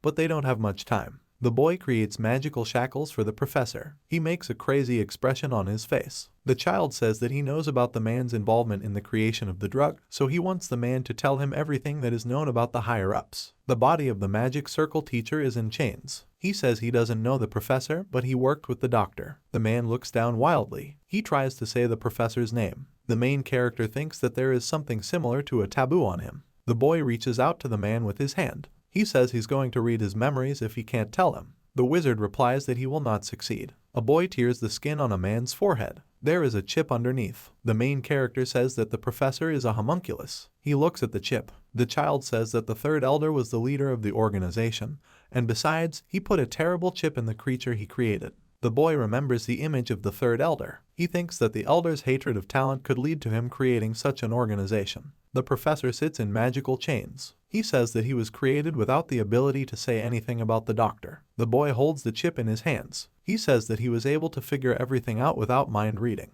The boy thinks that he still read them and even erased the part concerning black magic. The man makes a surprised expression. The boy says that he is a homunculus, which is why he is so similar to the creator. The professor looks down. He says that even though he is not human, his actions were wrong, so he wants to repay them with death. The boy breaks the chip with his hands. He says that the homunculus is free, and he no longer needs to live as a subordinate of the third elder. The main character smiles widely. He says that the man received a reward for saving his student, so he will decide his fate when he kills the third elder. The boy teleports out of the artifact. The professor shouts that he cannot deal with him alone. The syringe falls to the floor. The doctor hits the table with his hands. He clenches his teeth furiously. The man thinks that the connection with his people was severed, and the chip was broken precisely at the moment when he was a couple of steps away from controlling the magical world. The doctor looks at the syringe in surprise. He reaches out his hand to him. The man says that he has nothing to worry about because his drug is ready, and even a rank 8 monster cannot compare with its power. The elder looks madly at the syringe. Sign in front of the director's office. The boy looks at the wizard. He says he needs help in a possible battle. The magician looks at the child. He replies that the boy does not know who the professor is since he hides his identity well, so no one can be trusted, and besides, it is possible that the third elder is the only one behind everything. The boy looks down. He thinks that the man is right, and since he was away from the magical world, then he can be trusted, but the king's faction, where the third elder is located, cannot be trusted since their belief in universal equality is somewhat similar to the idea of the drug. The boy folds his hands together. He says they should be able to figure it out. The wizard looks at the child. He says he will figure out how to deal with the third elder. A child runs down the corridor. He turns to the deputy director. The boy tells the man that he had to talk to the director. The deputy smiles widely. He says that if the boy has questions about the lessons, he can ask them to him, and he would also like to know if the boy has seen the teacher. The boy replies that the woman left early. The boy remembers the image of the deputy. He thinks that the man has always been close to the teachers in various matters, so he could contact the third elder as a caretaker without any suspicion. The deputy director turns his head to the boy. He says that one of the professors will have to leave his teaching position. The kid makes a crazy expression on his face. He says the man was very close to him. The main character makes a malicious smile. He says the man can finish the show already. The man makes a crazy expression on his face. He says that he shouldn't have let his guard down, but the boy already knew everything anyway. The man smiles sarcastically. The boy takes out a sword and staff. He says the man made a contract with a demon. The deputy responds that he was very careful, but the boy was able to catch him. The ring on the man's hand glows. He says he believes that only big-minded people can prepare for the consequences of the decisions they make. A portal from which a man emerges. He says his subordinate should have done something while he was gone. The boy creates a magic circle. He furrows his brow furiously. The child says that his opponents quickly appeared. The elder frowns furiously. He shouts that he will teach the boy obedience. The boy runs towards the deputy. He shouts that they won't be able to suppress him. The boy thinks that he needs to deal with the deputy director first. The boy's hand gets caught in shackles. The elder smiles sarcastically. The child's body is in magical chains. The elder says that the child's stupid tricks will not stop him. Jamie makes a crazy expression on his face. He thinks about how he can't use mana. The third elder smiles sarcastically. He says that people like the boy always rely only on abilities, but without them they are nothing. The director charges his hands with energy. He directs them towards traitors. The director says that men did not dare to do such a thing within the walls of his academy. The traitors smile sarcastically. They say that the man does everything as usual. The director's body is covered with symbols. The boy thinks that he doesn't understand what the traitors are using. The professor of magic circles looks down. He thinks that everything was originally planned by demons. The man says that he realized everything too late. Anna looks at the professor. He asks her for forgiveness because he made a big mistake. The girl smiles slightly. She replies that the main thing is that the professor saved them when he realized everything, since there is always a chance to atone. The man looks down. He gets up from his chair. The professor says that he is going to atone before it is too late, and therefore will do everything in his power. The teacher turns to the girl. He says that she is a good child and a great fellow. The girl fiddles with her fingers in embarrassment. The teacher says that the fact that she is deprived of magic is the most incredible injustice, since she could have achieved incredible heights under different circumstances, so he really wanted to be a good teacher. But since the temperamental side was inherited from his creator, he had to be strict with his students. However, the fact that he is a homunculus cannot be considered an excuse for cruel acts. The man remembers the image of Jamie. He thanks the student for never giving up, and also says that her new teacher is an amazing magician who will definitely become the heart of the entire magical world in the future. So he is confident that under his leadership she will be able to unleash her potential.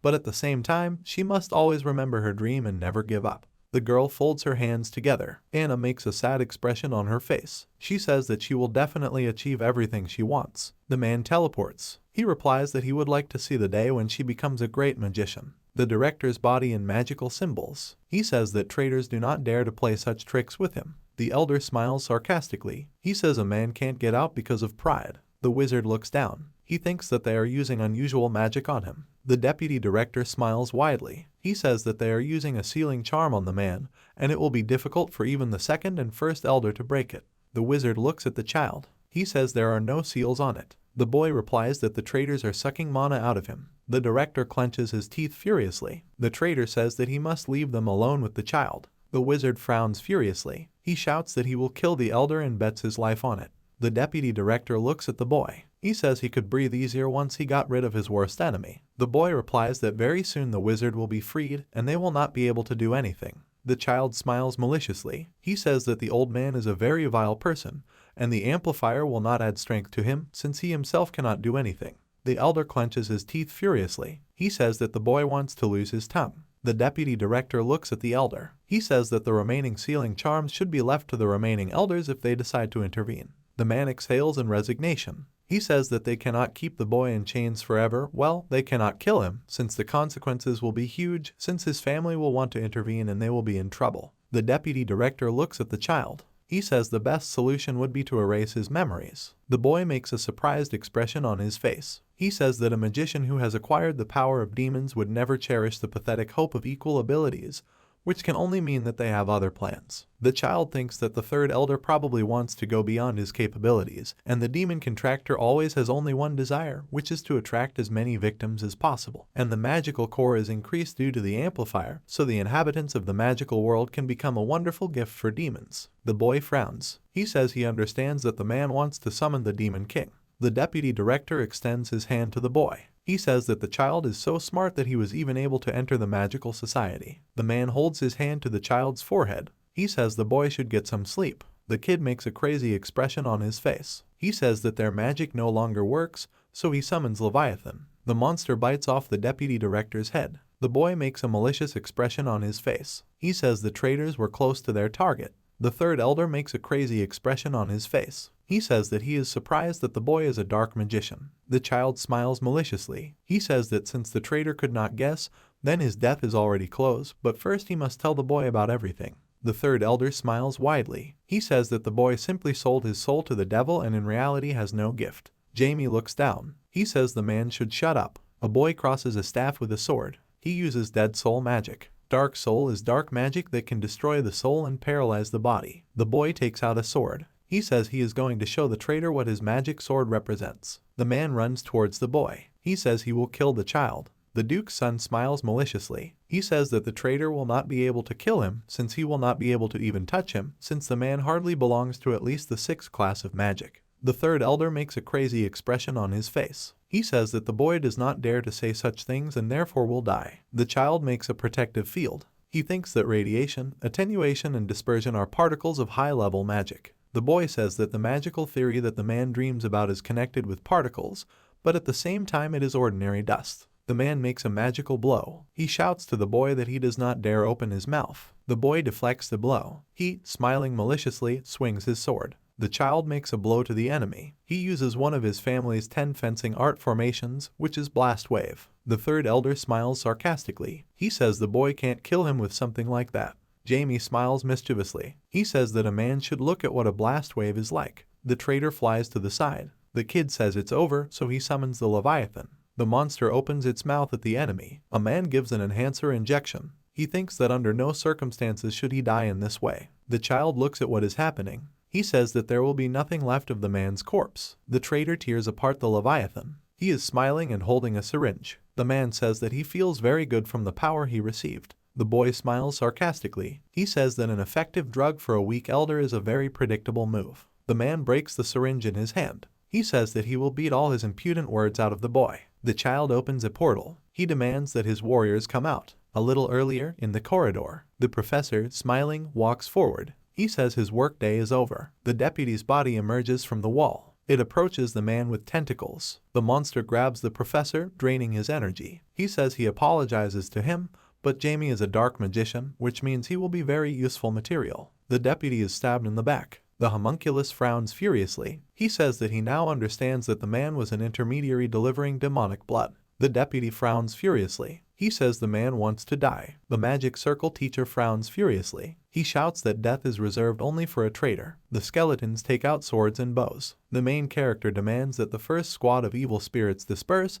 and the second one fills the empty position. Monsters are moving towards the traitor. He says that ordinary skeletons will not defeat him. The man grabs the skeleton by the skull. He smiles ominously. The traitor says that he showed his new strength, and the boy can continue to attack with skeletons since he will shred them all anyway. Hazard extends his hand forward. He shouts that the second detachment of undead should disperse to their places, and the third one should replenish their ammunition. The boy looks at his subordinate. He thinks that his man has trained the undead army well. The child asks the puppet what he does. The man replies that the boy's lick told him the usual strategy of a child with an army, which he follows. The kid says that his lick is not able to think rationally. The child holds his hand to his chin. He thinks that he was sure that he removed the lick's brains before transforming, but he could awaken. The opponent swings his arm. He shouts that there is no end to evil spirits. Jamie thinks that the enemy uses magic that splits things into particles and is therefore a serious rival for the dead, which means that the kid could lose his entire army. He demands that the puppet return with the army back. The enemy looks at the evaporating dead.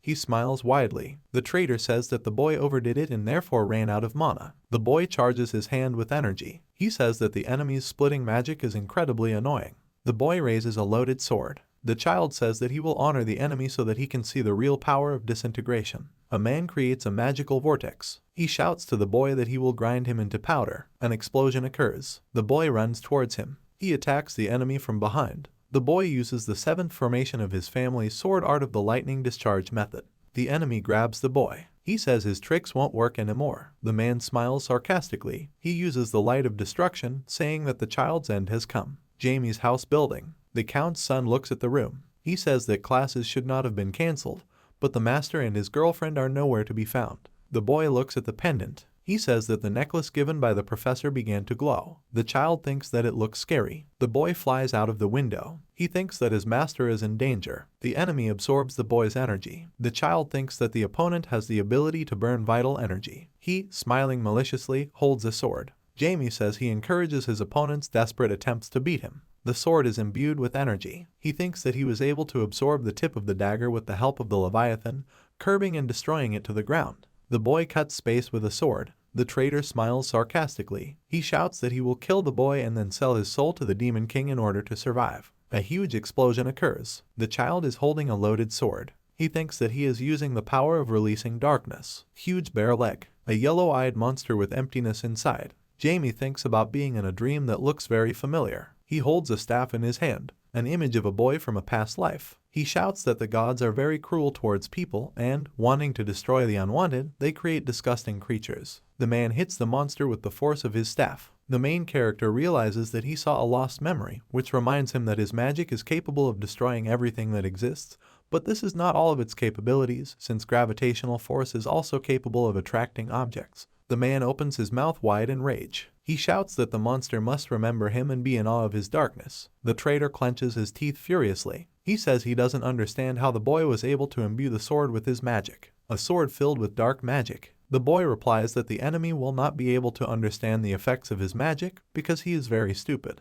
The child's body is charged with energy. He says that thanks to his opponent, he went beyond what he could previously. The boy swings his sword. He demands that the enemy disappear. The force of the sword pierces the opponent's body. Magic space in the form of a cube. The magic circle teacher says that the vice principal created a space for power amplification while the elder was busy creating an energy amplifier. The demon smiles maliciously. The homunculus frowns furiously. He says that because of the traitor, the students died. The demon charges the body with energy. He replies that he is equal in strength to a demon of knight rank, so a 5th class homunculus will not be able to compete with him. The traitor strikes the teacher. The man furrows his eyebrows. He realizes that the power gap is too great and therefore the demons will win. The teacher falls to his knees. He thinks that he hears a voice from the shadows, and perhaps it belongs to the director. The man hits the magic circle with his hand. He says he will leave the demon to the director. The traitor releases the tentacles from his hand. He shouts that the teacher's defense is absolutely useless. Tentacles fly towards the teacher. He thinks about how he spent his entire life as a puppet created by a doctor, but their original paths were similar, but in the end he was able to see two important things, which are growth and freedom. The teacher frowns furiously. He shouts that he will never give them his children. The traitor releases tentacles from magic circles. They pierce the professor's body. The man says he didn't plan to evade. It uses a cubic explosion method using particle destruction. The space is splitting apart. A huge explosion occurs. The director frowns furiously. He says that his professor did a great job, so he can leave the demon to him and rest for now. The traitor makes a frightened expression on his face. The director says that he will kill him because he was able to get out. The deputy runs away. He thinks that he will not be able to win, so the only way out is to escape. The director runs after him. He punches the traitor in the stomach. The demon flies away. He thinks that he is at a distance, so he can take the chance and open the door to the demonic world. The man folds his hands together. He says he is trying to open the door. The wizard pins the enemy to the floor with magic. The opponent breaks the ground with his body. The director says that the demon was destined for a troubled death. A man creates a square with his fingers. He says that the enemy will die long and painfully. The wizard makes a crazy expression on his face. He squeezes the cube with the enemy inside. The boy looks at the sword. He says that his weapon has the ability to absorb the powers of his opponent so that he can control them. The child thinks that he has created a new theory using a magic sword. But this is not all, since the traitor is still alive, so the boy is going to kill him in the most sophisticated ways. The boy flies onto the building. He looks at the count. The child asks why he came to them. The man replies that he is surprised that the boy was able to move to the 7th grade and also came to pick up his son. The Count makes a surprised expression on his face. The boy says they don't have time because demons have come to the academy. The couple watches the demonic strike. The demon takes on its true form with horns. The principal says the students are in danger because a demon has been released. He looks at the boy. The wizard says that he was going to shrink the demon, but it became even larger. The students run away in horror. The director says that his students may be harmed if they continue the battle on the academy grounds. The child throws the monster aside. It uses the deformation method. The men open their mouths wide in surprise. They say they can't believe the boy could master 7th grade magic. The boy imbues his finger with fire. He shouts that men shouldn't stand with their mouths open because they don't have time. The boy hits the demon with fire. He uses the arm of Afrit, which is the highest form of fire magic. The Count frowns furiously. He says that the boy continues to surprise him, but fire is his element. The man uses the method of the Fiery Emperor, his magical theory, after which he was nicknamed the Red Lotus. The boy makes a surprised expression on his face. He thinks about the man using the fire he created. The Count imbues his body with fire. He thinks about using the 8th Elder's magic theory to burn everything to the ground. The man hits the monster with fire. The demon's body is caught in a whirlwind. The Count uses the Red Lotus method. The man furrows his eyebrows. He says that the 7th Elder must protect himself from the shock wave. The Count's power destroys the barrier. The boy frowns in surprise. He thinks that the Count's magic is beautiful as well as strong. The demon's body burns. The 7th Elder says that the 8th's power is monstrous and destructive. The boy makes a calm expression on his face. The wizard asks him how he was able to become a 7th grade magician in a short period of time. The boy replies that he did it by accident. The director smiles widely. He says the other elders would go crazy if they knew what was happening. The Count replies that the man should stop being careless because he needs to concentrate on what is happening. The wizard says he doesn't care since he was originally born a slave. Jamie approaches the edge of the cliff, a clot of dark energy in the center of the inferno. The Count says that the demon's body need not be checked since he would not be able to counterattack its attack. Image of a monster on fire. He says that he had little time left to gain the power of the Demon King. The demonic voice replies that his minion held up well.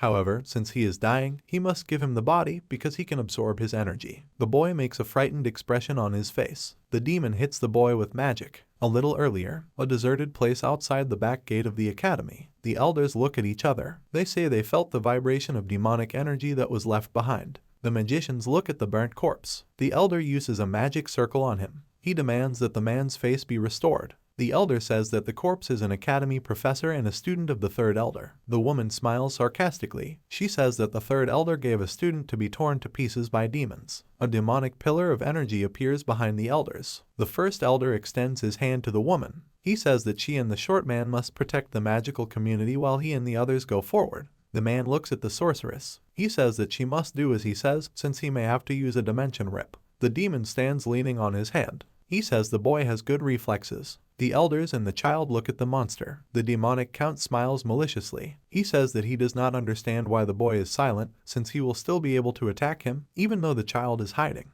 The demon is a Count that is under the control of only the Demon King, and he is classified as half demon and half dragon. The boy looks away dissatisfied. He thinks that the Count's rank is equal to meeting a dragon, which is why the elders are so excited about his presence. The child frowns furiously. The demon swings at him. He says that he will attack first, since the elders and the boy are not coming to him. The boy flies away in horror. He thinks that the Count is so strong that even after almighty physical resistance nothing happened to him. The boy blocks the demon's blow with his staff. The Count says that the boy is better than the 2 elders. It imbues the hand with energy. The monster realizes that the boy blocked his blow. He swings at the boy. The child flies off to the side. He thinks that the demon's physical attacks don't work, but the demonic energy still causes problems, which is why he will have to use black mana. The elders look at the boy. He says men should keep what they see a secret. The demon smiles maliciously. He says he doesn't understand how much the boy is going to talk because he wants to see so much more. Jamie levitates while holding his staff and sword. He says that the Count should not be impatient, since he will fight him anyway. The elders make surprised expressions on their faces. They realize that the boy is using dark mana. The Duke's son points his sword at his opponent. He uses the Omnipotence Convergence method. The demon smiles maliciously. He says that the boy will not be able to block his next blow. 2 forces touch. The demonic Count tears off his hand. He says that the boy did not dare to absorb his power. The monster smiles widely. He says that he allows the child to absorb his mana since he will direct so much of it at him that the boy will not be able to cope with it. The boy smiles maliciously, swinging his sword. He says that this was all he was waiting for since he was going to defeat someone who is much stronger than him. A bolt of energy hits the demon. The boy uses the reverse darkness method. The Count, smiling sarcastically, shows his teeth. He says that the boy has a difficult time absorbing magic, which makes it very interesting. The demon spreads his charged hands. He says that absorbing the boy won't work anymore since it will kill him in one hit. The men use a magic cage on the monster's hand. They make dissatisfied expressions on their faces. The wizards say that they are going to listen to the child's explanations, but he will have to come up with a good excuse. The demon's energy explodes in the cube. The boy swings a dark sword. He tells the wizards that he will tell them everything when the battle is over. The child uses a blade that cuts the heavens with an omnipotent form, as well as the convergence of dragon demonic energy. Jamie's blade cuts through space. He looks down. The boy asks the seventh elder to isolate the area. The man replies that they should not continue the battle as they need to ask the other elders for help. The child turns to the Count. The man says that the boy's dark mana is different from other dark sorcerers, but the three of them cannot defeat the demon. The boy replies that they cannot win even with the support of all the elders of the magical community. The boy frowns furiously. He continues to say that the demon must be attacked by all sword masters, otherwise it will destroy the magical community. The Count turns to the wizard. He says that since the boy has an idea, the seventh elder should create a safe area. The wizard concentrates magic in his hands. The demon falls into the magic cube. He says that he will have problems with the Demon King when he returns. The Count frowns furiously. He says he will kill them no matter what. The demon uses the breath of the demonic dragon. Demonic mana hits the elders. A boy creates a magic map with his fingers. He thanks the elders for their help. Jamie recites a spell, saying that he is a bird singing alone and a lonely wanderer walking across the dark land. The seventh elder strikes the enemy. He says that the boy cannot normally ask him for help. Two forces touch. The Count extends his charged hand. He demands that the boy listen to him. The child continues to recite the spell, saying that the enemy who seeks to take away his darkness will not be able to do so since he follows a path where darkness is always on his side. An explosion occurs from the fusion of two forces. The boy's body emits dark energy. Demonic mana penetrates the boy's energy. The wicked Count looks at the power in surprise. He understands that the darkness that emanates relates to the demonic king of vengeance. A hand comes out of the Count's mouth. He says that his king must not appear,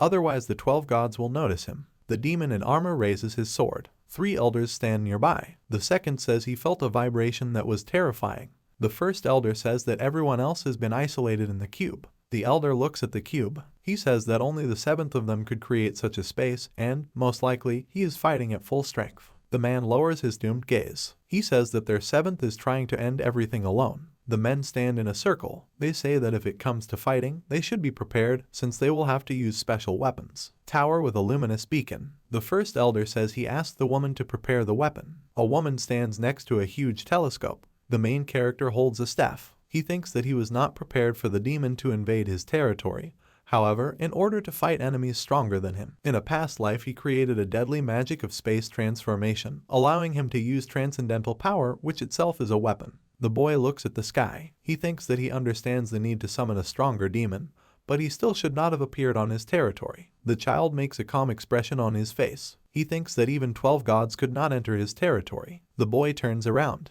Demon King in armor. The child thinks that awakening the king is too risky since this action will have an effect on the balance of probability and therefore the 12 gods will not be able to remain inactive, but there is no reaction from them. The boy lowers his gaze, imagining the goddess. He thinks that she should have already shouted that she would deal with the demon if she knew about his coming, but the gods can be deceived with the help of black mana, but only the main character has such power. The demon looks at the boy. The child asks him if he is the Demon King. He makes a scared expression on his face. The boy clenches his teeth furiously. He thinks that just one glance from the demon is enough to shake him. The king looks at the boy. He asks the boy why he is so strong that he can calmly look into his eyes. Jamie wipes the blood from his face. He replies that he simply has such power despite the fact that he does not obey anyone. The demon lowers his finger. He says that the boy should not overestimate his capabilities. The child bends over. The king extends his hand to him. He says that the boy was intoxicated by his own pride. The boy is bleeding. He frowns in pain.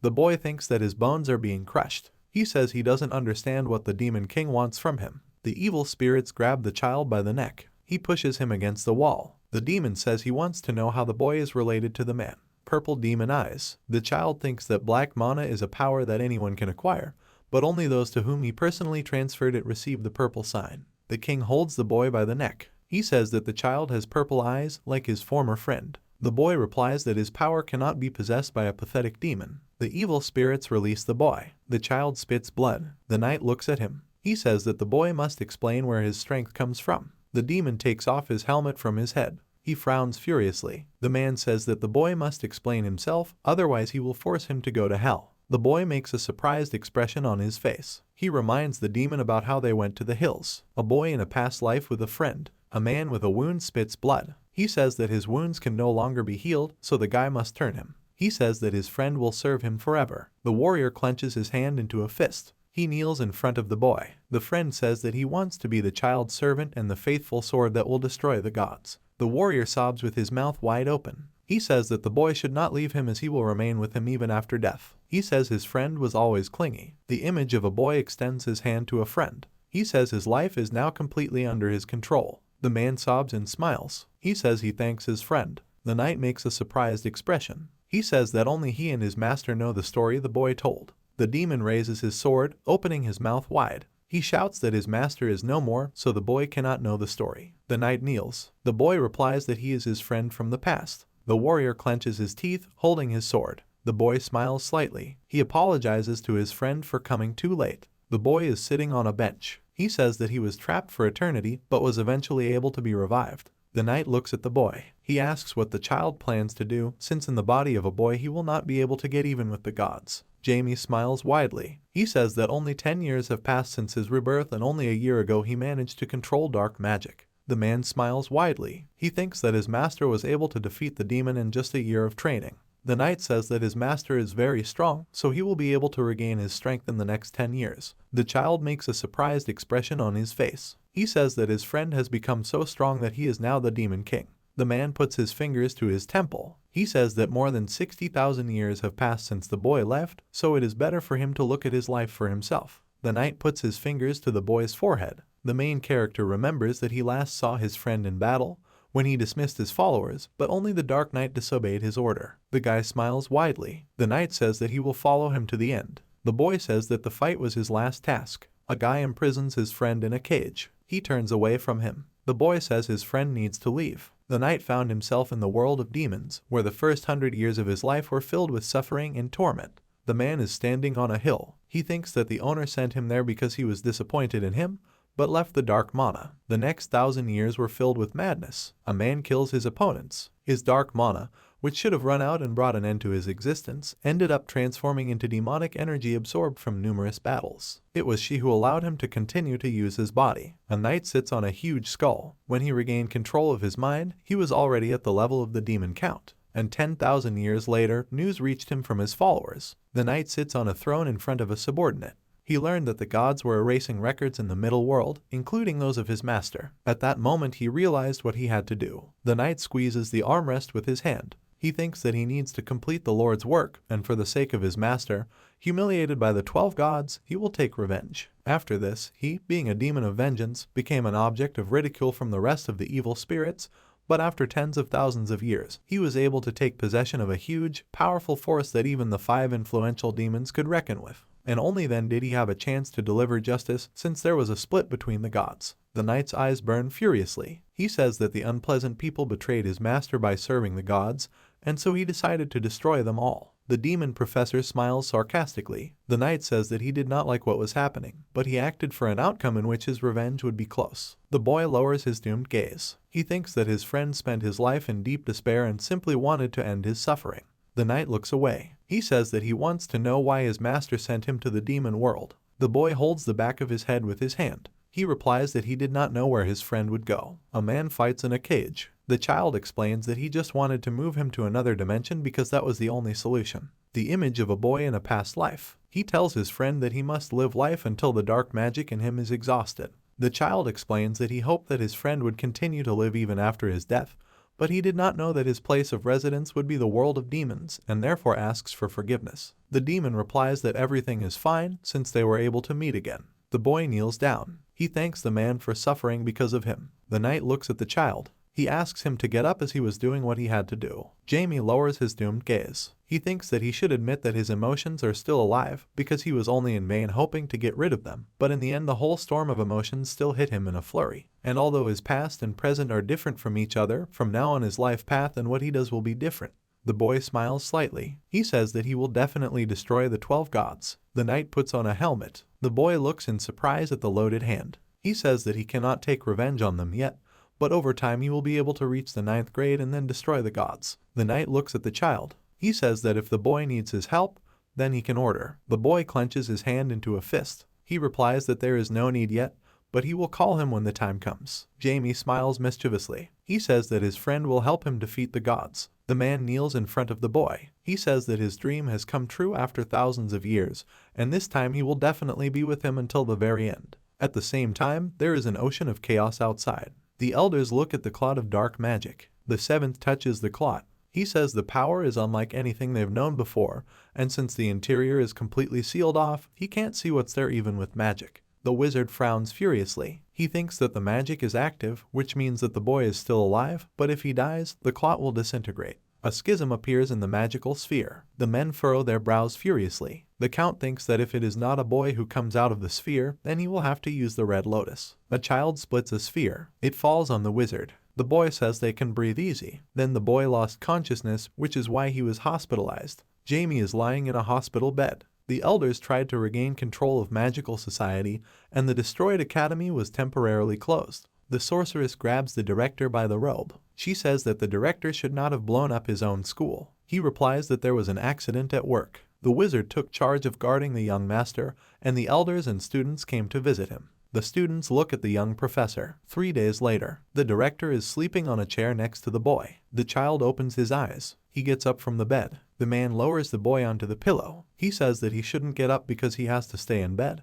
But everything is fine, thanks to him. The other elders are improving the situation. The director creates a dome around the child. He says he would like to hear an explanation from the boy. The man remembers his magic. He says he doesn't understand what happened during the fight. The boy clenches his hands into fists. He thinks that he no longer wants to hide his identity. The baby is holding his chest. He says that he is the reincarnation of the first dark magician. The wizard makes a surprised expression on his face. He says that he does not know who the first dark magician is. The boy thinks that in the middle world no one knows anything about him. The director frowns furiously. He says he believes the boy is a dark magician, but reincarnation sounds implausible. The man remembers the image of the boy in battle. He thinks that the child's words sound absurd, but his incredible magical abilities and the skill of the sword, which he mastered in a short time, explain everything. Jamie holds the elder's hand. He says he should just see everything. The boy thinks that the wizard is a person whom he cannot lose, and besides, he will not betray him, even if the truth comes out. The boy extends the wizard's hand to his forehead.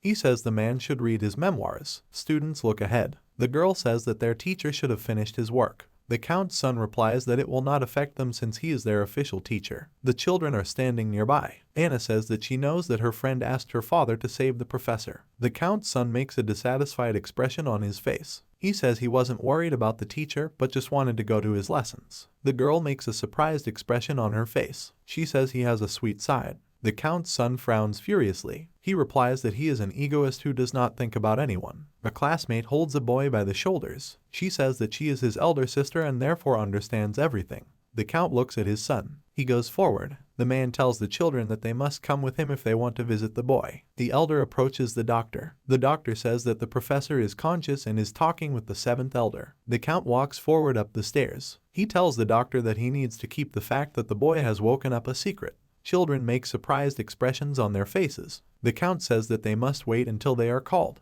Lightning strikes in the sky. The image of a boy with a prize in the past. The director realizes that he is seeing the young master's memories. The divine army flies forward. The carriage door opens. The god of war smiles widely. He says that the guy decided to lose to him again. The main character with an army of evil spirits. He furrows his brow furiously. The guy says he returned so that humanity can regain the freedom they stole. The god of war smiles sarcastically. He says that the future of humanity is determined and there is no point in fighting. The guy makes a calm expression on his face. He replies that insignificant gods cannot decide for people. The main character swings his staff. He says that he understands people and that is why the gods will die. The warrior frowns furiously. He says his army must bring him the boy's corpse. The divine and dark armies are attacking. A huge explosion occurs. The main character falls into a magic circle. He says that the god of war hides behind the backs of others because he himself cannot do anything. The bloody guy smiles sarcastically. He says that the gods cannot cope with him alone since they barely have enough strength even to resist.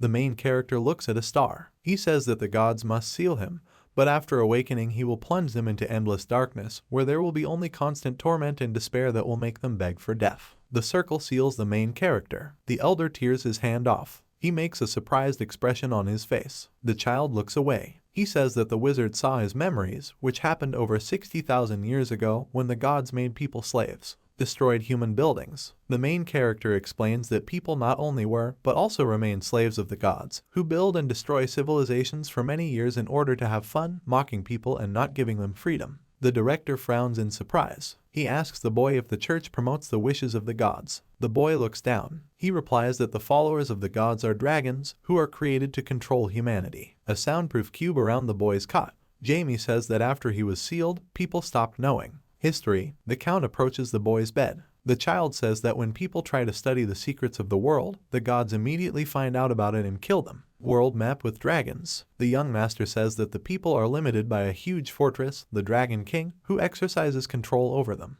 The count clenches his hand into a fist. He says that he was sure that humanity was not pathetic, and as it turned out, he was not mistaken. The wizard makes a surprised expression on his face. He says that he does not understand what the count is trying to say. The man smiles widely, clenching his hand into a fist. He says he didn't originally intend to disturb the elders for a while. The count extends his hand to the boy. He says that he has gathered people who want to return humanity to a dominant role. Jamie thinks that there are people who tried to understand the true essence of the world. The count imagined the image of a demon and a dragon. He says that they live miserable lives because they are too helpless, but the gods are afraid of what people can achieve. The man says that 10 years ago they developed a project to explore a cave that is one of the 6 great forbidden regions. A stranger walks away from a pile of corpses. The count says that his team included a sword master, an archmage, and 20 expert rankers, although the result was unfortunate since the only survivor was the sword master. The man looks at the light, sobbing. The count says that their operation was not a complete failure since the expedition managed to discover traces of the existence of a highly developed civilization in the past. The man reaches for the door handle. He was able to bring evidence in the form of an arc factory. The count says they believe the site was a warship storage facility from an ancient civilization that existed long before them. The boy opens his eyes wide in surprise. He thinks that air battleships were destroyed in the Fourth Great War. The wizard makes a frightened expression on his face. The count says that inside the vault there were many records, as well as technology of endless possibilities that could destroy the world, which was proof that people were once stronger than magical creatures. The man smiles widely, imagining the image of a boy. He says that the child was able to show them another proof and become the one who can save them from the oppression of the gods. The boy squeezes the sheet in his hands. The count says that the boy is what humanity has been missing for a long time. Statue of an angel standing on the backs of people. At first glance, humanity may seem to be the most successful race in the world, which owns countless riches, but in fact, people are enslaved by a higher race, which is why they are deprived of the right to freedom and choice. The boy leads the followers. The count is confident that one day humanity will return to its roots and know the true joys of the world when there is a person who will save them. The boy makes a dissatisfied expression on his face. The count says that the child has incredible talent, as well as dark magic that has nothing to do with their world. He extends his hand to Jamie, smiling widely. The man says that the boy is a representative of the power of the era of ancient times. The child makes a calm expression on his face. He says that previously people were the masters of the continent, but they did not master the world. The count smiles slightly. He says he assumes there was a war between the gods that involved the vessel he managed to find. The boy imagines the image of a flying ship. He replies that the ship was a weapon created by him and his comrades to exterminate the gods. The wizard extends his hand, stopping the count. He explains to him that the boy is talking about the battle between gods and people. The child gets up from the couch. He says that he is going to clarify their dialogue. The boy puts his hand on his heart. He says that he was previously the leader of the liberation army that created dark mana, but only he was able to escape the war. The boy holds his finger to his forehead. He extends his finger to the count's head. The boy says that he must look up the story himself because it takes too long to explain. The man falls to his knees in horror. He says their past was terrible. The child looks at the man. He thinks that he is the first magician to develop the theory of dark magic to save humanity. The count kneels. He says that he considers the boy the king of the world, since his fight for humanity continued even after the loss of his comrades, and in this fierce and lonely battle he died a terrible death, thinking about people until the last moment. The boy approaches the man. The wizard says that he swears loyalty to the child until the very end. The young master replies that he does not need this, since he simply wants to count on the help and treatment that was previously, and he does not need more. The director smiles widely. He says that the place of the third elder is free, so the young master can, by taking it, relieve the count from the status of a junior representative, and after that the young master should be kind to him too. The count grabs the boy's hand. He says he wants to swear to him. The kid replies that they should stop making promises. The child sits on the bed. He says that he wants to see the count's associates. The boy makes a calm expression on his face. He continues to say that he hopes that the count's associates are not borderline. The child imagined the image of elves. The count replies that they know little about the border guards since they are more like terrorists pursuing an unclear goal. The man turns to the boy. He says that they are a secret society that explores the secrets of the world, and the boy will understand everything once he meets the others. The elders go to the exit. The count says that they spent too much time with him, so they are already getting ready to leave. The children open the door. Anna runs up to the professor. He says he's fine. The young master turns to the students. The girl says that because of her classmate she cries just like him. The main character thinks about what made the children worry. He says they should calm down as he is fine and that means they will work hard from now on.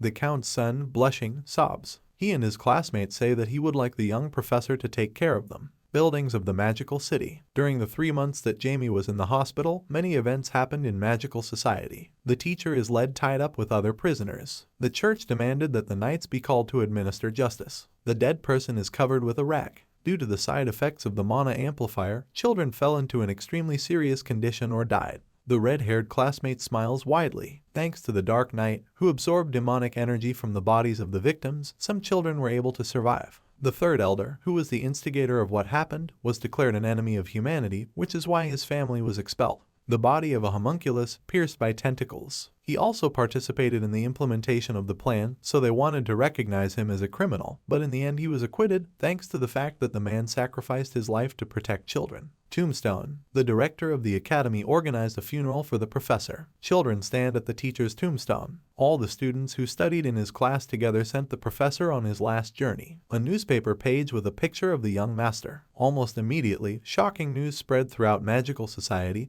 causing many to fall into a state of despondency, and even the capital had to recognize the boy's strength as he became an archmage at the age of 10, and for this he was given a non-long-term position as an elder. The young master gets up from the hospital bed. He smiles and clenches his hand into a fist. The boy thinks that he was able to fully recover, which is why he no longer has problems with the circulation of mana. Jamie pulls the doorknob. The count's son is meditating on the sofa. He says that water and fire existing in harmony will help him go further. A stream of water pours onto the boy's body. He looks at his friend furiously. The count's son says that she again failed to control the water and doused him. The young professor enters the room. He says his students are having fun. The boy shows the combination of 2 elements. He says that the elemental activation skill is the most basic, so they should try again. Anna writes with a pen on a piece of paper. The count's son says that the director asked the professor to go to the central magic tower after the hospital. Jamie responds that the students must finish their homework until he returns. He smiles maliciously. The boy says that if they don't make it in time, he will put on a red cap. Sign in front of the director's office. A man sits among stacks of papers. The wizard exhales in defeat.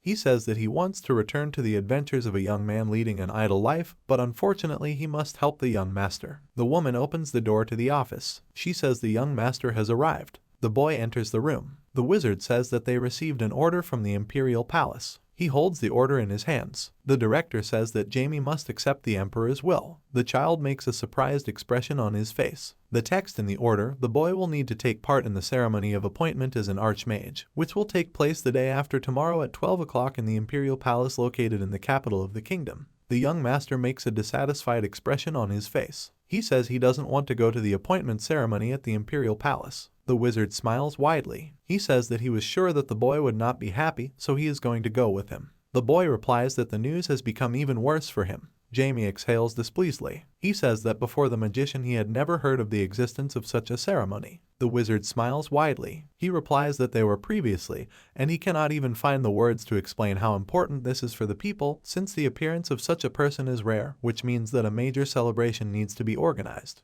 The child makes a frightened expression on his face. The wizard says that the boy should also be present at the holiday. He smiles widely and holds the letter. The magician says that the Duke sent the boy a letter because he could not come. The wizard is holding a letter. He says that he will close his eyes so that the child can fully enjoy the moment. The Duke is sitting at the table reading the letter. He writes that the boy's mother cries, remembering him. The Duke's daughter breaks free from her mother's arms. She says that her father deceived her and should bring her brother since more than 2 weeks have passed. The man writes that the boy's sister is also upset, and at the same time he himself misses his son, but he understands that fighting against demons is difficult, so he does not want to interfere. A man shows his wife a newspaper. He continues the letter by saying that he is very happy for him as he has been given incredible grace and there is not much time left before they meet, so he is looking forward to his son's ceremony. Jamie smiles slightly. He thinks that he has not seen his family for a long time and therefore does not know how to meet them. The boy is holding a letter. A postscript. The boy's father writes that the vassal's daughters will also be at the ceremony. The child remembers the images of his older and younger sister. He thinks that the eldest is the reincarnation of his beloved, and the second is a very talented summoner. Jamie exhales calmly. He thinks that both sisters were interested in him,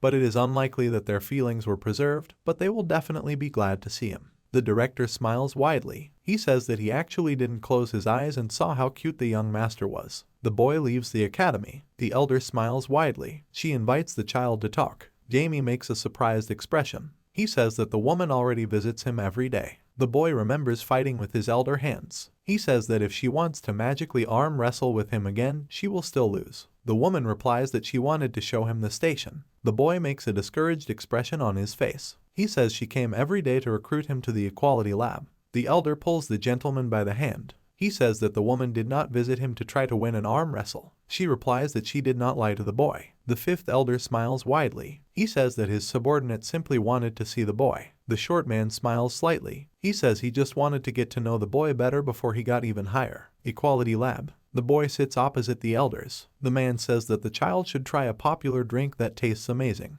The elder hands the boy a bottle. A child drinks brown liquid from a glass. He smiles widely, blushing. Jamie says he's never had anything tastier. The foreman looks sarcastically at the boy. He says that he called him in order to find out about the choice of forces that the child made. Chessboard with pieces. The red figure imagined the head of the Equalists, who belong to the Equality faction. Jamie looks at the elder. He realizes that the man is inviting him to join them. The elder replies that it is so, but at the same time he understands that the boy does not like the idea because he has aristocratic roots. The fifth elder blushes and pours the drink. He says that in the past he was also an aristocrat, but his family fell when he was 6, so the status of an aristocrat was long forgotten by him. The boy makes a suspicious expression on his face. The man tells him that he has no intention of asking the boy to join equality, but if he does not join them, then he should not join other associations either. The magical world is divided into 3 factions. However, 3 months ago the situation began to change, since the third elder was in charge of the royal faction. The highest association came under serious attack and lost influence because the man was closely associated with demons. The boy smiles sarcastically. He says that if the elders join the noble faction,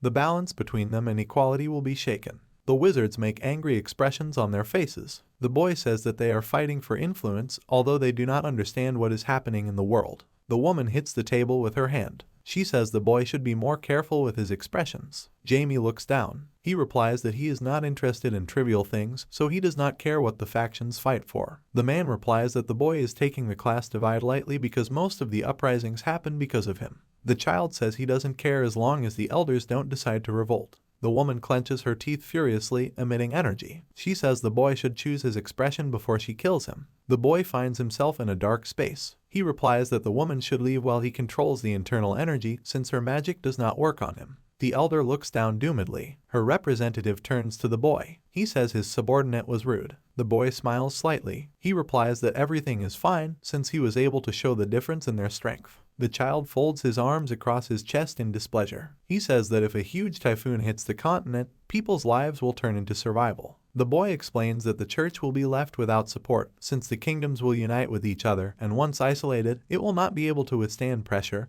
and if war comes, the church will be destroyed first. The boy rises from his chair. He says that the elders must predict the future themselves since curiosity is the most important thing for a magician. The young master opens the door. The elders look at each other. Jamie says before leaving that if they don't unite, it will all be over. He goes down the stairs. The child thinks that the magical community should have taken matters into their own hands, but they disappointed him by not doing so. The Lord imagined the image of the god of war. He is confident that when the war begins, the faction leaders will pay for any missteps, and if they understood him correctly, they will soon be in touch again. The elders look out the window. The woman says that what the boy said is true and they were greatly mistaken. The man replies that a person who leads the people cannot be manipulated. The woman thinks that the fifth elder really likes the boy. She furrows her brow furiously. The elder thinks about teaching the child a lesson next time since she is the one who never loses. Jamie's house building. The elder looks at the director. He says that a man should be correct because students should feel respect and see an example.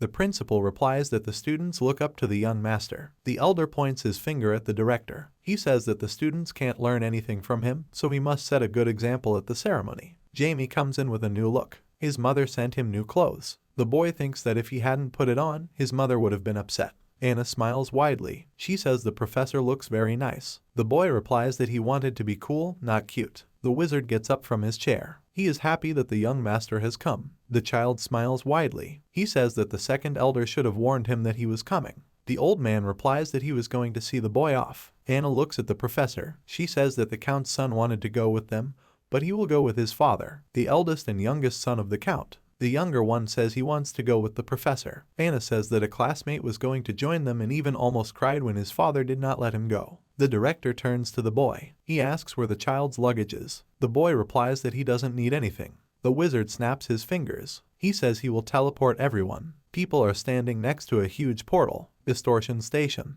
The old man stands next to the boy. He says that the portal is the creation of their magical engineers. The child replies that he feels the power of a huge magic stone under the pedestal. The wizard says that during activation the portal consumes several magic stones weighing a couple of 100 kilograms. Jamie's eyes widen in surprise. The wizard says that they worked on the power of the portal since it initially consumed more stones, and in 5 years its effectiveness will double, which is already gradually happening. The old man turns to the boy. He says that machines evolve thanks to those who work on them, moving further along the path of progress, but it takes time to evolve smoothly. The boy turns to the wizard. The old man says that a boy should grow up as consistently as machines, and when he feels bad, be sure to tell someone, and when he doesn't know something, he should ask, because it's worth living without the burden of responsibility. But no matter what happens, the old man will always be on the boy's side. The child remembers a conversation with the count. He remembers that among the count's trusted people there was an old man who was worried, and even despite the fact that he learned about the boy's reincarnation,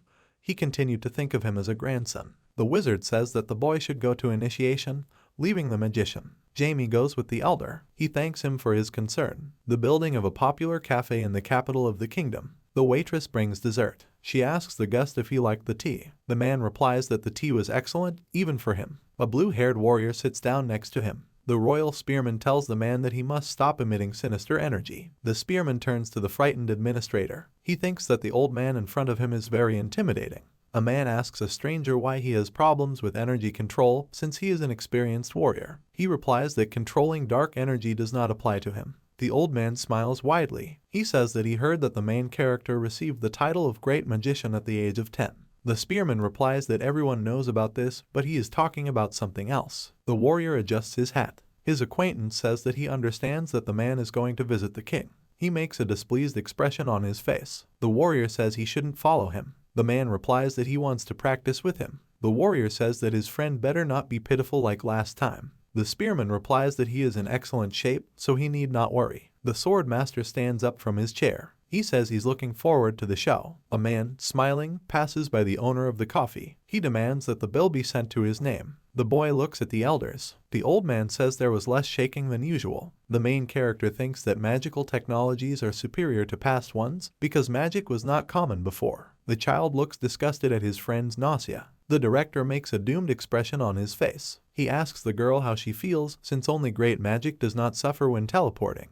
The boy extends a healing hand to her. She thanks him for his help. Anna looks ahead. She says the royal palace is beautiful. Royal palace building. The child thinks that there is a huge magic circle in the center of the palace. The boy turns around in surprise. The duchess runs forward. She grabs her son in her arms. The woman says she was scared when she learned he was injured. The boy, apologizing to his mother, says that he is fine. The duke leads his daughter. The girl, sobbing, looks at her brother. The man says he will take everyone to the estate. Buildings of the duke's estate. It seems like a friendly family is spending time together. The duchess folds her arms furiously across her chest. She says that Sarah is very upset by her older brother's behavior. The boy makes a doomed expression on his face. The woman stretches his face. She says that her son should stop deceiving her and forbidding her to visit. The Duchess pulls her son's cheek. She says that he must not resist. The Duke tells his daughter that she should hug her brother. The girl replies that she hates him. The boy makes a sad expression on his face. The Duke imagines the image of a crying daughter. He thinks that his son will have to try hard to beg for forgiveness. Sarah turns away with displeasure. Jamie apologizes to her. The Duke looks at his son lovingly. He remembers the past with the boy. The man thinks that his family has not gathered together for a long time, and seeing his son growing up quickly, the Duke was shocked and saddened, because if he had started teaching him the sword a little later, then perhaps he would have grown up as an ordinary child, since his father did not want to break up with him. The Duke and his wife are reading a newspaper. He thinks that very soon his son will leave their home and become the center of the world. The Duchess holds her daughter in her arms. She says apologizing won't help as she needs to kiss her sister. Jamie kisses his sister. Sarah says that her brother should come to her every day. The Duke hugs the family. He thinks that the time when he will need to say goodbye to his son will come very soon, but still he wants his family to always be together. The family is sitting at the table. The Duke says that his son returned home 2 days ago, but has already grown even more. The Duchess says their separation was difficult, but they are very proud of him. She imagined the image of a blue-haired girl. Mom asks her son who is next to him and if she is his girlfriend. The Duke blushes embarrassedly. He says he doesn't understand how their little son can have a girlfriend. His wife tells him that children grow up very quickly and start relationships at an early age. Jamie folds his arms across his chest in displeasure. He says that Anna is his student, whom he teaches magic. The wife and husband look at each other, smiling. The Duke says that children have very interesting games. The boy makes a dissatisfied expression on his face. He thinks that his parents don't take him seriously. The boy teleports. He returns with a student. The boy demands that Anna explain what kind of relationship they are in. The Duchess closes her daughter's eyes. She says her son is a passionate young man. The professor grabs the frightened girl by her clothes. He demands that she say that she is his student. The girl hangs her head in resignation. The Duchess realizes that Anna is really just her son's student. The Duke lowers his doomed gaze. He thinks about what he is worried about because the Count's second son also became his son's student. The man smiles widely. He says that he wishes his son good luck with teaching and the girl success in her studies. This night, the Duke's daughter lies down on the table. She says she wants to eat. Sarah hands her brother a fork of food. Peace reigned in the mansion again. The Duke looks at the elders. He says he would like to talk to them. Anna uses the elements while kneeling. She thinks that she must overtake the Count's son. The Duchess sleeps over her daughter's bed. All grievances in their house were safely forgotten. The boy pulls the doorknob. He goes outside. The boy is walking through the park. He thinks that he was able to escape, and the lands around him are simply huge. The boy approaches the fountain. He turns his head. The girl in the robe smiles slightly. She says she loves watching the night sky. The child makes a dissatisfied expression on his face. He thinks that the stranger seems very weak to him, as if she could die at any minute. The girl says that she rarely goes to the fountain because she is very sick, so she cannot be there, and for this reason the main character must keep their meeting a secret. Jamie folds his arms across his chest in displeasure. The stranger says that it is time for her to leave, so the boy must say goodbye to her. The girl turns away dissatisfied. She says that next time she won't be nice to him. The royal sword approaches the girl. He says she shouldn't have run. She replies that after talking with Jamie, she wanted to exercise. The man says that he found their conversation pleasant, and he overheard it because he had to. The princess smiles slightly. She says that the man is very harmful. The image of Jamie walking in the dark. The girl says that he has a long and difficult journey ahead of him, in which radiant light or pitch darkness awaits him, since she could not see exactly, but he has already begun to prepare for a terrible end. A man uses energy on a girl. He asks her not to run anymore. The girl tells her grandfather that she wants to rest. Palace building. The carriages drive up to the building. The vassal's daughter opens her mouth in surprise. She says she sees a lot of crews. The vassal smiles widely. He says that this is the first time he has seen a huge number of people at the initiation of an archmage. The eldest, blushing, looks at her younger sister. She says she just couldn't get enough sleep and that's why she's worried. The father smiles widely. He says his daughter couldn't sleep well because she was thinking about the young master. The girl folds her hands, looking out the window. She thinks that the young master has probably become even cuter than before. The vassal stands with the Duke. He says that there are a lot of people at the celebration, but the rest of the Duke's family is not there. The man replies that his daughter became ill, so his wife left her. A warrior with a weapon walks forward. The vassal turns to his daughters. He demands that they return. The warrior, smiling maliciously, looks at his vassal. He says he didn't notice it earlier. The vassal replies that the man is a terrible person. The Duke holds his friend by the shoulder. He says he shouldn't make a fuss about the warrior. The man folds his arms across his chest in displeasure. He says that he was called a name, but he did not expect anything else from the vassal. The Duke makes a displeased expression on his face. He says that the warrior should stop, since he will have to prepare for the consequences if he continues. The man replies that he never crossed swords with the Duke. The warrior frowns furiously. The Duke says he is nothing more than a stupid boy. The man furrows his eyebrows. He says that he pointed out the obvious, since the Duke will not be able to defeat him, since he could not even cope with an opponent who cannot withstand even 10 blows from him. The vassal makes a surprised expression on his face. He thinks about what he knew about his friend's skills, but defeating one of the 5 greatest masters with 10 blows sounds impressive. The Duke emits dark energy. It requires the opponent to return to the mother's breast. The warrior frowns furiously. The Duke demands that the man leave, since the ceremony of appointing his son will soon begin, and the royal spearmen should be near the king at such a moment. The girls make scared expressions on their faces. They ask if their father is okay. The man hugs the girls. He says he's fine and they don't have to be afraid. The vassal thinks that the king is keeping a psycho in the castle. 5 years ago, when the spearman became a spear master, he requested a duel with a vassal. The warrior, smiling maliciously, says that he wants to cross swords with his vassal. The result of their battle was sad. The vassal kneels in front of the spearman. The man says that his opponent disappointed him. The presenter says that he is calling the chosen one, who has received the blessing of the goddess, and also achieved the status of an archmage at the age of 10 and at the same time as the guardian of the magical world, the young master, whom they greet. The gate opens for the boy. The child kneels holding a staff. He says he greets his highness. The king smiles slightly. He demands that the boy raise his head. The child looks at the ruler. The man says the boy is very young. He thinks that a 10-year-old child has a very strong aura. The princess sits on the throne. The boy thinks about what he saw her the day before. He remembers the image of a child at a fountain. The Duke's son thinks that a member of the royal family should not walk alone at night. The king looks at the boy. He says that he knows that the child was able to stop the attack of demons and save the magical world, which makes him a unique magician that he has never met.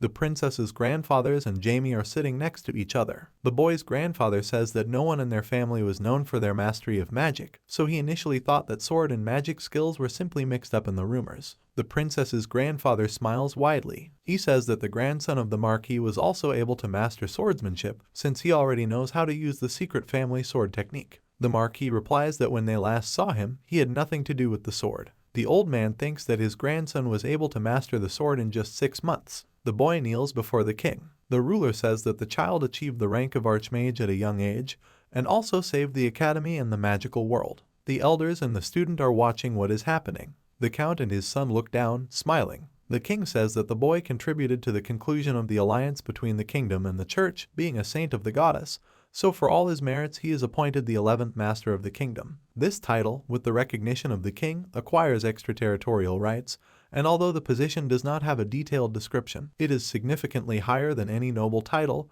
and many of the standards and laws of the kingdom do not apply to it. The king holds the order in his hands. He says that the boy should dedicate his talent to the kingdom. Jamie smiles slightly. He replies that he accepts the king's order. The king hands the boy a decree. The child asks him to take care of him. Southern continent. Building in a magic dome. The chief priest extends his hand. He demands that the gates open. Detention camp for criminals. The man comes inside. The commander of the Holy Order asks how their prisoner is. The guard replies that the man didn't tell them anything. He approaches the gate. The guard says he is going to open the door, but the priest should move away. The leader replies that he cannot harm him even in his best form. The man opens the door. A dark aura comes out of her. The priest says that he feels the lust to kill. The traitor sits on his knees in a cage. The leader says that 6 months have passed since his imprisonment, and he has become completely thin since then. The criminal smiles maliciously. The man tells him that he looks great, but he should stop playing the fragile boy because people like him won't get through to him. The traitor smiles sarcastically. He says that the priest does not even try to hide the fact that he knows everything, but he does not understand why he came. The man makes a calm expression on his face. He says he was going to humiliate him once. The priest extends his charged hand towards the man. He throws newspapers near him. The prisoner swears at the guard. He looks at the newspapers in rage. The traitor reads that Jamie was proclaimed the youngest master of the kingdom for his outstanding skill with sword and magic. He rises from the ground in rage. The man shouts that he needs to be released because he wants to kill the boy. The priest makes a surprised expression on his face. He He thinks that he has never seen a traitor so angry. The head of the prison thinks that the traitor church failed the great plan. However, if the boy had not intervened, they would have united with the Holy Order and would have gone to war on the northern continent. However, what is surprising is that the boy managed to become an archmage at the age of 10. Burning eyes behind the priest. He says that something interesting awaits them. Palace building with a banquet hall. Aristocrats stand around the child. A woman holds a boy's hand. She says that her daughter is a big fan of his and she would like to introduce them. The Duke and his wife are sitting at the table. The Duchess says that they cannot treat the archmage like a child. Jamie makes a surprised expression. He thinks about how his parents only treat him like an adult when he gets into trouble. Anna stands with Lennon. She says it's very hard to be famous. The Count's son thinks that he hasn't seen his classmate for a long time, and that's why he feels awkward. The girl smiles widely. She says she's still having fun. The boy replies that there is nothing fun at the banquet. He blushes with embarrassment. The Count's son turns away. He says he felt hot. Anna opens her mouth wide in admiration. She says that she is at a festival organized by the king and may never be able to go there again. The classmate replies that as soon as she became the master's student, her life changed dramatically. She looks down in embarrassment. The boy says that she also met him. The Count's son leaves the girl. He says it's time for him to sleep. Anna, blushing, smiles widely. She says the boy shouldn't be embarrassed as she was happy to meet him too. Inner garden. The young master is lying on the grass. He says he is tired because the holiday in his honor was supposed to be different. Jamie smiles slightly. He says that he was able to reach the level of a master and will now be able to have complete freedom within the kingdom and will also be able to use the crown of omnipotence. This artifact can only be used by archmages. The boy thinks that he doesn't know what's in it, but he's going to find a clue. He rises from the ground with displeasure. The boy thinks that someone is experiencing open hostility within the palace walls. The spearman goes forward. He takes out a weapon. The man says that the boy is still an amateur, so if he pierces him, the Duke will take revenge on him. The boy smiles sarcastically. He says that this won't happen because he will kill him first. The man holds out a spear towards the boy. He says the child is bluffing just like his father. The Duke's son replies that his father is not bluffing because there is no need to. The spearman holds a weapon at the boy's neck. The child says that his father will curse if he roasts the king's main spear alive. The princess approaches the conflicting people. She says they should stop. The man lands on his feet. He takes out his sword. The princess's grandfather says that he will punish those who disobey his granddaughter. The boy remembers the image of a traitor. He thinks that the old man is much stronger than him, and his strength is simply enormous. The king's first sword frowns furiously. He says that the spearman should not have caused a conflict, since sparring requires a formal request. The man takes out a sword. He holds it out to the spearman. The old man says that if the man continues, he will die. A sword at the spearman's neck. He replies that a man should not meddle in other people's affairs. The first sword replies that everything that concerns his granddaughter concerns him. The girl smiles widely. She says that the spearman must be careful because he is in the royal palace. The man replies that he will definitely listen to her words. The sword master furrows his eyebrows furiously. He says that the spearman should not use sarcasm with his granddaughter if he does not want to die. Jamie smiles mischievously. He says goodbye to the warrior and says that he amused him. The spearman turns to the child. He replies that the boy should keep his mouth shut as they will meet again soon. The girl puts her hands together. She says she wants to apologize for what happened a day ago because she was testing him. The sword master makes a surprised expression. He says he doesn't understand how the boy had the courage to stand up against a strong opponent. The boy smiles sarcastically. He replies that he felt the presence of a warrior in the sky, so he decided that they would help him. The princess smiles widely. She laughs and says she is amazed at the boy's confidence. The child replies that he should not be confident. The girl looks at Jamie. She says that, unlike him, most masters are stubborn, proud people who never ask for help. The boy replies that no one can live long on pride alone, but it does not take him much time to surpass the spearman. The sword master makes a dismayed expression on his face. He thinks that the boy said something bold without any hesitation, which means that he is not lying about being superior and also has infinite potential compared to normal people. The princess looks at the boy. She says she wants to see him a little later. The king is standing at the window. The prince says that the king's lance's behavior is crossing all boundaries, so they must take action. The man puts his hand on the windowsill. He tells his son that he gave the warrior a title, but even after that he continues to exhibit inappropriate behavior. The boy remembers the image of the main character. He says that he is going to gain his support and bring him to their side at any cost.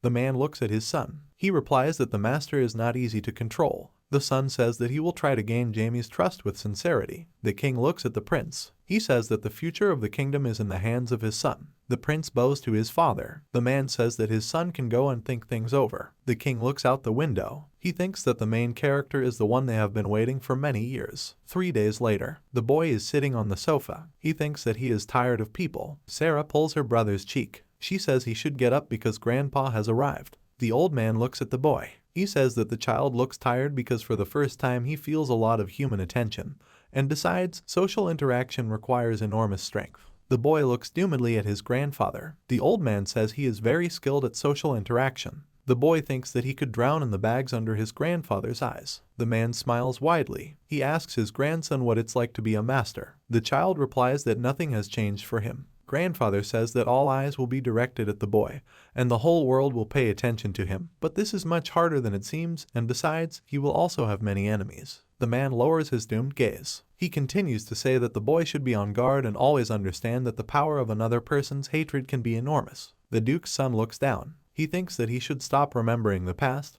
because in his second life he will do everything for the sake of humanity since it is capable of fighting sins. The boy smiles slightly. He says that he will remember his grandfather's words. The boy extends his hand to him. He says grandpa looks tired so he will heal him with divine power. The man smiles widely. He says that he thanks his grandson for his help and next time he will visit him with a gift. Next day, the Duchess hugs her son. She looks at him, sobbing. The woman says that he should write her letters every week. Sarah, sobbing, looks at her brother. He holds her shoulder, smiling. The brother apologizes to his sister, saying that he will write to her often. The Duke smiles widely. He says his girls shouldn't be upset as they will all see each other soon. The child picks up his sister. The Duke says that his wife should not cry because children are not required to see tears in their eyes. The man remembers how he lifted his son. He thinks that his boy has grown up quickly. The Duke holds a letter in his hand. He gives it to the boy. The man says his father wrote down his thoughts in a diary. The owner of the house clenches his hand into a fist. He tells his son that he cannot help him, but his grandfather can handle this, so he gives him an envelope with his notes. However, if this stresses him out, he can simply burn the notes. The man looks at his son. He says that it is better to get rid of what is tormenting him than to suffer all his life, but at the same time, only family members should be aware of his grandfather's affairs. The parents smile widely. They tell their son that when they meet again, he will become even taller. The boy smiles widely in front of the portal. He says that his family should be happy because he will definitely return to them. A stranger in white robes. He says that he has been waiting for the boy for a very long time, but perhaps he will not be able to solve his riddle. A boy with his eyes closed. He is in the water. The boy thinks that the lifeless emptiness and darkness of his past life is once again enveloping him, but in the place where he is, everything is different because his movements are not limited. A voice from the abyss says that the boy must go to him. The child swims forward. He thinks that he is moving in the right direction. The boy clenches his hand into a fist. He gets out of bed. The child says that his dream was too realistic. The boy looks at the floor. Jamie assumes that an unknown person has invaded his sleep. The boy reaches for the crown. He says that before him is the crown of omniscience. 1 week later, the meeting room of the central magic tower. The wizards sit behind a round trunk. The old man says that he is the leader of the royal faction, so he will take responsibility for the atrocities of the third elder and take him into custody. He extends his hand forward. The wizard says he asks the other elders to share his responsibilities. A short man holds a piece of paper in his hands. He says that the third elder did a lot of things and always approached tasks responsibly. The academy director smiles widely. The elder of the tower says that he has been doing a lot of work, which means that those who are slacking before can begin to gain experience. The old man turns to the boy. He says that Jamie should take the matter seriously since he recently joined their ranks. One of the elders wonders when the boy will decide to request the crown of omniscience. The child thinks that each person who wears a crown sees something special depending on his deepest desire. The 7th and 8th elders look at the boy. They think about what they are interested in, what vision the child will have. Jamie puts his hands on the table. He says he was already planning to request it. The director replies that he does not understand what was stopping the boy since he could have gotten it a long time ago. The boy makes a calm expression on his face. He thinks that he is deliberately delaying the request for the crown since the voice haunts him in his dreams. The boy gets out of bed. He thinks that he doesn't know why the one whose voice he hears needs him. Last night, a voice from the abyss calls the boy to come to him. The old man smiles widely. He says that they can already get the crown. The child replies that the man suggested a good idea. The bottom floor of the central magic tower. The wizard exhales in defeat. He says that a boy can sometimes be a child and enjoy himself a little. The boy replies that only the third elder sees him as a child. The boy approaches the gate. The old man knocks on them. He says that the boy will go further alone. The Duke's son smiles widely. He replies that he will be back soon. The boy enters the hall. He thinks that it is cool in there because the room is filled with streams of mana, and the further he goes, the denser its concentration becomes. The child looks at the crown. The voice from the crown says that he has been waiting for the boy for a long time, so he should finally wear it. The boy puts a crown on his head. His eyes glow azure. The boy thinks about something filling his mind. A stranger walks across the field. He says that he is the founder of a new civilization that arose on Earth 10,000 years ago, as well as the crown of omniscience and the one who laid the foundation of a new era. The creature extends its hand to the boy. She says that she waited for him for a long time because he needed someone who would be suitable for synergy. The boy makes a dissatisfied expression on his face. He thinks about how he imagined the crown to be an ordinary artifact for storing information, and not an imprisoned king. The stranger smiles widely. The boy says that he does not understand why the king is imprisoned in a crown and the other elders do not know about it. The man holds the boy by the shoulders. He says the child is special because he can create a synergistic bond with him. The child makes an irritated expression on his face. He says that he wants to find out the secrets that gnaw at him, and only for this reason he met him. The boy frowns furiously. The crown replies that the boy can ask whatever he wants, but usually everyone is interested in learning about the origin of the world. The child says that he would also like to know about it. The man replies that he will show the boy the beginning of their time. The crown leaves a bloody trail. The boy thinks about what he hoped to see of his past life, but the crown shows the birth of his civilization. The king sits on the throne. He says that he originally ruled the village, but was persecuted for his blue skin color. A man uses magic to set buildings on fire. He says that she allowed him to gain power, after which people began to worship him as a god. The crown holds dolls tied to it. He says his village became a country and then an empire, but his ageless face was causing a lot of trouble, so he used emperors to control the land. Crossed swords on the background of a bloody map. The king says that he hoped for an eternal existence of the empire, but the government was much worse and the nobles took control, creating a rebellion. People worship the statue of the goddess. The crown continues to tell that his empire began to collapse, but 12 gods appeared in their world and eased the oppression of the people, spreading religion, and then the empire broke up into 5 continents. The boy turns to the king. He says that from his history one can understand that gods did not originally exist. The young king runs through the forest. He explains that the gods appeared abruptly and unexpectedly and then began to pursue him, but he changed his appearance and deceived them. But in the end, in order to completely hide, he had to take the form of a crown. The boy frowns with displeasure. He thinks that the choice of the king was strange. The crown smiles sarcastically. He says that he first fell into the hands of the first king, who was a capable magician, but their synergistic connection was weak, due to which the man was able to know only part of the story. But he was so surprised that he called him the crown of all-seeing, and after him there are many magicians, but he liked the 7th elder the most. The boy thinks that the quality of synergy with the crown does not depend on the level of the magician. The boy looks down. He thinks that the man did not mention one important detail in the story. Corona makes a displeased expression on her face. The child says that the gods would benefit from working with him, but they decided to overthrow him, which is a strange decision. The boy points his finger at the crown. He says that the crown was originally an insignificant parasite that existed before the appearance of people, and in order to survive, he had to join the gods. The man bites his lip furiously. Jamie continues to say that the crown is an ordinary coward, so he could never become king, which means that he was a puppet of the gods from the very beginning. And they pushed him around as they wished, forcing him to create civilizations of people and then took them away forever, expelling him. The king furiously infuses his hand with energy. The main character says that he does not understand why the gods chose such a stupid creature, but at the same time their synergy is so strong. The creature swings its hand at the boy. It screams that the child must give him the body. Jamie reaches for the sword. He says he doesn't understand how the crown was able to obtain his dark mana. The king faced the end of the world, which was supposed to be a restart of the world by the 12 gods. A man looks at a flash in the city. The restart was supposed to be a change in the world by destroying all life, and for this they did not leave a single trace of life. The creature covers its face with its hand.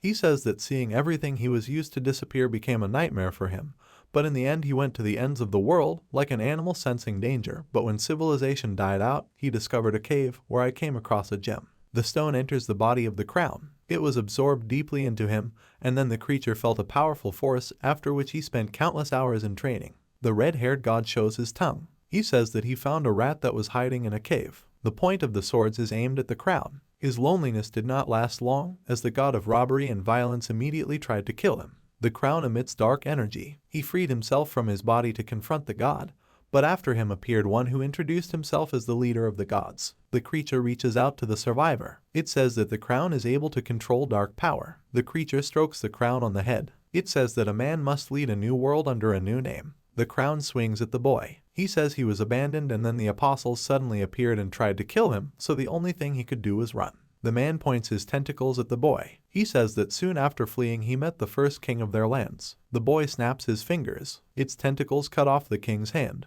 He uses the abyss erosion method. The crown directs energy towards the boy. The duke's son smiles maliciously. He says that the man uses only pitiful scraps of his strength. The young master swings his sword. He uses the 8th move of his family's sword technique, the shockwave explosion method. The creature's head is cut in half. The child says that he has just begun the attack, so he is going to cut up the enemy so that he only has his mouth left. He uses the bound magic of the countless rip method. The enemy's body is regenerated. He says the boy should play with him. The child uses the smoke screen method. He is holding a sword in his hands. The boy swings his weapon. It uses sword synthesis convergence. The duke's son looks at his opponent. He says that he knows that the enemy's body is immortal, but this only makes it more fun for him. The young master makes a crazy expression on his face. He says that he had been thinking about the idea for a long time when he met the Demon King's minion, so he won't be able to escape no matter how much he wants to. The creature's body melts. He thinks that he needs to run. The boy extends his charged hand. He uses sealing magic.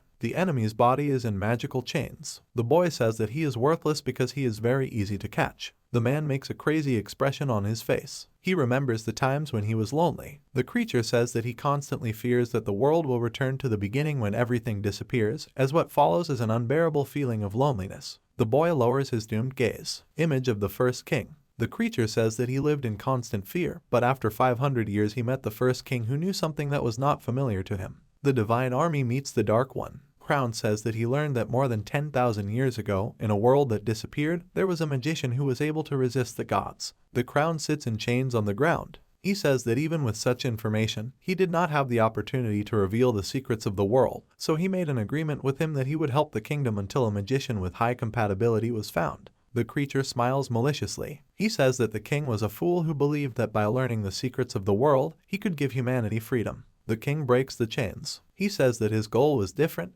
because he wanted to gain recognition from the gods in order to become a master in the new restart of the world. The boy absorbs the creature's energy. Corona doesn't understand why his power is leaving. The child extends his hand forward. He replies that the power that belongs to the creature is his, since he is the strongest dark magician of all time. A huge eye looks at the creature. He says that the power of the crown recognizes him as he is the true master and its creator. The boy makes a furious expression on his face. He says that the creature is simply a fake, as the 12 gods only chose him because of his power. The body of the crown is entangled in dark magic. The child says that he must understand how meaningless his life was. The elders look at the gate. They say the boy should have been out a long time ago. The 7th elder opens the gate with his foot. He says he doesn't want to wait any longer. The elder with glasses shouts that only one at a time can go inside. The old man makes a calm expression on his face. He says it's very strange that the boy didn't come out, so they should come in. Space is distorted. The 3rd elder says there is something wrong with the barrier. The veil is split. The boy exhales calmly. He comes out of space. The child says that he does not understand why the elders came.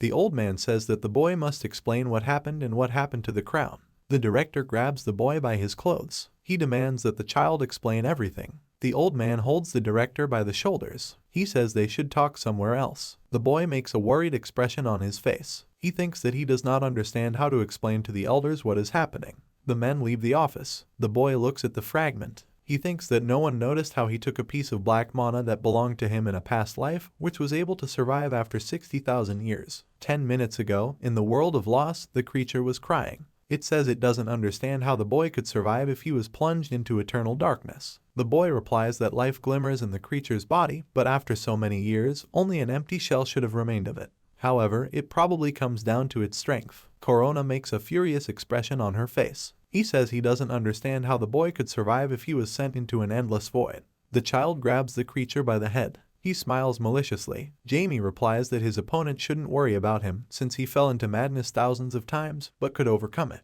The boy extends his hand to the crown. He says that he will return the power through the crystallization method. A crystal falls out of the enemy's body. The tame demon looks at the boy. The child says that he could absorb the crystal, but its mana is already enough. The demon takes the crystal. The boy looks at the flying assistant.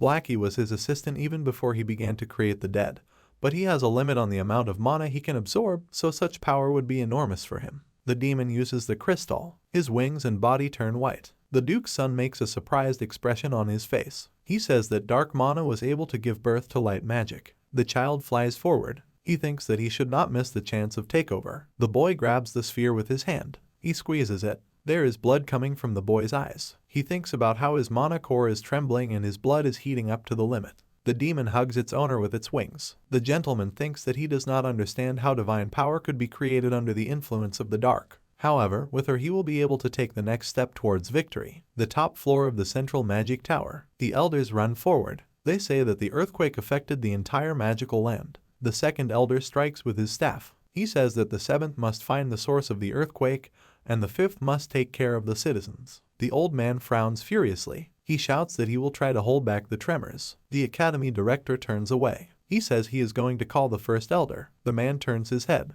Jamie stands with brown hair. He says that the wizard should not call anyone. The director thinks that he saw the image of the boy in his memories and at the same time feels a terrifying force ahead. He makes a scared expression on his face. The man says his hair has changed color and his height has become taller. The boy raises his hand. He says that everything will soon be as before, he was just given a revelation. Secret library. The king looks at the portrait. He says the crown was destroyed. The man reaches for the portrait. He says that the boy was able to reveal the secret of the crown. Secret shelf with a book. The king looks at her. He reads the secret records of the kingdom's history, passed down by the first king to his descendants. A blonde man wanders through a cave. He writes that, while wandering the earth, he was able to reveal the secret of the world, which could turn it upside down. But initially he was furious when he found out, and then the anger was replaced by fear, and so he devoted all his time to training. But one day someone came to him whose thoughts were filled with darkness and vice. The stranger makes a malicious smile. He tells the king that he will give him more power. The king says that with the stranger they were able to achieve unprecedented power. Men look at the army. The stranger says they should conquer the sinful city to found a new nation.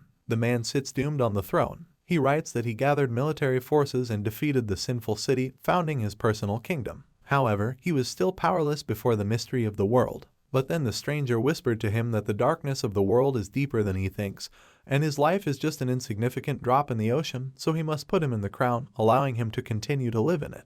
The boy puts on a crown. The stranger bequeathed to the king to pass on the crown of consciousness to selected descendants until someone appears who can merge with it and overcome the darkness. The man looks at the king. He asks if the ruler accepts his proposal. The king writes that at the stranger's proposal he realized that the devil was trying to tempt him. However, he knew about the destructive power of the demon, so he could not but agree and decided to write a book for future kings, since they would have to protect the chosen one, since the power of the devil belonged to another person. But the sinful creature will not be able to harm the true owner of the power, who will have to save their world. The king closes the book. He smiles slightly. The man says that the boy is so strong that there is no need for his protection. However, the future is already waiting for them. A week later, the elders sit at a round table. The first elder says that he does not understand why the king turned a blind eye to the lost artifact. The director looks at the count. He says he didn't expect things to turn out this way. The count replies that the creature in the crown deceived the entire kingdom because of their oversight. However,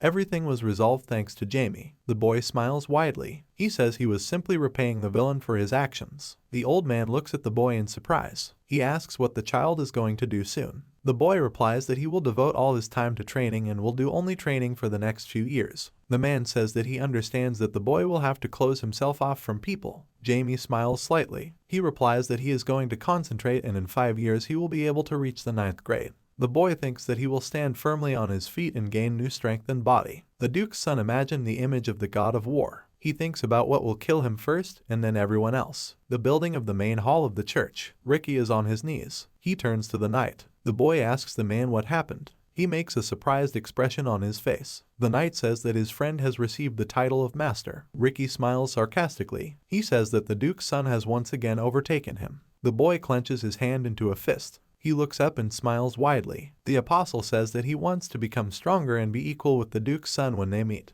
The knight opens his mouth wide in surprise. He thinks that the boy's strength has reached the rank of bishop, and he is already training with the captain of the Divine Punishers, which suggests that he will soon become an official paladin. The man replies that he will not be able to go to training with him, since he should already be warming up. The apostle turns away from the man. He says that he is leaving, but he will definitely become equal in strength to Jamie. Roz lowers his doomed gaze. He thinks that the children are doing a good job, but this may be too much of a burden for them, as more and more conflicts arise in the East over the Church, which accuses the Kingdom of lies and provocation. Because of this, several armed skirmishes have occurred on the borders of the North, which will likely lead to war. A man folds his hands in prayer. He mentally asks the goddess to protect the children. 5 long years followed. A month has passed since leaving the magical city. The demon sits on the girl's head. He asks if she is nervous. Venna replies that it is so, since 10 years have passed since her disappearance. Great forest. Venna looks at the elf. She asks if she will be able to enter the forest without preparation, since it is a dangerous place. The elf replies that she should not worry, since the forest does not touch those who belong to it.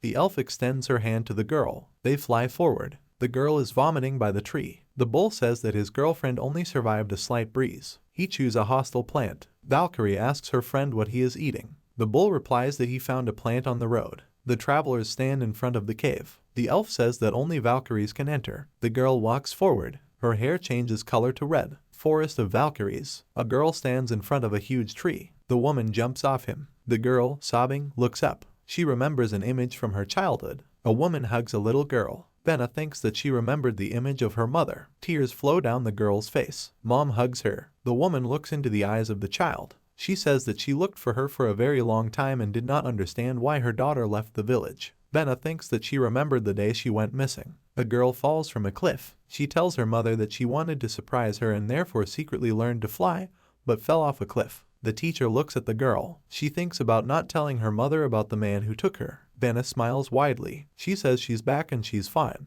The elf bows to the Valkyries. She says that she is an elf from the neighboring forest. The woman replies that she is grateful to the elf for returning her daughter. The bull flies over the queen. He says that she is like the first queen, but he cannot say how he knows her, but his master conveyed the words to her. The main character with glowing eyes. He says that the woman must show him whether she has inherited the courage of the first queen or has become her likeness. The bull flies up to the girl. He says that she should not relax and at the same time always remember the mission. The demon runs forward. He demands that the elf leave with him. The woman bows to the Valkyries and runs away. She says she has to say goodbye to the girl and wishes her luck. A woman hugs her daughter. She says that she shouldn't be offended as they will have to meet soon. The girl bites her lip. The elf and demon turn to look at her. Venna shouts after them that next time she will become much stronger than she is. Bull says that his girlfriend is restless. The elf replies that she doesn't understand why they left so quickly, because there was no need for it, but they became very close and could have talked longer. The demon remembers the image of the owner. He replies that they will still have meetings, and partings are inevitable,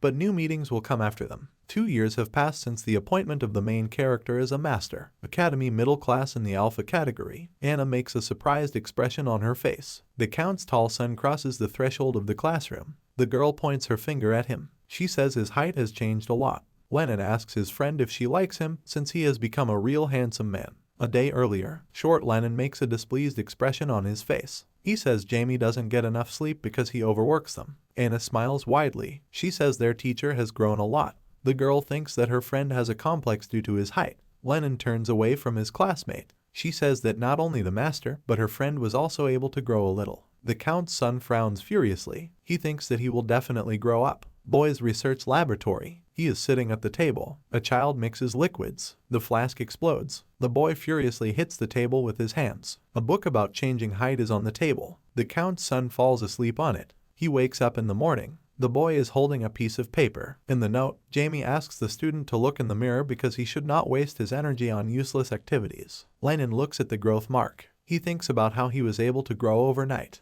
Anna looks at her tall friend. She remembers the image of the evil teacher. The girl thinks that her friend might have drunk something terrible, similar to a mana amplifier, so she wants to investigate. The girl looks at her classmate. He enters the office. Jamie demands that the boy bring them a reagent for the lesson. Light comes out from the cracks in the door. Anna pulls the handle. The count's son uses magic to hold her back. He says Anna shouldn't open the door. The boy makes a furious expression on his face. He shouts to his friend that he has become low again. Anna makes a scared expression on her face. The children are walking along the corridor. A classmate says that even without magic, boys begin to grow a little later, so in 3 years he will catch up with the teacher in height. Anna smiles widely. She says that even short, her friend is still handsome. Lennon blushes.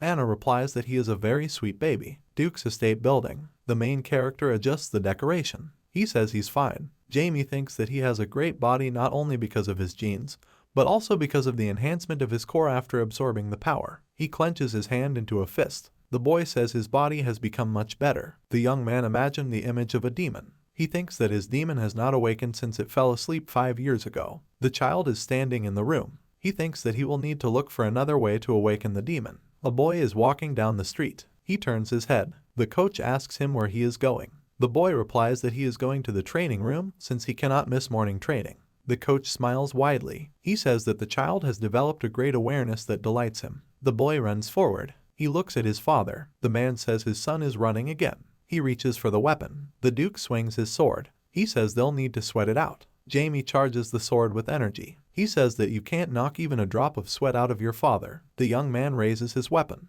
It uses the 100 C's family technique of spreading method. A man parries his son's blow. He points a sword at the child. The Duke says that his student thinks for a long time. The child jumps to the side. He thinks that his father must have dispelled the flood because he used 100 C's. The Duke swings his sword. He says the boy doesn't have time. The child raises the sword. He repels enemy attacks. The boy thinks that his father has no weak points. The Duke swings his sword. The boy deflects his blow. He thinks that his father only uses a little mana, but his strength is still monstrous, so the power of the Lord of the Eternal Art follows the sword master. The man extends his sword towards his son. The boy thinks that his father is careful with him, but is ready to end their duel. The boy runs forward with his sword outstretched. He uses the 17th formation of their family's lightning strike technique. Jumping, the child breaks the ground. He thinks that he will definitely go further in the battle with his father. The boy jumps on the Duke. The man looks up. He calmly closes his eyes. The owner of the house says that his son should not forget who he is fighting with. The man swings his sword. He dodges his son's blow. The young man breaks a wooden sword. He says that he wanted to hit his father at least once during the battle. The Duke smiles widely. He replies that his son has good skills, but he still has 5 years of work to do. Jamie waves to his father as he runs away. He says that next time he will definitely hit him. The man replies that his son should hurry up and get ready for work. The Duke looks at the split sword. He says his son almost broke his weapon. The man imagined the image of his father. He thinks that his son combines his father's techniques and will therefore soon make the leap into swordsmanship. The owner of the house smiles widely. He chuckles and says that despite his son's strength, he is still far from becoming a sword master. The boy approaches his sister. He says that she didn't have to come out, and neither did her father, since he has a lot to do in the palace. The man replies that there is nothing more important than his son. The Duchess is hiding behind a tree. She runs out and grabs the children into her arms. The woman says she loves her son and daughter. The family watches Jamie leave. His sister tells him that he will have to take her to next time to show him the magical world. Sarah smiles widely. The boy says that he will definitely take a walk with her when he is free. The young man creates a magic circle. He uses the long-distance jump method. Magic world. Central tower. Boy's office. A woman approaches his desk. She says she brought him a report for the day. The child makes a surprised expression on his face. The boy's 4th grade secretary says that a kingdom on the continent is asking for help because they need a master to arrive. A complete enslaver sits on the throne. The boy realizes that the kingdom's liberators have been trying to overthrow the corrupt king for 5 years, while the border troops provide them with support. The young man looks down. He says that masters from non-magical classes were investigating the issue of the Eastern Continent, but this time the request was sent by a magician. The young man thinks that the Eastern Continent is the headquarters of a cruel church, and sword masters were brought in to pacify it, so the boy's father is very busy, and it will be too much for the director of the academy to go there. Magic world. Central tower. Large conference hall building. The magicians sit at a round table. The old man says that there are few people at their meeting because the 8th elder is missing because he has business.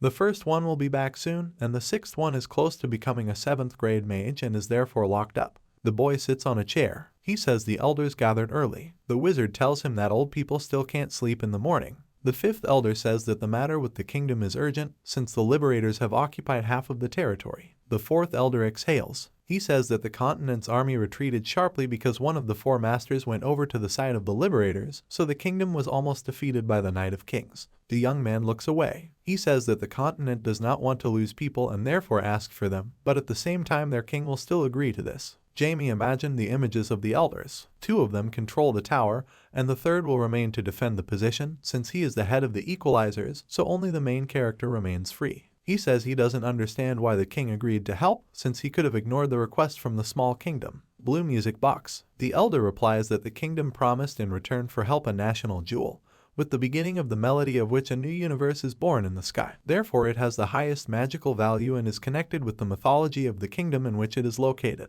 The fifth elder folds his hands in displeasure. He says that high-ranking people from the neighboring kingdom are ready to do anything to help them win. The old man makes a dissatisfied expression on his face. He says the box is a tempting reward, but it won't bribe them. The elder smiles widely. He goes on to say that the king asked them to make the decision for him. The young man makes a calm expression on his face. He says they can't ignore another kingdom's request. The old man replies that although it is not easy, their kingdom is strong enough to refuse. Shovels dug around the crown. The boy thinks that if his kingdom stabilizes the situation in another, they will be obliged to obey him, and if they support the liberators, they will place a new king on the throne. The duke's son smiles maliciously. He says the elders need to do some work. Center of the magical world. Magic Tower. Boy's office. The secretary approaches him. She says she made a list of artifacts. The boy replies that he was sent to another kingdom. He smiles widely. The young man says that he will go without a secretary, but this has nothing to do with her incompetence. The woman looks down. Jamie thinks that his secretary is upset because she could have gotten a chance to explore the magic of a great magician, but he doesn't need an extra person on the field.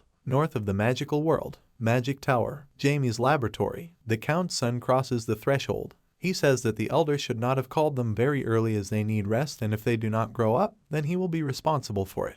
Lennon throws up his hands furiously. He says that their teacher doesn't care about them and also scolded him for not being able to use leveling magic. The main character makes a furious expression on his face. He says that the student should continue the monologue and not worry about it. Jamie makes a crazy expression on his face. He says that he does not understand how his student could finish the monologue so quickly. Anna smiles widely. The professor says that she did a good job, unlike her classmate. The count's son holds the teacher on his back. He thinks about how he will become even smaller because his back will break. The main character gets up from the student. He says that even though Lennon is on level 4, he still needs to work hard to overcome it. The professor turns away. He tells the students that he will be gone in a few months, and while he is gone they will have to help each other. The children grab the boy's robe. They say they want to go with him. The teacher creates magic fists over the children's heads. He replies that they have no place on the battlefield because he doesn't know what could happen to them, and things could go wrong if he protects them all the time. The woman puts her hand on her chest. She says she can keep an eye on her boss's students. The boy turns his head towards the secretary. She says she really wants to go and get a chance to study the elder's magic in action. The young man scratches the back of his head. He thinks that he will have to allow everyone to go. The boy replies that he will think about the secretary's proposal. The warrior approaches the woman. She smiles slightly. Isis says that the owner of the warring kingdom has died.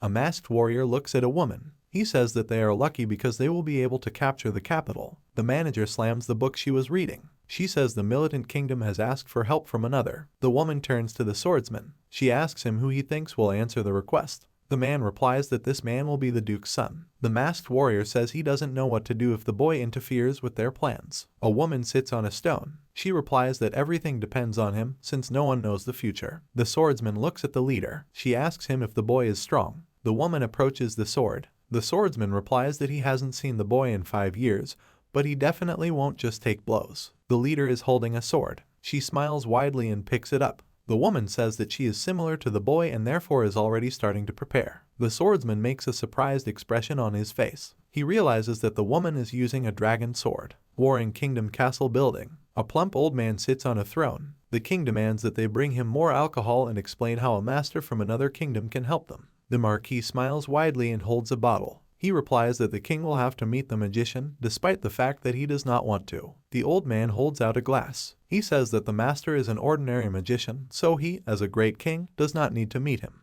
The Marquis replies that they are not happy either, but their warrior died, so they need help. The king rolls his eyes drunkenly. He says that his army is obliged to capture the liberators. The employee smiles widely. He replies that the master they invited should do this. The Marquis looks at the old man. He says that they should lure the young master to their side. The man approaches the king's ear. He explains that the young master will be an excellent property since children are easily led, so it will be enough to promise him the status of a duke. The count makes a dissatisfied expression on his face. He says that the boy is the firstborn of the family of the duke of another kingdom, so there is no point in attracting their attention to their kingdom. The Marquis smiles maliciously. He replies that if their deal with another kingdom does not go through, then it will not just sit quietly. The count makes a dissatisfied expression on his face. He says that if the deal falls through, life will be even worse for the remaining residents. The Marquis raises his eyebrow sarcastically. He replies that nothing is more important than the king, marquis, and nobles of the country, otherwise their ideology will be similar to that of the liberators. The Count furiously hits the table with his hands. He says that the ideology of the marquis has led the country into decline,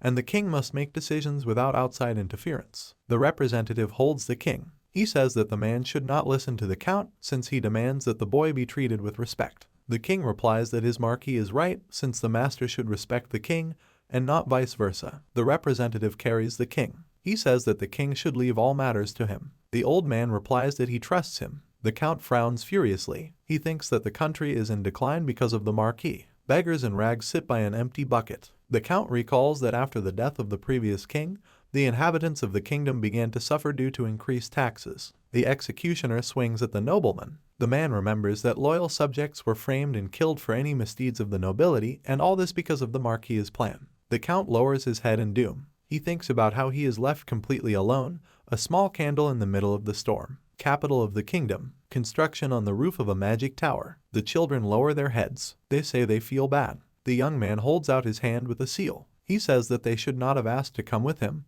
but he is ready to treat them. The rich old man raises his hand. He says that he is the head of the magic tower and is glad to meet the boy. Jamie thinks that the head of the tower looks rather extravagant. The master smiles and shakes the magician's hand. The main character thinks that the head of the tower only has the 7th level of the magic core. The secretary stands with the students. Jamie says he brought them because they wanted to visit the kingdom. The old man hides his rage behind a smile. He thinks that it is very arrogant to visit the battlefield since the magic level of the guests is less than his. The magician stands accompanied by guards. He says that their king will arrive soon to meet the boy, so while he waits he might as well get some rest. The old man holds his fist to his mouth. He tells his subjects that the king will appear soon, so they must prepare. A huge room decorated with gold. The subject says that the master can use the room for his needs. The young man looks displeased at the chandelier. He thinks that the whole room is hung with useless expensive things, despite the fact that the kingdom does not spend money on research, but wastes money on such things, and that is why their magic tower is so poorly developed.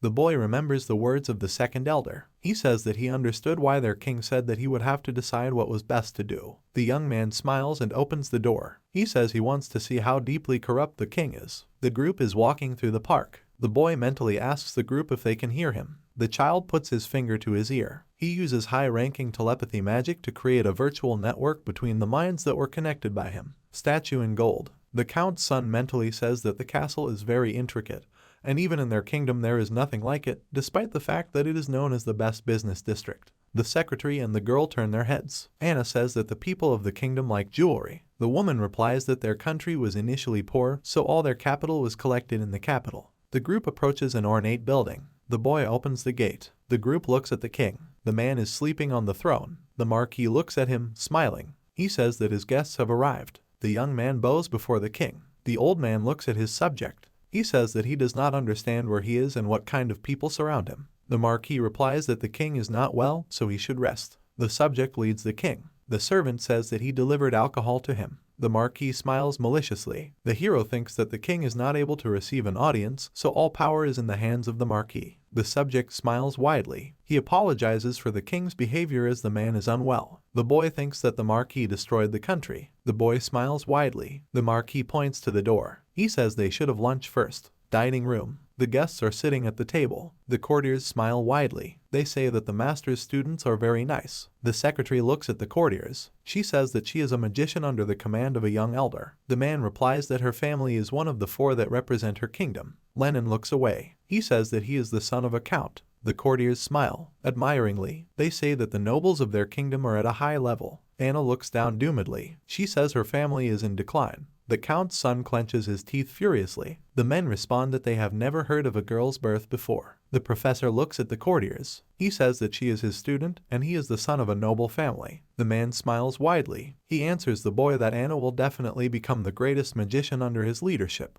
The marquis enters the dining room. He apologizes to the guests for being late. The maid says their food will be served soon. The courtier spreads his hands. He says that the guests should treat themselves as all the dishes were prepared by the best chef. The marquis smiles maliciously. He says that after the boy was isolated for 5 years, his strength became even more incredible. The child looks down. He replies that he works very hard to increase his strength. The waiter drops a plate of food. The courtier punches him in the face. He says that the servant should not have disturbed their feast, but turned out to be as useless as his parents. The count's son gets up from the table. He says such behavior is unacceptable. The boy mentally demands that the student sit down. The main character frowns furiously. He thinks that in their kingdom this is acceptable since all the nobles are corrupt. The courtier holds the servants by their clothes. He says that the waiter, like the others, will join the Liberation Army. The nobleman, dismissing the waiter, sits down at the table. He apologizes for harassing the servants too much, but in any case he should not have shown this to the guests. The boy smiles sarcastically. He says the food was incredible,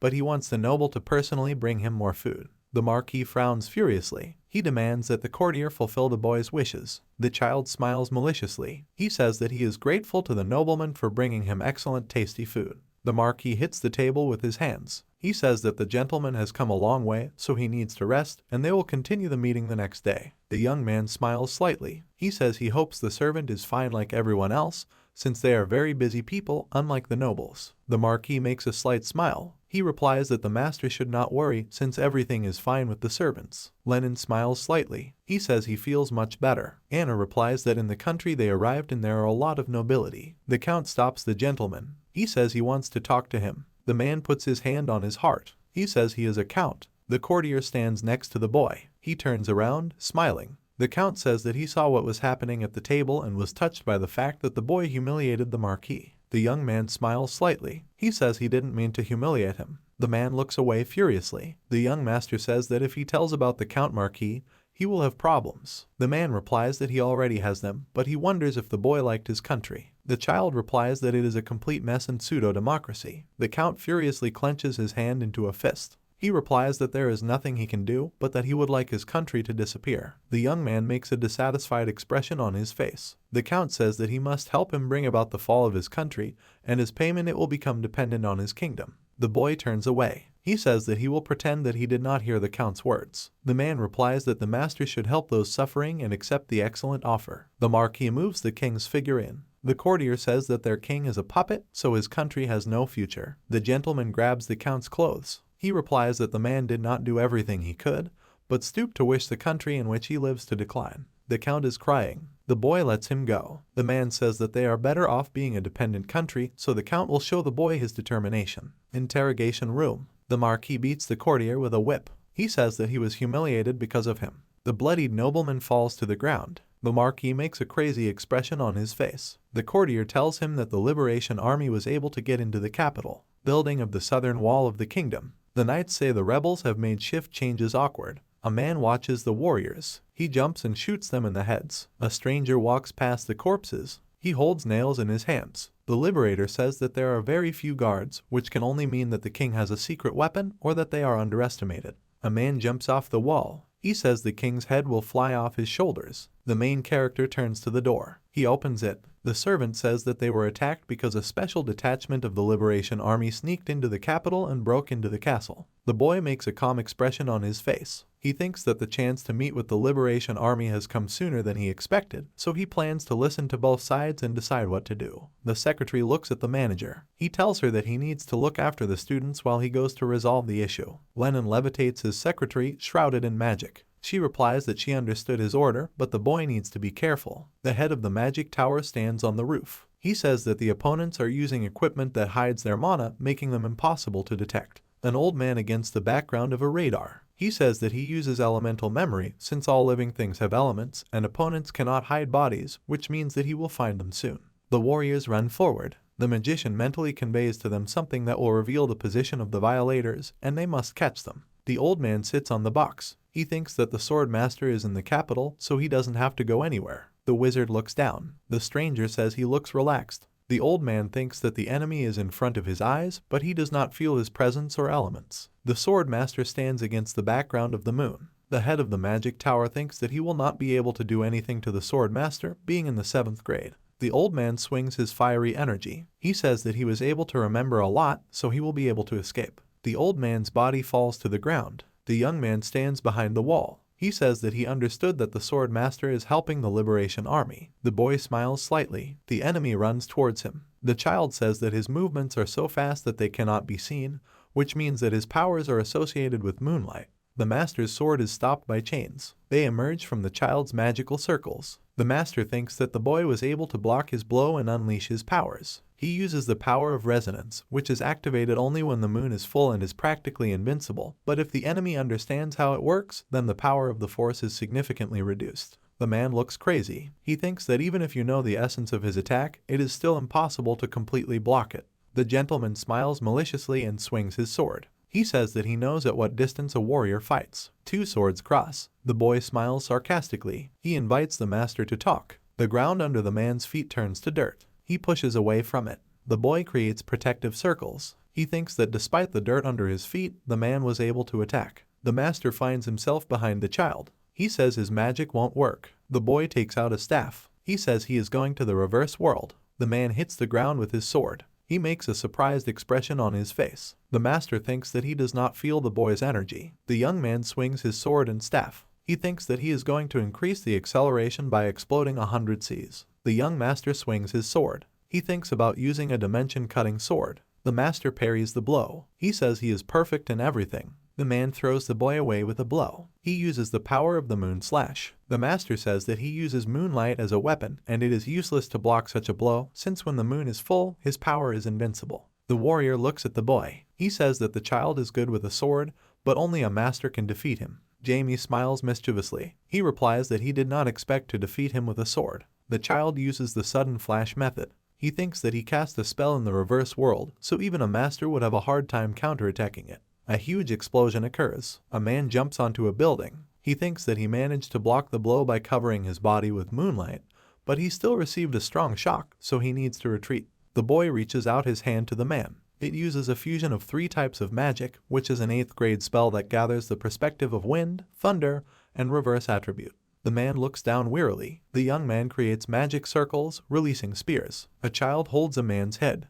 The master creates a barrier with his eyes. A huge hole appears around him. The master looks down. He thinks about how the moon blast was his trump card, which he only used against strong enemies, but still lost. The child puts the weapon away. He says that he simply offers to talk, because he is interested in why the man's army is helping the liberation, and it is possible that after his story he will help them. The masked man looks at the boy. He replies that they plan to turn the country into a free one by creating a place where the Church of the 12 Gods would not dare enter. The young man replies that he was given powers. The master looks at the boy. The child says that if he helps the Liberation Army destroy the country, his kingdom will receive a share. The man extends his sword towards the boy. He says the king's head will fall and he has no chance of stopping them. The gentleman makes a dissatisfied expression on his face. It imagined images of priests. The young man says that the Church of the God of Violence and Robbery is going to help the nobility and then the outcome of the war will be decided. A black light hits from the building. The gentleman makes a calm expression on his face. He thinks that the church has begun to act, so it is not clear what will happen next. The victim stands on a pedestal, surrounded by worshippers. In the boy's past life, he met the god of violence and robbery, and despite the fact that he had the fewest followers, they were the most cruel. God makes a crazy expression on his face. He says that only the strongest survive in the world, but even if he is strong, he is still weak because he is alone. The boy thinks that the creature was most possessed by the power of the 12 gods, but had a bad reputation and minimal power. The young man looks at the sword master. He says that the king is not the main power of the country, so killing him will not achieve anything. The boy points his finger at the man. He says that the liberators are lying about wanting to give freedom to people because they are just going to take the land into their hands. The master makes a surprised expression on his face. He says his organization doesn't need land. Jamie scratches the back of his head, smiling widely. He says that all they have to do is shake hands so that no more questions arise. The king is sleeping on the sofa. The priest looks at him. The marquis is standing at the window. The saint of the cruel church says his army was called up early. The courtier drinks wine. He replies that the liberators caused chaos, but he still can't catch 7 rats, but he shouldn't kill them too quickly. Image of a sword master. The marquis says that the sword master has the power to kill, so he came to kill the king. The priest looks at the marquis. He says that he is going to protect the king, but he would like to hear the whole plan. The marquis rips off the fake face. He replies that they need to force the divine beast to come down to them. A pile of human corpses. During the 5 years of civil war, many people died and a sea of blood was shed. The high priest talks about keeping the 12 gods at the peak they were aiming for. They needed to survive, so he was cruel to achieve the goal. The Marquis clenches his teeth furiously. He demands that the priests tell the people to begin and also capture the students and the boy's secretary, who is in the tower. The students and the secretary are sitting on the sofas. Anna says that she does not understand what is happening behind the doors. The woman replies that she doesn't know, but they will be safe in a closed office. The boy hits the table with his hands. He says he wants to go out. The secretary replies that one cannot go against the elder's order. A woman leads the children down the corridor. Blood drips from the ceiling. Anna looks up. Many corpses hang from the ceiling. The Count's son falls in horror. The mercenary licks the tip of the sword. He says he found them alive. The mercenary jumps on the boy. The woman pierces his body with magic. Enemies attack from two sides. Lennon rises from the ground. He thanks the woman for her help, but plans to fight with his friend together. The boy makes a furious expression on his face. He asks his friend to analyze the situation. She replies that they will win. The young man looks at the glowing pendant. He says his students have problems. The sword master says that he should go to their aid. The boy replies that they will be fine since they are his students. Anna creates a magic circle. Lennon fingers the fire in his hands. The main character thinks that he did not cultivate alone for 5 years, so if his children are together, then he should not worry. The young magician looks at the building. He says they should go to the castle. Warriors defend themselves from scorching fire. The general of the church thinks that children are very strong. The Count's son creates fiery energy. The military man thinks that the boy's fire magic is superior to the magic of the veteran magicians, but he still needs to be more careful with the girl. Anna moves her hand to the side. She says that opponents will come in from the left. The general thinks that the girl is dangerous because he anticipates their attacks. The secretary uses thorn magic. The military man thinks that she is also not a mistake. The general clenches his teeth in displeasure. The warrior asks him what they should do. The man replies that the bishop's orders are absolute, so they need to capture the group at any cost, which means they need to introduce berserk mode. Anna turns her head. She shouts that her friend should save energy because there will be more difficult enemies behind them. Lennon creates fireballs. He says it's not easy for him to fight. The boy throws a ball at opponents. He says that he does not know the number of enemies because they are not visible in the curved corridor. A woman uses magic thorns. Anna thinks that they cannot understand the number of enemies and a long battle is not beneficial for them. A classmate says his girlfriend should stop being distracted and help him. The girl turns to the wall. She points at her with her hand. Anna asks the eldest to break the wall since there is a room behind it and they can escape through the window. The secretary destroys the wall. The group runs into the room. The monsters run after them. They shout that the children should not run away. The evil spirits grin furiously. They say that they did not intend to use the berserker to catch the two children and the woman, so if they catch up, they will punish them severely. Lennon lowers his hands to the ground, killing his enemies. It uses vibration method. The girl looks out the window. The boy asks her what they should do. The stranger runs away from pursuit. Anna thinks that the enemy of their enemy is their ally. She turns to the others. The student says they should join the guy who is being chased. The woman extends her hand, stopping her opponents. It uses the shadow protocol of the binding method. The window is cracking. The secretary flies out of the window. Knights run after a member of the militia. The woman hits them with fire. He looks at her with the children in surprise. The militia member says he doesn't understand who the group is. Opponents run behind the heroes. They get into fighting poses. Anna says that everyone must fight together, listening to her orders. The secretary runs forward. She says that a member of the militia should do as the girl says. The group kills enemies. The man glances behind him. Anna shouts that he should duck down. The secretary kills the enemy warrior. The man looks at the girl in surprise. He thinks that he listens to her orders, but fights with her as one. The man stands with his back to the girl. She says that if their fight drags on, it will be bad, so more comrades are needed. The warrior replies that there were 7 of them, but they had to split up. The monsters run forward. Anna says that they need to find associates. The Count's son, smiling sarcastically, loads his hand. The girl demands that he grind his opponents into powder. Lennon creates a fire flower. He uses the family fire magic technique. The man runs behind the secretary. He thinks that the children's skills are insane, but the woman's strength is also great. But in any case, initially he was told that he would only have to fight against knights, but it turned out that he had to fight church warriors too. The Count runs forward. The Marquis, smiling maliciously, says that the courtier realized about the failed attack and therefore runs away. The man makes a good-natured smile. He says that he is giving the Count one last chance to swear allegiance to him, and then his family will be guaranteed safety. The Count frowns furiously. He says that he would rather die thinking about freedom than being under his control. The Marquis, smiling maliciously, charges his hand with energy. He says that hell in his church is an endless and merciless swamp, and the man will have to spend a painful eternity there. A light dome appears above the Count. The main character raises his hand with a seal. He says that the Marquis should fight a man of his level,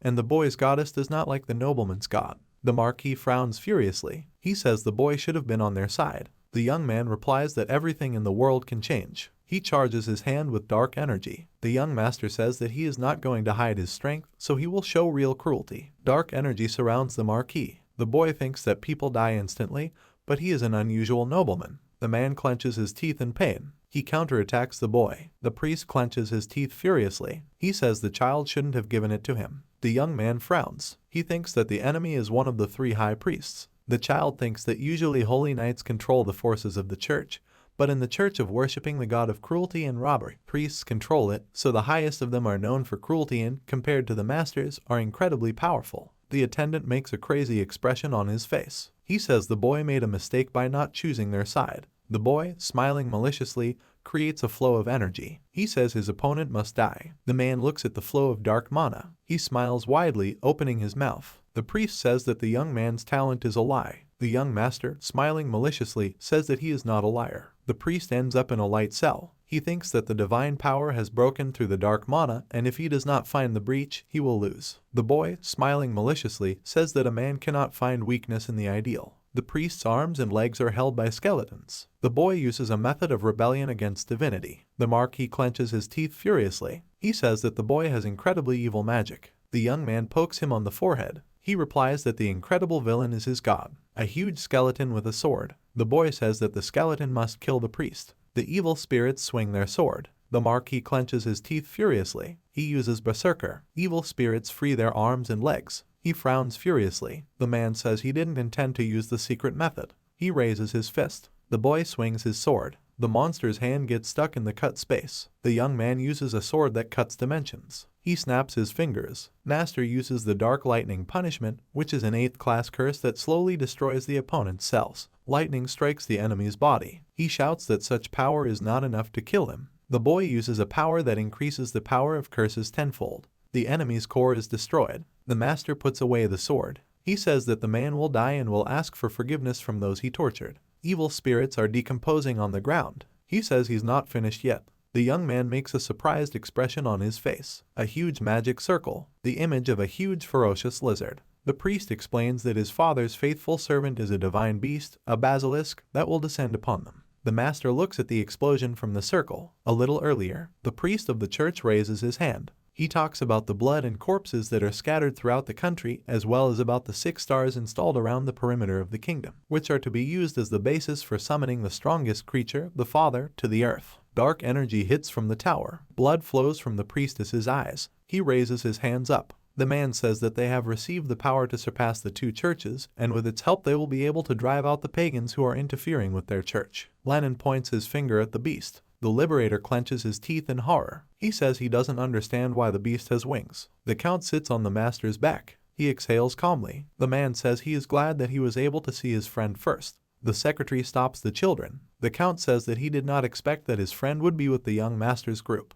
He puts his hand on his chest. The Liberator says that the Count supports the Liberation Army. The master stands against the background of the beast. He says that they need to get out because it will be difficult to do this with a monster. The Count's son makes a dissatisfied expression on his face. He says he doesn't understand why the man didn't introduce himself. The boy lowers his finger. The master replies that it does not matter since their teacher is next to the snake. The guys answer that they should help him since even his strength cannot be dealt with alone. The secretary throws up her hands. She says that they shouldn't go because even an elder has a hard time dealing with the beast, so they will only be in the way, which means their only task is survival. The master looks at the Liberator. He says that his student must take care of the boy's charges. The man imagines images of Jamie in battle. He continues to say that he will go to him because if they are together, they will probably win. The master turns away from his friends. He says that they should gather the others and leave the capital as far as possible. The man looks at the Count. The nobleman says that he is not sure that his friend will be okay. The master replies that they should only think about survival, because otherwise he will not be able to take responsibility for the future of the country. The Liberator throws the Count on his shoulders. He says they don't have time to be emotional since everyone should be running after him by now. The main character looks at the basilisk. He says that 60,000 years ago the lizard was very huge,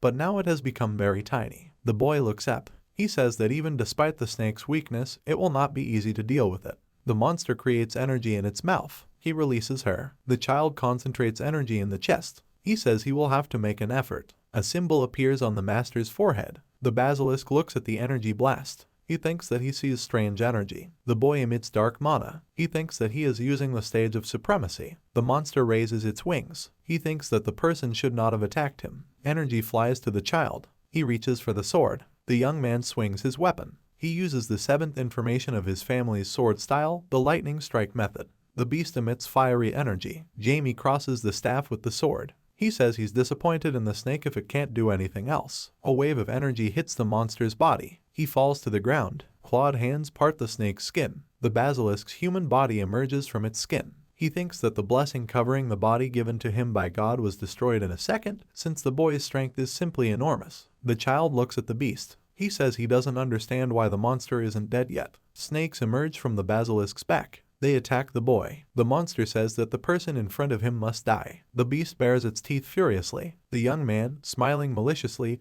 holds out his staff. He demands that the beast die. Dark energy hits the snake. He jumps to the side. The basilisk thinks that it wants to escape. The boy snaps his fingers. It uses a 3D wall, which is a 9th grade magical space used to completely separate out the outside world and create a new dimension. The monster hits the dome. The boy approaches him. He holds his finger to his mouth. The child says the games are over. The body of the beast is permeated by light energy. The boy uses the sacred light of 9th grade magic, expressed in an extreme phenomenon created by his demon. The young man smiles sarcastically. He says that he deliberately held back because he wanted to hear what the basilisk had to say. The beast clenches its teeth furiously. He thinks that even if the boy could achieve the degree of supremacy, he still would not cause such damage to him since he is still a human. Jamie smiles mischievously. He says that the enemy would have been weak even if he had come in a different form, but he still decided to descend to Earth. The beast frowns furiously. He says that the boy dare not look down on him. An image of a boy from the past. He says that the basilisk has died many times by his hand.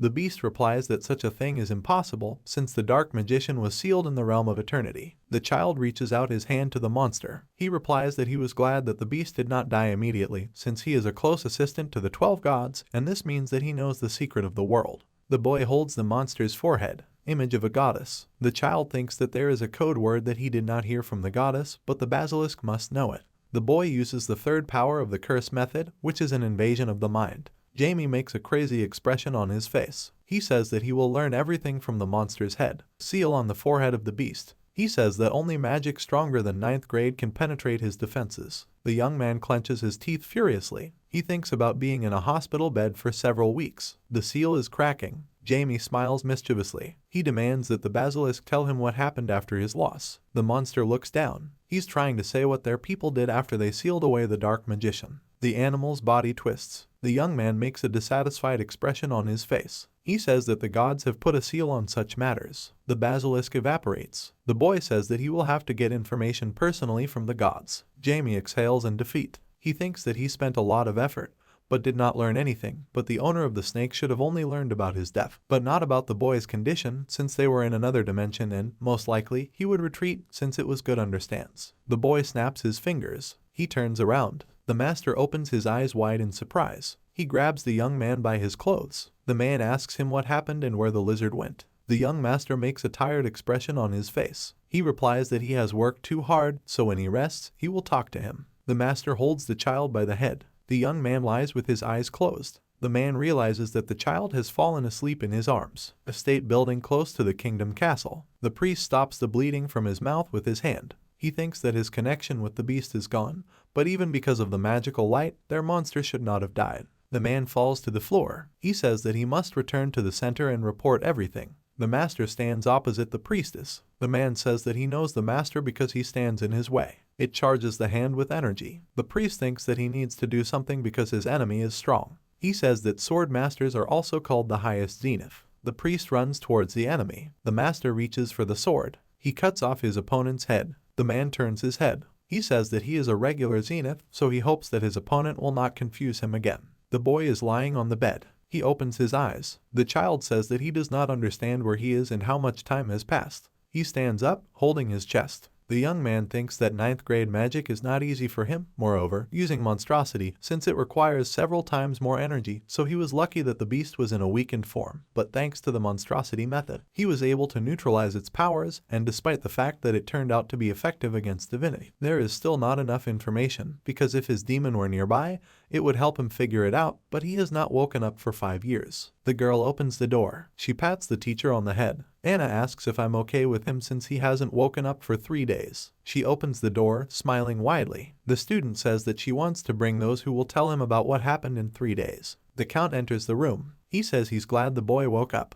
The young man smiles widely. The count's son says that he is glad that the teacher woke up. The secretary smiles slightly. She says she's glad the elder is okay. The boy, smiling, scratches the back of his head. He apologizes to the woman for having to keep an eye on his mischief. She replies that they helped her with everything. The count looks at the young man. He says he thanks his people for still being alive. The gentleman replies that he should not bow his head since he will be the future king. The liberator, smiling broadly, extends his hand to the young man. He laughs and says that the boy is very funny and it is also an honor to meet him as his students have helped him well. The young master replies that the man was also able to help them, so he also thanks him as a teacher. The count blushes with embarrassment. A member of the liberators says that the boy proposed a good candidate, so the count will be an excellent king because he is the only one who is worried about the future of the country. The boy looks at the secretary. He says he wants to talk to the count alone. The future ruler sits opposite the child. He says he wants to get rid of all the rotting parts. The young man replies that their kingdom will support them until they recover. The count furiously clenches his hand into a fist.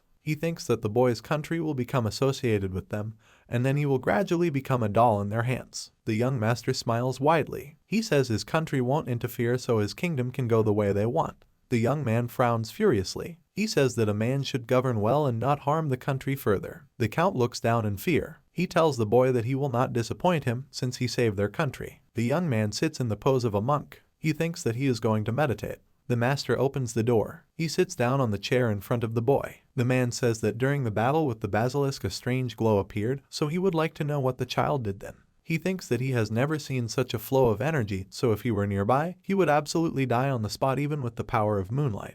The gentleman makes a calm expression on his face. He replies that he used an incomplete 9th grade spell. The man replies that he assumed that the boy had reached the 9th grade, but he still doesn't believe it. He thinks that many magicians dream of reaching the 9th grade, but for all of them he is unattainable. The master holds his hand to his chin. He says that this news will be a sensation for the entire magical community, but his magic is not completed yet.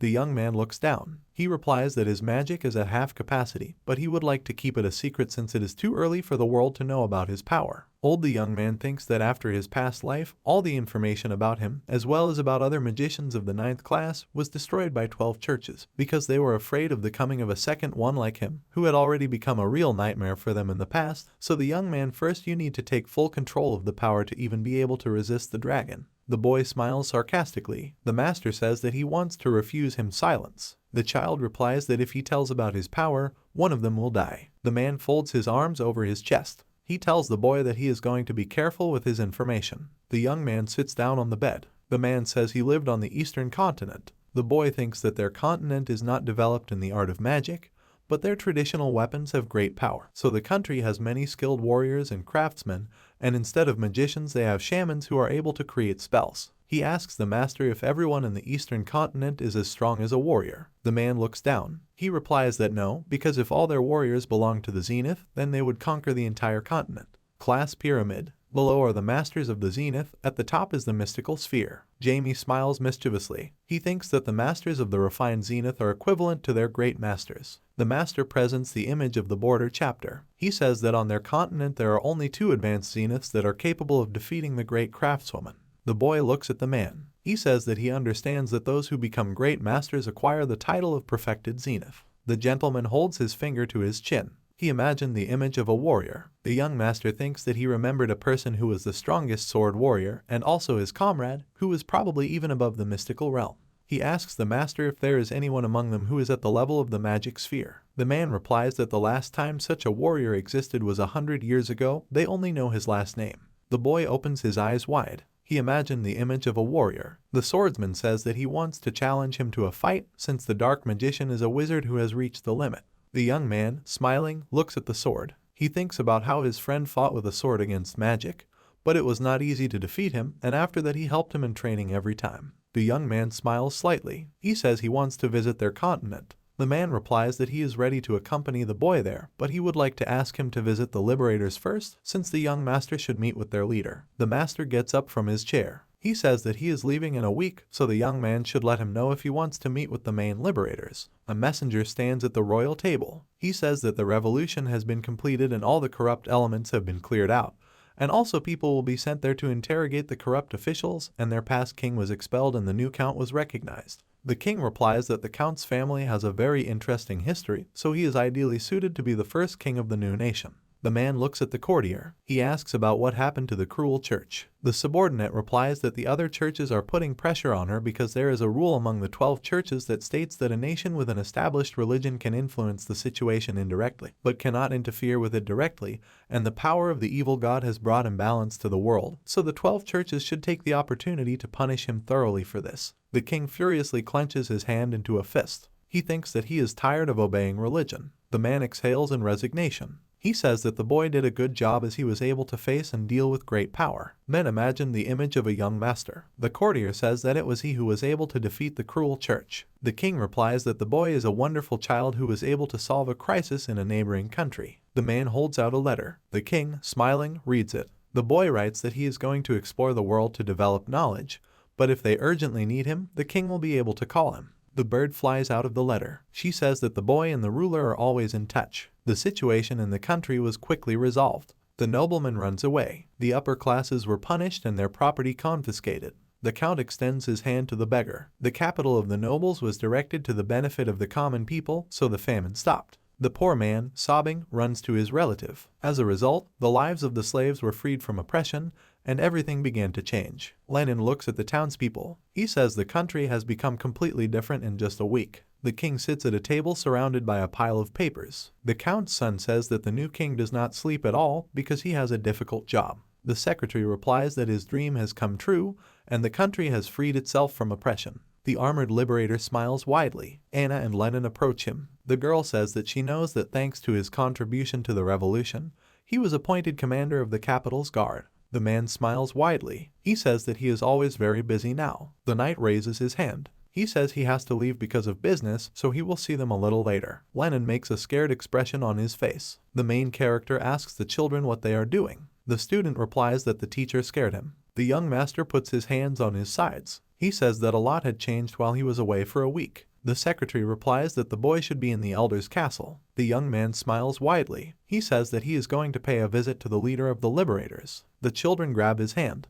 They say they want to go with him. The boy uses magic on them. He looks at the secretary. The elder says that he will leave the children with her for at least a month, but possibly for a year. The woman looks down. She says she feels sorry for the children because the teacher's departure will affect them. Jamie replies that he is relying on the secretary since she has to help them along with the seventh elder and the earl. The woman raises her hands. She says she doesn't have enough skills to teach children. The young man smiles slightly. He replies that his employee is very skilled and therefore will definitely cope. Lenin stops his friend. He blushes with embarrassment. The boy says that he immediately understood that the teacher would not take them, but he must be careful, and in return they will try to study everything he tells them. The young master strokes the child's head. He replies that they will do just fine, and they will meet again soon. The master turns to the young man. He says the Liberators' headquarters are in one of the 6 restricted regions. Temple Building. It is located north of the Great Forest, but for a long time people did not set foot there because there were many dangerous plants and monsters there. The man imagined the image of the Liberators. He says that their main one was in the kingdom for 2 weeks,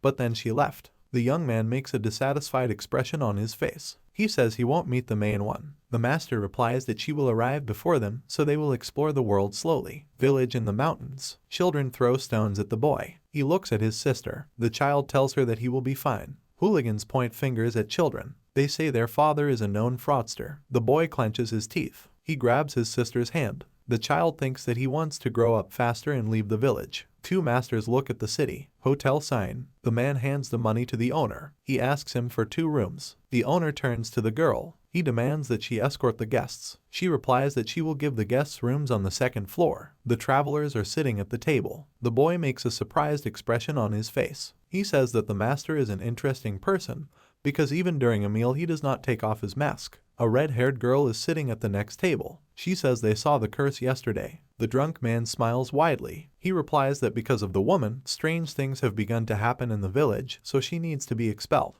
The young man spits water. The stranger says that the child's body may contain dark magic. The wet master clutches his fork furiously. The boy apologizes to him. The man wipes his face. The gentleman looks at the waitress. He says that he would like to know what curse the people at the next table are talking about. Image of a woman with children. The waitress says that a few months ago a woman and her children came to live with them, and after that a ghost appeared in the village, but even after they were expelled, the evil spirits did not go away. She turns away from the young man. The girl says that after the appearance of a woman with a spirit, rumors arose about a curse, because of which travelers began to avoid their village, so she advises the masters not to stay long, since no one knows what will happen next. The gentleman thoughtfully holds his hand to his chin. He thinks about the ghost and the cursed family. The young man is sitting on the bed. He closes his eyes. The boy thinks that his energy sense will not be able to miss the ghost. He is walking down the street. The gentleman thinks that he is surrounded by dark and cold energy in an unusual cemetery, but this only happens when ghosts turn into evil spirits with the aim of harming people. The energy comes from the door. The boy thinks that he feels dark energy without a thirst for evil, and it probably comes from the Necromancer. The ghost breaks the wall. The boy extends his hand to him. He demands that the evil spirits lead him to his master. The young man smiles sarcastically. He thinks that the ghost is resisting because it was created by a good necromancer. The master makes magic circles with chains. He uses the method of rebellion against divinity. Chains bind the ghost. The boy says that he did well, but he cannot withstand the creators of necromancy. The evil spirits evaporate. Jamie thinks that his spell worked, but the necromancer was able to call the spirit back because he is very devoted to him. A young man is walking down the street. He says that he is going to stay in the village. The next day, a boy enters a grocery store. The merchant looks at him. The baby asks for 3 servings of food. 3 coins are on the table. The boy thinks that 3 servings should be enough for his family for a week. Bullies look at the child. They say that because of his family, they cannot go out at night. The kid makes a furious expression on his face. He says his family is not to blame. The bully punches the boy in the face. He replies that the child has no right to open his mouth. A man holds a boy by his clothes. He says that he will kill him so that the spell will wear off. The bully swings at the child. The main character stops his fist. He says that children should not be beaten. The young man throws the bullies aside. He wipes his hands. The gentleman says that they made a noise in the morning because their parents did not teach them manners, but he will teach them a lesson. The boy, smiling sarcastically, extends his hand. He thinks about using the method of pain on opponents. The men fall to the ground. The beaten baby is sobbing on the floor. He thanks the main character for saving him. The master extends his hand to the child. He says he is treating the bruises on his face. The main character smiles widely. He says that he is a priest and thanks to his strength he helps people who are in danger. The gentleman hands the hat to the boy. He continues to say that if trouble happens to his family, he will help them. The kid leads the main character through the forest. The young man thinks that the dark energy is becoming thicker, but people still live there, but this area is more suitable for a cemetery. A child opens the door of a ruined hut. A woman sits on the bed, hugging her daughter. Her son smiles widely. He says that a priest came to them to help deal with the spirit. The main character smiles slightly. He shows the mark on his hand. The young man says that his name is Ricky, and he came from the Church of the Goddess. The woman makes a surprised expression on her face. She says that she does not understand how such an important person could end up in their remote village. The baby smiles widely. He says that the young master is actually a priest, as he healed all his wounds from the stones. The woman bows to the young master. She thanks him, because treatment in the church is very expensive, and he spent his energy to help her son even without money. Jamie smiles widely, hiding his rage. He says that he follows the precepts of the goddess, since one must always be merciful to others. The boy thinks that he is ashamed to say such a thing, since he is a destroyer of gods. The young man shows holy energy. He says the house could be the cause of the spirit, so he wants to see if that's true. A woman holds children by the shoulders. She tells them that she wants to talk alone with the master. The door closes. Mother reaches for the box under the bed. She shows the cross inside. The woman says that a priest gave her the rosary to protect their family from evil spirits. The gentleman looks at them in surprise. He thinks that he feels an unfamiliar divine power. The lady of the house looks away. She says that she is haunted by a spirit that is connected to her husband. The image of a green-haired man in armor. The woman says that the father of her children was the commander-in-chief of the Royal Knights, but there was a coup d'etat and he died while defending the kingdom. Spears cross. The woman says that 3 years ago the king died due to illness, and in order to take the empty throne, the prince, who was last in line to the throne, launched a coup d'etat and achieved success, and then, as the new king, organized another regime, which can be a possible cause of the appearance of a spirit. The young man holds his hand to his chin. He thinks that the knight's kingdom is the westernmost region of the continent, and the village is located in the very north. So even if they need the commander-in-chief's family, there is no point in pursuing them for so long, much less using a necromancer. The boy thanks the woman for telling the story, and for this, he will help them. He turns to the lady of the house. Jamie says her family should serve as bait so he can catch the spirit.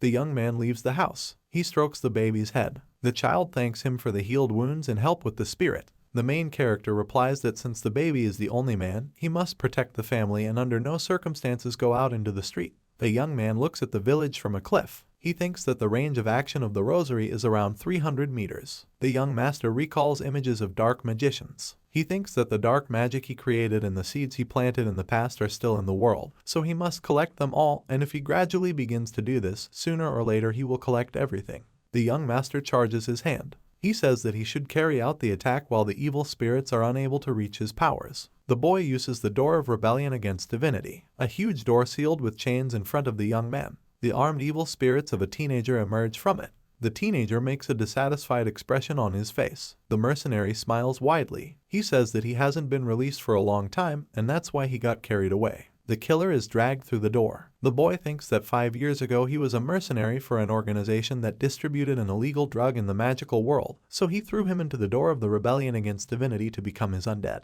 Hazard shakes his head. The main character says that his minions must guard the territory, and as soon as the undead appear, they must inform him. Hazard replies that he smells a bad odor. The young man turns to the puppet. He says that if he stays, the ghost may not appear, so he will leave to let him take a step. The puppets bow to the boy. They say they understood his order. The undead in armor walks forward. A dark army is moving behind her. The skull stone on the chest of the Dark Knight. He hits it with his hand. The undead evaporate. The master looks out the window. He thinks that dark energy is condensing. The man puts the mug on the table. He says everything will be fine as the young master will figure it out. The waitress smiles widely. She asks if the master wants another drink. The man replies that he would like to know how long she has been living in the village. The waitress says about 2 years. The master thinks that the villagers are not feeling well because of the dark energy, but the girl is special, so everything is fine with her. He gets up from the table. The man says the waitress can go and it's time for him to use his skills. The puppets are standing near the house. Hazard says that it is difficult for ordinary people to withstand the huge flow of dark energy. The family sleeps in the house. Rise tells his friend that their master casts sleep magic on them, so everything will be fine with them, but the master does not answer his call. An army of the undead is heading towards the house. Rise says that if the spirits are controlled by a necromancer, then they should be able to maintain their form and not be out of shape.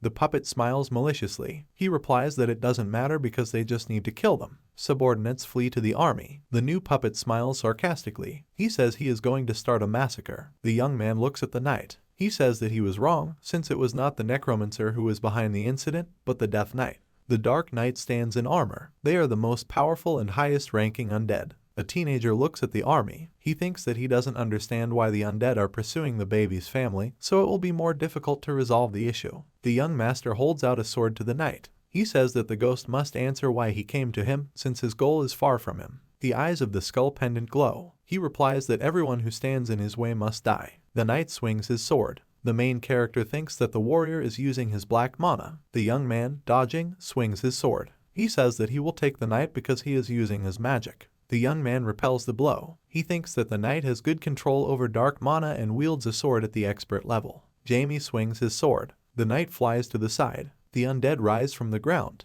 The boy says that the knight has many friends. The gentleman holds a staff. He picks it up. The master uses Divine Blast, which is a basic magic used by priests. He says that high-ranking undead knights are useless against him. The teenager, smiling sarcastically, holds a staff. He says that the knight is not a vengeful spirit whose power has accumulated over decades, since she is just an evil spirit who has taken possession of dark mana and learned to use it. The youth uses the power of rebellion against the chains of divinity. The knight breaks the chains. The boy jumps on him. He says that the warrior is good in battle, but he is too young. The knight dodges the blow. He extends the weapon towards the boy. The master takes out his staff. He uses the reverse world method. The master points his sword at the enemy. It pierces his body. The teenager says he uses the Thunderbird method. The knight's helmet splits. The blonde girl opens her mouth wide. She sits down on the ground. The stranger says that the young man should not interfere with her fulfilling the order. The main character thinks that if the girl were a high-ranking undead, she would be more conscious, but she looks like a vengeful spirit that has recently taken shape. The young man returns the sword to its sheath. He thinks about how he is going to train her. The boy charges his hand with energy. He says the girl needs to stop causing trouble. Dark energy is released from her body. She shouts that she must carry out the order. Castle building. Corpses of knights on the ground. The commander holds the child in his arms. He says that his knights must stop their enemies and save the life of the crown prince. Deputy commander of the knights with the army. He says that the fourth prince beheaded the crown prince, so the coup d'etat took place, and the leader of the knights should hand over the heir to them so that they save the man's life. The commander looks at the child. He thinks that if the crown prince was killed, then the remaining contender for the throne is a baby, so he must save him. The girl approaches the commander. He gives her a child. The man says that she must protect him because he is the future of the country. The deputy swings his sword. He says his commander shouldn't do anything stupid. The man deflects the blow. He shouts that Bianca must run and hand the child over to his wife. Knights protect the warrior. She says that she cannot leave without the commander. The warriors shout that she must obey him and run. The girl hugs the child.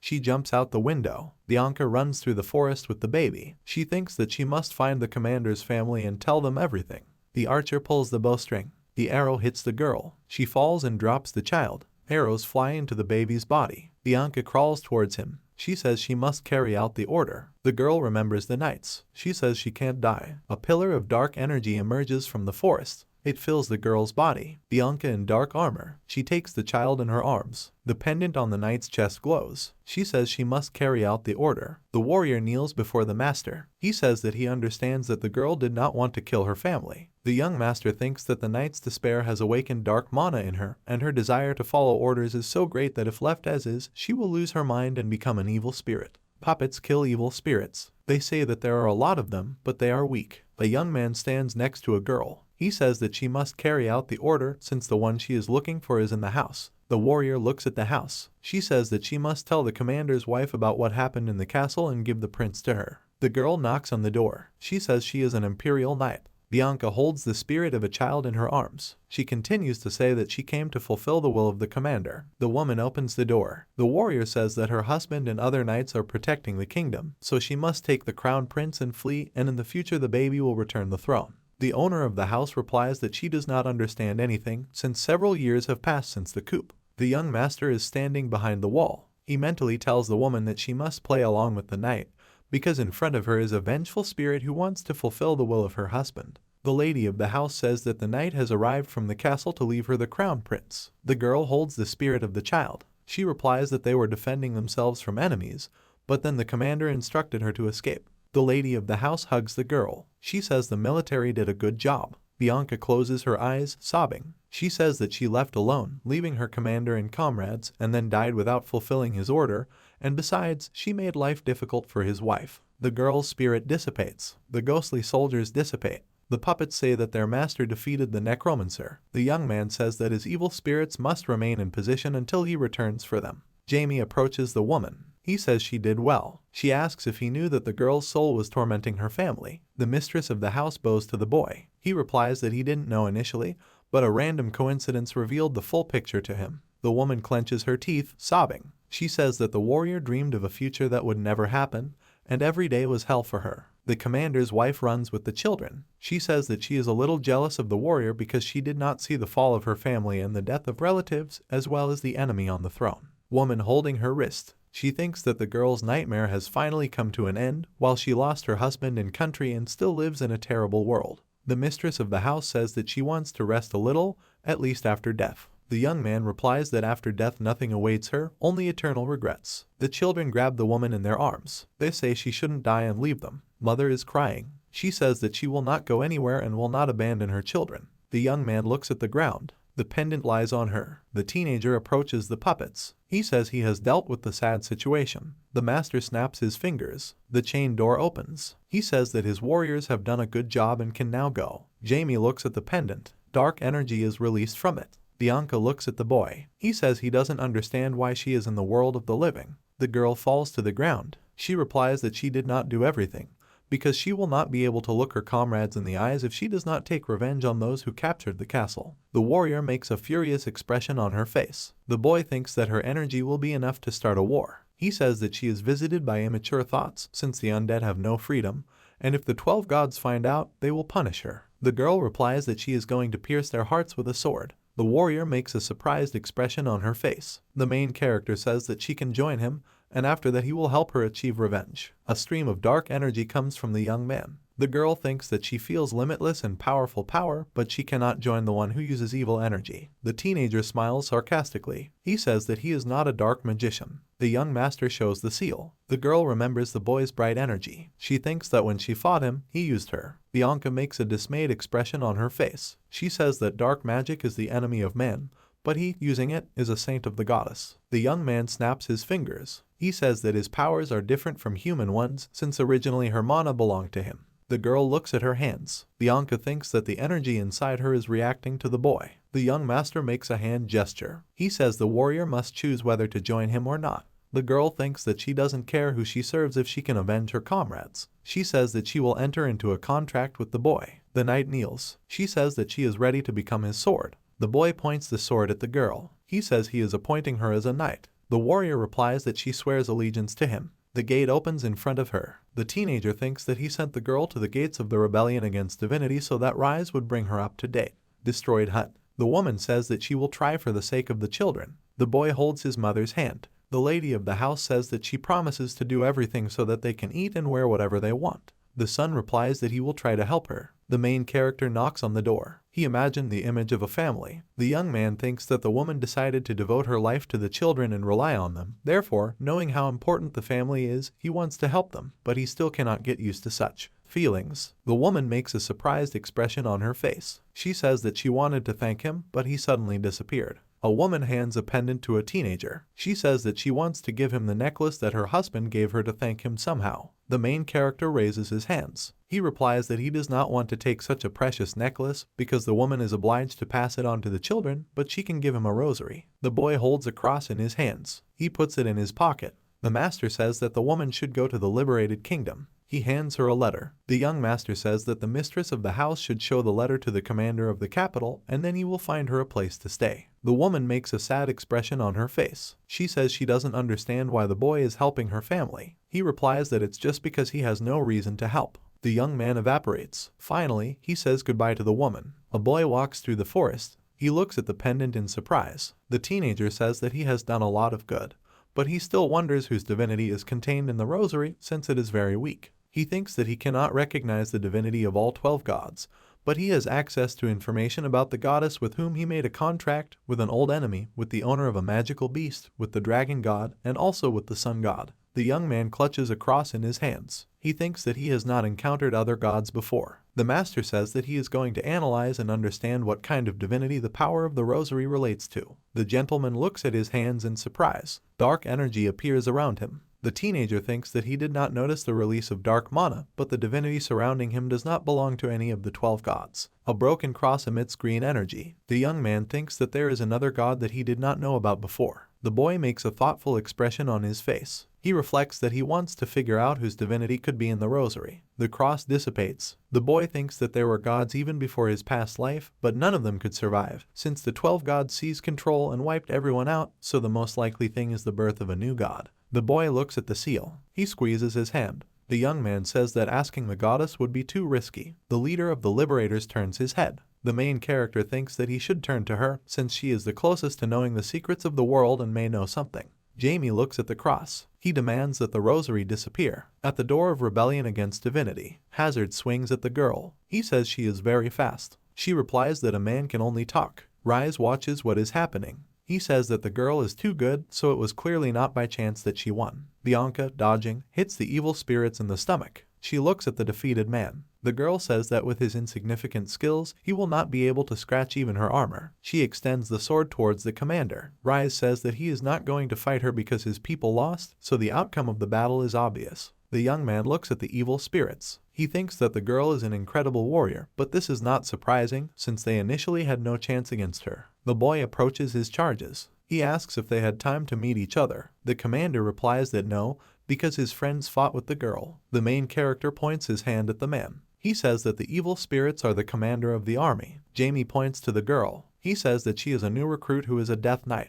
The commander turns to the owner. He says the girl had to ascend. The young man replies that due to some events it did not work out for her. The warrior shakes hands with the commander. The teenager says that together they will command the undead. He looks at the army. The boy says that his undead are still problematic since there is no way to quickly increase the number of soldiers. The young master turns to his charges. He says that they must be good at managing the undead since he relies on them, but he also wonders where the lick is. The commander replies that he does not know his whereabouts since the man disappeared one day. The young man imagined the image of a dark magician. He thinks that a man is independent, so he can train anywhere outside the gate. The boy looks at the commander. He says that the man should introduce the lick to the girl when he returns. Bianca hits the chest. The young master says he hopes she can handle it. The girl replies that the gentleman should not worry. The main character thinks that he is more worried about the others than about her. The young man teleports into the room. He thinks that an unknown person is standing outside the door. The maid enters the room. The boy smiles widely. He asks why she came late at night. The girl extends her hand. She says she wants to take back the rosary that belongs to her. The teenager uses teleportation.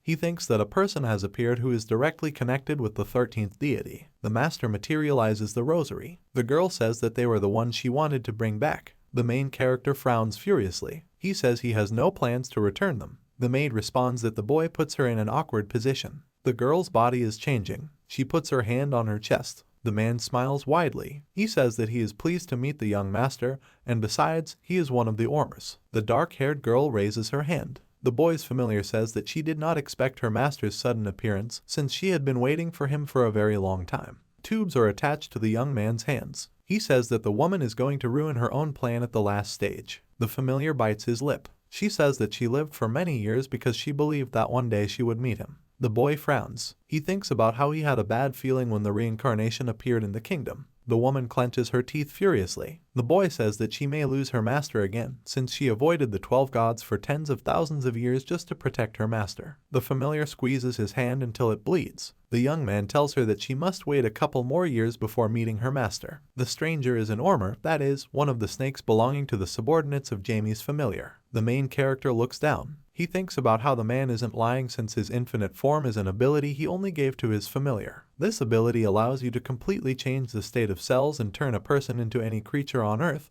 which even the gods may not recognize. The familiar's subordinate draws a sword. The young man asks where his girlfriend is. The man replies that it is too early for them to meet, because otherwise their plan will be ruined. The subordinate smiles sarcastically. He says that he is ready to give the boy his head as an apology. The gentleman holds a rosary in his hand. He says that his subordinate made them, but does not understand what kind of divinity was used to create them. Ormer smiles slightly. The boy extends his charged hand towards him. He says that if the subordinate doesn't tell, he will get into his head and find out everything. The man raises his hands. He replies that he is very important to the lady, so the answer is that the rosary was created from the boy's dark mana. Jamie makes a displeased expression on his face. He thinks that the rosary is the result of raising dark mana to the absolute. Dark Mana Stone. The familiar's subordinate says that fragments of the boy's magic are scattered across the continent.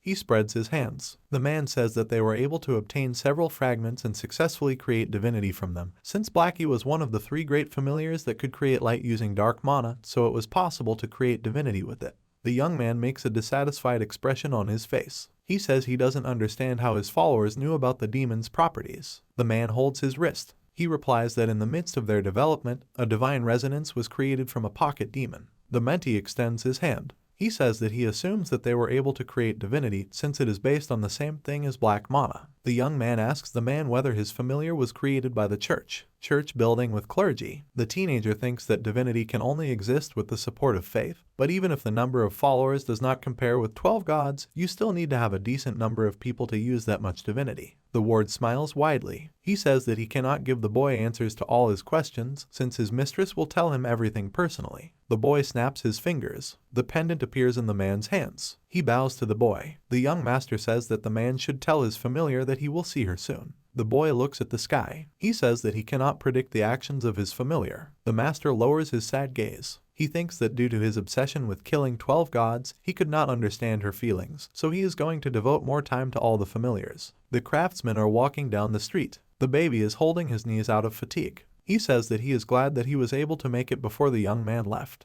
The boy hands the gentleman a bag of coins. He says he is giving him the money he collected as a token of gratitude for helping his family. The teenager folds his arms across his chest. He says his services are paid in gold coins. The kid replies that he has no gold coins. The gentleman strokes the boy's head. He says that he should not give the coins since his main task is to look after his family, and he will come for payment when the baby becomes a real man. The master looks at the young magician. He says the boy was trying to look tough in front of the kid. The child opens his mouth wide. He shouts that the protagonist should visit them in the future as he will become a real man. The young master turns around. He replies that he will definitely visit him. Northern region of the continent in the mountains. A man runs away from being chased. He clenches his teeth furiously. The stranger thinks that he can no longer run. Knights hold swords. The commander demands that they surround the man. The stranger presents images of children. He leans on his sword. The weapon becomes fused with his hand. The man's body is imbued with dark energy. He extends his weapon towards his opponents. The young man sits opposite the master. He says he doesn't understand why they are going through the mountains when it would be faster through the kingdom. The man replies that he has no documents, so they won't let him through there. The boy imagines the images of the liberators. He thinks that one of them is more like a barbarian than the other. The gentleman looks at the master. He says he would like to know how the man knows the second liberator, since if they lived in the same city, they were probably close. The man replies that they were in the same city, but differed in status since the second liberator is a nobleman and he is a slave. The master stands in front of the general. He says that he was able to excel in combat, after which he was noticed and given his freedom when his skills were recognized. The man puts on a mask. He goes on to say that a person's status is his origin, so even after becoming free, he constantly faced discrimination. The master imagined the image of an aristocratic liberator. He says that the nobles wanted to make friends with him, but he was disgusted by this. The young man replies that he would like to simply fly to his destination. The man says that this is impossible because he will be caught by the Mana Zone. This is a wall of mana separating countries that was created to stop conflicts between countries, so if magic is used in the area's vicinity, everyone will label the wizard suspicious and will persecute him. Dragons also created mana zones as walls to monitor the human world. The main character looks down. He thinks that if he accidentally destroys the mana zone, a dragon will come for him. However, gods don't control dragons, which makes his situation a little better. The teenager thinks that until people like him appear, dragons will not come to the human world, since spying on someone else's territory is taboo for the servants of the dragon god.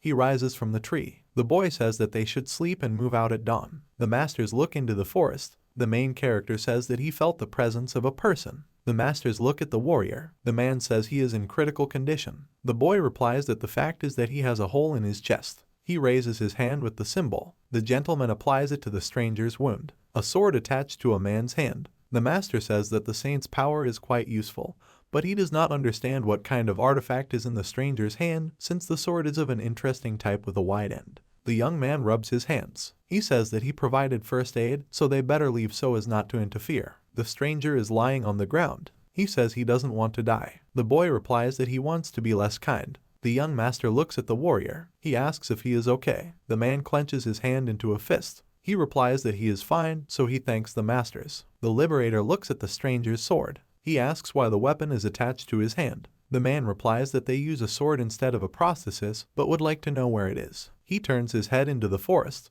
The young man replies that they are halfway to the top of the mountain, so it is better for him not to leave in serious condition. The stranger, smiling, scratches the back of his head. He laughs and says he just wanted to know the location. The man clenches his sword hand in pain. The masters look at him in surprise. The teenager asks if the man is okay. The stranger replies that everything is fine, but he is going to explore the area. Jamie puts on a calm expression. He says that the man does not know that he has a hole in his stomach, and besides, he has a demonic sword instead of a hand. Images of different types of swords. The main character thinks that there are many types of swords, ranging from ordinary to magical and demonic, and if basic swords exist for ordinary people, then magical ones are artifacts, saints are endowed with divine blessing, and demonic ones are born with unclean thoughts and the desire to devour the life of the wearer. The master looks at the child. The main character says that while killing people, a man may not know that his mind has been consumed by a demonic sword. A warrior stands by a tree. He holds a sword with his hand. The man clenches his teeth in pain. He thinks that he should not have accepted the assignment. Sword with a broad tip. It is a demonic weapon that is imbued with terrifying nightmares, but the fact that the man found it is a coincidence. The mercenary turns his head. He holds children in his arms. He was once the director of a small orphanage, a kind man who looked after abandoned children who became like family to him. The stranger cuts the monster. To find money to run the orphanage, he had to accept a dangerous job, and after that he became known as a mercenary extraordinaire. The bald, rich aristocrat smiles slightly. He says that he wants to give the man a task as a skilled mercenary. The director is walking through the forest. He says that medicinal herbs can only be found in a huge forest, so it will be difficult for him to do this, and if he delays, the children will start to worry. Dark energy comes from the bushes. A demonic sword is stuck next to the skeleton. The man reaches out his hand to him. Tentacles emerge from the sword's threads. The director is standing in a pile of monster corpses. When he woke up from the demonic force, the sword was already chained to his hand, and a mountain of corpses lay around. The stranger kills the warriors with a sword. The demonic weapon constantly demanded blood, and its thirst grew,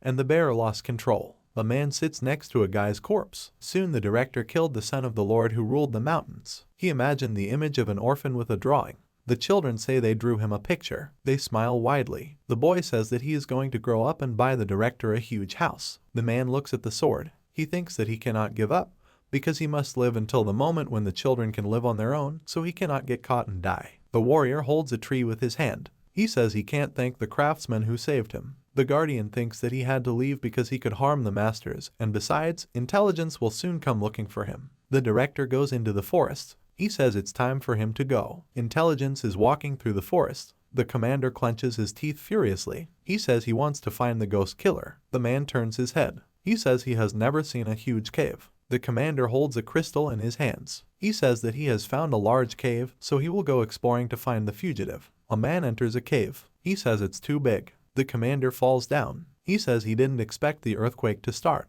The military man frowns in horror. The dragon says that people should not have caused chaos on his land, and besides, the man smells of bloodlust, which makes him sick. The monster eats the commander. The red dragon stands in a cave. The strongest kind of monster on earth says that the man was unlucky because he made a noise when he woke up. The dragon turns around. It imagined images of masters. The monster says that there are several people on his land, but one of them is quite strong. He takes on a human form. The dragon says that he has a very interesting start to the day. The master opens his eyes wide in horror. He thinks that he feels a murderous energy of enormous proportions. The man grabs the boy's hand. He says they need to run. The young man tears off the warrior's hand. He makes a furious expression on his face. The master says that they cannot escape because their opponent is a dragon. The man opens his eyes wide in horror. He says that no one knew about the existence of the dragon, and there were not even rumors. The young master makes a calm expression on his face. He replies that all dragons have different locations, so he probably cast a perception disruption spell on the area to prevent humans from realizing they were near his nest. The master replies that with the resonance of the moonlight they will be able to escape, although even with its infinite power under the moonlight it is still possible to find them with the tracking technique. The main character replies that the man's technique is incredible, but it is impossible to escape from the dragon's territory since in any case they will soon fall into its clutches. Images of a white, black and red dragon. The teenager says that if the dragon is blue or white, then they will be able to negotiate, but if it is black or red, then they are on the verge of life and death, so in the worst case they will have to fight. He thinks that they have a small chance if the dragon is young, but if it is ancient, then there is no chance. The warrior rolls down the mountain. He clenches his teeth furiously. The director thinks that he will run away with the children and then leave the country, and after changing his identity, his pursuers will not be able to find him. He looks at the sword. The man thinks that he is going to find a good magician who can remove the weapon from him. The warrior makes a frightened expression on his face. The dragon says that he smelled the disgusting smell of bloodlust all the time. The man turns around. He thinks that his pursuers have found him. The dragon smiles maliciously. He says that he found a bug with an interesting sword. The warrior clenches his teeth in rage. The creature says that the man was captured by a demonic sword. She extends her hand. The dragon says they are using absorption. The weapon wraps its tentacles around the man's body. He remembers images of orphans. The dragon says that the sword in the hands of a man is like a parasite that will do everything possible to take over the host's body. The man falls to the ground. He says he has no right to give up. The creature smiles maliciously. He says that a person has too strong a will, but the more he resists, the more energy he wastes. The director's body was taken over by demonic energy. The dragon makes a calm expression on its face. He says that this is the first time the sword has completely taken over a man's body, so now he wants to test his strength. An explosion of demonic energy. The sword says that the dragon should choose his opponents more carefully. He replies that the courage of the weapon is commendable, but he should not attack it, since this will be his first and last time, and he should not expect mercy. The dragon turns away. He says that the warrior must test his strength on the insects walking on his land, but there are still a couple of masters there, so he will receive a reward for killing them. The director, rising, leans on his sword. The dragon says the man must go and wreak havoc. The master makes a frightened expression on his face. The main character says that besides the dragon they have another strong enemy. He runs forward. The warrior makes a frightened expression on his face. The demon in the director's body kills the warriors. The young man says that the man they saved is going to take revenge on them for their kindness. The young man stands behind the demon. He says that the man seemed suspicious to him and, in the end, turned out to be a villain. Jamie makes a displeased expression on his face. He says that the warrior decided to repay them with evil for their kindness. The master looks at the demon. He says that he will kill him because they made a mistake by saving the man, and besides, the dead he killed must be avenged. The young man replies that he will search for the living. The director turns to the boy. He says that the child is one of the insects. The master takes out a sword. He says that he will kill the warrior painlessly as he wants to show an act of mercy. The man makes a blow to the monster's neck. It uses the moonlight resonance method. Blood pours from the demon's neck. The man thinks that he cut his opponent's throat with one blow, so it didn't hurt him. The blood returns to the demon's body. He makes a crazy expression on his face. The possessed man says he will destroy the world. The boy looks at the warriors. He says they are all dead. The young man turns his head. The dragon says that the boy is very relaxed and also a good magician. The dragon smiles maliciously. He says that the boy is not very surprised because he knew about his coming. Jamie looks at the creature. He says that anyone can feel the dragon's fervor. Reptile raises his hand. The young master says that the dragon is not like the ancient one, which means that it has just entered the adult stage. The creature replies that a mere human is unable to calculate his level of power. The dragon frowns. The young master says that he is about 3,000 years old. The creature throws the boy aside. The young man thinks that the dragon uses an ancient language, which is one of the two weapons of dragons, as well as the strongest language type spell used only by dragons for absolute manipulation. The dragon makes a surprised expression on its face. The boy says he is about 2,700 years old. The gentleman, smiling widely, takes out a bracelet. He says that dragon's language becomes stronger over time, so he was able to determine its age by the strength of its spell. The young man uses an artifact of an ideal cell, after activation of which a person becomes immune to all diseases and curses. The master raises his hand. The dragon clenches his teeth furiously. The boy makes an angry expression on his face. He says they must go to his battlefield to see who will survive. The master dodges the demon's attacks. He thinks that evil spirits can control blood, which is a terrifying skill, so if he can also control the enemy's blood, he will be at a disadvantage. A man slides on the snow. He thinks that it is time for him to finish off the demon using his maximum skill. The master swings his weapon. It uses the crescent cut method. A man cuts off the demon's head. The cannonball falls to the ground. The master says he needs to destroy it. Tentacles envelop the core. The demon is gathering into a new form. The man extends his charged hand. He says the demon is incredibly sinister. The man uses the moonlight seal method. The demon takes the form of the master. He opens his mouth wide. The man runs towards the enemy. He thinks that he lacks help from the boy. The master says that he does not understand where the young master is staying. The dragon looks at the wall. He thinks that the boy transported him to another dimension, dispersing space. The creature looks at the child. He says the boy shouldn't fight him. The reptile charges the hand with energy. He releases a fire attack. The boy holds 2 fingers to his mouth. He uses the fire explosion method. Fire mana dissipates. The young man says that he forbade the enemy to use fire in his space, as well as a number of other things. Space notifies that mana and oxygen are reduced and gravity is increased. The young master smiles widely. He says that if the dragon represents the greatest species on Earth, then he must defeat it with limitations. The reptile charges the body with energy. He says that he swears on the name of the Dragon King that he will kill him. The young master smiles widely. He thinks that the beast is crazy because he swears on the name of the king, so if he loses, his soul will never be able to escape. The creature clenches its teeth furiously. He shouts that he will kill the boy. The child turns towards the enemy. It creates a dark tunnel behind. The dragon descends to the ground. He says that the boy uses black magic, which is different from what he knows. The reptile swings its clawed hand. He shouts that he will use the boy as a lab rat. The young man repels a blow with a sword. The dragon smiles maliciously. He says that the child will not be able to stop him with metal. The sword cracks. The gentleman makes a doomed expression on his face. He thinks that the sword his father gave him was split. The young man remembers the image of his father. The Duke told him that it was okay to get injured as long as it made him stronger. The master looks crazy. It emits light energy. The dragon falls to his knees. A split sword lies on the ground. The young master's face is shrouded in darkness. He says that he swears on the name of the family that the dragon will meet a terrible and not quick death. The reptile changes shape. He says that the man decided that he could defeat the great dragon. The creature opens its mouth wide at the boy. The reptile swings its clawed paw. The boy creates a magical barrier. The beast hits him. An explosion occurs. The young man finds himself behind the dragon. He says that the beast will not be able to scare him with its size. A gentleman with a dark body. A huge explosion occurs. The dragon flaps its wings furiously. He thinks that the boy will tear his wings. The reptile frowns furiously. He says that the boy's pathetic tricks will end as he uses the dragon's breath. The young man folds his hands together. He uses the second darkness power of the Mana hand method.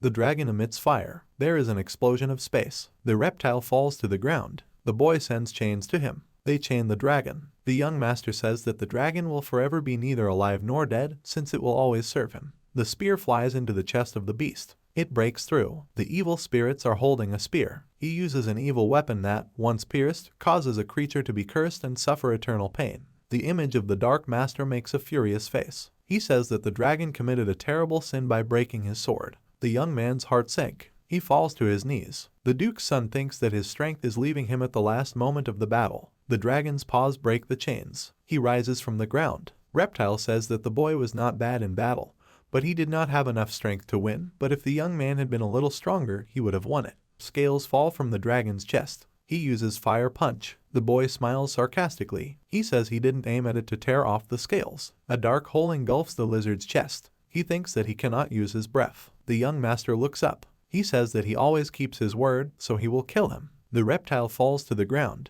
The gentleman clenches his teeth furiously. He thinks about how he had to resort to all the skills that have a negative impact on his mind. A huge hole in the dragon's body. The young man approaches her. He thinks that he can feel the energy from the dragon's heart. It is a clot of the strongest energy in the world. The boy reaches for his heart. Blood drips onto the snow. The master stands with his mask half broken. He thinks that the enemy was only able to hit him on the forehead, which is good, but physical attacks are useless against him since he constantly regenerates after being hit. The man takes out a sword. He cuts the demon's body parts. The master says that the light of the moon will not let him lose. He thinks that the enemy must have a weakness. The man raises his head. He looks at the destroyed space. The pieces of the demon are coming together. The master looks down. He thinks that he has one last option left to kill the undead. The man swings his sword. He uses the moon-shining method. The demon's blood dissipates. The master looks at the core. He pierces it with his sword. The warrior looks at the space in the sky. The core collects demon blood. The evil spirits say that they will destroy the whole world. An explosion occurs. The core splits into small pieces. The master turns his head. He makes a surprised expression on his face. The man says that the young master's body has changed. The older Jamie wipes his hands. He says he's fine. Pieces of the core lie on the ground. The master thinks that the enemy was constantly recovering, but in the end died from one blow from the guy, so the man is going to hone his skills. The warrior makes a surprised expression on his face. He says that killing a dragon is incredibly difficult, even at the 9th level of magic. The guy makes a serious expression on his face. He replies that it was very difficult for him, and if he had made even the slightest mistake, he would have lost. The man replies that the young man looks good in appearance. The gentleman looks down. He remembers how he walked to the heart. The master falls before his heart. His body is filled with fire. The young man looks at the heart. He thinks that his body has aged due to the resonance of the life core and the dragon's energy. The Duke's son holds the heart in his hands. He says that he absorbed the energy that was in the heart. The master reaches for the heart. He says that the young man must remove it before anyone sees him. The gentleman replies that no one will see him anyway, since there is no one around them. The man opens his eyes wide. He says that incredible energy comes from the heart. The teenager says he has changed a lot, having absorbed just a small part of the energy. The heart evaporates. The young man continues to say that he needs to get rid of his heart. The master replies that the master cannot sell it because dragons can destroy the human world. The young master snaps his fingers. Baby dragons fly near the mountain. They say that there is a very strong creature below, so it is better for them not to fight it. The blue dragon looks at his sister. He says that their grandfather will deal with the creature. The girl stands at the foot of the mountain. A young dragon stands next to an older one. The dragoness pulls grandfather's clothes. She says that her grandfather is the most powerful being. The young dragon makes a dissatisfied expression on his face. He says their grandfather came to find out what the girl had to say, not to fight her. The old man strokes the dragon's heads. They lower their heads. The old man says that the eldest grandson should watch the children until he returns from negotiations.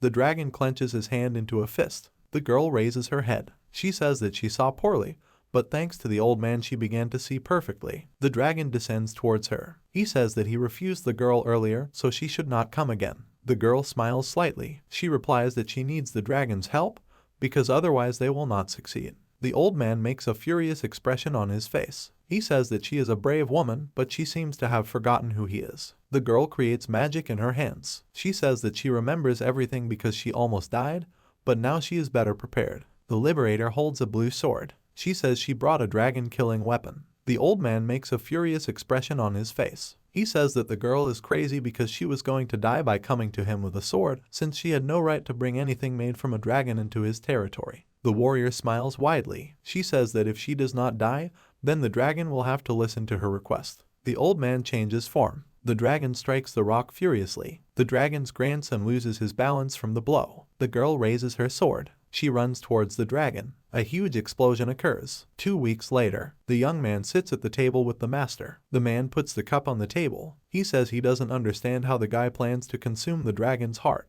The gentleman holds a cup in his hand. He replies that he needs enlightenment for further development, but its source may not be the dragon's heart, but it can still help. The master looks at the young man. The duke's son says he plans to absorb some of the heart's energy to increase his mana. He looks down. The young master thinks that he should create a fourth divine relic, since the artifact from the heart of the dragon will be very powerful. Sword of dark energy in the shape of a sickle. The young magician thinks that he does not know where his artifact for killing the gods is, because he has been trying to find it for 5 years, but has not even heard rumors about it. The guy drinks tea. The master says that they should go, since the Liberator commander is already heading to the border headquarters, where many poisonous plants and animals live. The young man gets up from the table. He says he would like to know if it is dangerous near the border. The master replies that for a person from the outside this is a very scary place. Moreover, it is a forbidden zone, which makes it very dangerous. Green sign with a tree. The gentleman thinks that 5 years ago he first visited his grandfather's territory and could not even think about going into the great forest alone. But now he will become there, even alone. The duke's son remembers the image of the dragoness's love. He thinks that he needs to look for the place that the dark magician, who is the love of the blue dragon, wrote on the tombstone before his last battle. The guy looks down. He thinks that he needs to avoid the attention of the 12 gods, so the best place to hide would be one of the 6 forbidden regions, in which the right place may be located. Another 2 weeks later, a young man kills huge caterpillars. The master pierces the body of the beast. The duke's son throws the dog aside. After all the difficulties, he and the master reach the entrance to the temple. Travelers stand near the temple building. The young master raises his head. He says that it will be peaceful inside the temple as the hostile plants make it difficult for monsters to survive there. The master says that the temple is more than 20,000 years old. The young man thinks that the temple has survived at least 2 reboots of the world. The master cuts the plants. Headquarters buildings abroad. The guy smiles widely. He says he feels the girl's energy. The master replies that she belongs to one of the 3 great clans, which are on a par with dragons and high elves. The master turns to the guy. He asks if the young man is nervous. The guy smiles slightly. He replies that not at all. Jamie makes a surprised expression. He and the foreman look at the buildings. The guy says that with the help of the dragon wall they were able to cast restoration magic on the entire village, and besides, everything looks good there for Old Chrome. The master makes a surprised expression on his face. He says he doesn't understand how the boy was able to detect the casting of magic. The young man replies that any skilled magician will understand this the first time. The guy remembers the image of a swordsman. He told the boy that among the border guards there was a 9th grade magician who could teach him. The gentleman thinks about what the swordsman said about the magician who cast the spell. The masters go down the stairs. The man says that the spell was created by an elven magician. The young man replies that only a high elf is capable of this. The master says that many people think so, but she is just an ordinary elf. The image of an elf with green hair. The man says that the elf will only be 130 years old. The craftsmen are walking down the street. The guy thinks that ordinary elves live up to 500 years, so the one who cast the spell is only a teenager. Different magical races walk along the street. The boy says he is surprised at how many different creatures live in one place. The master replies that he was also shocked the first time, since in his homeland there is only one human species. The gentleman looks at the creatures. He thinks that other species are usually hostile to humans, but they do not react to him in any way. The creatures are harvesting. The young master thinks that the liberators dream of creating such a world where all the creatures of the planet will live peacefully together. The master looks at the boy. He says that he will no longer accompany him since soon another person will accompany him to the central hall. The young man replies that everything is fine as they will meet again. The swordsman smiles widely. He says that he has not seen the boy for a long time. The man turns to the teenager. He says that the youth's magical class has grown with him. The gentleman remembers the image of his girlfriend and the bull. He says he would like to meet them. The man replies that the guy should talk to the leaders first. The craftsmen look at the building.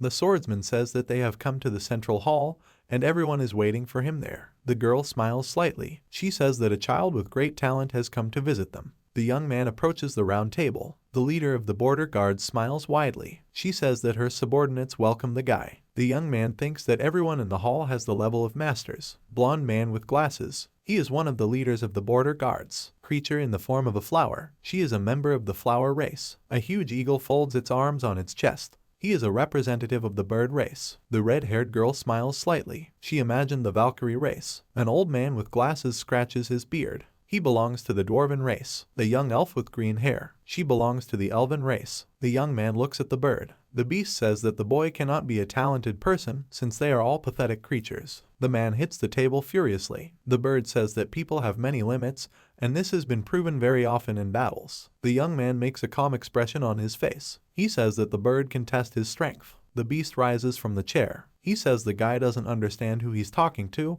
but he looks very fearless. The border guard commander demands that the bird sit down. The young master smiles slightly. He says that the beast is afraid to step beyond the commander's protection. The woman makes a dissatisfied expression on her face. She says she apologizes for her charge's rudeness. The guy makes an angry expression on his face. He says the frontiersmen preach freedom and equality of races, but one of the militia leaders allows bad words towards another race. Leaders look away. The dwarf looks at the commander. He says he is leaving, but if she needs his help, she can call him. The girl closes her eyes tiredly. She says that she is going to reschedule the conversation for another day because the beast wants to fight with the boy. The young master looks at the bird. He says that he is going to fight him, but only if the beast does not run away. The bird representative flies away. The commander throws up his hands. She says that their conversation will not take place, so the meeting will be later. The flower leader approaches the guy. The creature says that the young man should follow her. The flower opens the door. The commander looks at his subordinate. She says that the bird should not have been called.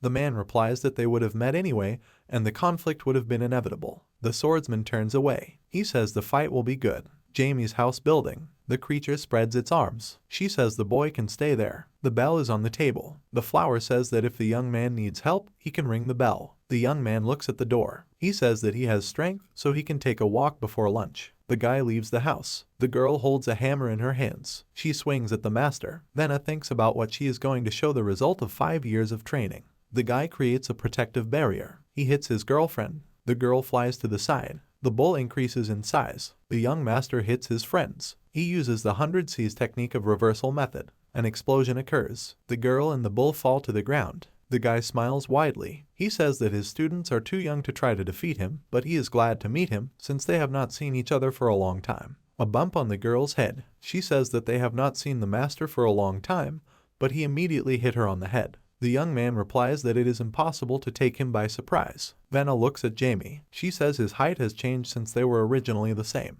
The guy replies that the girl's hair has also changed color. A friend, smiling, strokes her braid. She says her hair is becoming like her mother's. The main character thinks that the royal genes will lead to the fact that they will gradually become completely red. The gentleman holds his chin with his hand. He says that he does not understand why the girl met him if she should be near the queen. The friend replies that she knew that the young man would visit the border, so she decided to come. The princess shows her hands with calluses. She says she trained hard for 5 years to get stronger. The master smiles widely. The girl and the familiar make scared faces. They say they have never seen him smile. The guy strokes his girlfriend's head with his hand. He says that he and his familiar are great, so he is pleased to see them again. Friends are sitting at the table. Vanna says that the young man should not have agreed to fight the bird. He replies that he is not going to lose. Friends look away. The familiar says that the representative of the birds is on par with the creatures of the mythical period, therefore he is a veteran. The eagle spreads its wings. The guy thinks that the bird is at the Grandmaster level, so as soon as he gets a chance, he will move into the territory of superhumans. While in the human world there is only the sword of the king,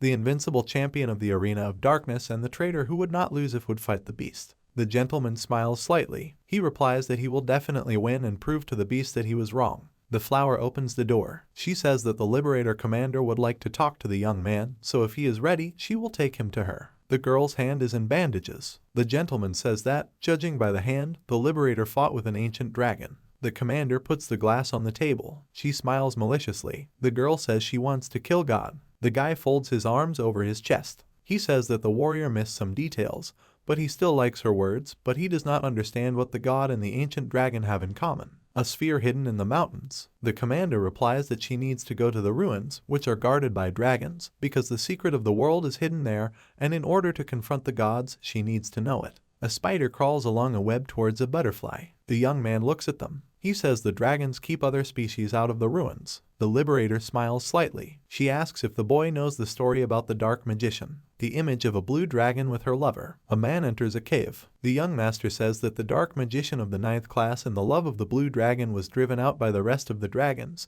and then hid in the lands of strong evil, where he subsequently learned the truth about the world. The guy holds his chin with his hand. He says that he has been trying for a long time to find out where the lands of strong evil are. The main character makes a surprised expression on his face. The girl replies that he could not find land, since the whole place is land, including the mountains. The guy says that the Dragon King ordered them to be protected, since the mountains belong to them. Dragons chained to the symbol. The girl looks down. She says that she fought the ancient dragon to ask him for help, because if he heard her request, he could not ignore it, but she was initially refused. The young man frowns. He thinks that if the girl, as a representative of another species, asked to enter the mountains and remained alive, then her request was addressed to the blue dragon. The guy says that he understood which dragon she was addressing, since their lord ordered his subordinates to kill the dark magician and then declared his beloved a traitor because she helped him. But blue dragons have very strong family relationships, so they tried to help her, which led to tension. It was for this reason that the girl decided to turn to the blue dragons, since they hate their god and would probably agree to kill him. The Liberator holds onto her sore hand. She says that she went to the blue dragons to propose to them, but almost died. The girl remembers the fight with the dragon. He says that he doesn't understand why she set an impossible goal, because she could die trying to achieve it. The Liberator furrows her brows. She replies that she wants to free the world from the oppression of the gods. The guy makes a surprised expression on his face. He imagined the images of his followers. The young man emits dark energy. He says that the girl decided to rebel against the 12 gods in the name of freedom. The commander raises his head, looking at the master. She thinks about him using black mana to kill gods. The young master changes his image to the previous one. He says that he died 66,666 years ago as the true enemy of the 12 gods. The girl clenches her hands into fists. She thinks that the boy is the savior she has been looking for a long time. The warrior says that she realized that the young man is the last guard. The guy, smiling slightly, looks down. He replies that he was called that before, but he didn't particularly like the nickname. The commander holds his head. She says that she understands that the young man has been reborn, but she still cannot believe it, even seeing how he uses black mana. The young man puts his finger to the girl's forehead. He says that she will feel everything herself, and besides, she will be the only one who knows his secret. The girl walks forward. She says that the young man should come with her. The main character uses magic. He removes the butterfly from the web. The Liberator says that she wants to introduce the guy to one creature, a man with red eyes. He says that in 100 years many souls have been reborn, but another important one has not been reborn. A girl and a boy are standing in the portal. She says that they ended up in a place where the ancient gods live. The guy remembers the image of his beloved dragoness. He thinks that the man wrote about this place in his diary as his last hope. The girl turns to the guy. She says that the god who is there has no name because his name and memories were stolen. The warrior holds her chin. She says that the creature must have known that the boy was reborn, but he did not notice it. A man hangs on a stone. The warrior says that she brought a friend whom she wanted to introduce to him. The gentleman raises his head. He says he doesn't understand why the man was hanging in the air. The girl replies that everything is connected with his ancient sin,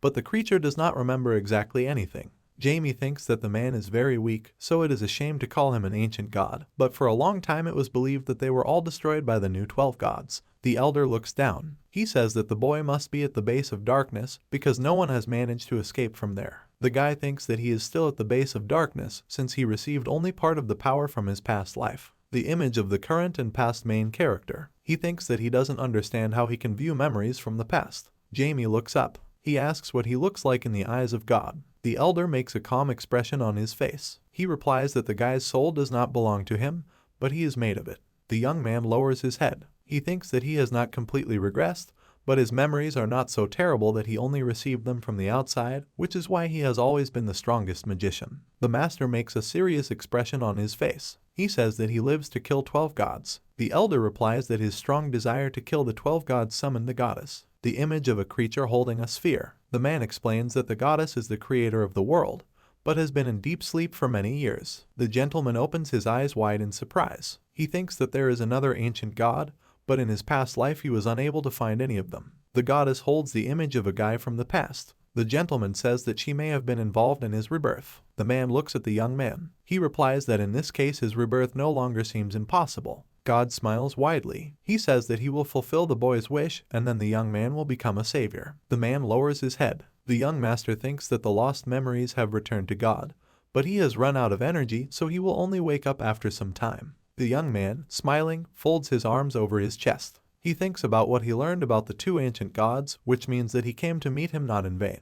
The young man lowers his head. The eagle stretches its paws. He says that he was waiting for the boy because he decided to arrange the fight a little earlier. The guy throws up his hands. He says the eagle uses funny weapons, but he's not going to run away from them. The bird replies that he recognizes the boy's strength, but he is still just a simple man. The gentleman smiles sarcastically. He replies that once a man almost crushed 12 gods. The beast reaches for the weapon. He throws it at the guy. The eagle says that he does not believe in human strength, so the young man must prove it to him. The master evades. He runs forward. The bird says the boy can only dodge. The young man jumps on him. He extends his hand to the beast. The guy uses divine power. The eagle spreads its wings. He says that the boy surprised him, but this will not help defeat him. Traces of holes on the ground. The gentleman thinks that if he had not dodged, he would have fallen under the feathers and they would have killed him. The bird aims a crossbow. He says that man cannot defeat him. The master takes out his staff. The eagle looks at him. He says the guy has little chance against him.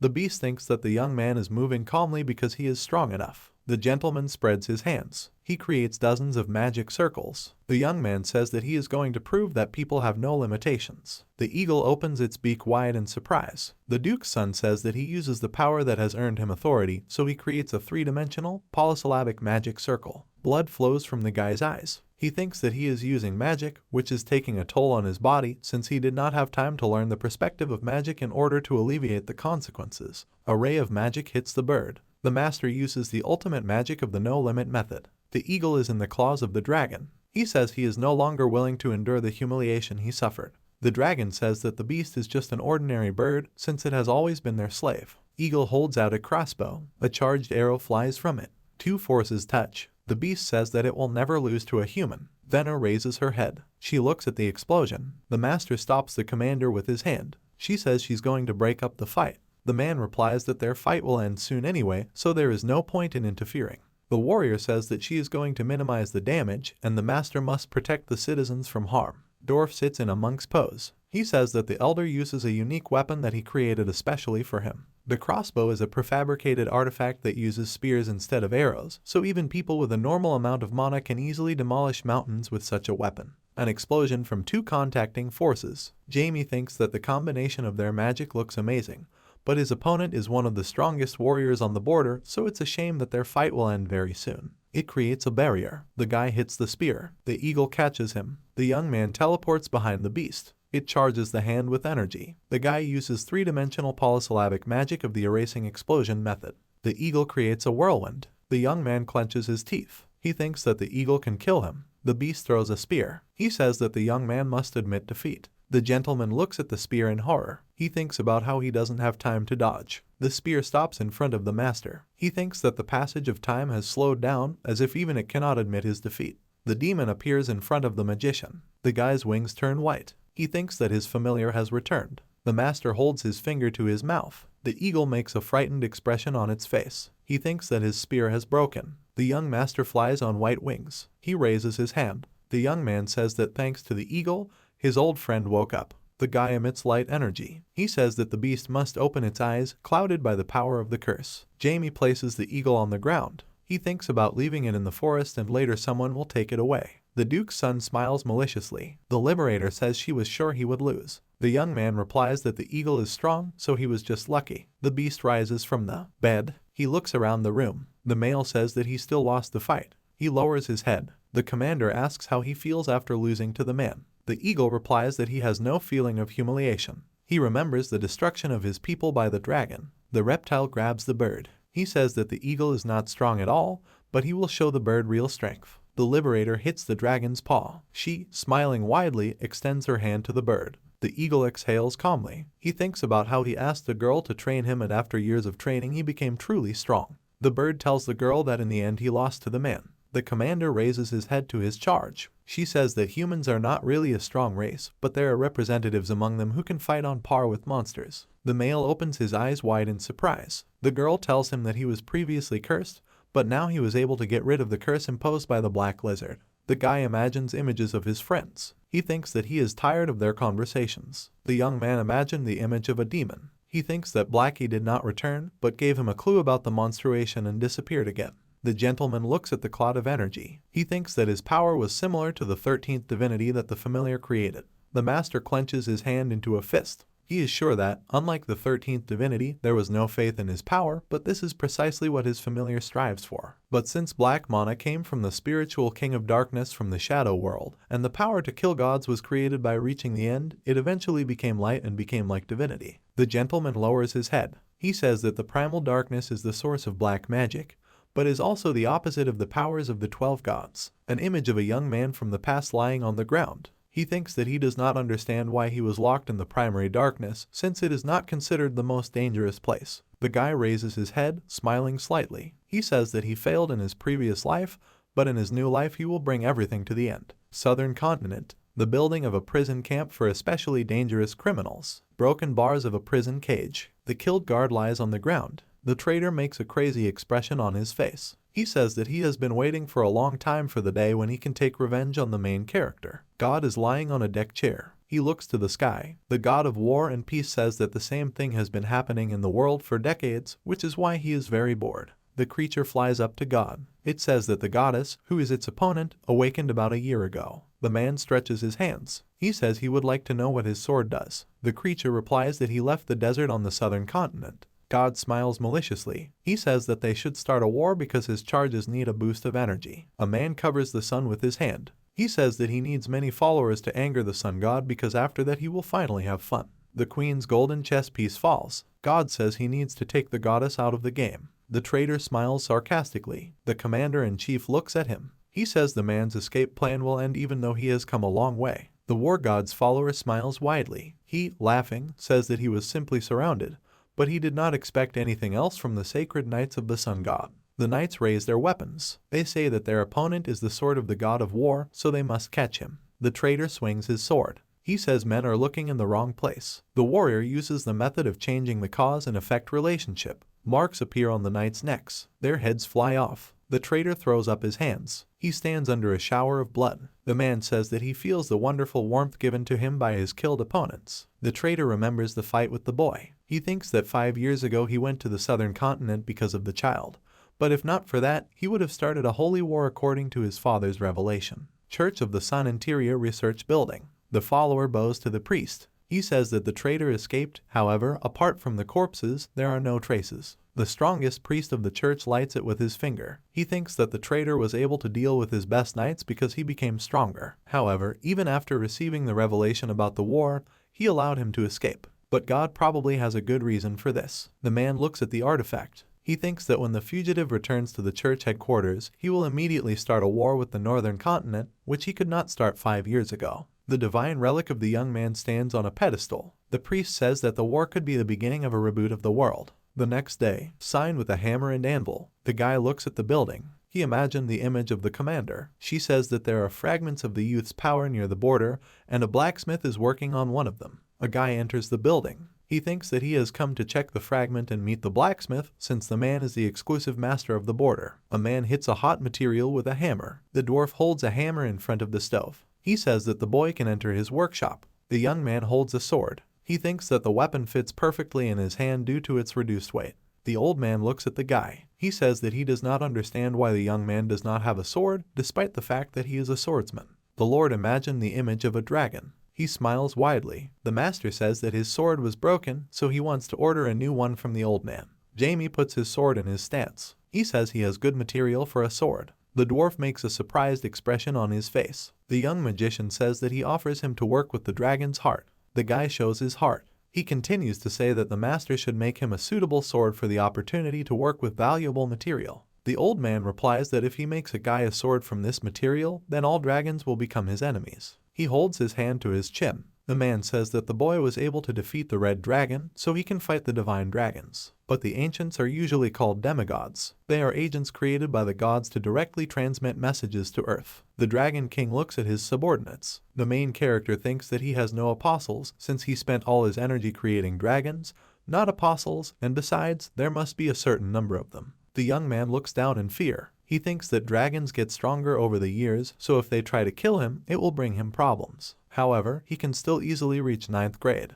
The old man looks at the boy. He asks what kind of sword the boy would like, since he can make any sword the boy wants. The gentleman remembers the previous sword. He thinks that the weapon his father gave him was very valuable, but he wants to use his grandfather's legacy, and with that sword it was impossible. The master says that he wants a sword that will be able to cut through space. The old man replies that this sword will have to withstand a large amount of mana, but in any case, the dragon's heart has low sensitivity to it. The dwarf smiles slightly. He says that he is one of those who received the title of 5 hands. Only the 5 best blacksmiths receive this title, each weapon of which becomes famous. The guy makes a surprised expression on his face. He thinks about how he didn't know about the old man's title. The blacksmith holds the heart. He says he will make a great sword for Jamie. The artifact emits dark mana. The master thinks about how he feels his power. He approaches the artifact. The young man asks the old man what kind of artifact is on his table. The blacksmith puts the heart on the floor. He replies that he was told to examine the object, but he could not understand what it was. The gentleman extends his hand. Dark energy is moving towards him. She envelops his entire body. The young man smiles sarcastically. He says the artifact was full body armor. The old man examines the suit. The guy says that he is connected by a thin thread that connects all his muscles, bones, veins, and blood to the core. He looks at his hands. Jamie thinks about how his body's efficiency has been forcibly increased. The blacksmith puts his hands on his sides. He says that the boy put black mana into him. The dwarf thinks that the guy has no bias towards black magic. He smiles widely. The man says the guy needs to take off his suit so he can take it apart. The young man looks at his hands in surprise. He says he was able to absorb it. The old man says that the suit was able to merge with him because it is probably parasitic. The gentleman clenches his hand into a fist. He says the armor will serve him well. The elf looks at the guy through the window. She says she wants to show him one thing. Workshop building. The young man looks at the girl. He thinks about how she sits at the table for an hour and doesn't pay attention to him. The elf enters the building. The young man remembers his image in the past. He says the last time they saw each other was 5 years ago at a private auction. The girl is sitting at the table. The elf says that she constantly muttered the young man's name, probably because of the impression of his fight with the bird. But she has savant syndrome, which causes her to have problems communicating. However, the girl is gifted with a great talent for magic. A young elf picks up a toy. The young man holds his chin with his hand. He says that the girl became obsessed because of the desire to create something. The elf replies that she is very passionate about creating new things, which is why she became interested in magic. The guy remembers the image of a magician from the past. He thinks that his colleague had autism, but then the knowledge of mental illness was low, so since childhood he lived in a society that rejected him, and to find solace, he created a golem.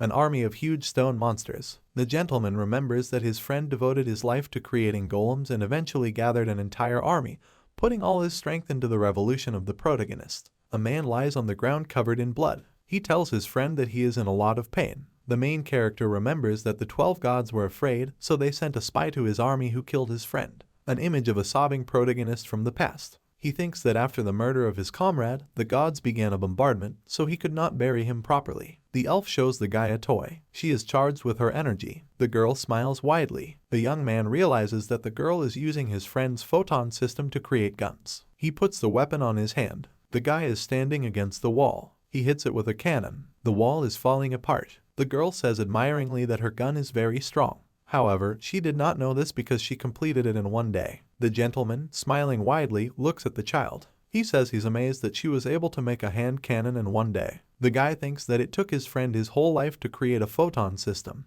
The girl, smiling widely, spreads her arms. She says that she also wants to look at the large circle of mana that the young man made during the battle. At the same time, inside the commander's room, the girl is standing at the window. The elder comes to see her. He asks if her hand is okay. The girl shows a red hand. She says she won't be able to completely restore it. The man says that they should return for the sake of their city's secret technology. The commander makes a furious expression on his face. She says she will never come back again. The elder releases energy. He replies that he will not listen to her words, even though she is a princess, since the only one who can control him is the king. The man looks at the girl. She says that her companion should not be a slave. The man replies that it is impossible to kill 12 gods, but he knows that Jamie gave her false hope. The warrior looks down. She says that her city will experience a reboot of the world, and she will be appointed as the next owner. However, she does not want to become a slave to the gods. The girl makes a furious expression on her face. She shouts that she is going to save the world, since the earth is not the place of the gods' games. The man turns away from his girlfriend.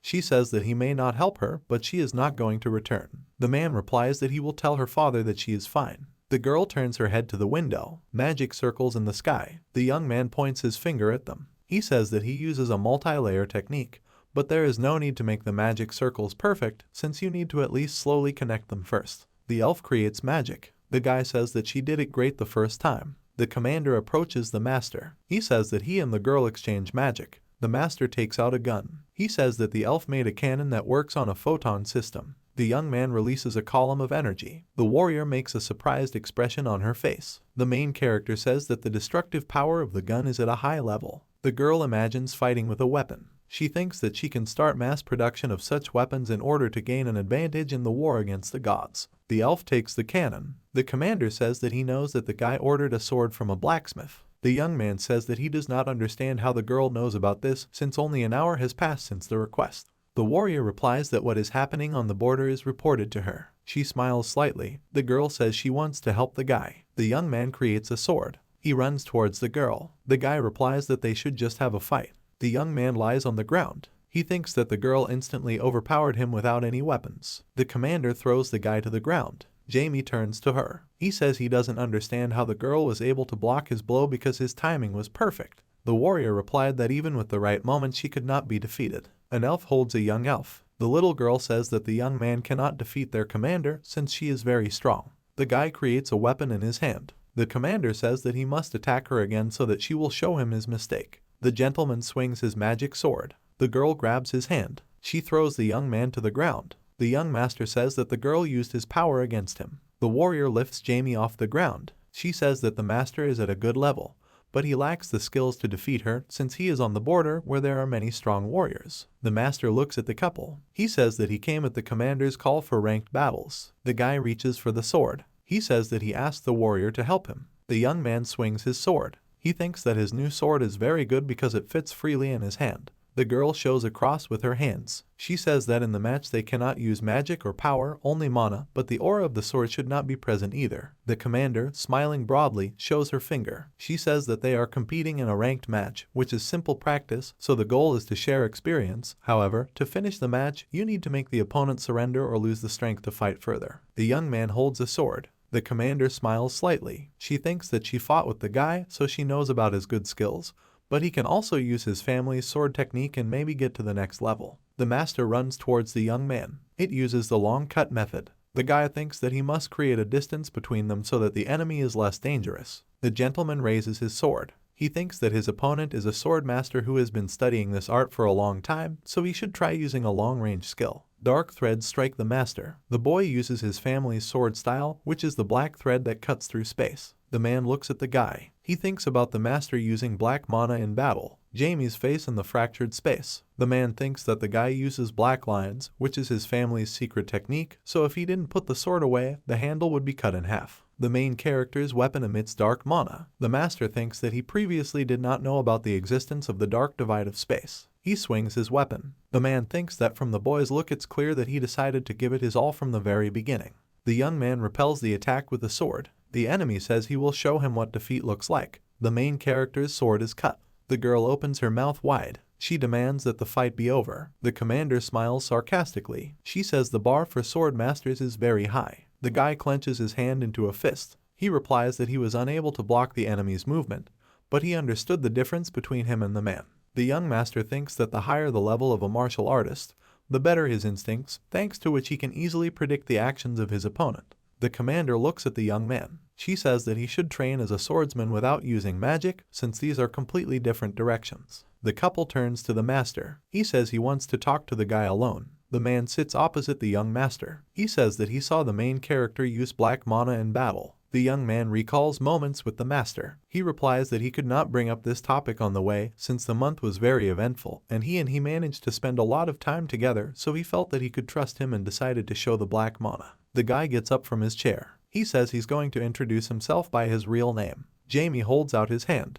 He says that he is a dark magician who has returned to Earth to kill the 12 gods. The man shakes the guy's hand. He replies that he did not expect to hear something like that, but he relies on him. The girl teleports into the room. She says that she is going to find the young magician's next opponent. The magician smiles slightly. The commander says that he cannot use magic and strength in battle. The young man raises his sword. He thinks that he is learning how to use a sword, so he should take every opportunity to learn. The great magician smiles maliciously. He says he's not going to give up. The man raises his staff. The young man replies that he will be angry if the enemy gives in to him. The man's aura flies towards the guy. He holds a sword to his face. The young man thinks that in order to predict the enemy's next move, he needs to develop his instincts. He runs towards the man. The master thinks that he is going to stop the flow of power and take it away. The bells fly towards the boy's protective circle. Jamie thinks that the enemy is using an illusion of bells, but only one of them is real. The man smiles slightly. He says that the enemy was able to very quickly find his real bell. The magician hits the ground with his staff. He says that the young man will not be able to block all his bells. The opponent uses the ghost technique of the thunder method. The guy's armor breaks. Bells fly towards him. The young man thinks that he urgently needs to counterattack. He swings his sword. Jamie uses the 100 Cs technique of the measurement cut method. The impact causes the bells to become deformed. The master clenches his teeth. He says his illusion is being distorted and destroyed.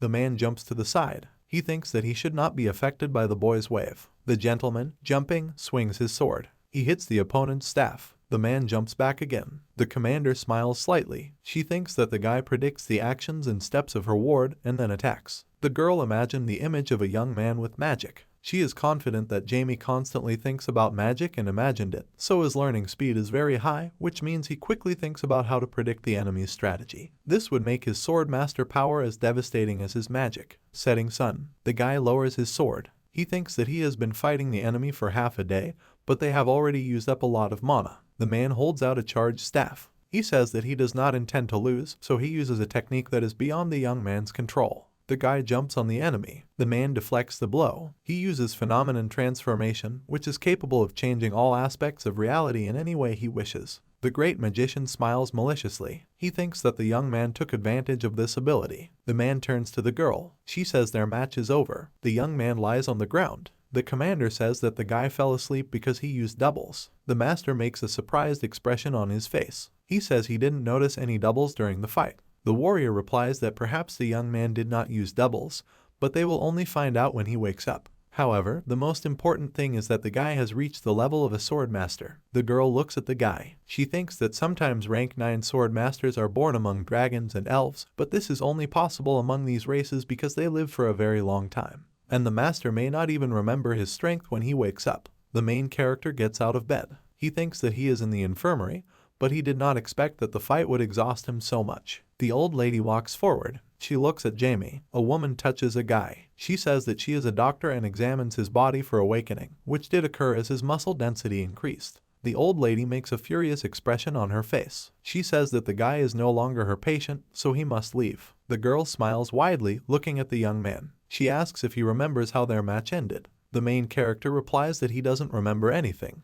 He makes a surprised expression on his face. The warrior says that the boy's power has awakened, so he needs to take up the sword to figure it out. The eagle looks at the boy. He says that he came to atone for his guilt in a ranked match. Circular arena. The beast stretches its hands. The young master says that he does not understand why the bird does not have a weapon. The girl, smiling widely, shows her finger. She explains that they will use different methods to corner the young man using the bird's powers. They don't need weapons. The beast says that his fists with black crystals hit very painfully. The commander raises her hand. She says that the battle is starting. The bird runs towards the master. The guy makes a scared expression on his face. He thinks that he sees several opponents. The bird raises its fist. He hits the dark magician in the stomach. The gentleman flies to the side, but remains on his feet. The young master frowns furiously. He repels enemy attacks with his sword. Images of the bird's attacks flash before his eyes. The main character thinks that he sees strange things. The young master makes a blow with his sword. The bird's paw is bleeding. He puts it down. The beast says that the guy was able to awaken the power and became a sword master. Jamie's reflection in the sword. The girl looks at him. She asks about what the guy saw. The young man replies that he saw several illusions, each of which showed different outcomes of events, but among them there was one in which the attack was successful, so he used it and it became reality. The commander keeps his hands on his sides. She says she's seen several variations of Jamie. The eagle replies that he did not feel anything, but the guy suddenly appeared in front of him. The warrior remembers the image of the sword master. She says that their friend said the same thing, so it seems that the opponent the master is fighting is not able to see his doubles. Shadows of the young man's various attacks on the bird. The girl says that what looked like clones were after images, and then the guy chose the best course of action and they disappeared. But the most important thing is that illusions originate from the multiverse and are located in a parallel world. The main character looks at the settlement. He remembers images from a past life. The guy thinks that he previously studied the theory of the multiverse and a parallel world, because he believed in the possibility of the existence of several dimensions, but was not able to study this issue deeply. The gentleman remembers images of the battle. He thinks that these illusions were like images of his battles from other dimensions. The young master presents a cubic artifact. He thinks about how a person's power is tied to their personality, but in his case the power comes from an artifact that creates new space, a staff that connects different worlds, a technique that controls space, and a family technique that cuts through space. The guy puts his fingers to the roof of the house. He believes that his desire to manipulate space and strategic preparation created the power that he was able to activate. The master charges the sword with aura. He thinks that with the help of his new power he will be able to choose the best one from all the variations of the future so that it becomes a reality, so his power will be called a traveler of the future, since it will allow him to travel in time. The young master smiles maliciously. He says that the commander is the only one who can resist his new power. In addition, the final training should be against the strongest warrior. The girl replies that she is not ready to become his opponent, since there is a better candidate than her. The elder with glasses makes a dissatisfied face. He says that he did not intend to conduct a training battle early in the morning, but he wants to prove to the princess that the man on whom she places her hopes is worthless. The girl brings her fist to her mouth. She says that the guy can use all his abilities, but if the fight gets too serious, she will stop him so there will be no killings. The man loads his fist onto the guy's backswing. They think that they will make one strike and show that their opponent is worthless. The guy's sword reflects his fist. He thinks that he would have lost long ago if he did not have a new ability. The gentleman presents a possible outcome. He says that he is using the future traveler so that all versions of him from different dimensions become one. A sword charged with a dark aura. The young master thinks that the aura he received with the traveler of the future is transforming into divine light. The sword emits a bright flash. The opponent dodges the blow. He says that he recognizes the boy's strength, but it is not enough to defeat him. The man emits a red aura. The guy opens his eyes wide in horror. It presents images of losing. The opponent swings his fist. He shouts that he is going to show him strength. The man uses the method of destructive play. The force of the fist flies towards Jamie. The commander runs towards him. She demands that the fight be over. The young man makes a furious look. He raises his sword, absorbing the energy. The force flies towards the enemy. The guy says he will return the attack to him. The master smiles sarcastically. He says he did not expect such an attack. The force hits the man. The guy looks at the cloud of dust. He thinks that he could not completely absorb the opponent's aura because its level is much higher, but even so it is still very destructive. The enemy is moving forward. The stone in the opponent's forehead glows. He says he had to use his clan's great stone. It is a space in which all the power of their people, collected throughout life, is sealed, and when it is released, the creature becomes several times stronger than usual. The enemy turns away from the guy. He says he's not going to check on him anymore. The young master makes a sad expression on his face. He thinks that he felt the power of the girl's clan, so he realized that even after becoming a sword master, he will not be able to defeat them, because first he needs to regain his former strength and as soon as possible. The masked master makes a surprised face. He says he doesn't understand how the boy could become a sword master. The second master holds the back of his head with his hands. He says that the boy is very talented because at the age of 15 he was able to reach the 9th grade and become a sword master. The young man smiles slightly. The swordsman says that he knows that the guy has become a sword master. The man imagines an image of the Duke reading the note. He says that the boy's father will be very surprised by this news. The warrior imagined the image of a boy as a child. He thinks about how when they first met, he looked like a little child, but now he has become a real grown man. The swordsman makes a blow to the chest. He says that he has always lived with the heart of a godfather, so he plans to look after the guy and help him in his future development. However, if the young man gets tired, he will be ready to give him his back, and when he moves forward, he will push him without a doubt and will also support all his dreams and aspirations because he is very proud of him. The traitor looks at the temple. Security demands that he tell who he is. The man is holding his head. He says that the guards do not recognize him even after many years. The warrior hits the knights with his sword. He opens the gate by force. The traitor says that the leader of the 7 knights should be given a good welcome. The apostle looks at the knight. He says that the man paid them a very colorful visit after a long break. The traitor makes a dissatisfied expression on his face. He says he doesn't understand who the man is. The apostle snaps his fingers. The knight looks at the sword. The war god's messenger says it's nice to meet you as he is now God's new apostle. The traitor looks at the apostle. He says he was unaware of anyone being appointed as an apostle. The man replies that it was the will of their God. Moreover, the righteous do not need to explain anything since they are simple believers. The apostle makes a dissatisfied expression on his face. He says that the knight does not dare speak to him familiarly since the father has chosen him as an envoy. Therefore, the warrior is his ward. The traitor smiles widely. He says his father gave him a test in the form of an apostle. The knight charges the sword with energy. The apostle extends his hand. He says that he cannot destroy the master without the father's approval, but he can show the difference in their strength. The priest stops the sword with his finger. He says that he is an apostle, but it is still surprising that an ordinary person could repel his transcendental power with an ordinary sword. The messenger of God smiles widely. He says that he is the representative and incarnation of the Father sent into the world for its salvation. The traitor lowers his sword. The apostle says that the guard's sword cannot be directed at the one he is protecting, since this violates the divine law established by their father. The man falls to his knees in front of the messenger. He says that he is a knight who vows to dedicate his life to the divine representative. Church of the Goddess Headquarters Building. Main Hall. The knight makes a blow to the chest. He says that he did not know that the apostle was praying, so he would have come to say hello later. Ricky turns to his friend. He says that he has already finished, but the knight can address him informally. Roz replies that he observes formalities even when they are alone, since the guy is no longer a child.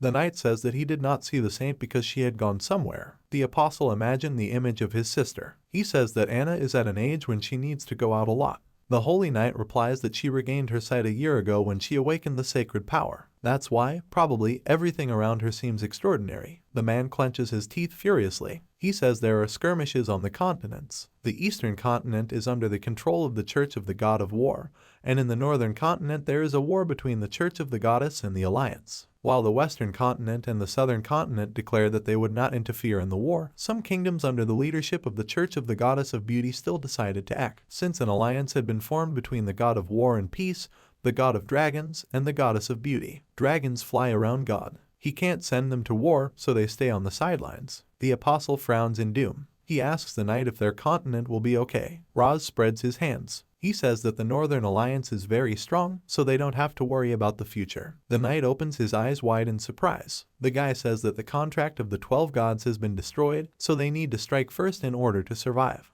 But first, they definitely need to discuss everything with the priest. The warrior makes a surprised expression on his face. Ricky, smiling, holds the back of his head with his hand. He says that he is hungry, so first they will have to eat and then talk to the priest. The guy turns away from the knight. He asks how the main character is doing, since a few months ago he did an incredible thing. The knight replies that the guy played a key role in defeating the divine beast, as well as in creating a new kingdom. The apostle clenches his hand into a fist. He says he wants to meet his friend as soon as possible. The main character crosses the portal. He remembers images of annoying friends. The guy thinks that he is tired of human attention. A green portal opens behind the guy. He thinks that he needs to find out who wrote the name on his grave and understand why it was done. The young man looks at God. He asks about who has visited the place he is in the past. God makes a calm expression. He replies that his mind is in a cloud, so he remembers almost nothing. However, the man who came to him said that the world under the control of 12 gods was terrible. Therefore, the stranger was going to overthrow them so that the world would become different.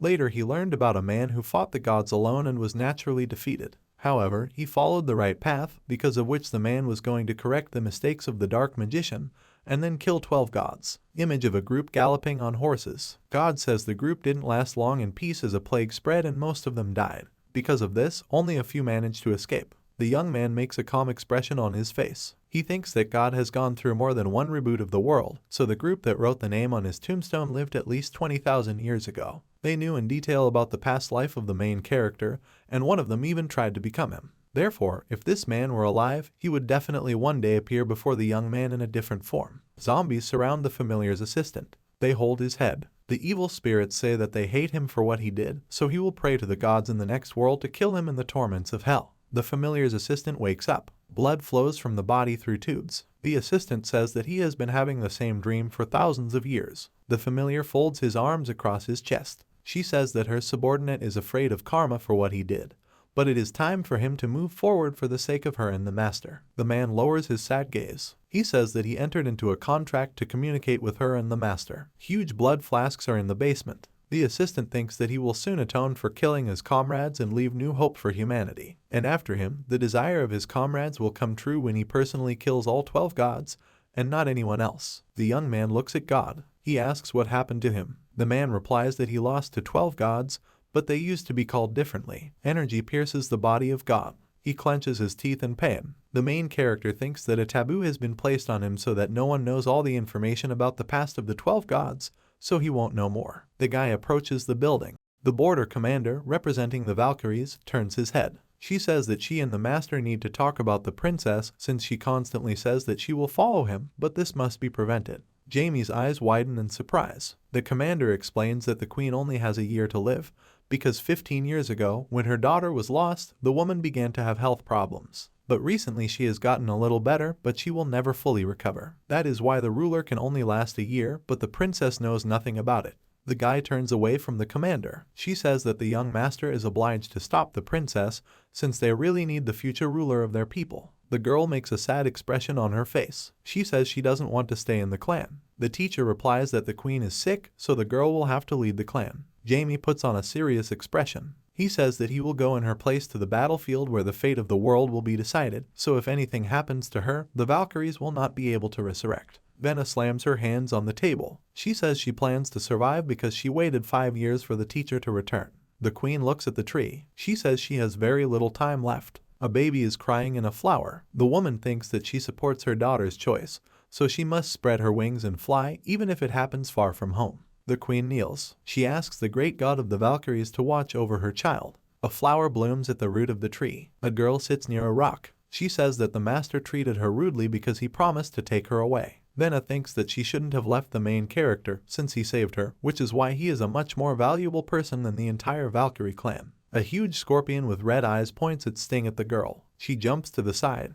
The scorpion's venom burns through the earth. Venna thinks about how monsters can't pass through the blessing of the border. She looks at the ring. It says that the girl has gone beyond the border of blessing, where there are a lot of terrible monsters. Scorpions surround the princess. A girl creates a hammer from a ring. She swings it. Venna says she's going to blow off some steam on the monsters. 2 scorpions walk forward. The sting flies towards the girl. She thinks that she has been training hard for 5 years, so she is going to use one strong skill even if it is not completed. Valkyrie makes a hammer strike. She uses the main Valkyrie enhancement technique, which forcibly drains all the strength from the warrior, but after use, the user becomes paralyzed for some time. The girl hits the scorpion. She thinks that she has one opponent left. Venna swings her loaded fist. She thinks that when her power runs out, she won't be able to move, so she needs to get rid of her opponent early. The girl falls on the sting. Hammer says that Valkyrie's move uses a lot of stamina, so her skill was deactivated. The student closes her eyes. She thinks that she will die soon. The main character hugs a student. He says she is a stubborn child. The young man creates a protective dome. A bull crushes a scorpion with its hoof. The young man says that his familiar has recovered well in 5 years, but uses only 1/100th of its original size. The guy looks at his girlfriend. He says that she was able to learn a complex technique in only 5 years, so she is very smart, but attacking the last monster was a mistake since you need to be able to retreat in time. Venna hugs the young man. She apologizes and thanks him. The guy replies that they should return. The bull sleeps on the girl's lap. She strokes him with her hand. Venna asks if she can still go with the young man. The master replies that he wants her to go with him, but his student is the only princess, which is why she is after the queen in the line to the throne, so she must lead the Valkyries and thereby help him. The Valkyrie commander opens the door. She smiles widely. The woman says she has great news because a new princess has been born. The girl makes a surprised expression on her face. The commander explains that the princess had a younger sister, who will become the second contender for the throne so the girl can safely go with the master. The princess looks at the commander. She says the sister joke isn't believable. The woman replies that she is not joking. The queen looks down, sobbing. The commander says that the Valkyrie race consists of only women, and the genes taken from the queen's body are turned into seeds and passed on to other generations. If you plant this seed, a flower will sprout from which a Valkyrie will appear. However, the royal family has a different situation. A baby is crying in a flower. The woman explains that the candidate to be the next queen is planted in a tree, and when a red flower comes out of it, a princess is born within it. The girl clenches her hand into a fist. She replies that she didn't know that her mother had planted another seed. The commander replies that they could not find the princess, so 5 years after her disappearance, the 4 elders advised the queen to plant the seed again. But there was no response from him. Dried tree roots. The commander says that the Valkyries surrendered, but after that the girl returned to them again and all attention was turned to her. However, the flower still blossomed, but did not bloom, although it would do so in about 2 years. The main character thinks that his girlfriend's younger sister will be born after the death of the queen. The young man hits the table with his hand. He says he wants to tell his friend the truth. The Valkyrie commander makes a serious expression on his face. She demands that the young man shut up. The guy replies that he will have to tell the truth. Jamie puts his hand on his hip. He says her mother only has a year to live. The clouded face of the main character. He says that the queen was shocked by her loss, which affected her health, and besides, she worked hard to create a new queen. The girl falls to her knees. She clutches her head in hysterics. Venna screams that her mother is dying because of her as she is lost. The Lord extends his divine hand. He says that his girlfriend should calm down because the past cannot be changed, even if, unfortunately, it only brings pain. The guy kneels. The student says that she wants to see her mother. Entrance to the forest of Valkyries. The young man stands near the commander. He asks if he needs permission to visit the forest. The woman replies that no, because the princess is with him, so he can come in without permission. The young master looks at his friend. He thinks that they just entered the forest, but her hair has already been dyed red. The elder places his hand on his chest. She says she welcomes the princess. The girl replies that she wants to see her mother, and her teacher also came with her. The elder makes a surprised expression on his face. She thinks that the princess brought the great master. The guy looks at the woman. The commander says that the elder is very strong and is also her leader and advisor to the queen. The guy thinks that the Valkyrie elder is incredible because he feels the master rank energy from her. The queen smiles widely, spreading her arms. Venna runs towards her. A woman hugs her daughter. The girl, sobbing, looks at her mother. She says that she knows that she only has a year left to live. But if she had known earlier, she would not have left the forest for a minute and would always be with her. The mother, sobbing, hugs her daughter. She apologizes for not telling her earlier. The guy imagined the image of the family. He thinks that he would react the same way if something like this happened to his family. But in life such goodbyes cannot be avoided and everyone has to face them. The gentleman presents an image from the past. He thinks that he has been in similar situations and will be more than once in the future, but in the past he could not come to terms with it, so he decided to suppress his emotions. However, in his new life, he is going to fully embrace the pain. The queen wipes away her tears. She says she apologizes for the scene shown in front of the guest. The young master bows to the queen. She says that she is honored to meet him because thanks to him she was able to see her daughter again. A woman holds an artifact in her hands. She says that besides him, she has nothing to offer the guy, and she was also waiting for the moment when she could hand him over since a leaf from the white tree will increase his survivability. The gentleman reaches for the artifact. He thinks about how he feels the fatigue leaving. The guy looks at the queen. She says she would like to discuss her daughter's future with him. The master says that he decided to tell his friend the truth since the absence of the queen will greatly affect the Valkyries. The woman replies that she wasn't going to tell her because she didn't want to see her suffer. The queen opens her eyes wide in surprise. Jamie says she wanted to do a selfish thing because a child has a right to know about a parent's condition. The woman smiles widely. She replies that the young man is right and she was in fact selfish, but she is grateful to him for returning her daughter. The guy looks at the girl. He asks if she remembers how they met. The image of a sobbing princess from the past. The student says the boy was very rude and she was upset that she had no talent for magic. However, despite this, she was still happy to meet him. Venna clenches her teeth, sobbing. She says she will never forget their first meeting. A young man, sitting, hugs his girlfriend. He says that she should not forget him because, whatever the distance between them, he is forever her master and she is his student.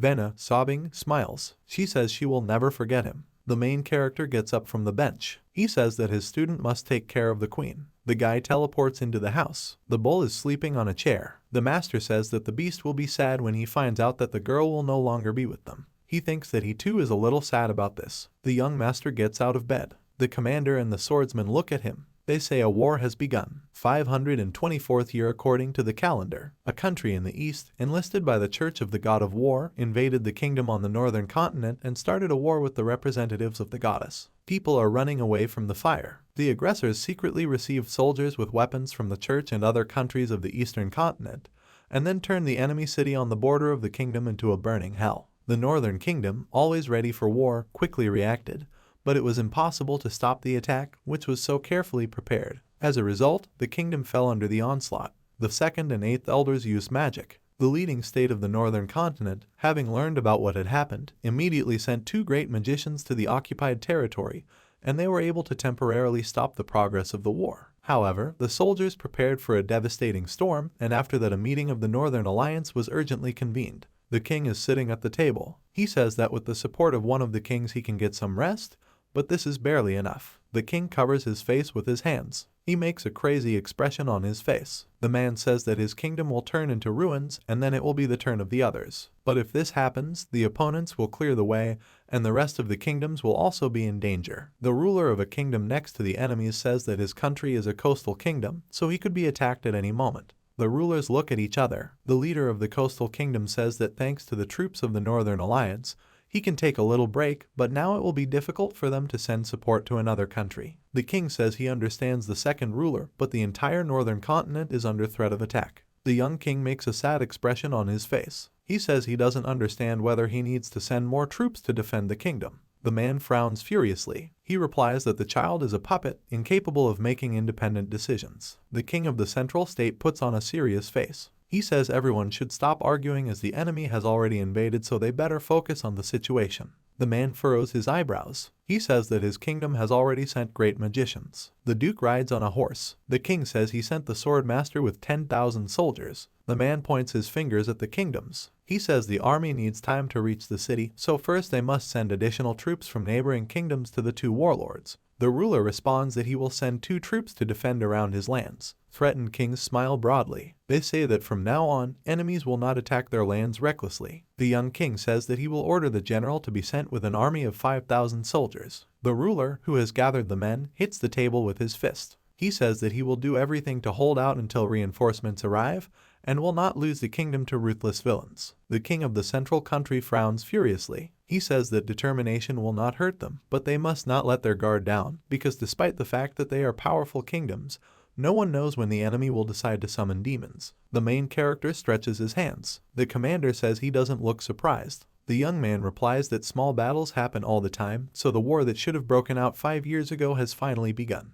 The princess says that the invaders advanced, but 2 great magicians from the youth's kingdom stopped them. The swordsman makes a serious expression on his face. He says that the liberators were the Marquis and the Earl, but he too is ordered to immediately return to the kingdom for further news. The bird flies up to the boy. She shouts that the war has begun, so the 3rd elder must return to the kingdom as soon as possible. The young man holds the commander by the shoulder. The woman says that she cannot help the guy in the war. The master replies that her lands are also preparing for an important event, so she should not feel guilty since she and her godfather were not the only ones who received the order. The bull is sleeping on a chair. The young man says that the commander should focus on killing the dragon god, because he will definitely end the god of war. The guy smiles slightly. He says he wants to check the sword's readiness before he leaves. The blacksmith swings his hammer. He hits the sword. The heat comes out of the forge. The master creates a protective barrier. He says that he gave the blacksmith the heart of a red dragon. The old man wipes sweat from his forehead. He says he almost died from the heat. The dwarf holds a sword in his hands. He says he has prepared a sword for the boy. The young master, smiling maliciously, holds a weapon. He says that he wants to test him in sparring with the commander. She replies that she agrees to fight him, but they can damage the forge, so she should move away. The old man stands behind Jamie's shield. The gentleman says he will give it his all. He takes out a loaded sword. The 2 powers of swords touch. A huge explosion occurs. The old man makes a surprised expression on his face. He says that his sword is not inferior to the one the commander has. The guy holds a fiery sword. He thinks about the sword trying to get out of control. The gentleman imagined the director of the orphanage. He thinks that a person with a weak will would be swallowed up by the sword, and then he would turn into a terrible demonic weapon. However, this will not happen to him. The old man goes down to the soldiers. The commander says that the blacksmith's sword can compete with her sword. The dwarf looks away. He says he was too focused on the forging that he didn't have time to come up with a name for it. The girl smiles slightly. She says that she would like to choose a name for it, since the legends of her people mention several powerful weapons and one incredible sword that her ancestor wielded. The gentleman makes a surprised expression on his face. The warrior says that the sword from the legends was so strong that it could cut through space. The guy sheaths his sword. He says that he will name the sword after the name of the legends. The Church of the God of War. The traitor stands at the mirror. He says he hasn't dressed up for a long time. The man imagined imprisonment. He thinks about how he spent 5 years in the catacombs of an underground prison, but it was a terrible time. The master smiles. He thinks that he has been given new divine power. The man says he can return to the battlefield. The boy shakes in horror, holding the sword. The traitor turns on him. He says he doesn't understand why the servants are trembling. The child answers that he is cool. The man takes the sword. He says that the boy should not work too hard and strain himself. The traitor cuts off the boy's head. He says that the child will work next to God, which will be a promotion for him. A man approaches the counter with a dark sword.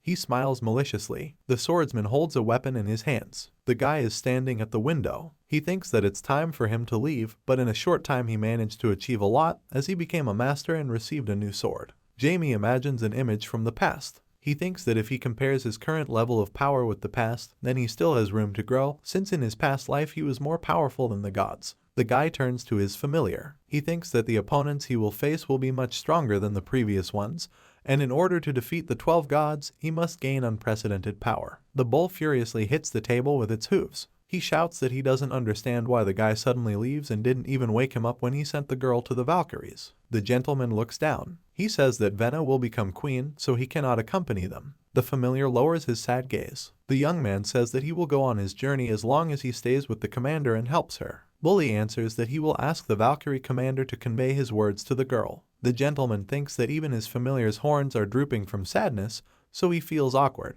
He gives the bull a cloak. The young master says that with the help of the cloak he can contact his girlfriend once a month. He turns to his familiar. The main character says that the bull must help the boarder and not forget that he needs to return to his former form. The beast replies that it will return to its previous form by the next meeting. The guy goes outside. The swordsman says that everyone has gathered at the round table to say goodbye to him. The commanders sit at a round table. The girl smiles widely. She says that not everyone was able to join their meeting, but she thought it was only right to say a few words to Jamie. The elf looks at the guy. She says that she is sorry that the young man is leaving. The master replies that when he returns, he will show her better magic circles, but she will have to perfect the ones he has already shown her. The eagle turns its head away. The master says that thanks to the bird he was able to put his thoughts in order. The main character smiles slightly. He says he traveled with the master for over a month and had fun because he was able to cross the border illegally. The great wizard smiles widely. The guy says that he thanks the magician for bringing his friends safe and sound.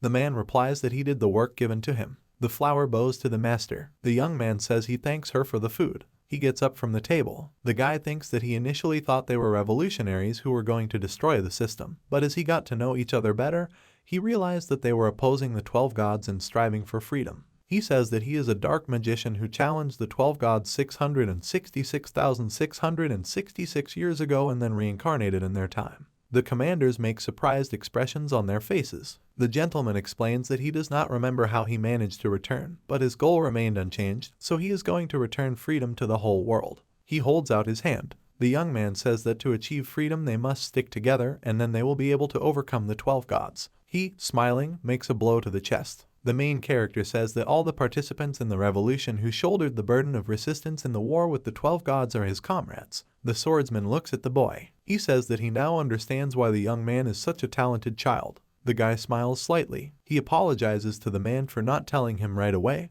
but the swordsman will remain his godfather anyway. The man smiles slightly. He says that if the boy's family doesn't know anything, then he will keep his secret. The great wizard holds the back of his head with his hand. He says that he believes the guy, but 60,000 years does not sound very plausible, but he is interested in how the battle with the gods went in a past life. The gentleman looks down. He remembers the battle with the holy knights. The guy says that religious fanatics went berserk, and then the 12 gods intervened, turning the world into chaos, and then big wars broke out across the entire continent. He clenches his hand into a fist. The Lord says that the current world, which is supported by 12 gods, is even more terrible, so he will overthrow them all and break the shackles on people's necks. The craftsman climbed the stairs. The main character says that the outside world seems unfamiliar to him. The swordsman turns to the guy. The young man says that he wants to get to the kingdom as quickly as possible. The man makes a furious expression on his face. He says that they will have to teach the minions of the god of war a lesson. Northern region, a kingdom with active hostilities. The Lord wipes the sweat from his face. He says that they were able to gain some time thanks to the magicians, but their losses are still great. Men are sitting at the table. The Count says that the enemy supplies have not stopped because they have everything prepared in advance and their supply line is faster. The old man replies that the enemies have calculated everything, since the divine relic of their church is capable of conducting military simulations and drawing conclusions. The Count looks at the map. The second elder says that ultimately the outcome of the battle will depend on what move the enemy commanders make. The puppeteer leading the army. The eighth elder says that the supreme commander, who leads the opposing forces, is an 8th grade mage with an army of homunculus soldiers. The Lord clenches his teeth in displeasure. He says that homunculi are artificial creatures made by magic and are capable of many things. An artifact of a huge red stone. The Count says that the church received a huge amount of mana through the magic stone, so these homunculi will be under control almost constantly. The Lord makes a surprised expression on his face. The second elder says that among the homunculi there are those who can use magic of the 3rd and 5th levels. The soldier opens the door. He shouts that the enemy has 5 sediment weapons, including bunker breakers with class A magic stones. This weapon is capable of destroying strong materials, easily piercing steel. The wizard makes a frightened expression on his face. He thinks that their opponents have an A-class magic stone in their hands, so they can easily break through the castle walls and break the spell they cast for protection. The Count clenches his hand into a fist. He says that as soon as the walls fall, the enemy will begin to attack, and they will no longer be able to hide from the fire. The magicians rise from the table. The old man says that he will help the Count do everything to stop the enemies, and the Lord will lead people out of the city. The Count stands on the fortress. The enemies point their guns. The man thinks that the opponents are well prepared, and with bunker breakers the enemy will turn the city into ruins. He charges his hand with fiery energy. The Count says that as long as he is alive, the enemies will not be able to get through. He uses the Flame Lord method. The fire burns the army. The 8th grade archmage smiles widely. He says the Red Lotus won't be able to stop them. Bunker breakers make a hit. The commander demands that all guns be activated. The Count makes a furious expression on his face. He thinks that it was not easy for him to defeat the army, but they still won't be powerful enough to stop his skill. The commander smiles. He says that his attacks will definitely work at least the second time. The cannons hit the protective barrier. The enemy says that the Count will not be able to repel their new volley. The second elder runs forward. He says he will block the attack. The old man uses the phenomenon of annihilation. The enemy creates a protective barrier. He thinks that the old man was able to destroy the bunker with one blow. The wizard is standing on the wall. The enemy thinks that he saw the blessed magician. The Count charges his fist with fiery energy. He hits her guns. Remnants of weapons lie on the ground.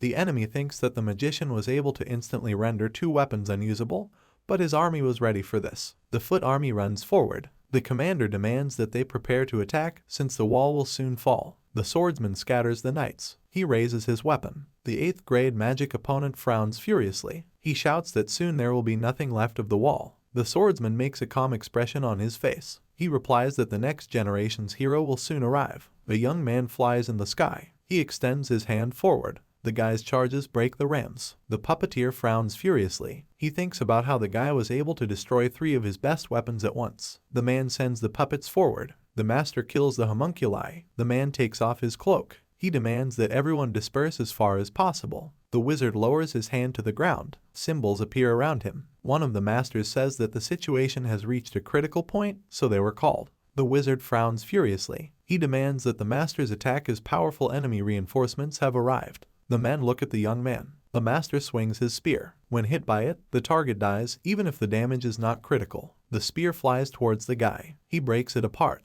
The young man says that he would sooner die of boredom than from them. The guy uses fire punch. Opponents are burned. The Count turns to the swordsman. He says he doesn't understand how the man and the child ended up on their territory. The gentleman approaches the wizard. The opponent charges his hand with energy. The young man sends out a column of dark energy. He says he has a backup plan. The master makes a furious expression on his face. He demands that the beast eat. Leviathan bites off the magician's hand. The man falls to his knees in front of the boy. The church minister frowns furiously. He says their troops were defeated. The courtier bows to the church servants. He says that he did not see the appearance of the young master on the battlefield and thereby made a fatal mistake when calculating the strategy. The knight cuts the back of a courtier. The bishop folds his hands together. He thinks that the boy alone dealt with 3 experienced masters. The man says that Jamie has reached the 9th grade of magic. The church minister clenches his teeth furiously. He says there is no point for them to send anyone because the result will be the same. The traitor smiles widely. He says he wants to take the army and give them an easy victory. The messenger of God imagined the image of the undead. He says that he will give the knight the opportunity to win. Underground prison. Jamie looks at his opponent behind bars. He asks where another master went. The wizard turns away. He says that the young man must kill him. The guy smiles slightly. He thinks that the master will not tell him anything, so he needs to cast a spell. The enemy frowns furiously. He says that their lives are worthless because, having become hostages, they have lost their value. The gentleman looks at the man. He says they must pay for causing the commotion. The young master smiles ominously. He says he will make them undead to gain impressive power. The elders look at the young magician. The count says they couldn't find him. The guy replies that he was busy putting bad guys behind bars, so he couldn't say hello. The old man says that the young man is well done because he did an excellent job. The gentleman clenches his hand into a fist. He says that he was able to reach the 9th rank of magic. The elder opens his eyes wide in surprise. He says he will report this to the palace immediately. The old man scratches his beard. The guy says he's going to turn the hostages into undead and then use them in further battles. The wizard says that the duke will soon arrive to them, but for now the guy should rest. A courtier approaches the royal table. He says that the third elder defeated an army of 15,000 and reached the supreme level. The marquis says that he was previously unsure of the boy's strength, but he was able to cope with a huge army, which confirms his strength. The princess is standing on the balcony. She thinks that she did not know when exactly the young man would reach the 9th rank, but she saw the darkness approaching him. 2 days later, the guy looks at the corpses of the masters. He says the fugitive left no trace. Magic circle over the city. The gentleman thinks that he cast a location spell, but the fugitive went unnoticed. The cross of the god of war lies on the ground. The young master thinks that he did not intend to turn the warriors into undead, since they were baptized in the church, and she would have immediately learned about their fate, which would have nullified all the efforts of the young man. He reaches out his hand to the master's head. The young man says that he wants to look into his memories. A comrade pierces a friend with 2 swords. The main character removes his hand. He says that the fugitive turned into a spirit and killed his comrades. The young man smiles. He thinks that the spirit would not be able to bypass his energy recognizer. The enemy is running through the forest. He falls to his knees. The man thinks that he has only lost his left leg.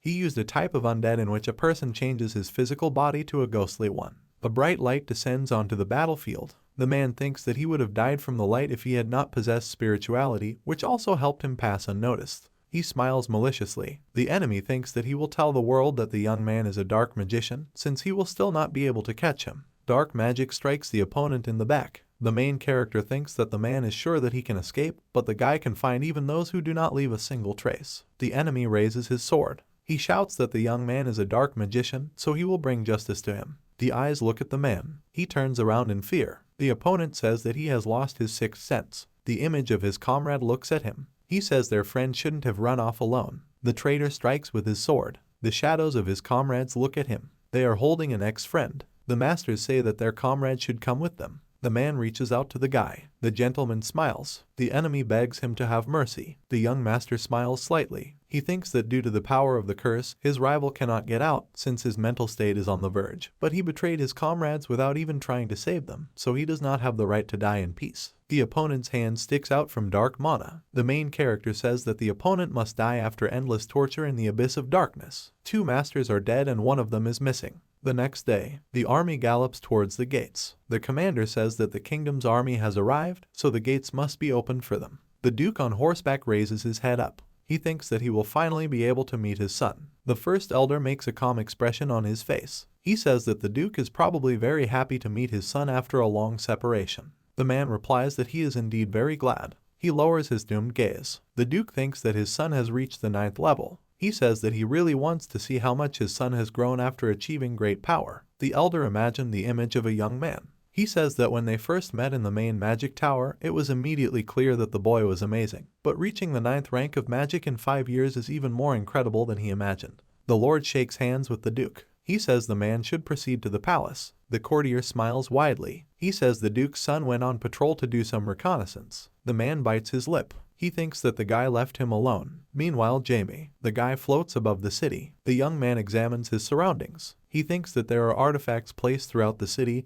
and they will not stop him. The guy reaches for the sword. He thinks that he is going to test weapons and destroy artifacts. The gentleman turns around in horror. He thinks that he senses suspiciously aggressive energy abroad. The traitor makes a crazy expression on his face. The young master recalls the past image of a traitor. He thinks about how 5 years ago when he met him, he had no chance against him as the difference in their skills was huge. The guy smiles. He thinks that he has increased his level so he can defeat him. The Duke and the Elder smile slightly. They say they came as help from the kingdom. The swordsman turns away. The Duke says he didn't expect to see him. The man replies that he did not intend to come, but it happened by accident. The man points his finger at the map. The Count replies that they have placed symbols of semi-magical artifacts. The old man is holding his beard. He says that they were able to count 3,000 artifacts that were once able to stop the Duke's son. The second elder points his finger at the map. He says that in 2 days, around noon, a general and 7,000 soldiers from another kingdom will arrive. The Count imagined the image of the young king.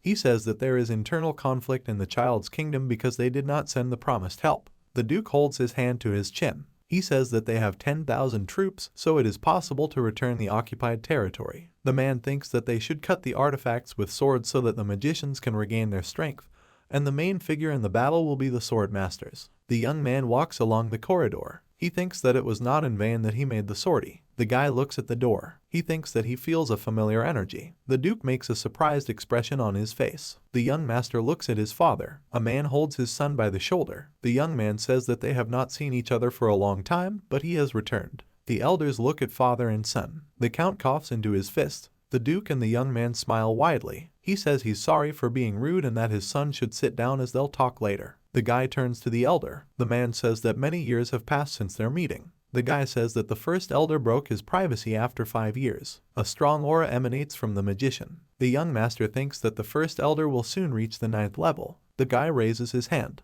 He says that the sword of the god of war is leading 10,000 soldiers towards the occupied territory, and in 3 days they will be there. The men make surprised expressions on their faces. The swordsman says that the army is moving incredibly fast. The Count holds his chin with his hand. He says they need to retake the occupied territory and then take care of the defense line. The young man replies that they need to return the occupied territory as soon as possible. The guy smiles. He says that 10,000 soldiers and his strength are enough to retake the occupied territory overnight.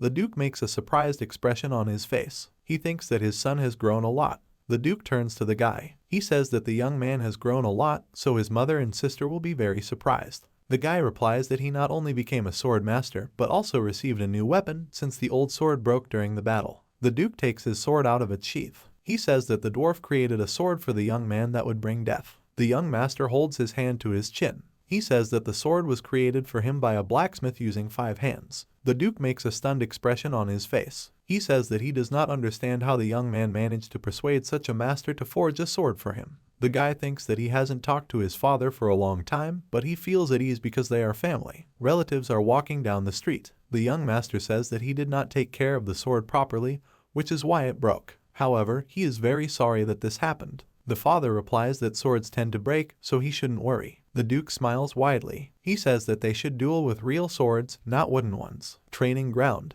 The Duke says that the loser will be the one who admits defeat first. The young man thinks that he was going to talk to his father about how to take back the occupied territory, but he suddenly wanted to duel with him. The swordsman smiles slightly. He says that he was looking for the guys because he was interested in what they were doing, and he came for a reason. The Duke makes a skeptical expression. He says that his son's godfather hides his presence, even though he walks nearby. The man replies that no one has complained about this before. The young man looks at his opponents. He thinks that they hate each other only because of an old youthful rivalry for the heart of one girl. The guy says that his godfather should be a judge in their fight. The man replies that he will watch them until one admits defeat or is completely suppressed by the enemy. The Duke remembers the last fight with his son. He thinks that a lot of time has passed since that moment. The swordsman raises his hand. He says the fight has begun. Relatives cross swords. The young man makes a frightened expression on his face. He thinks that because of his father's aura he cannot breathe. The Duke makes a thrust with his sword. The guy jumps to the side. He thinks that his father is on the same level as a traitor. The young master exhales. He charges the sword with fiery energy. The young master says that he has just started showing techniques. He uses the coming gate. The man makes a surprised expression on his face. He thinks that he cannot follow his son, but he feels his movement. The Duke smiles maliciously. He thinks about how he is going to demonstrate his skill to the boy. The man raises his sword. It uses the interdimensional cutting method. This skill allows you to cut an entire existing dimension. The Duke swings his sword. The young man looks at him. He thinks that his father was able to cut his skill with just one sword, but no one had been able to do this before. The father's shadow is strong. The guy thinks that his parent is capable of clearly and intuitively delivering slashing blows to the target, even blindly. The man smiles slightly. He says he congratulates his son for becoming a sword master in just 2 months. The Duke makes multiple strikes with his sword. He goes on to say that even the boy's strength is not absolute, as even his skill can be easily suppressed. The young man clenches his teeth from tension. He thinks that his father did not fight at full strength. The guy jumps behind the Duke. A man parries his son's blow. The young man says that he is going to win, using also the skill of magic. It charges the hand with energy. The guy uses fire magic of the Hell Flame method. The man swings his sword. He says his son won't be able to block it with just a fire attack. The Duke makes a thrust with his sword. He thinks that his son used fire to hide from him. The guy holds out his staff. He uses the looking glass method. The young master thinks that he moved into subspace to hide his presence and make a surprise attack. The Duke splits space with his foot. He swings his sword at his staff. The young master flies into the wall. He rises, leaning on his sword. The Duke says that his son was very shocked. However, when he reaches many years, he will be able to use the skills whenever and however he wants. The man runs at the guy. He says that his son should not relax because he is attacking. The armor envelops the master's body. The mage uses armor that increases overall physical combat effectiveness due to the power of the mana core. He smiles maliciously. The young wizard says that his father should not hold back his skills since he is going to show everything he is capable of. The Duke smiles maliciously. He says he's going to give it his all. Two forces touch. An explosion occurs. The swordsman makes a surprised expression on his face. He thinks that the main character's family is very strange, since calling them monsters was an understatement. Father and son cross swords. The swordsman thinks that the guy's strength has increased after wearing black armor, but the winner will still be determined soon, since the young man won't last long. He raises his hand. The man says that the boy was able to hold out against his father for quite a long time. There is a blinding explosion. The next morning, the young man opens his eyes. He is lying on the bed. The Duke smiles slightly. The guy is sitting on the bed. He says that he did not suspect that his father would deal him the final blow. The man replies that their duel was close to the conditions of a real battle, so he attacked in such a way in order to increase the chances of victory. He remembers the fight. The Duke thinks that his son's sword absorbed the energy of his sword. He swings at the boy's back. The man thinks that he deliberately separated their swords and aimed at the boy's weak point, because otherwise everything would have ended badly. The father touches his son's neck with his finger. He smiles slightly. The Duke looks at the child. He thinks that the guy's subspace was broken, so he couldn't use magic carefully. However, if they both gave it their all, the young man could win the duel, but in any case, this was their last duel. The father smiles widely. He thinks that he needs to do everything possible to support the guy. The young man is sitting on the bed.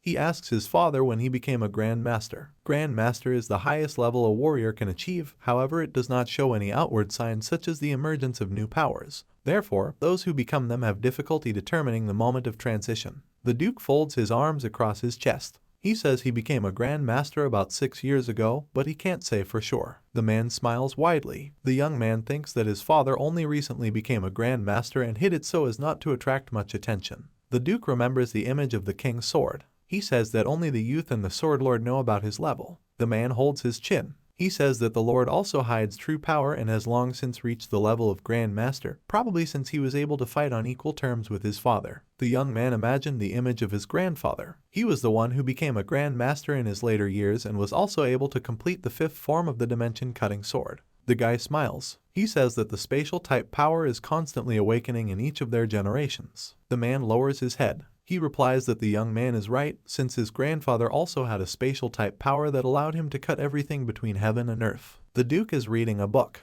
He says that according to archival records, everyone who belongs by blood to their family awakened spatial type powers, but this never happened to others. The man looks at his calloused hands. He says he doesn't know why everyone in their family awakens spatial type powers. However, his father probably knew about this but did not tell him anything. The young man remembers the image of his grandfather with the guard. He says that his grandfather's friend once told him that he created the ultimate technique for his sake. The Duke presents the image of his pregnant wife. He thinks about how his father couldn't have known that Jamie would be born with the ability to use ultimate since he was still in the womb. But since he was able to guess this, he was more than just a warrior. The man gets up from his chair. He says he will reveal the family secret. The Duke presents the library building. He says that he does not know what information is stored there, but only the head of the family has the right to enter there. Coastal Kingdom, Border Town. The seventh elder sits on the wall. He thinks that the enemy is massing troops on the eastern border despite the fact that they recently lost with a secret invasion, although they are preparing to attack again. The wizard runs forward. He says the enemies have decided to attack, but it is unclear whether they will be able to stop them. The commander of the troops replies that 300 soldiers will come to them, although this will not solve all the problems. The man says that their military power is 1.5 times less than the number of enemy troops. Moreover, thanks to the help from the Church of the God of War and the Eastern Alliance, their total number will be about 50,000 soldiers. Destroyed building. The commander says that they are forced to abandon the city and the line of defense, but the mountain is excellent as a natural fortification since the enemy will not be able to break through to it easily. The wizard holds a bird with a message. He says it's too early for them to give up their positions. The bird flies forward. The seventh elder says that the men of the Duke's family and the army have arrived as reinforcements, so they are quite capable of turning the tide of the battle in about a week, and a carrier pigeon will deliver them a letter about their situation. The wizard turns to the commander. He says that he doesn't need to worry because even if the enemy dares to attack, they will be able to defend the city, and then they will burn their lands to the ground. Kingdom on the northern continent. The knights look at each other. They say they are waiting for allied troops. The artifact lies on the ground. The warrior says that they perfectly block magic from the very first days, so even an opponent of the 9th rank is not afraid of them. The knight looks down in horror. He says that he was on the verge of death as the opposing magicians continued to attack to recapture the militia city back, and even with magical artifacts neutralizing their magic, the ground was shaking very violently. Swordsmen jump on opponents. The knights frown in horror. They shout that their lands have been invaded. Swordsmen kill knights. The warrior frowns furiously. He says that their task is to destroy all the artifacts on the castle walls. The enemy commander points his finger forward. He shouts to the warriors that the enemies have come to destroy the artifacts, so they must stop them. The swordsman kills the warriors. He uses the 100 C's technique. The commander makes a surprised expression on his face. The man cuts off his head. He says he uses the technique of moving the protagonist's family. The knight looks at the artifact. The assistant says that they destroyed almost all the artifacts in the area.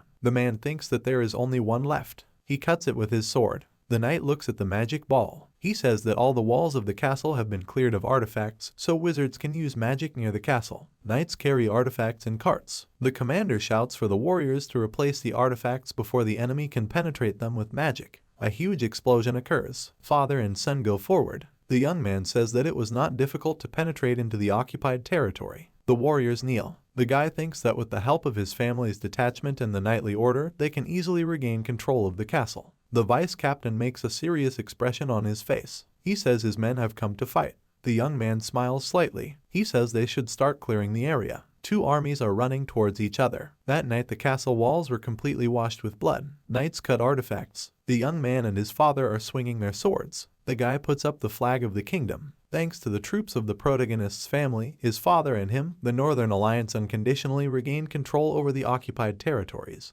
Border of the returned territory. The traitor smiles widely. He says that the war is becoming more and more interesting since the young man was able to recapture the occupied lands back, which, in general, was expected. The vice commander replies that the Duke's army and reinforcements will soon arrive to the opponents. He thinks about how the enemy side has 4 high-ranking magicians and 3 sword masters, while their side only has 2 sword masters. The traitor yawns, covering his mouth with his hand. The commander thinks that the Sun God Church was able to catch their Grand Master, so their strength is insufficient, but the traitor is very relaxed. The sword master holds the commander by the shoulder. He says that he knows that a year has passed since the commander joined the 7 knights. Each of them is a sword master. The commander extends his sword towards the enemy. After becoming one of the 7 knights, he defeated a warrior second in strength only to the traitor and then became a temporary knight. The traitor smiles. He says that the commander should not worry, because they should just start and then everything will go as it should. The sword master spreads his hands. He says it's time for them to attack again. The count stands next to the young man.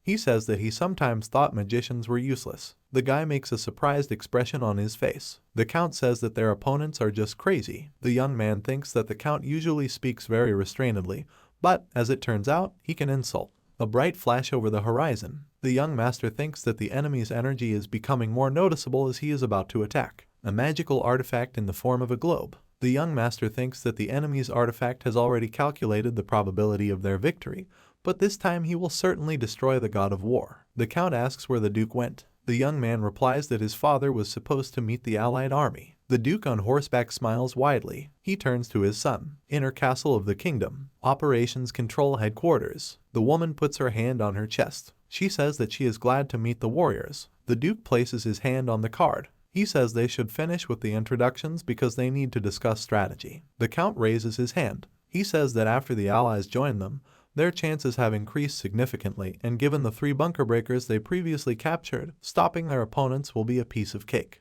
The first elder holds his hand to his chin. He replies that he agrees with the count since they will win unconditionally, so the rest of the soldiers can be sent back. The guy lowers his head. He says the enemy knows when to retreat, but doesn't because they still have a backup plan. The girl makes a serious expression on her face. She says that even with a secret weapon, the balance of power in their favor is still noticeable. The gentleman replies that the opponent's goal is not to win the battle. The elder scratches his beard. He says that the opponent's target is one of them, because if one master or magician is killed, the damage will be irreparable. The young man raises his hand. He says there is also more to the opponent's motives, as they worship the god of war and peace, who specializes in combat, so they must think through and prepare for any possible outcome. The swordsman replies that the young man is right, since they cannot be too self-confident. The guy smiles slightly. He suggests using their deferred plan. The young elder stretches his hands. He turns his head towards the old man. The wizard says that it is very cold outside. The elder imagined the image of a little boy. He says the child he met 5 years ago has grown to incredible levels. The guy replies that it's all thanks to the wizard's mana breathing technique, since without it his path would have been very thorny, but formally, taking into account reincarnation,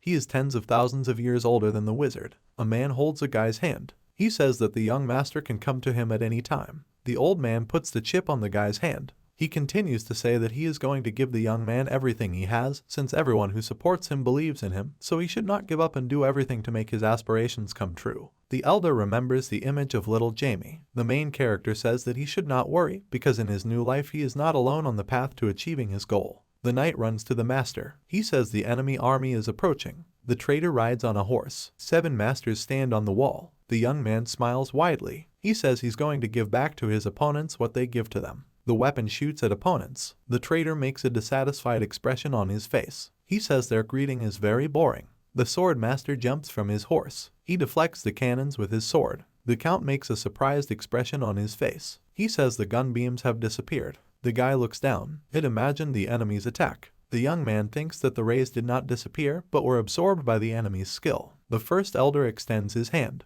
He says they underestimated the enemy. A man charges his hand with energy. He says he's going to give it his all. The graph charges the body with energy. Men join forces. The first elder sends out a hurricane. It requires opponents to be dead. The traitor approaches the whirlwind. He takes his sword out of its sheath. The enemy says that the elders want to stop them with a small light, so this brings him out. He swings his sword. The traitor uses a change in the causality of the great blow method. This skill is capable of changing the order of cause and effect, delaying the onset of damage already inflicted on the enemy until the appropriate moment. The enemy is standing against the wall. The master thinks that changing causality is an incomprehensible skill. The duke makes a serious expression on his face. He says that their opponent has become a grand master. The swordsman thinks that the enemy is at a completely different level compared to 5 years ago. The traitor holds a sword in his hands. The elder says that this is the first time he has seen such a strong warrior. The old man is holding a staff. He thinks that if the rivals neutralize their magic and get into the castle, then they will not be able to follow the original plan. The wizard jumps off the wall. He says that he will create a rift to prevent enemies from approaching the castle. The old man hits the ground with his staff. He uses the tremors method. The traitor runs forward. He demands that the wizard not interfere in the battle. The young man parries an opponent's blow. Crack in front of the wall. The old man thinks that thanks to the young man he was able to create a successful rift, but they also need to prepare for the implementation of the plan. The guy looks at the enemy. He makes a thrust with his sword. The traitor says that the young man has grown a lot since their last meeting. The gentleman replies that his opponent remained an unpleasant person, and decides he came to them with full confidence that 2 sword masters would be enough to win. The guy makes a scared expression on his face. The rival says that he has prepared a surprise for him in the form of a project that he ruined for them many years ago. Children in flasks. The main character remembers that 5 years ago, opponents pursued the goal of creating holy chimeras, and for this, the church kidnapped innocent children and conducted terrible experiments on them. The image of a bishop and a chimera doctor. The young man thinks that he was sure that all experiments were stopped after the execution of those involved in them. Many flasks inhabited by chimeras. The guy thinks that for 5 years the Church of the God of War continued inhumane experiments on children. The army of chimeras runs forward. The traitor says that he has brought an army of 2,000. He smiles maliciously. The man says that during the creation of chimeras, children's hearts are ripped out alive. The enemy makes a crazy expression on his face. He says that the children are begging to be killed and are calling for their mother, who will never come to them. The young man clenches his teeth furiously. He shouts that the representatives of the God of War are inhuman inhumans whom he will send to hell. A huge dark hand over the traitor. He says that he thanks the young man for the return gift. The traitor makes a crazy expression on his face. He goes on to say that the guy can't send him to hell because he's already been there because of him. The man uses a change in causality. The young master swings his sword. The traitor holds out his weapon. He says that the boy must show the poor souls of children what hell is really like, because they will not be able to go there even after death. Chimeras run forward. The young man makes a sad expression on his face. Chimera child with open mouth. The main character thinks that some monsters are not even 10 years old. The dark magician remembers the foe's madness. He makes a doomed expression on his face. The guy thinks that 5 years ago he would have calmly cut up children, but after a while he realized that he still retained his humanity. The little chimera is crying.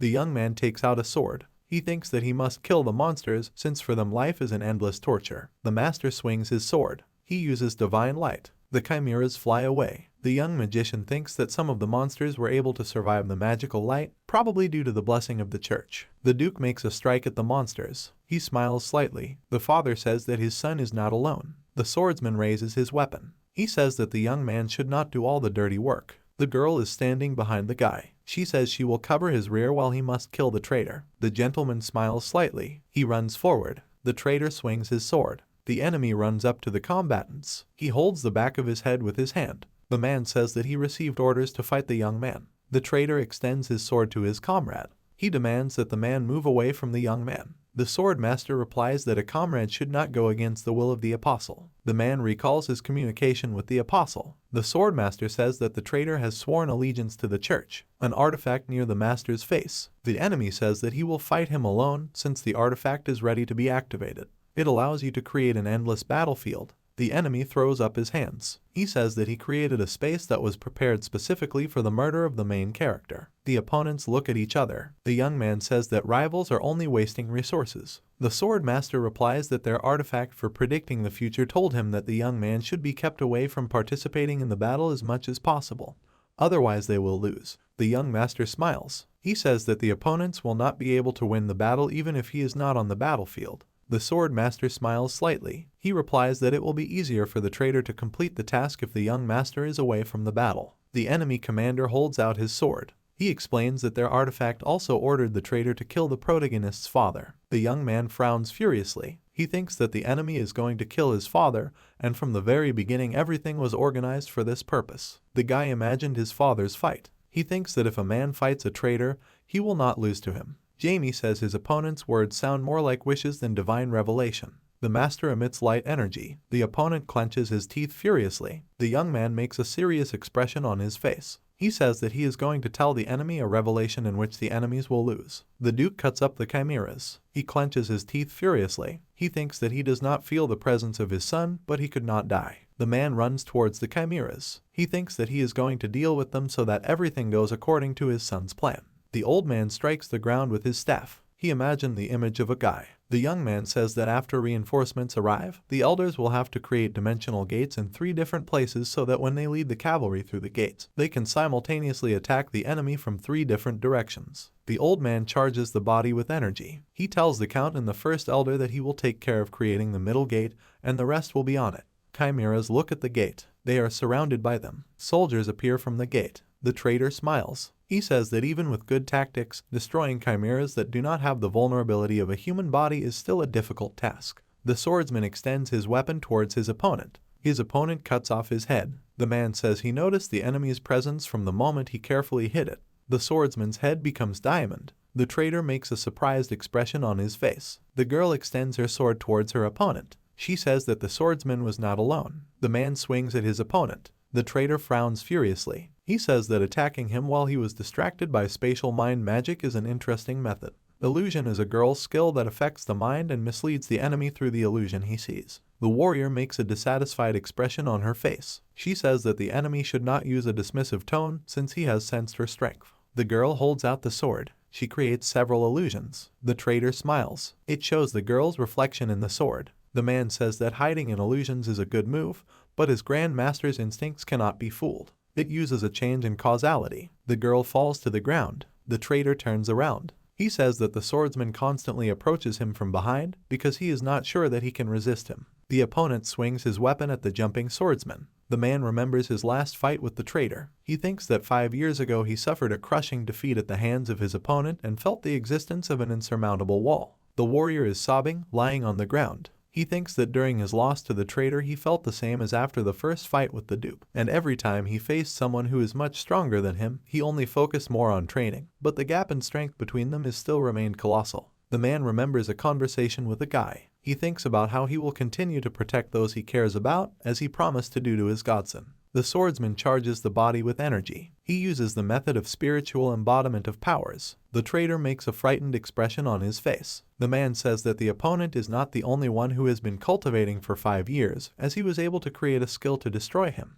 The opponent flies to the side. The swordsman remembers the attack in the last battle. He extends his weapon towards his opponent. The man says that the traitor should surrender. The opponent rises on the sword. The swordsman thinks that the enemy's body has begun to rot from the inside, but he is still going to get back to his feet. The opponent frowns furiously. He says no man can defeat him. The enemy uses a change in causality. The attacks hit the swordsman's body. The man is bleeding. He smiles slightly. The duke swings his sword. He strikes the opponent's neck. The traitor's head flies off to the side. Before his death, he imagines the moments of battle. The knights defeat the chimeras. The traitor smiles. He says he almost died. Initial regression is a method that allows you to go back to a specific point in time, so everything that happened will happen again before a full-scale battle begins. 5 years ago. Newspaper headline with the main character. The whole country was delighted with the ceremony of Jamie's appointment as a great magician, and the traitor first heard about it while in the notorious prison. A man looks at a newspaper headline. Unlike imprisonment, where there was not a ray of light, the young man smiled radiantly on the pages of newspapers,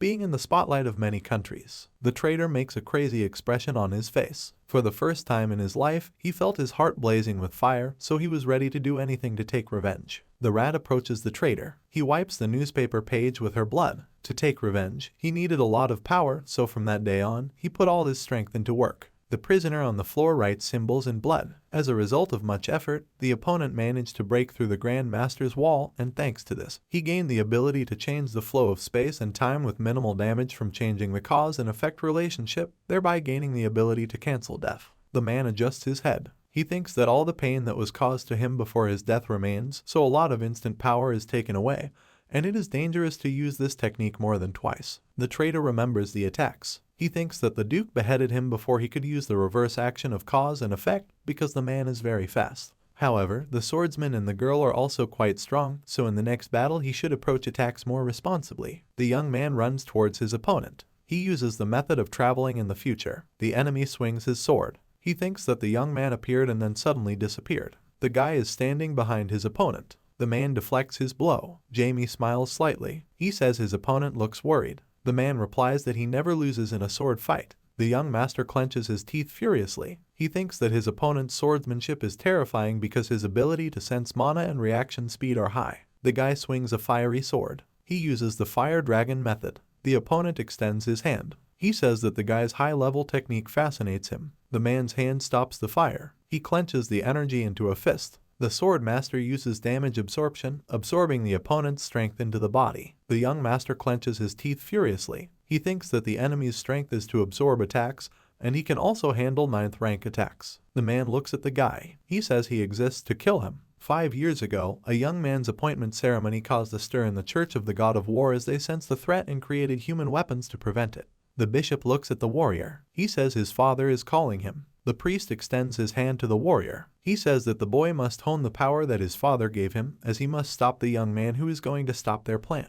The man extends his charged hand. He says he's using the power he's been accumulating for the last 5 years to kill him. The opponent uses the damage release method. The guy clenches his teeth furiously. He thinks that he cannot block the attack with magic, but only send it to the hidden world. The gentleman remembers the image of the enemy. He tells him that the traitor will kill his father. The young master thinks that he cannot hesitate because something terrible might happen, so he needs to stop the sword attack. Jamie raises his weapon. He thinks that he can use the technique that his grandfather made exclusively for him. The guy absorbs the enemy's energy. The opponent clenches his teeth furiously. He thinks that his power should have absorbed the guy's power. The god of war holds the warrior by the face. He says that his ward should not doubt his strength. The opponent clenches his hand into a fist. He thinks that he cannot doubt the power that his father gave him. The man's body is cut in half. He spits blood. The opponent is lying on the ground. He says that he did not expect to see someone who could use the strongest technique. The young man looks at the enemy. He says that he recognizes his power.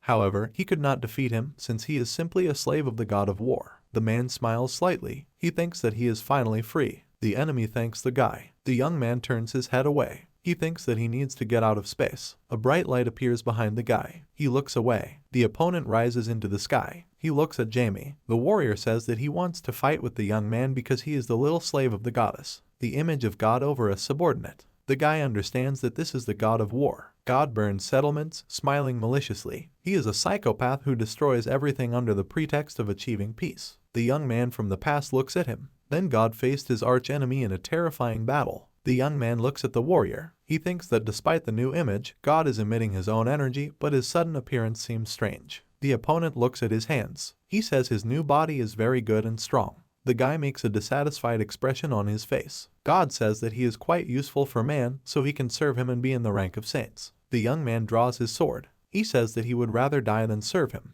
The master emits light energy. God thinks that he is using something similar to divinity. The creature raises its hand. He dispels the light. God says that man cannot try to imitate his kind. The young man jumps on his opponent. He swings his sword. God appears behind him. He throws the guy to the ground. The gentleman rises to his feet. He thinks that he only stayed alive thanks to the suit. The opponent throws up his hands. He uses the God Orb, which is the highest ranking spatial teleportation skill that only 12 gods are allowed to use, as they can move freely in space without their presence being felt. The young master smiles maliciously. He says that the sun god abandoned him because he was very omnipotent, and now the war god is taking out his anger on him because his master abandoned him. The creature hits the guy against the wall. He holds the young man by the neck. God says that the dark magician must be careful, since even not in his true form he can tear him to shreds, since man can never surpass God. The gentleman smiles. The weapon is aimed at God. The young man uses the transformation of the artifact into an ultimate weapon. The young master holds his finger to his mouth. He says that he is using a creation of advanced super magical engineering as humans seek to evolve.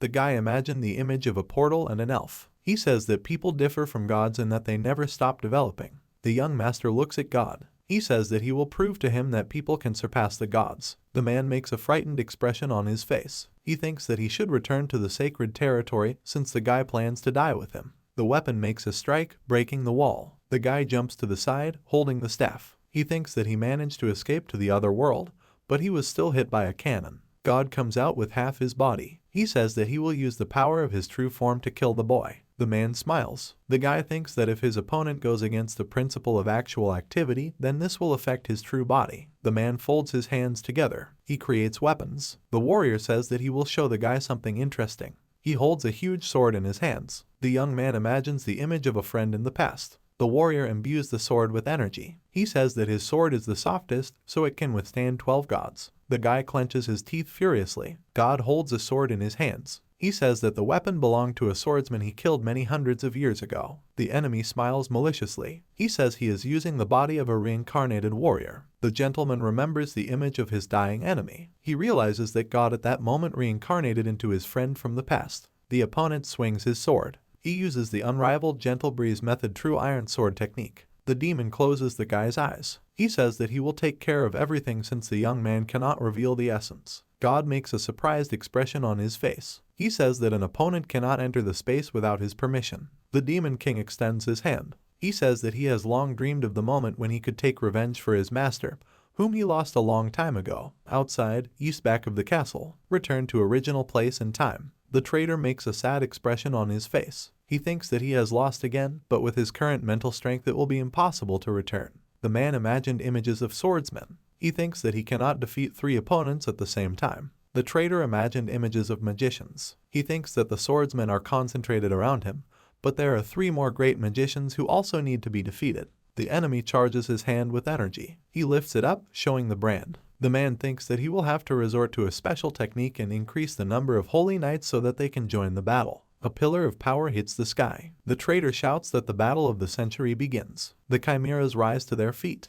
The knight swings at the monster, but the beast repels the attack. The chimera makes a crazy expression on its face. The girl thinks that after the appearance of an unknown light, the animals went into a frenzy as if they had received a divine blessing. She stands with her feet on the chimera. The warrior reflects that her skill does not work on chimeras. She is holding a sword in her hands. The girl thinks that she needs to find the swordsman and join him. The traitor swings his sword. He says he is tired of the girl's skill. The warrior turns her head. She thinks about how she has never used the skill before. The opponent cuts off his opponent's head. He, smiling, looks at the corpse. The man thinks that he shouldn't have killed the warrior right away, but now he only has 2 opponents left to defeat. Chimeras run forward. God looks at the knight. He reflects that he feels dark magic emanating from him. The knight looks forward. The opponent thinks that the protagonist's magic was sealed away many millennia ago, and any remnants of it should have dissipated over a long period of time. However, there is still a lot of residual dark magic in it. The enemy extends his weapon towards the knight. He says that the Demon King should not have entered his dimension, since it is impossible for anyone to enter there without permission. The knight holds out his weapon and replies that he will not explain anything, since the enemy will soon die. The god makes a displeased expression on his face and declares that the Demon King cannot defeat him. The enemy runs towards the knight. The young man looks at the warrior. The opponent's swords touch. The guy raises his head and thinks that the space is shaking from the force of the blows. The knight swings his sword and says that his opponent cannot stand against him in human form. Dust rises from the ruins. God makes a crazy expression on his face. He says that the Dark Warrior does not dare to invade his space and interfere in their battle. The warrior looks at the image of God. The creature raises its hand. The young man runs forward. The knight says that he will protect the owner and raises his weapon. The warrior asks the master to hide. The guy looks at his friend's fight and thinks that he is still very weak, so he cannot help. The god makes a furious expression and demands that the enemy surrender. The knight replies that God will not be able to use all his power because he went against the rules of the universe. The master reflects that he still needs protection from his subordinate, which hurts his honor. He reaches into his pocket. The young man looks at the chip and remembers the conversation with the wizard. The old man said that the boy could come to him if there were difficulties, and that since everyone supported him, he should not give up on the path of making his aspirations come true. The gentleman remembers the image of his father. The man said that his son was not alone. The young man extends his charged hand and thinks that everyone has put their lives on the line to follow their roles to the end. The sword flies towards the guy and he catches it. The master thinks that he is not going to stand by, so he will kill God and return to the others. The young master swings his sword and makes a furious expression on his face. The creature makes a crazy expression and shouts that the guy shouldn't look down on him. The young man uses his family's dimension-slashing sword style. He cuts the body of God. The master uses the method of creating the world and holds out a charged sword. The main character shouts that he will kill God. The creature clenches its teeth furiously and thinks that the guy is using divine energy. He is sure that the young man will not last long in a human body since his strength is depleted, and now the only way out is to retreat back to the church. God's body dissipates. He declares that he is leaving, but in the next meeting he will definitely tear the guy to pieces. The young man lands on the floor and says that they could only scratch God.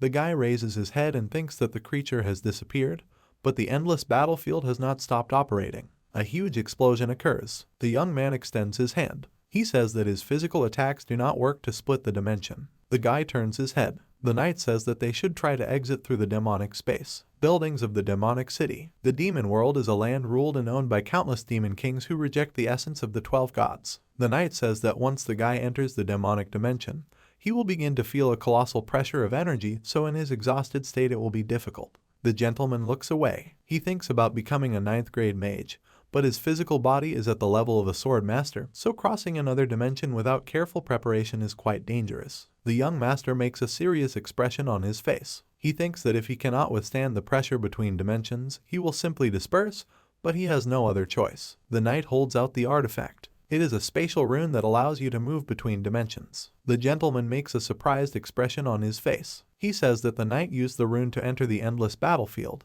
The warrior replies that he will tell him everything in detail when they arrive in the demonic dimension. A portal on the floor opens. The knight asks the owner to be more careful. The young man smiles. He says they will see each other in the demonic dimension. The gentleman clenches his teeth in pain. He thinks about how he needs to survive the transition so as not to get stuck in the portal. The traitor makes a calm expression on his face. He thinks that he needs to deal with the swordsman before killing the Duke. The young man's father swings his sword. He says he won't miss again. The traitor jumps to the side. He says he doesn't understand what the man means. The Duke presents the image of a murdered chimera. He says that he had several cases of déjà vu, but at first he thought that he was imagining it, but the feeling did not go away. A man imagined the murder of a traitor. He says that he realized everything when his actions coincided with the scene he had previously seen, depicted by fuzzy images. The Duke holds out his weapon. He says that the multiple kills of the enemy were not an illusion. The opponent runs towards the man. It uses a change in causality. The Duke remembers the image of his son. He thinks about his child using skills to sneak up.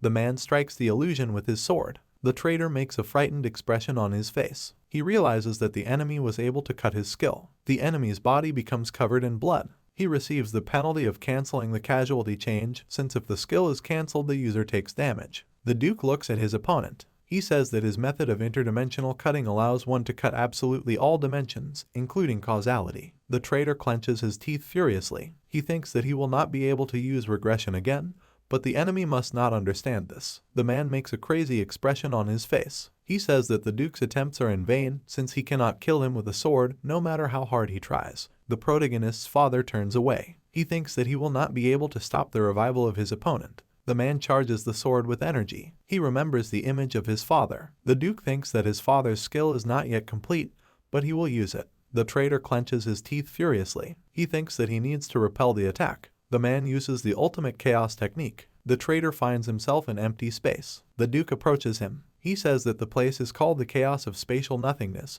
so the concept of time does not exist in it, which means that the opponent will not be able to use the skill. The traitor imagined the image of the bishop. The priest says that the 9-year-old boy was strong enough to stop the great knight, which obviously won't make their father happy. The servant places his hand on the shoulder of his subordinate. He says that recognizing past mistakes helps prevent their repetition in the future. The Duke frowns furiously. The opponent thinks that father and son are constantly getting in his way. He runs forward. The man clenches his teeth furiously. He thinks that his chaos is created from a mixture of different dimensions. But if unstable dimensions begin to collide with each other, then the place will become more and more dangerous every second, turning into a death trap. The Duke deflects the enemy's blow. Their swords cross. The man thinks that if he had a slightly higher skill than his opponent, he could cut him, but such thoughts prevent him from swinging his sword. The Duke throws a punch at his opponent's face. He stands with a calm expression on his face. The man thinks that their fight will soon end. The dimension is cracking. The Duke makes multiple strikes with his sword. The traitor makes a crazy expression on his face. He demands that the man stop running and die with dignity. The protagonist's father swings his sword. He thinks that the chaos dimension will soon explode, but he is ready to die along with the enemy just to kill him. The image of the Duke against the background of his father. The man remembers that his father said that their sword is the strongest in the whole world. The traitor makes a frightened expression on his face. He thinks about how the enemy has no emotion on his face, even when he is on the verge of death. The opponent flies to the side. The Duke makes a calm expression on his face. He thinks that the space will not last long, but if he were a little stronger, he could get out of there. A man stands on a piece of fractured space.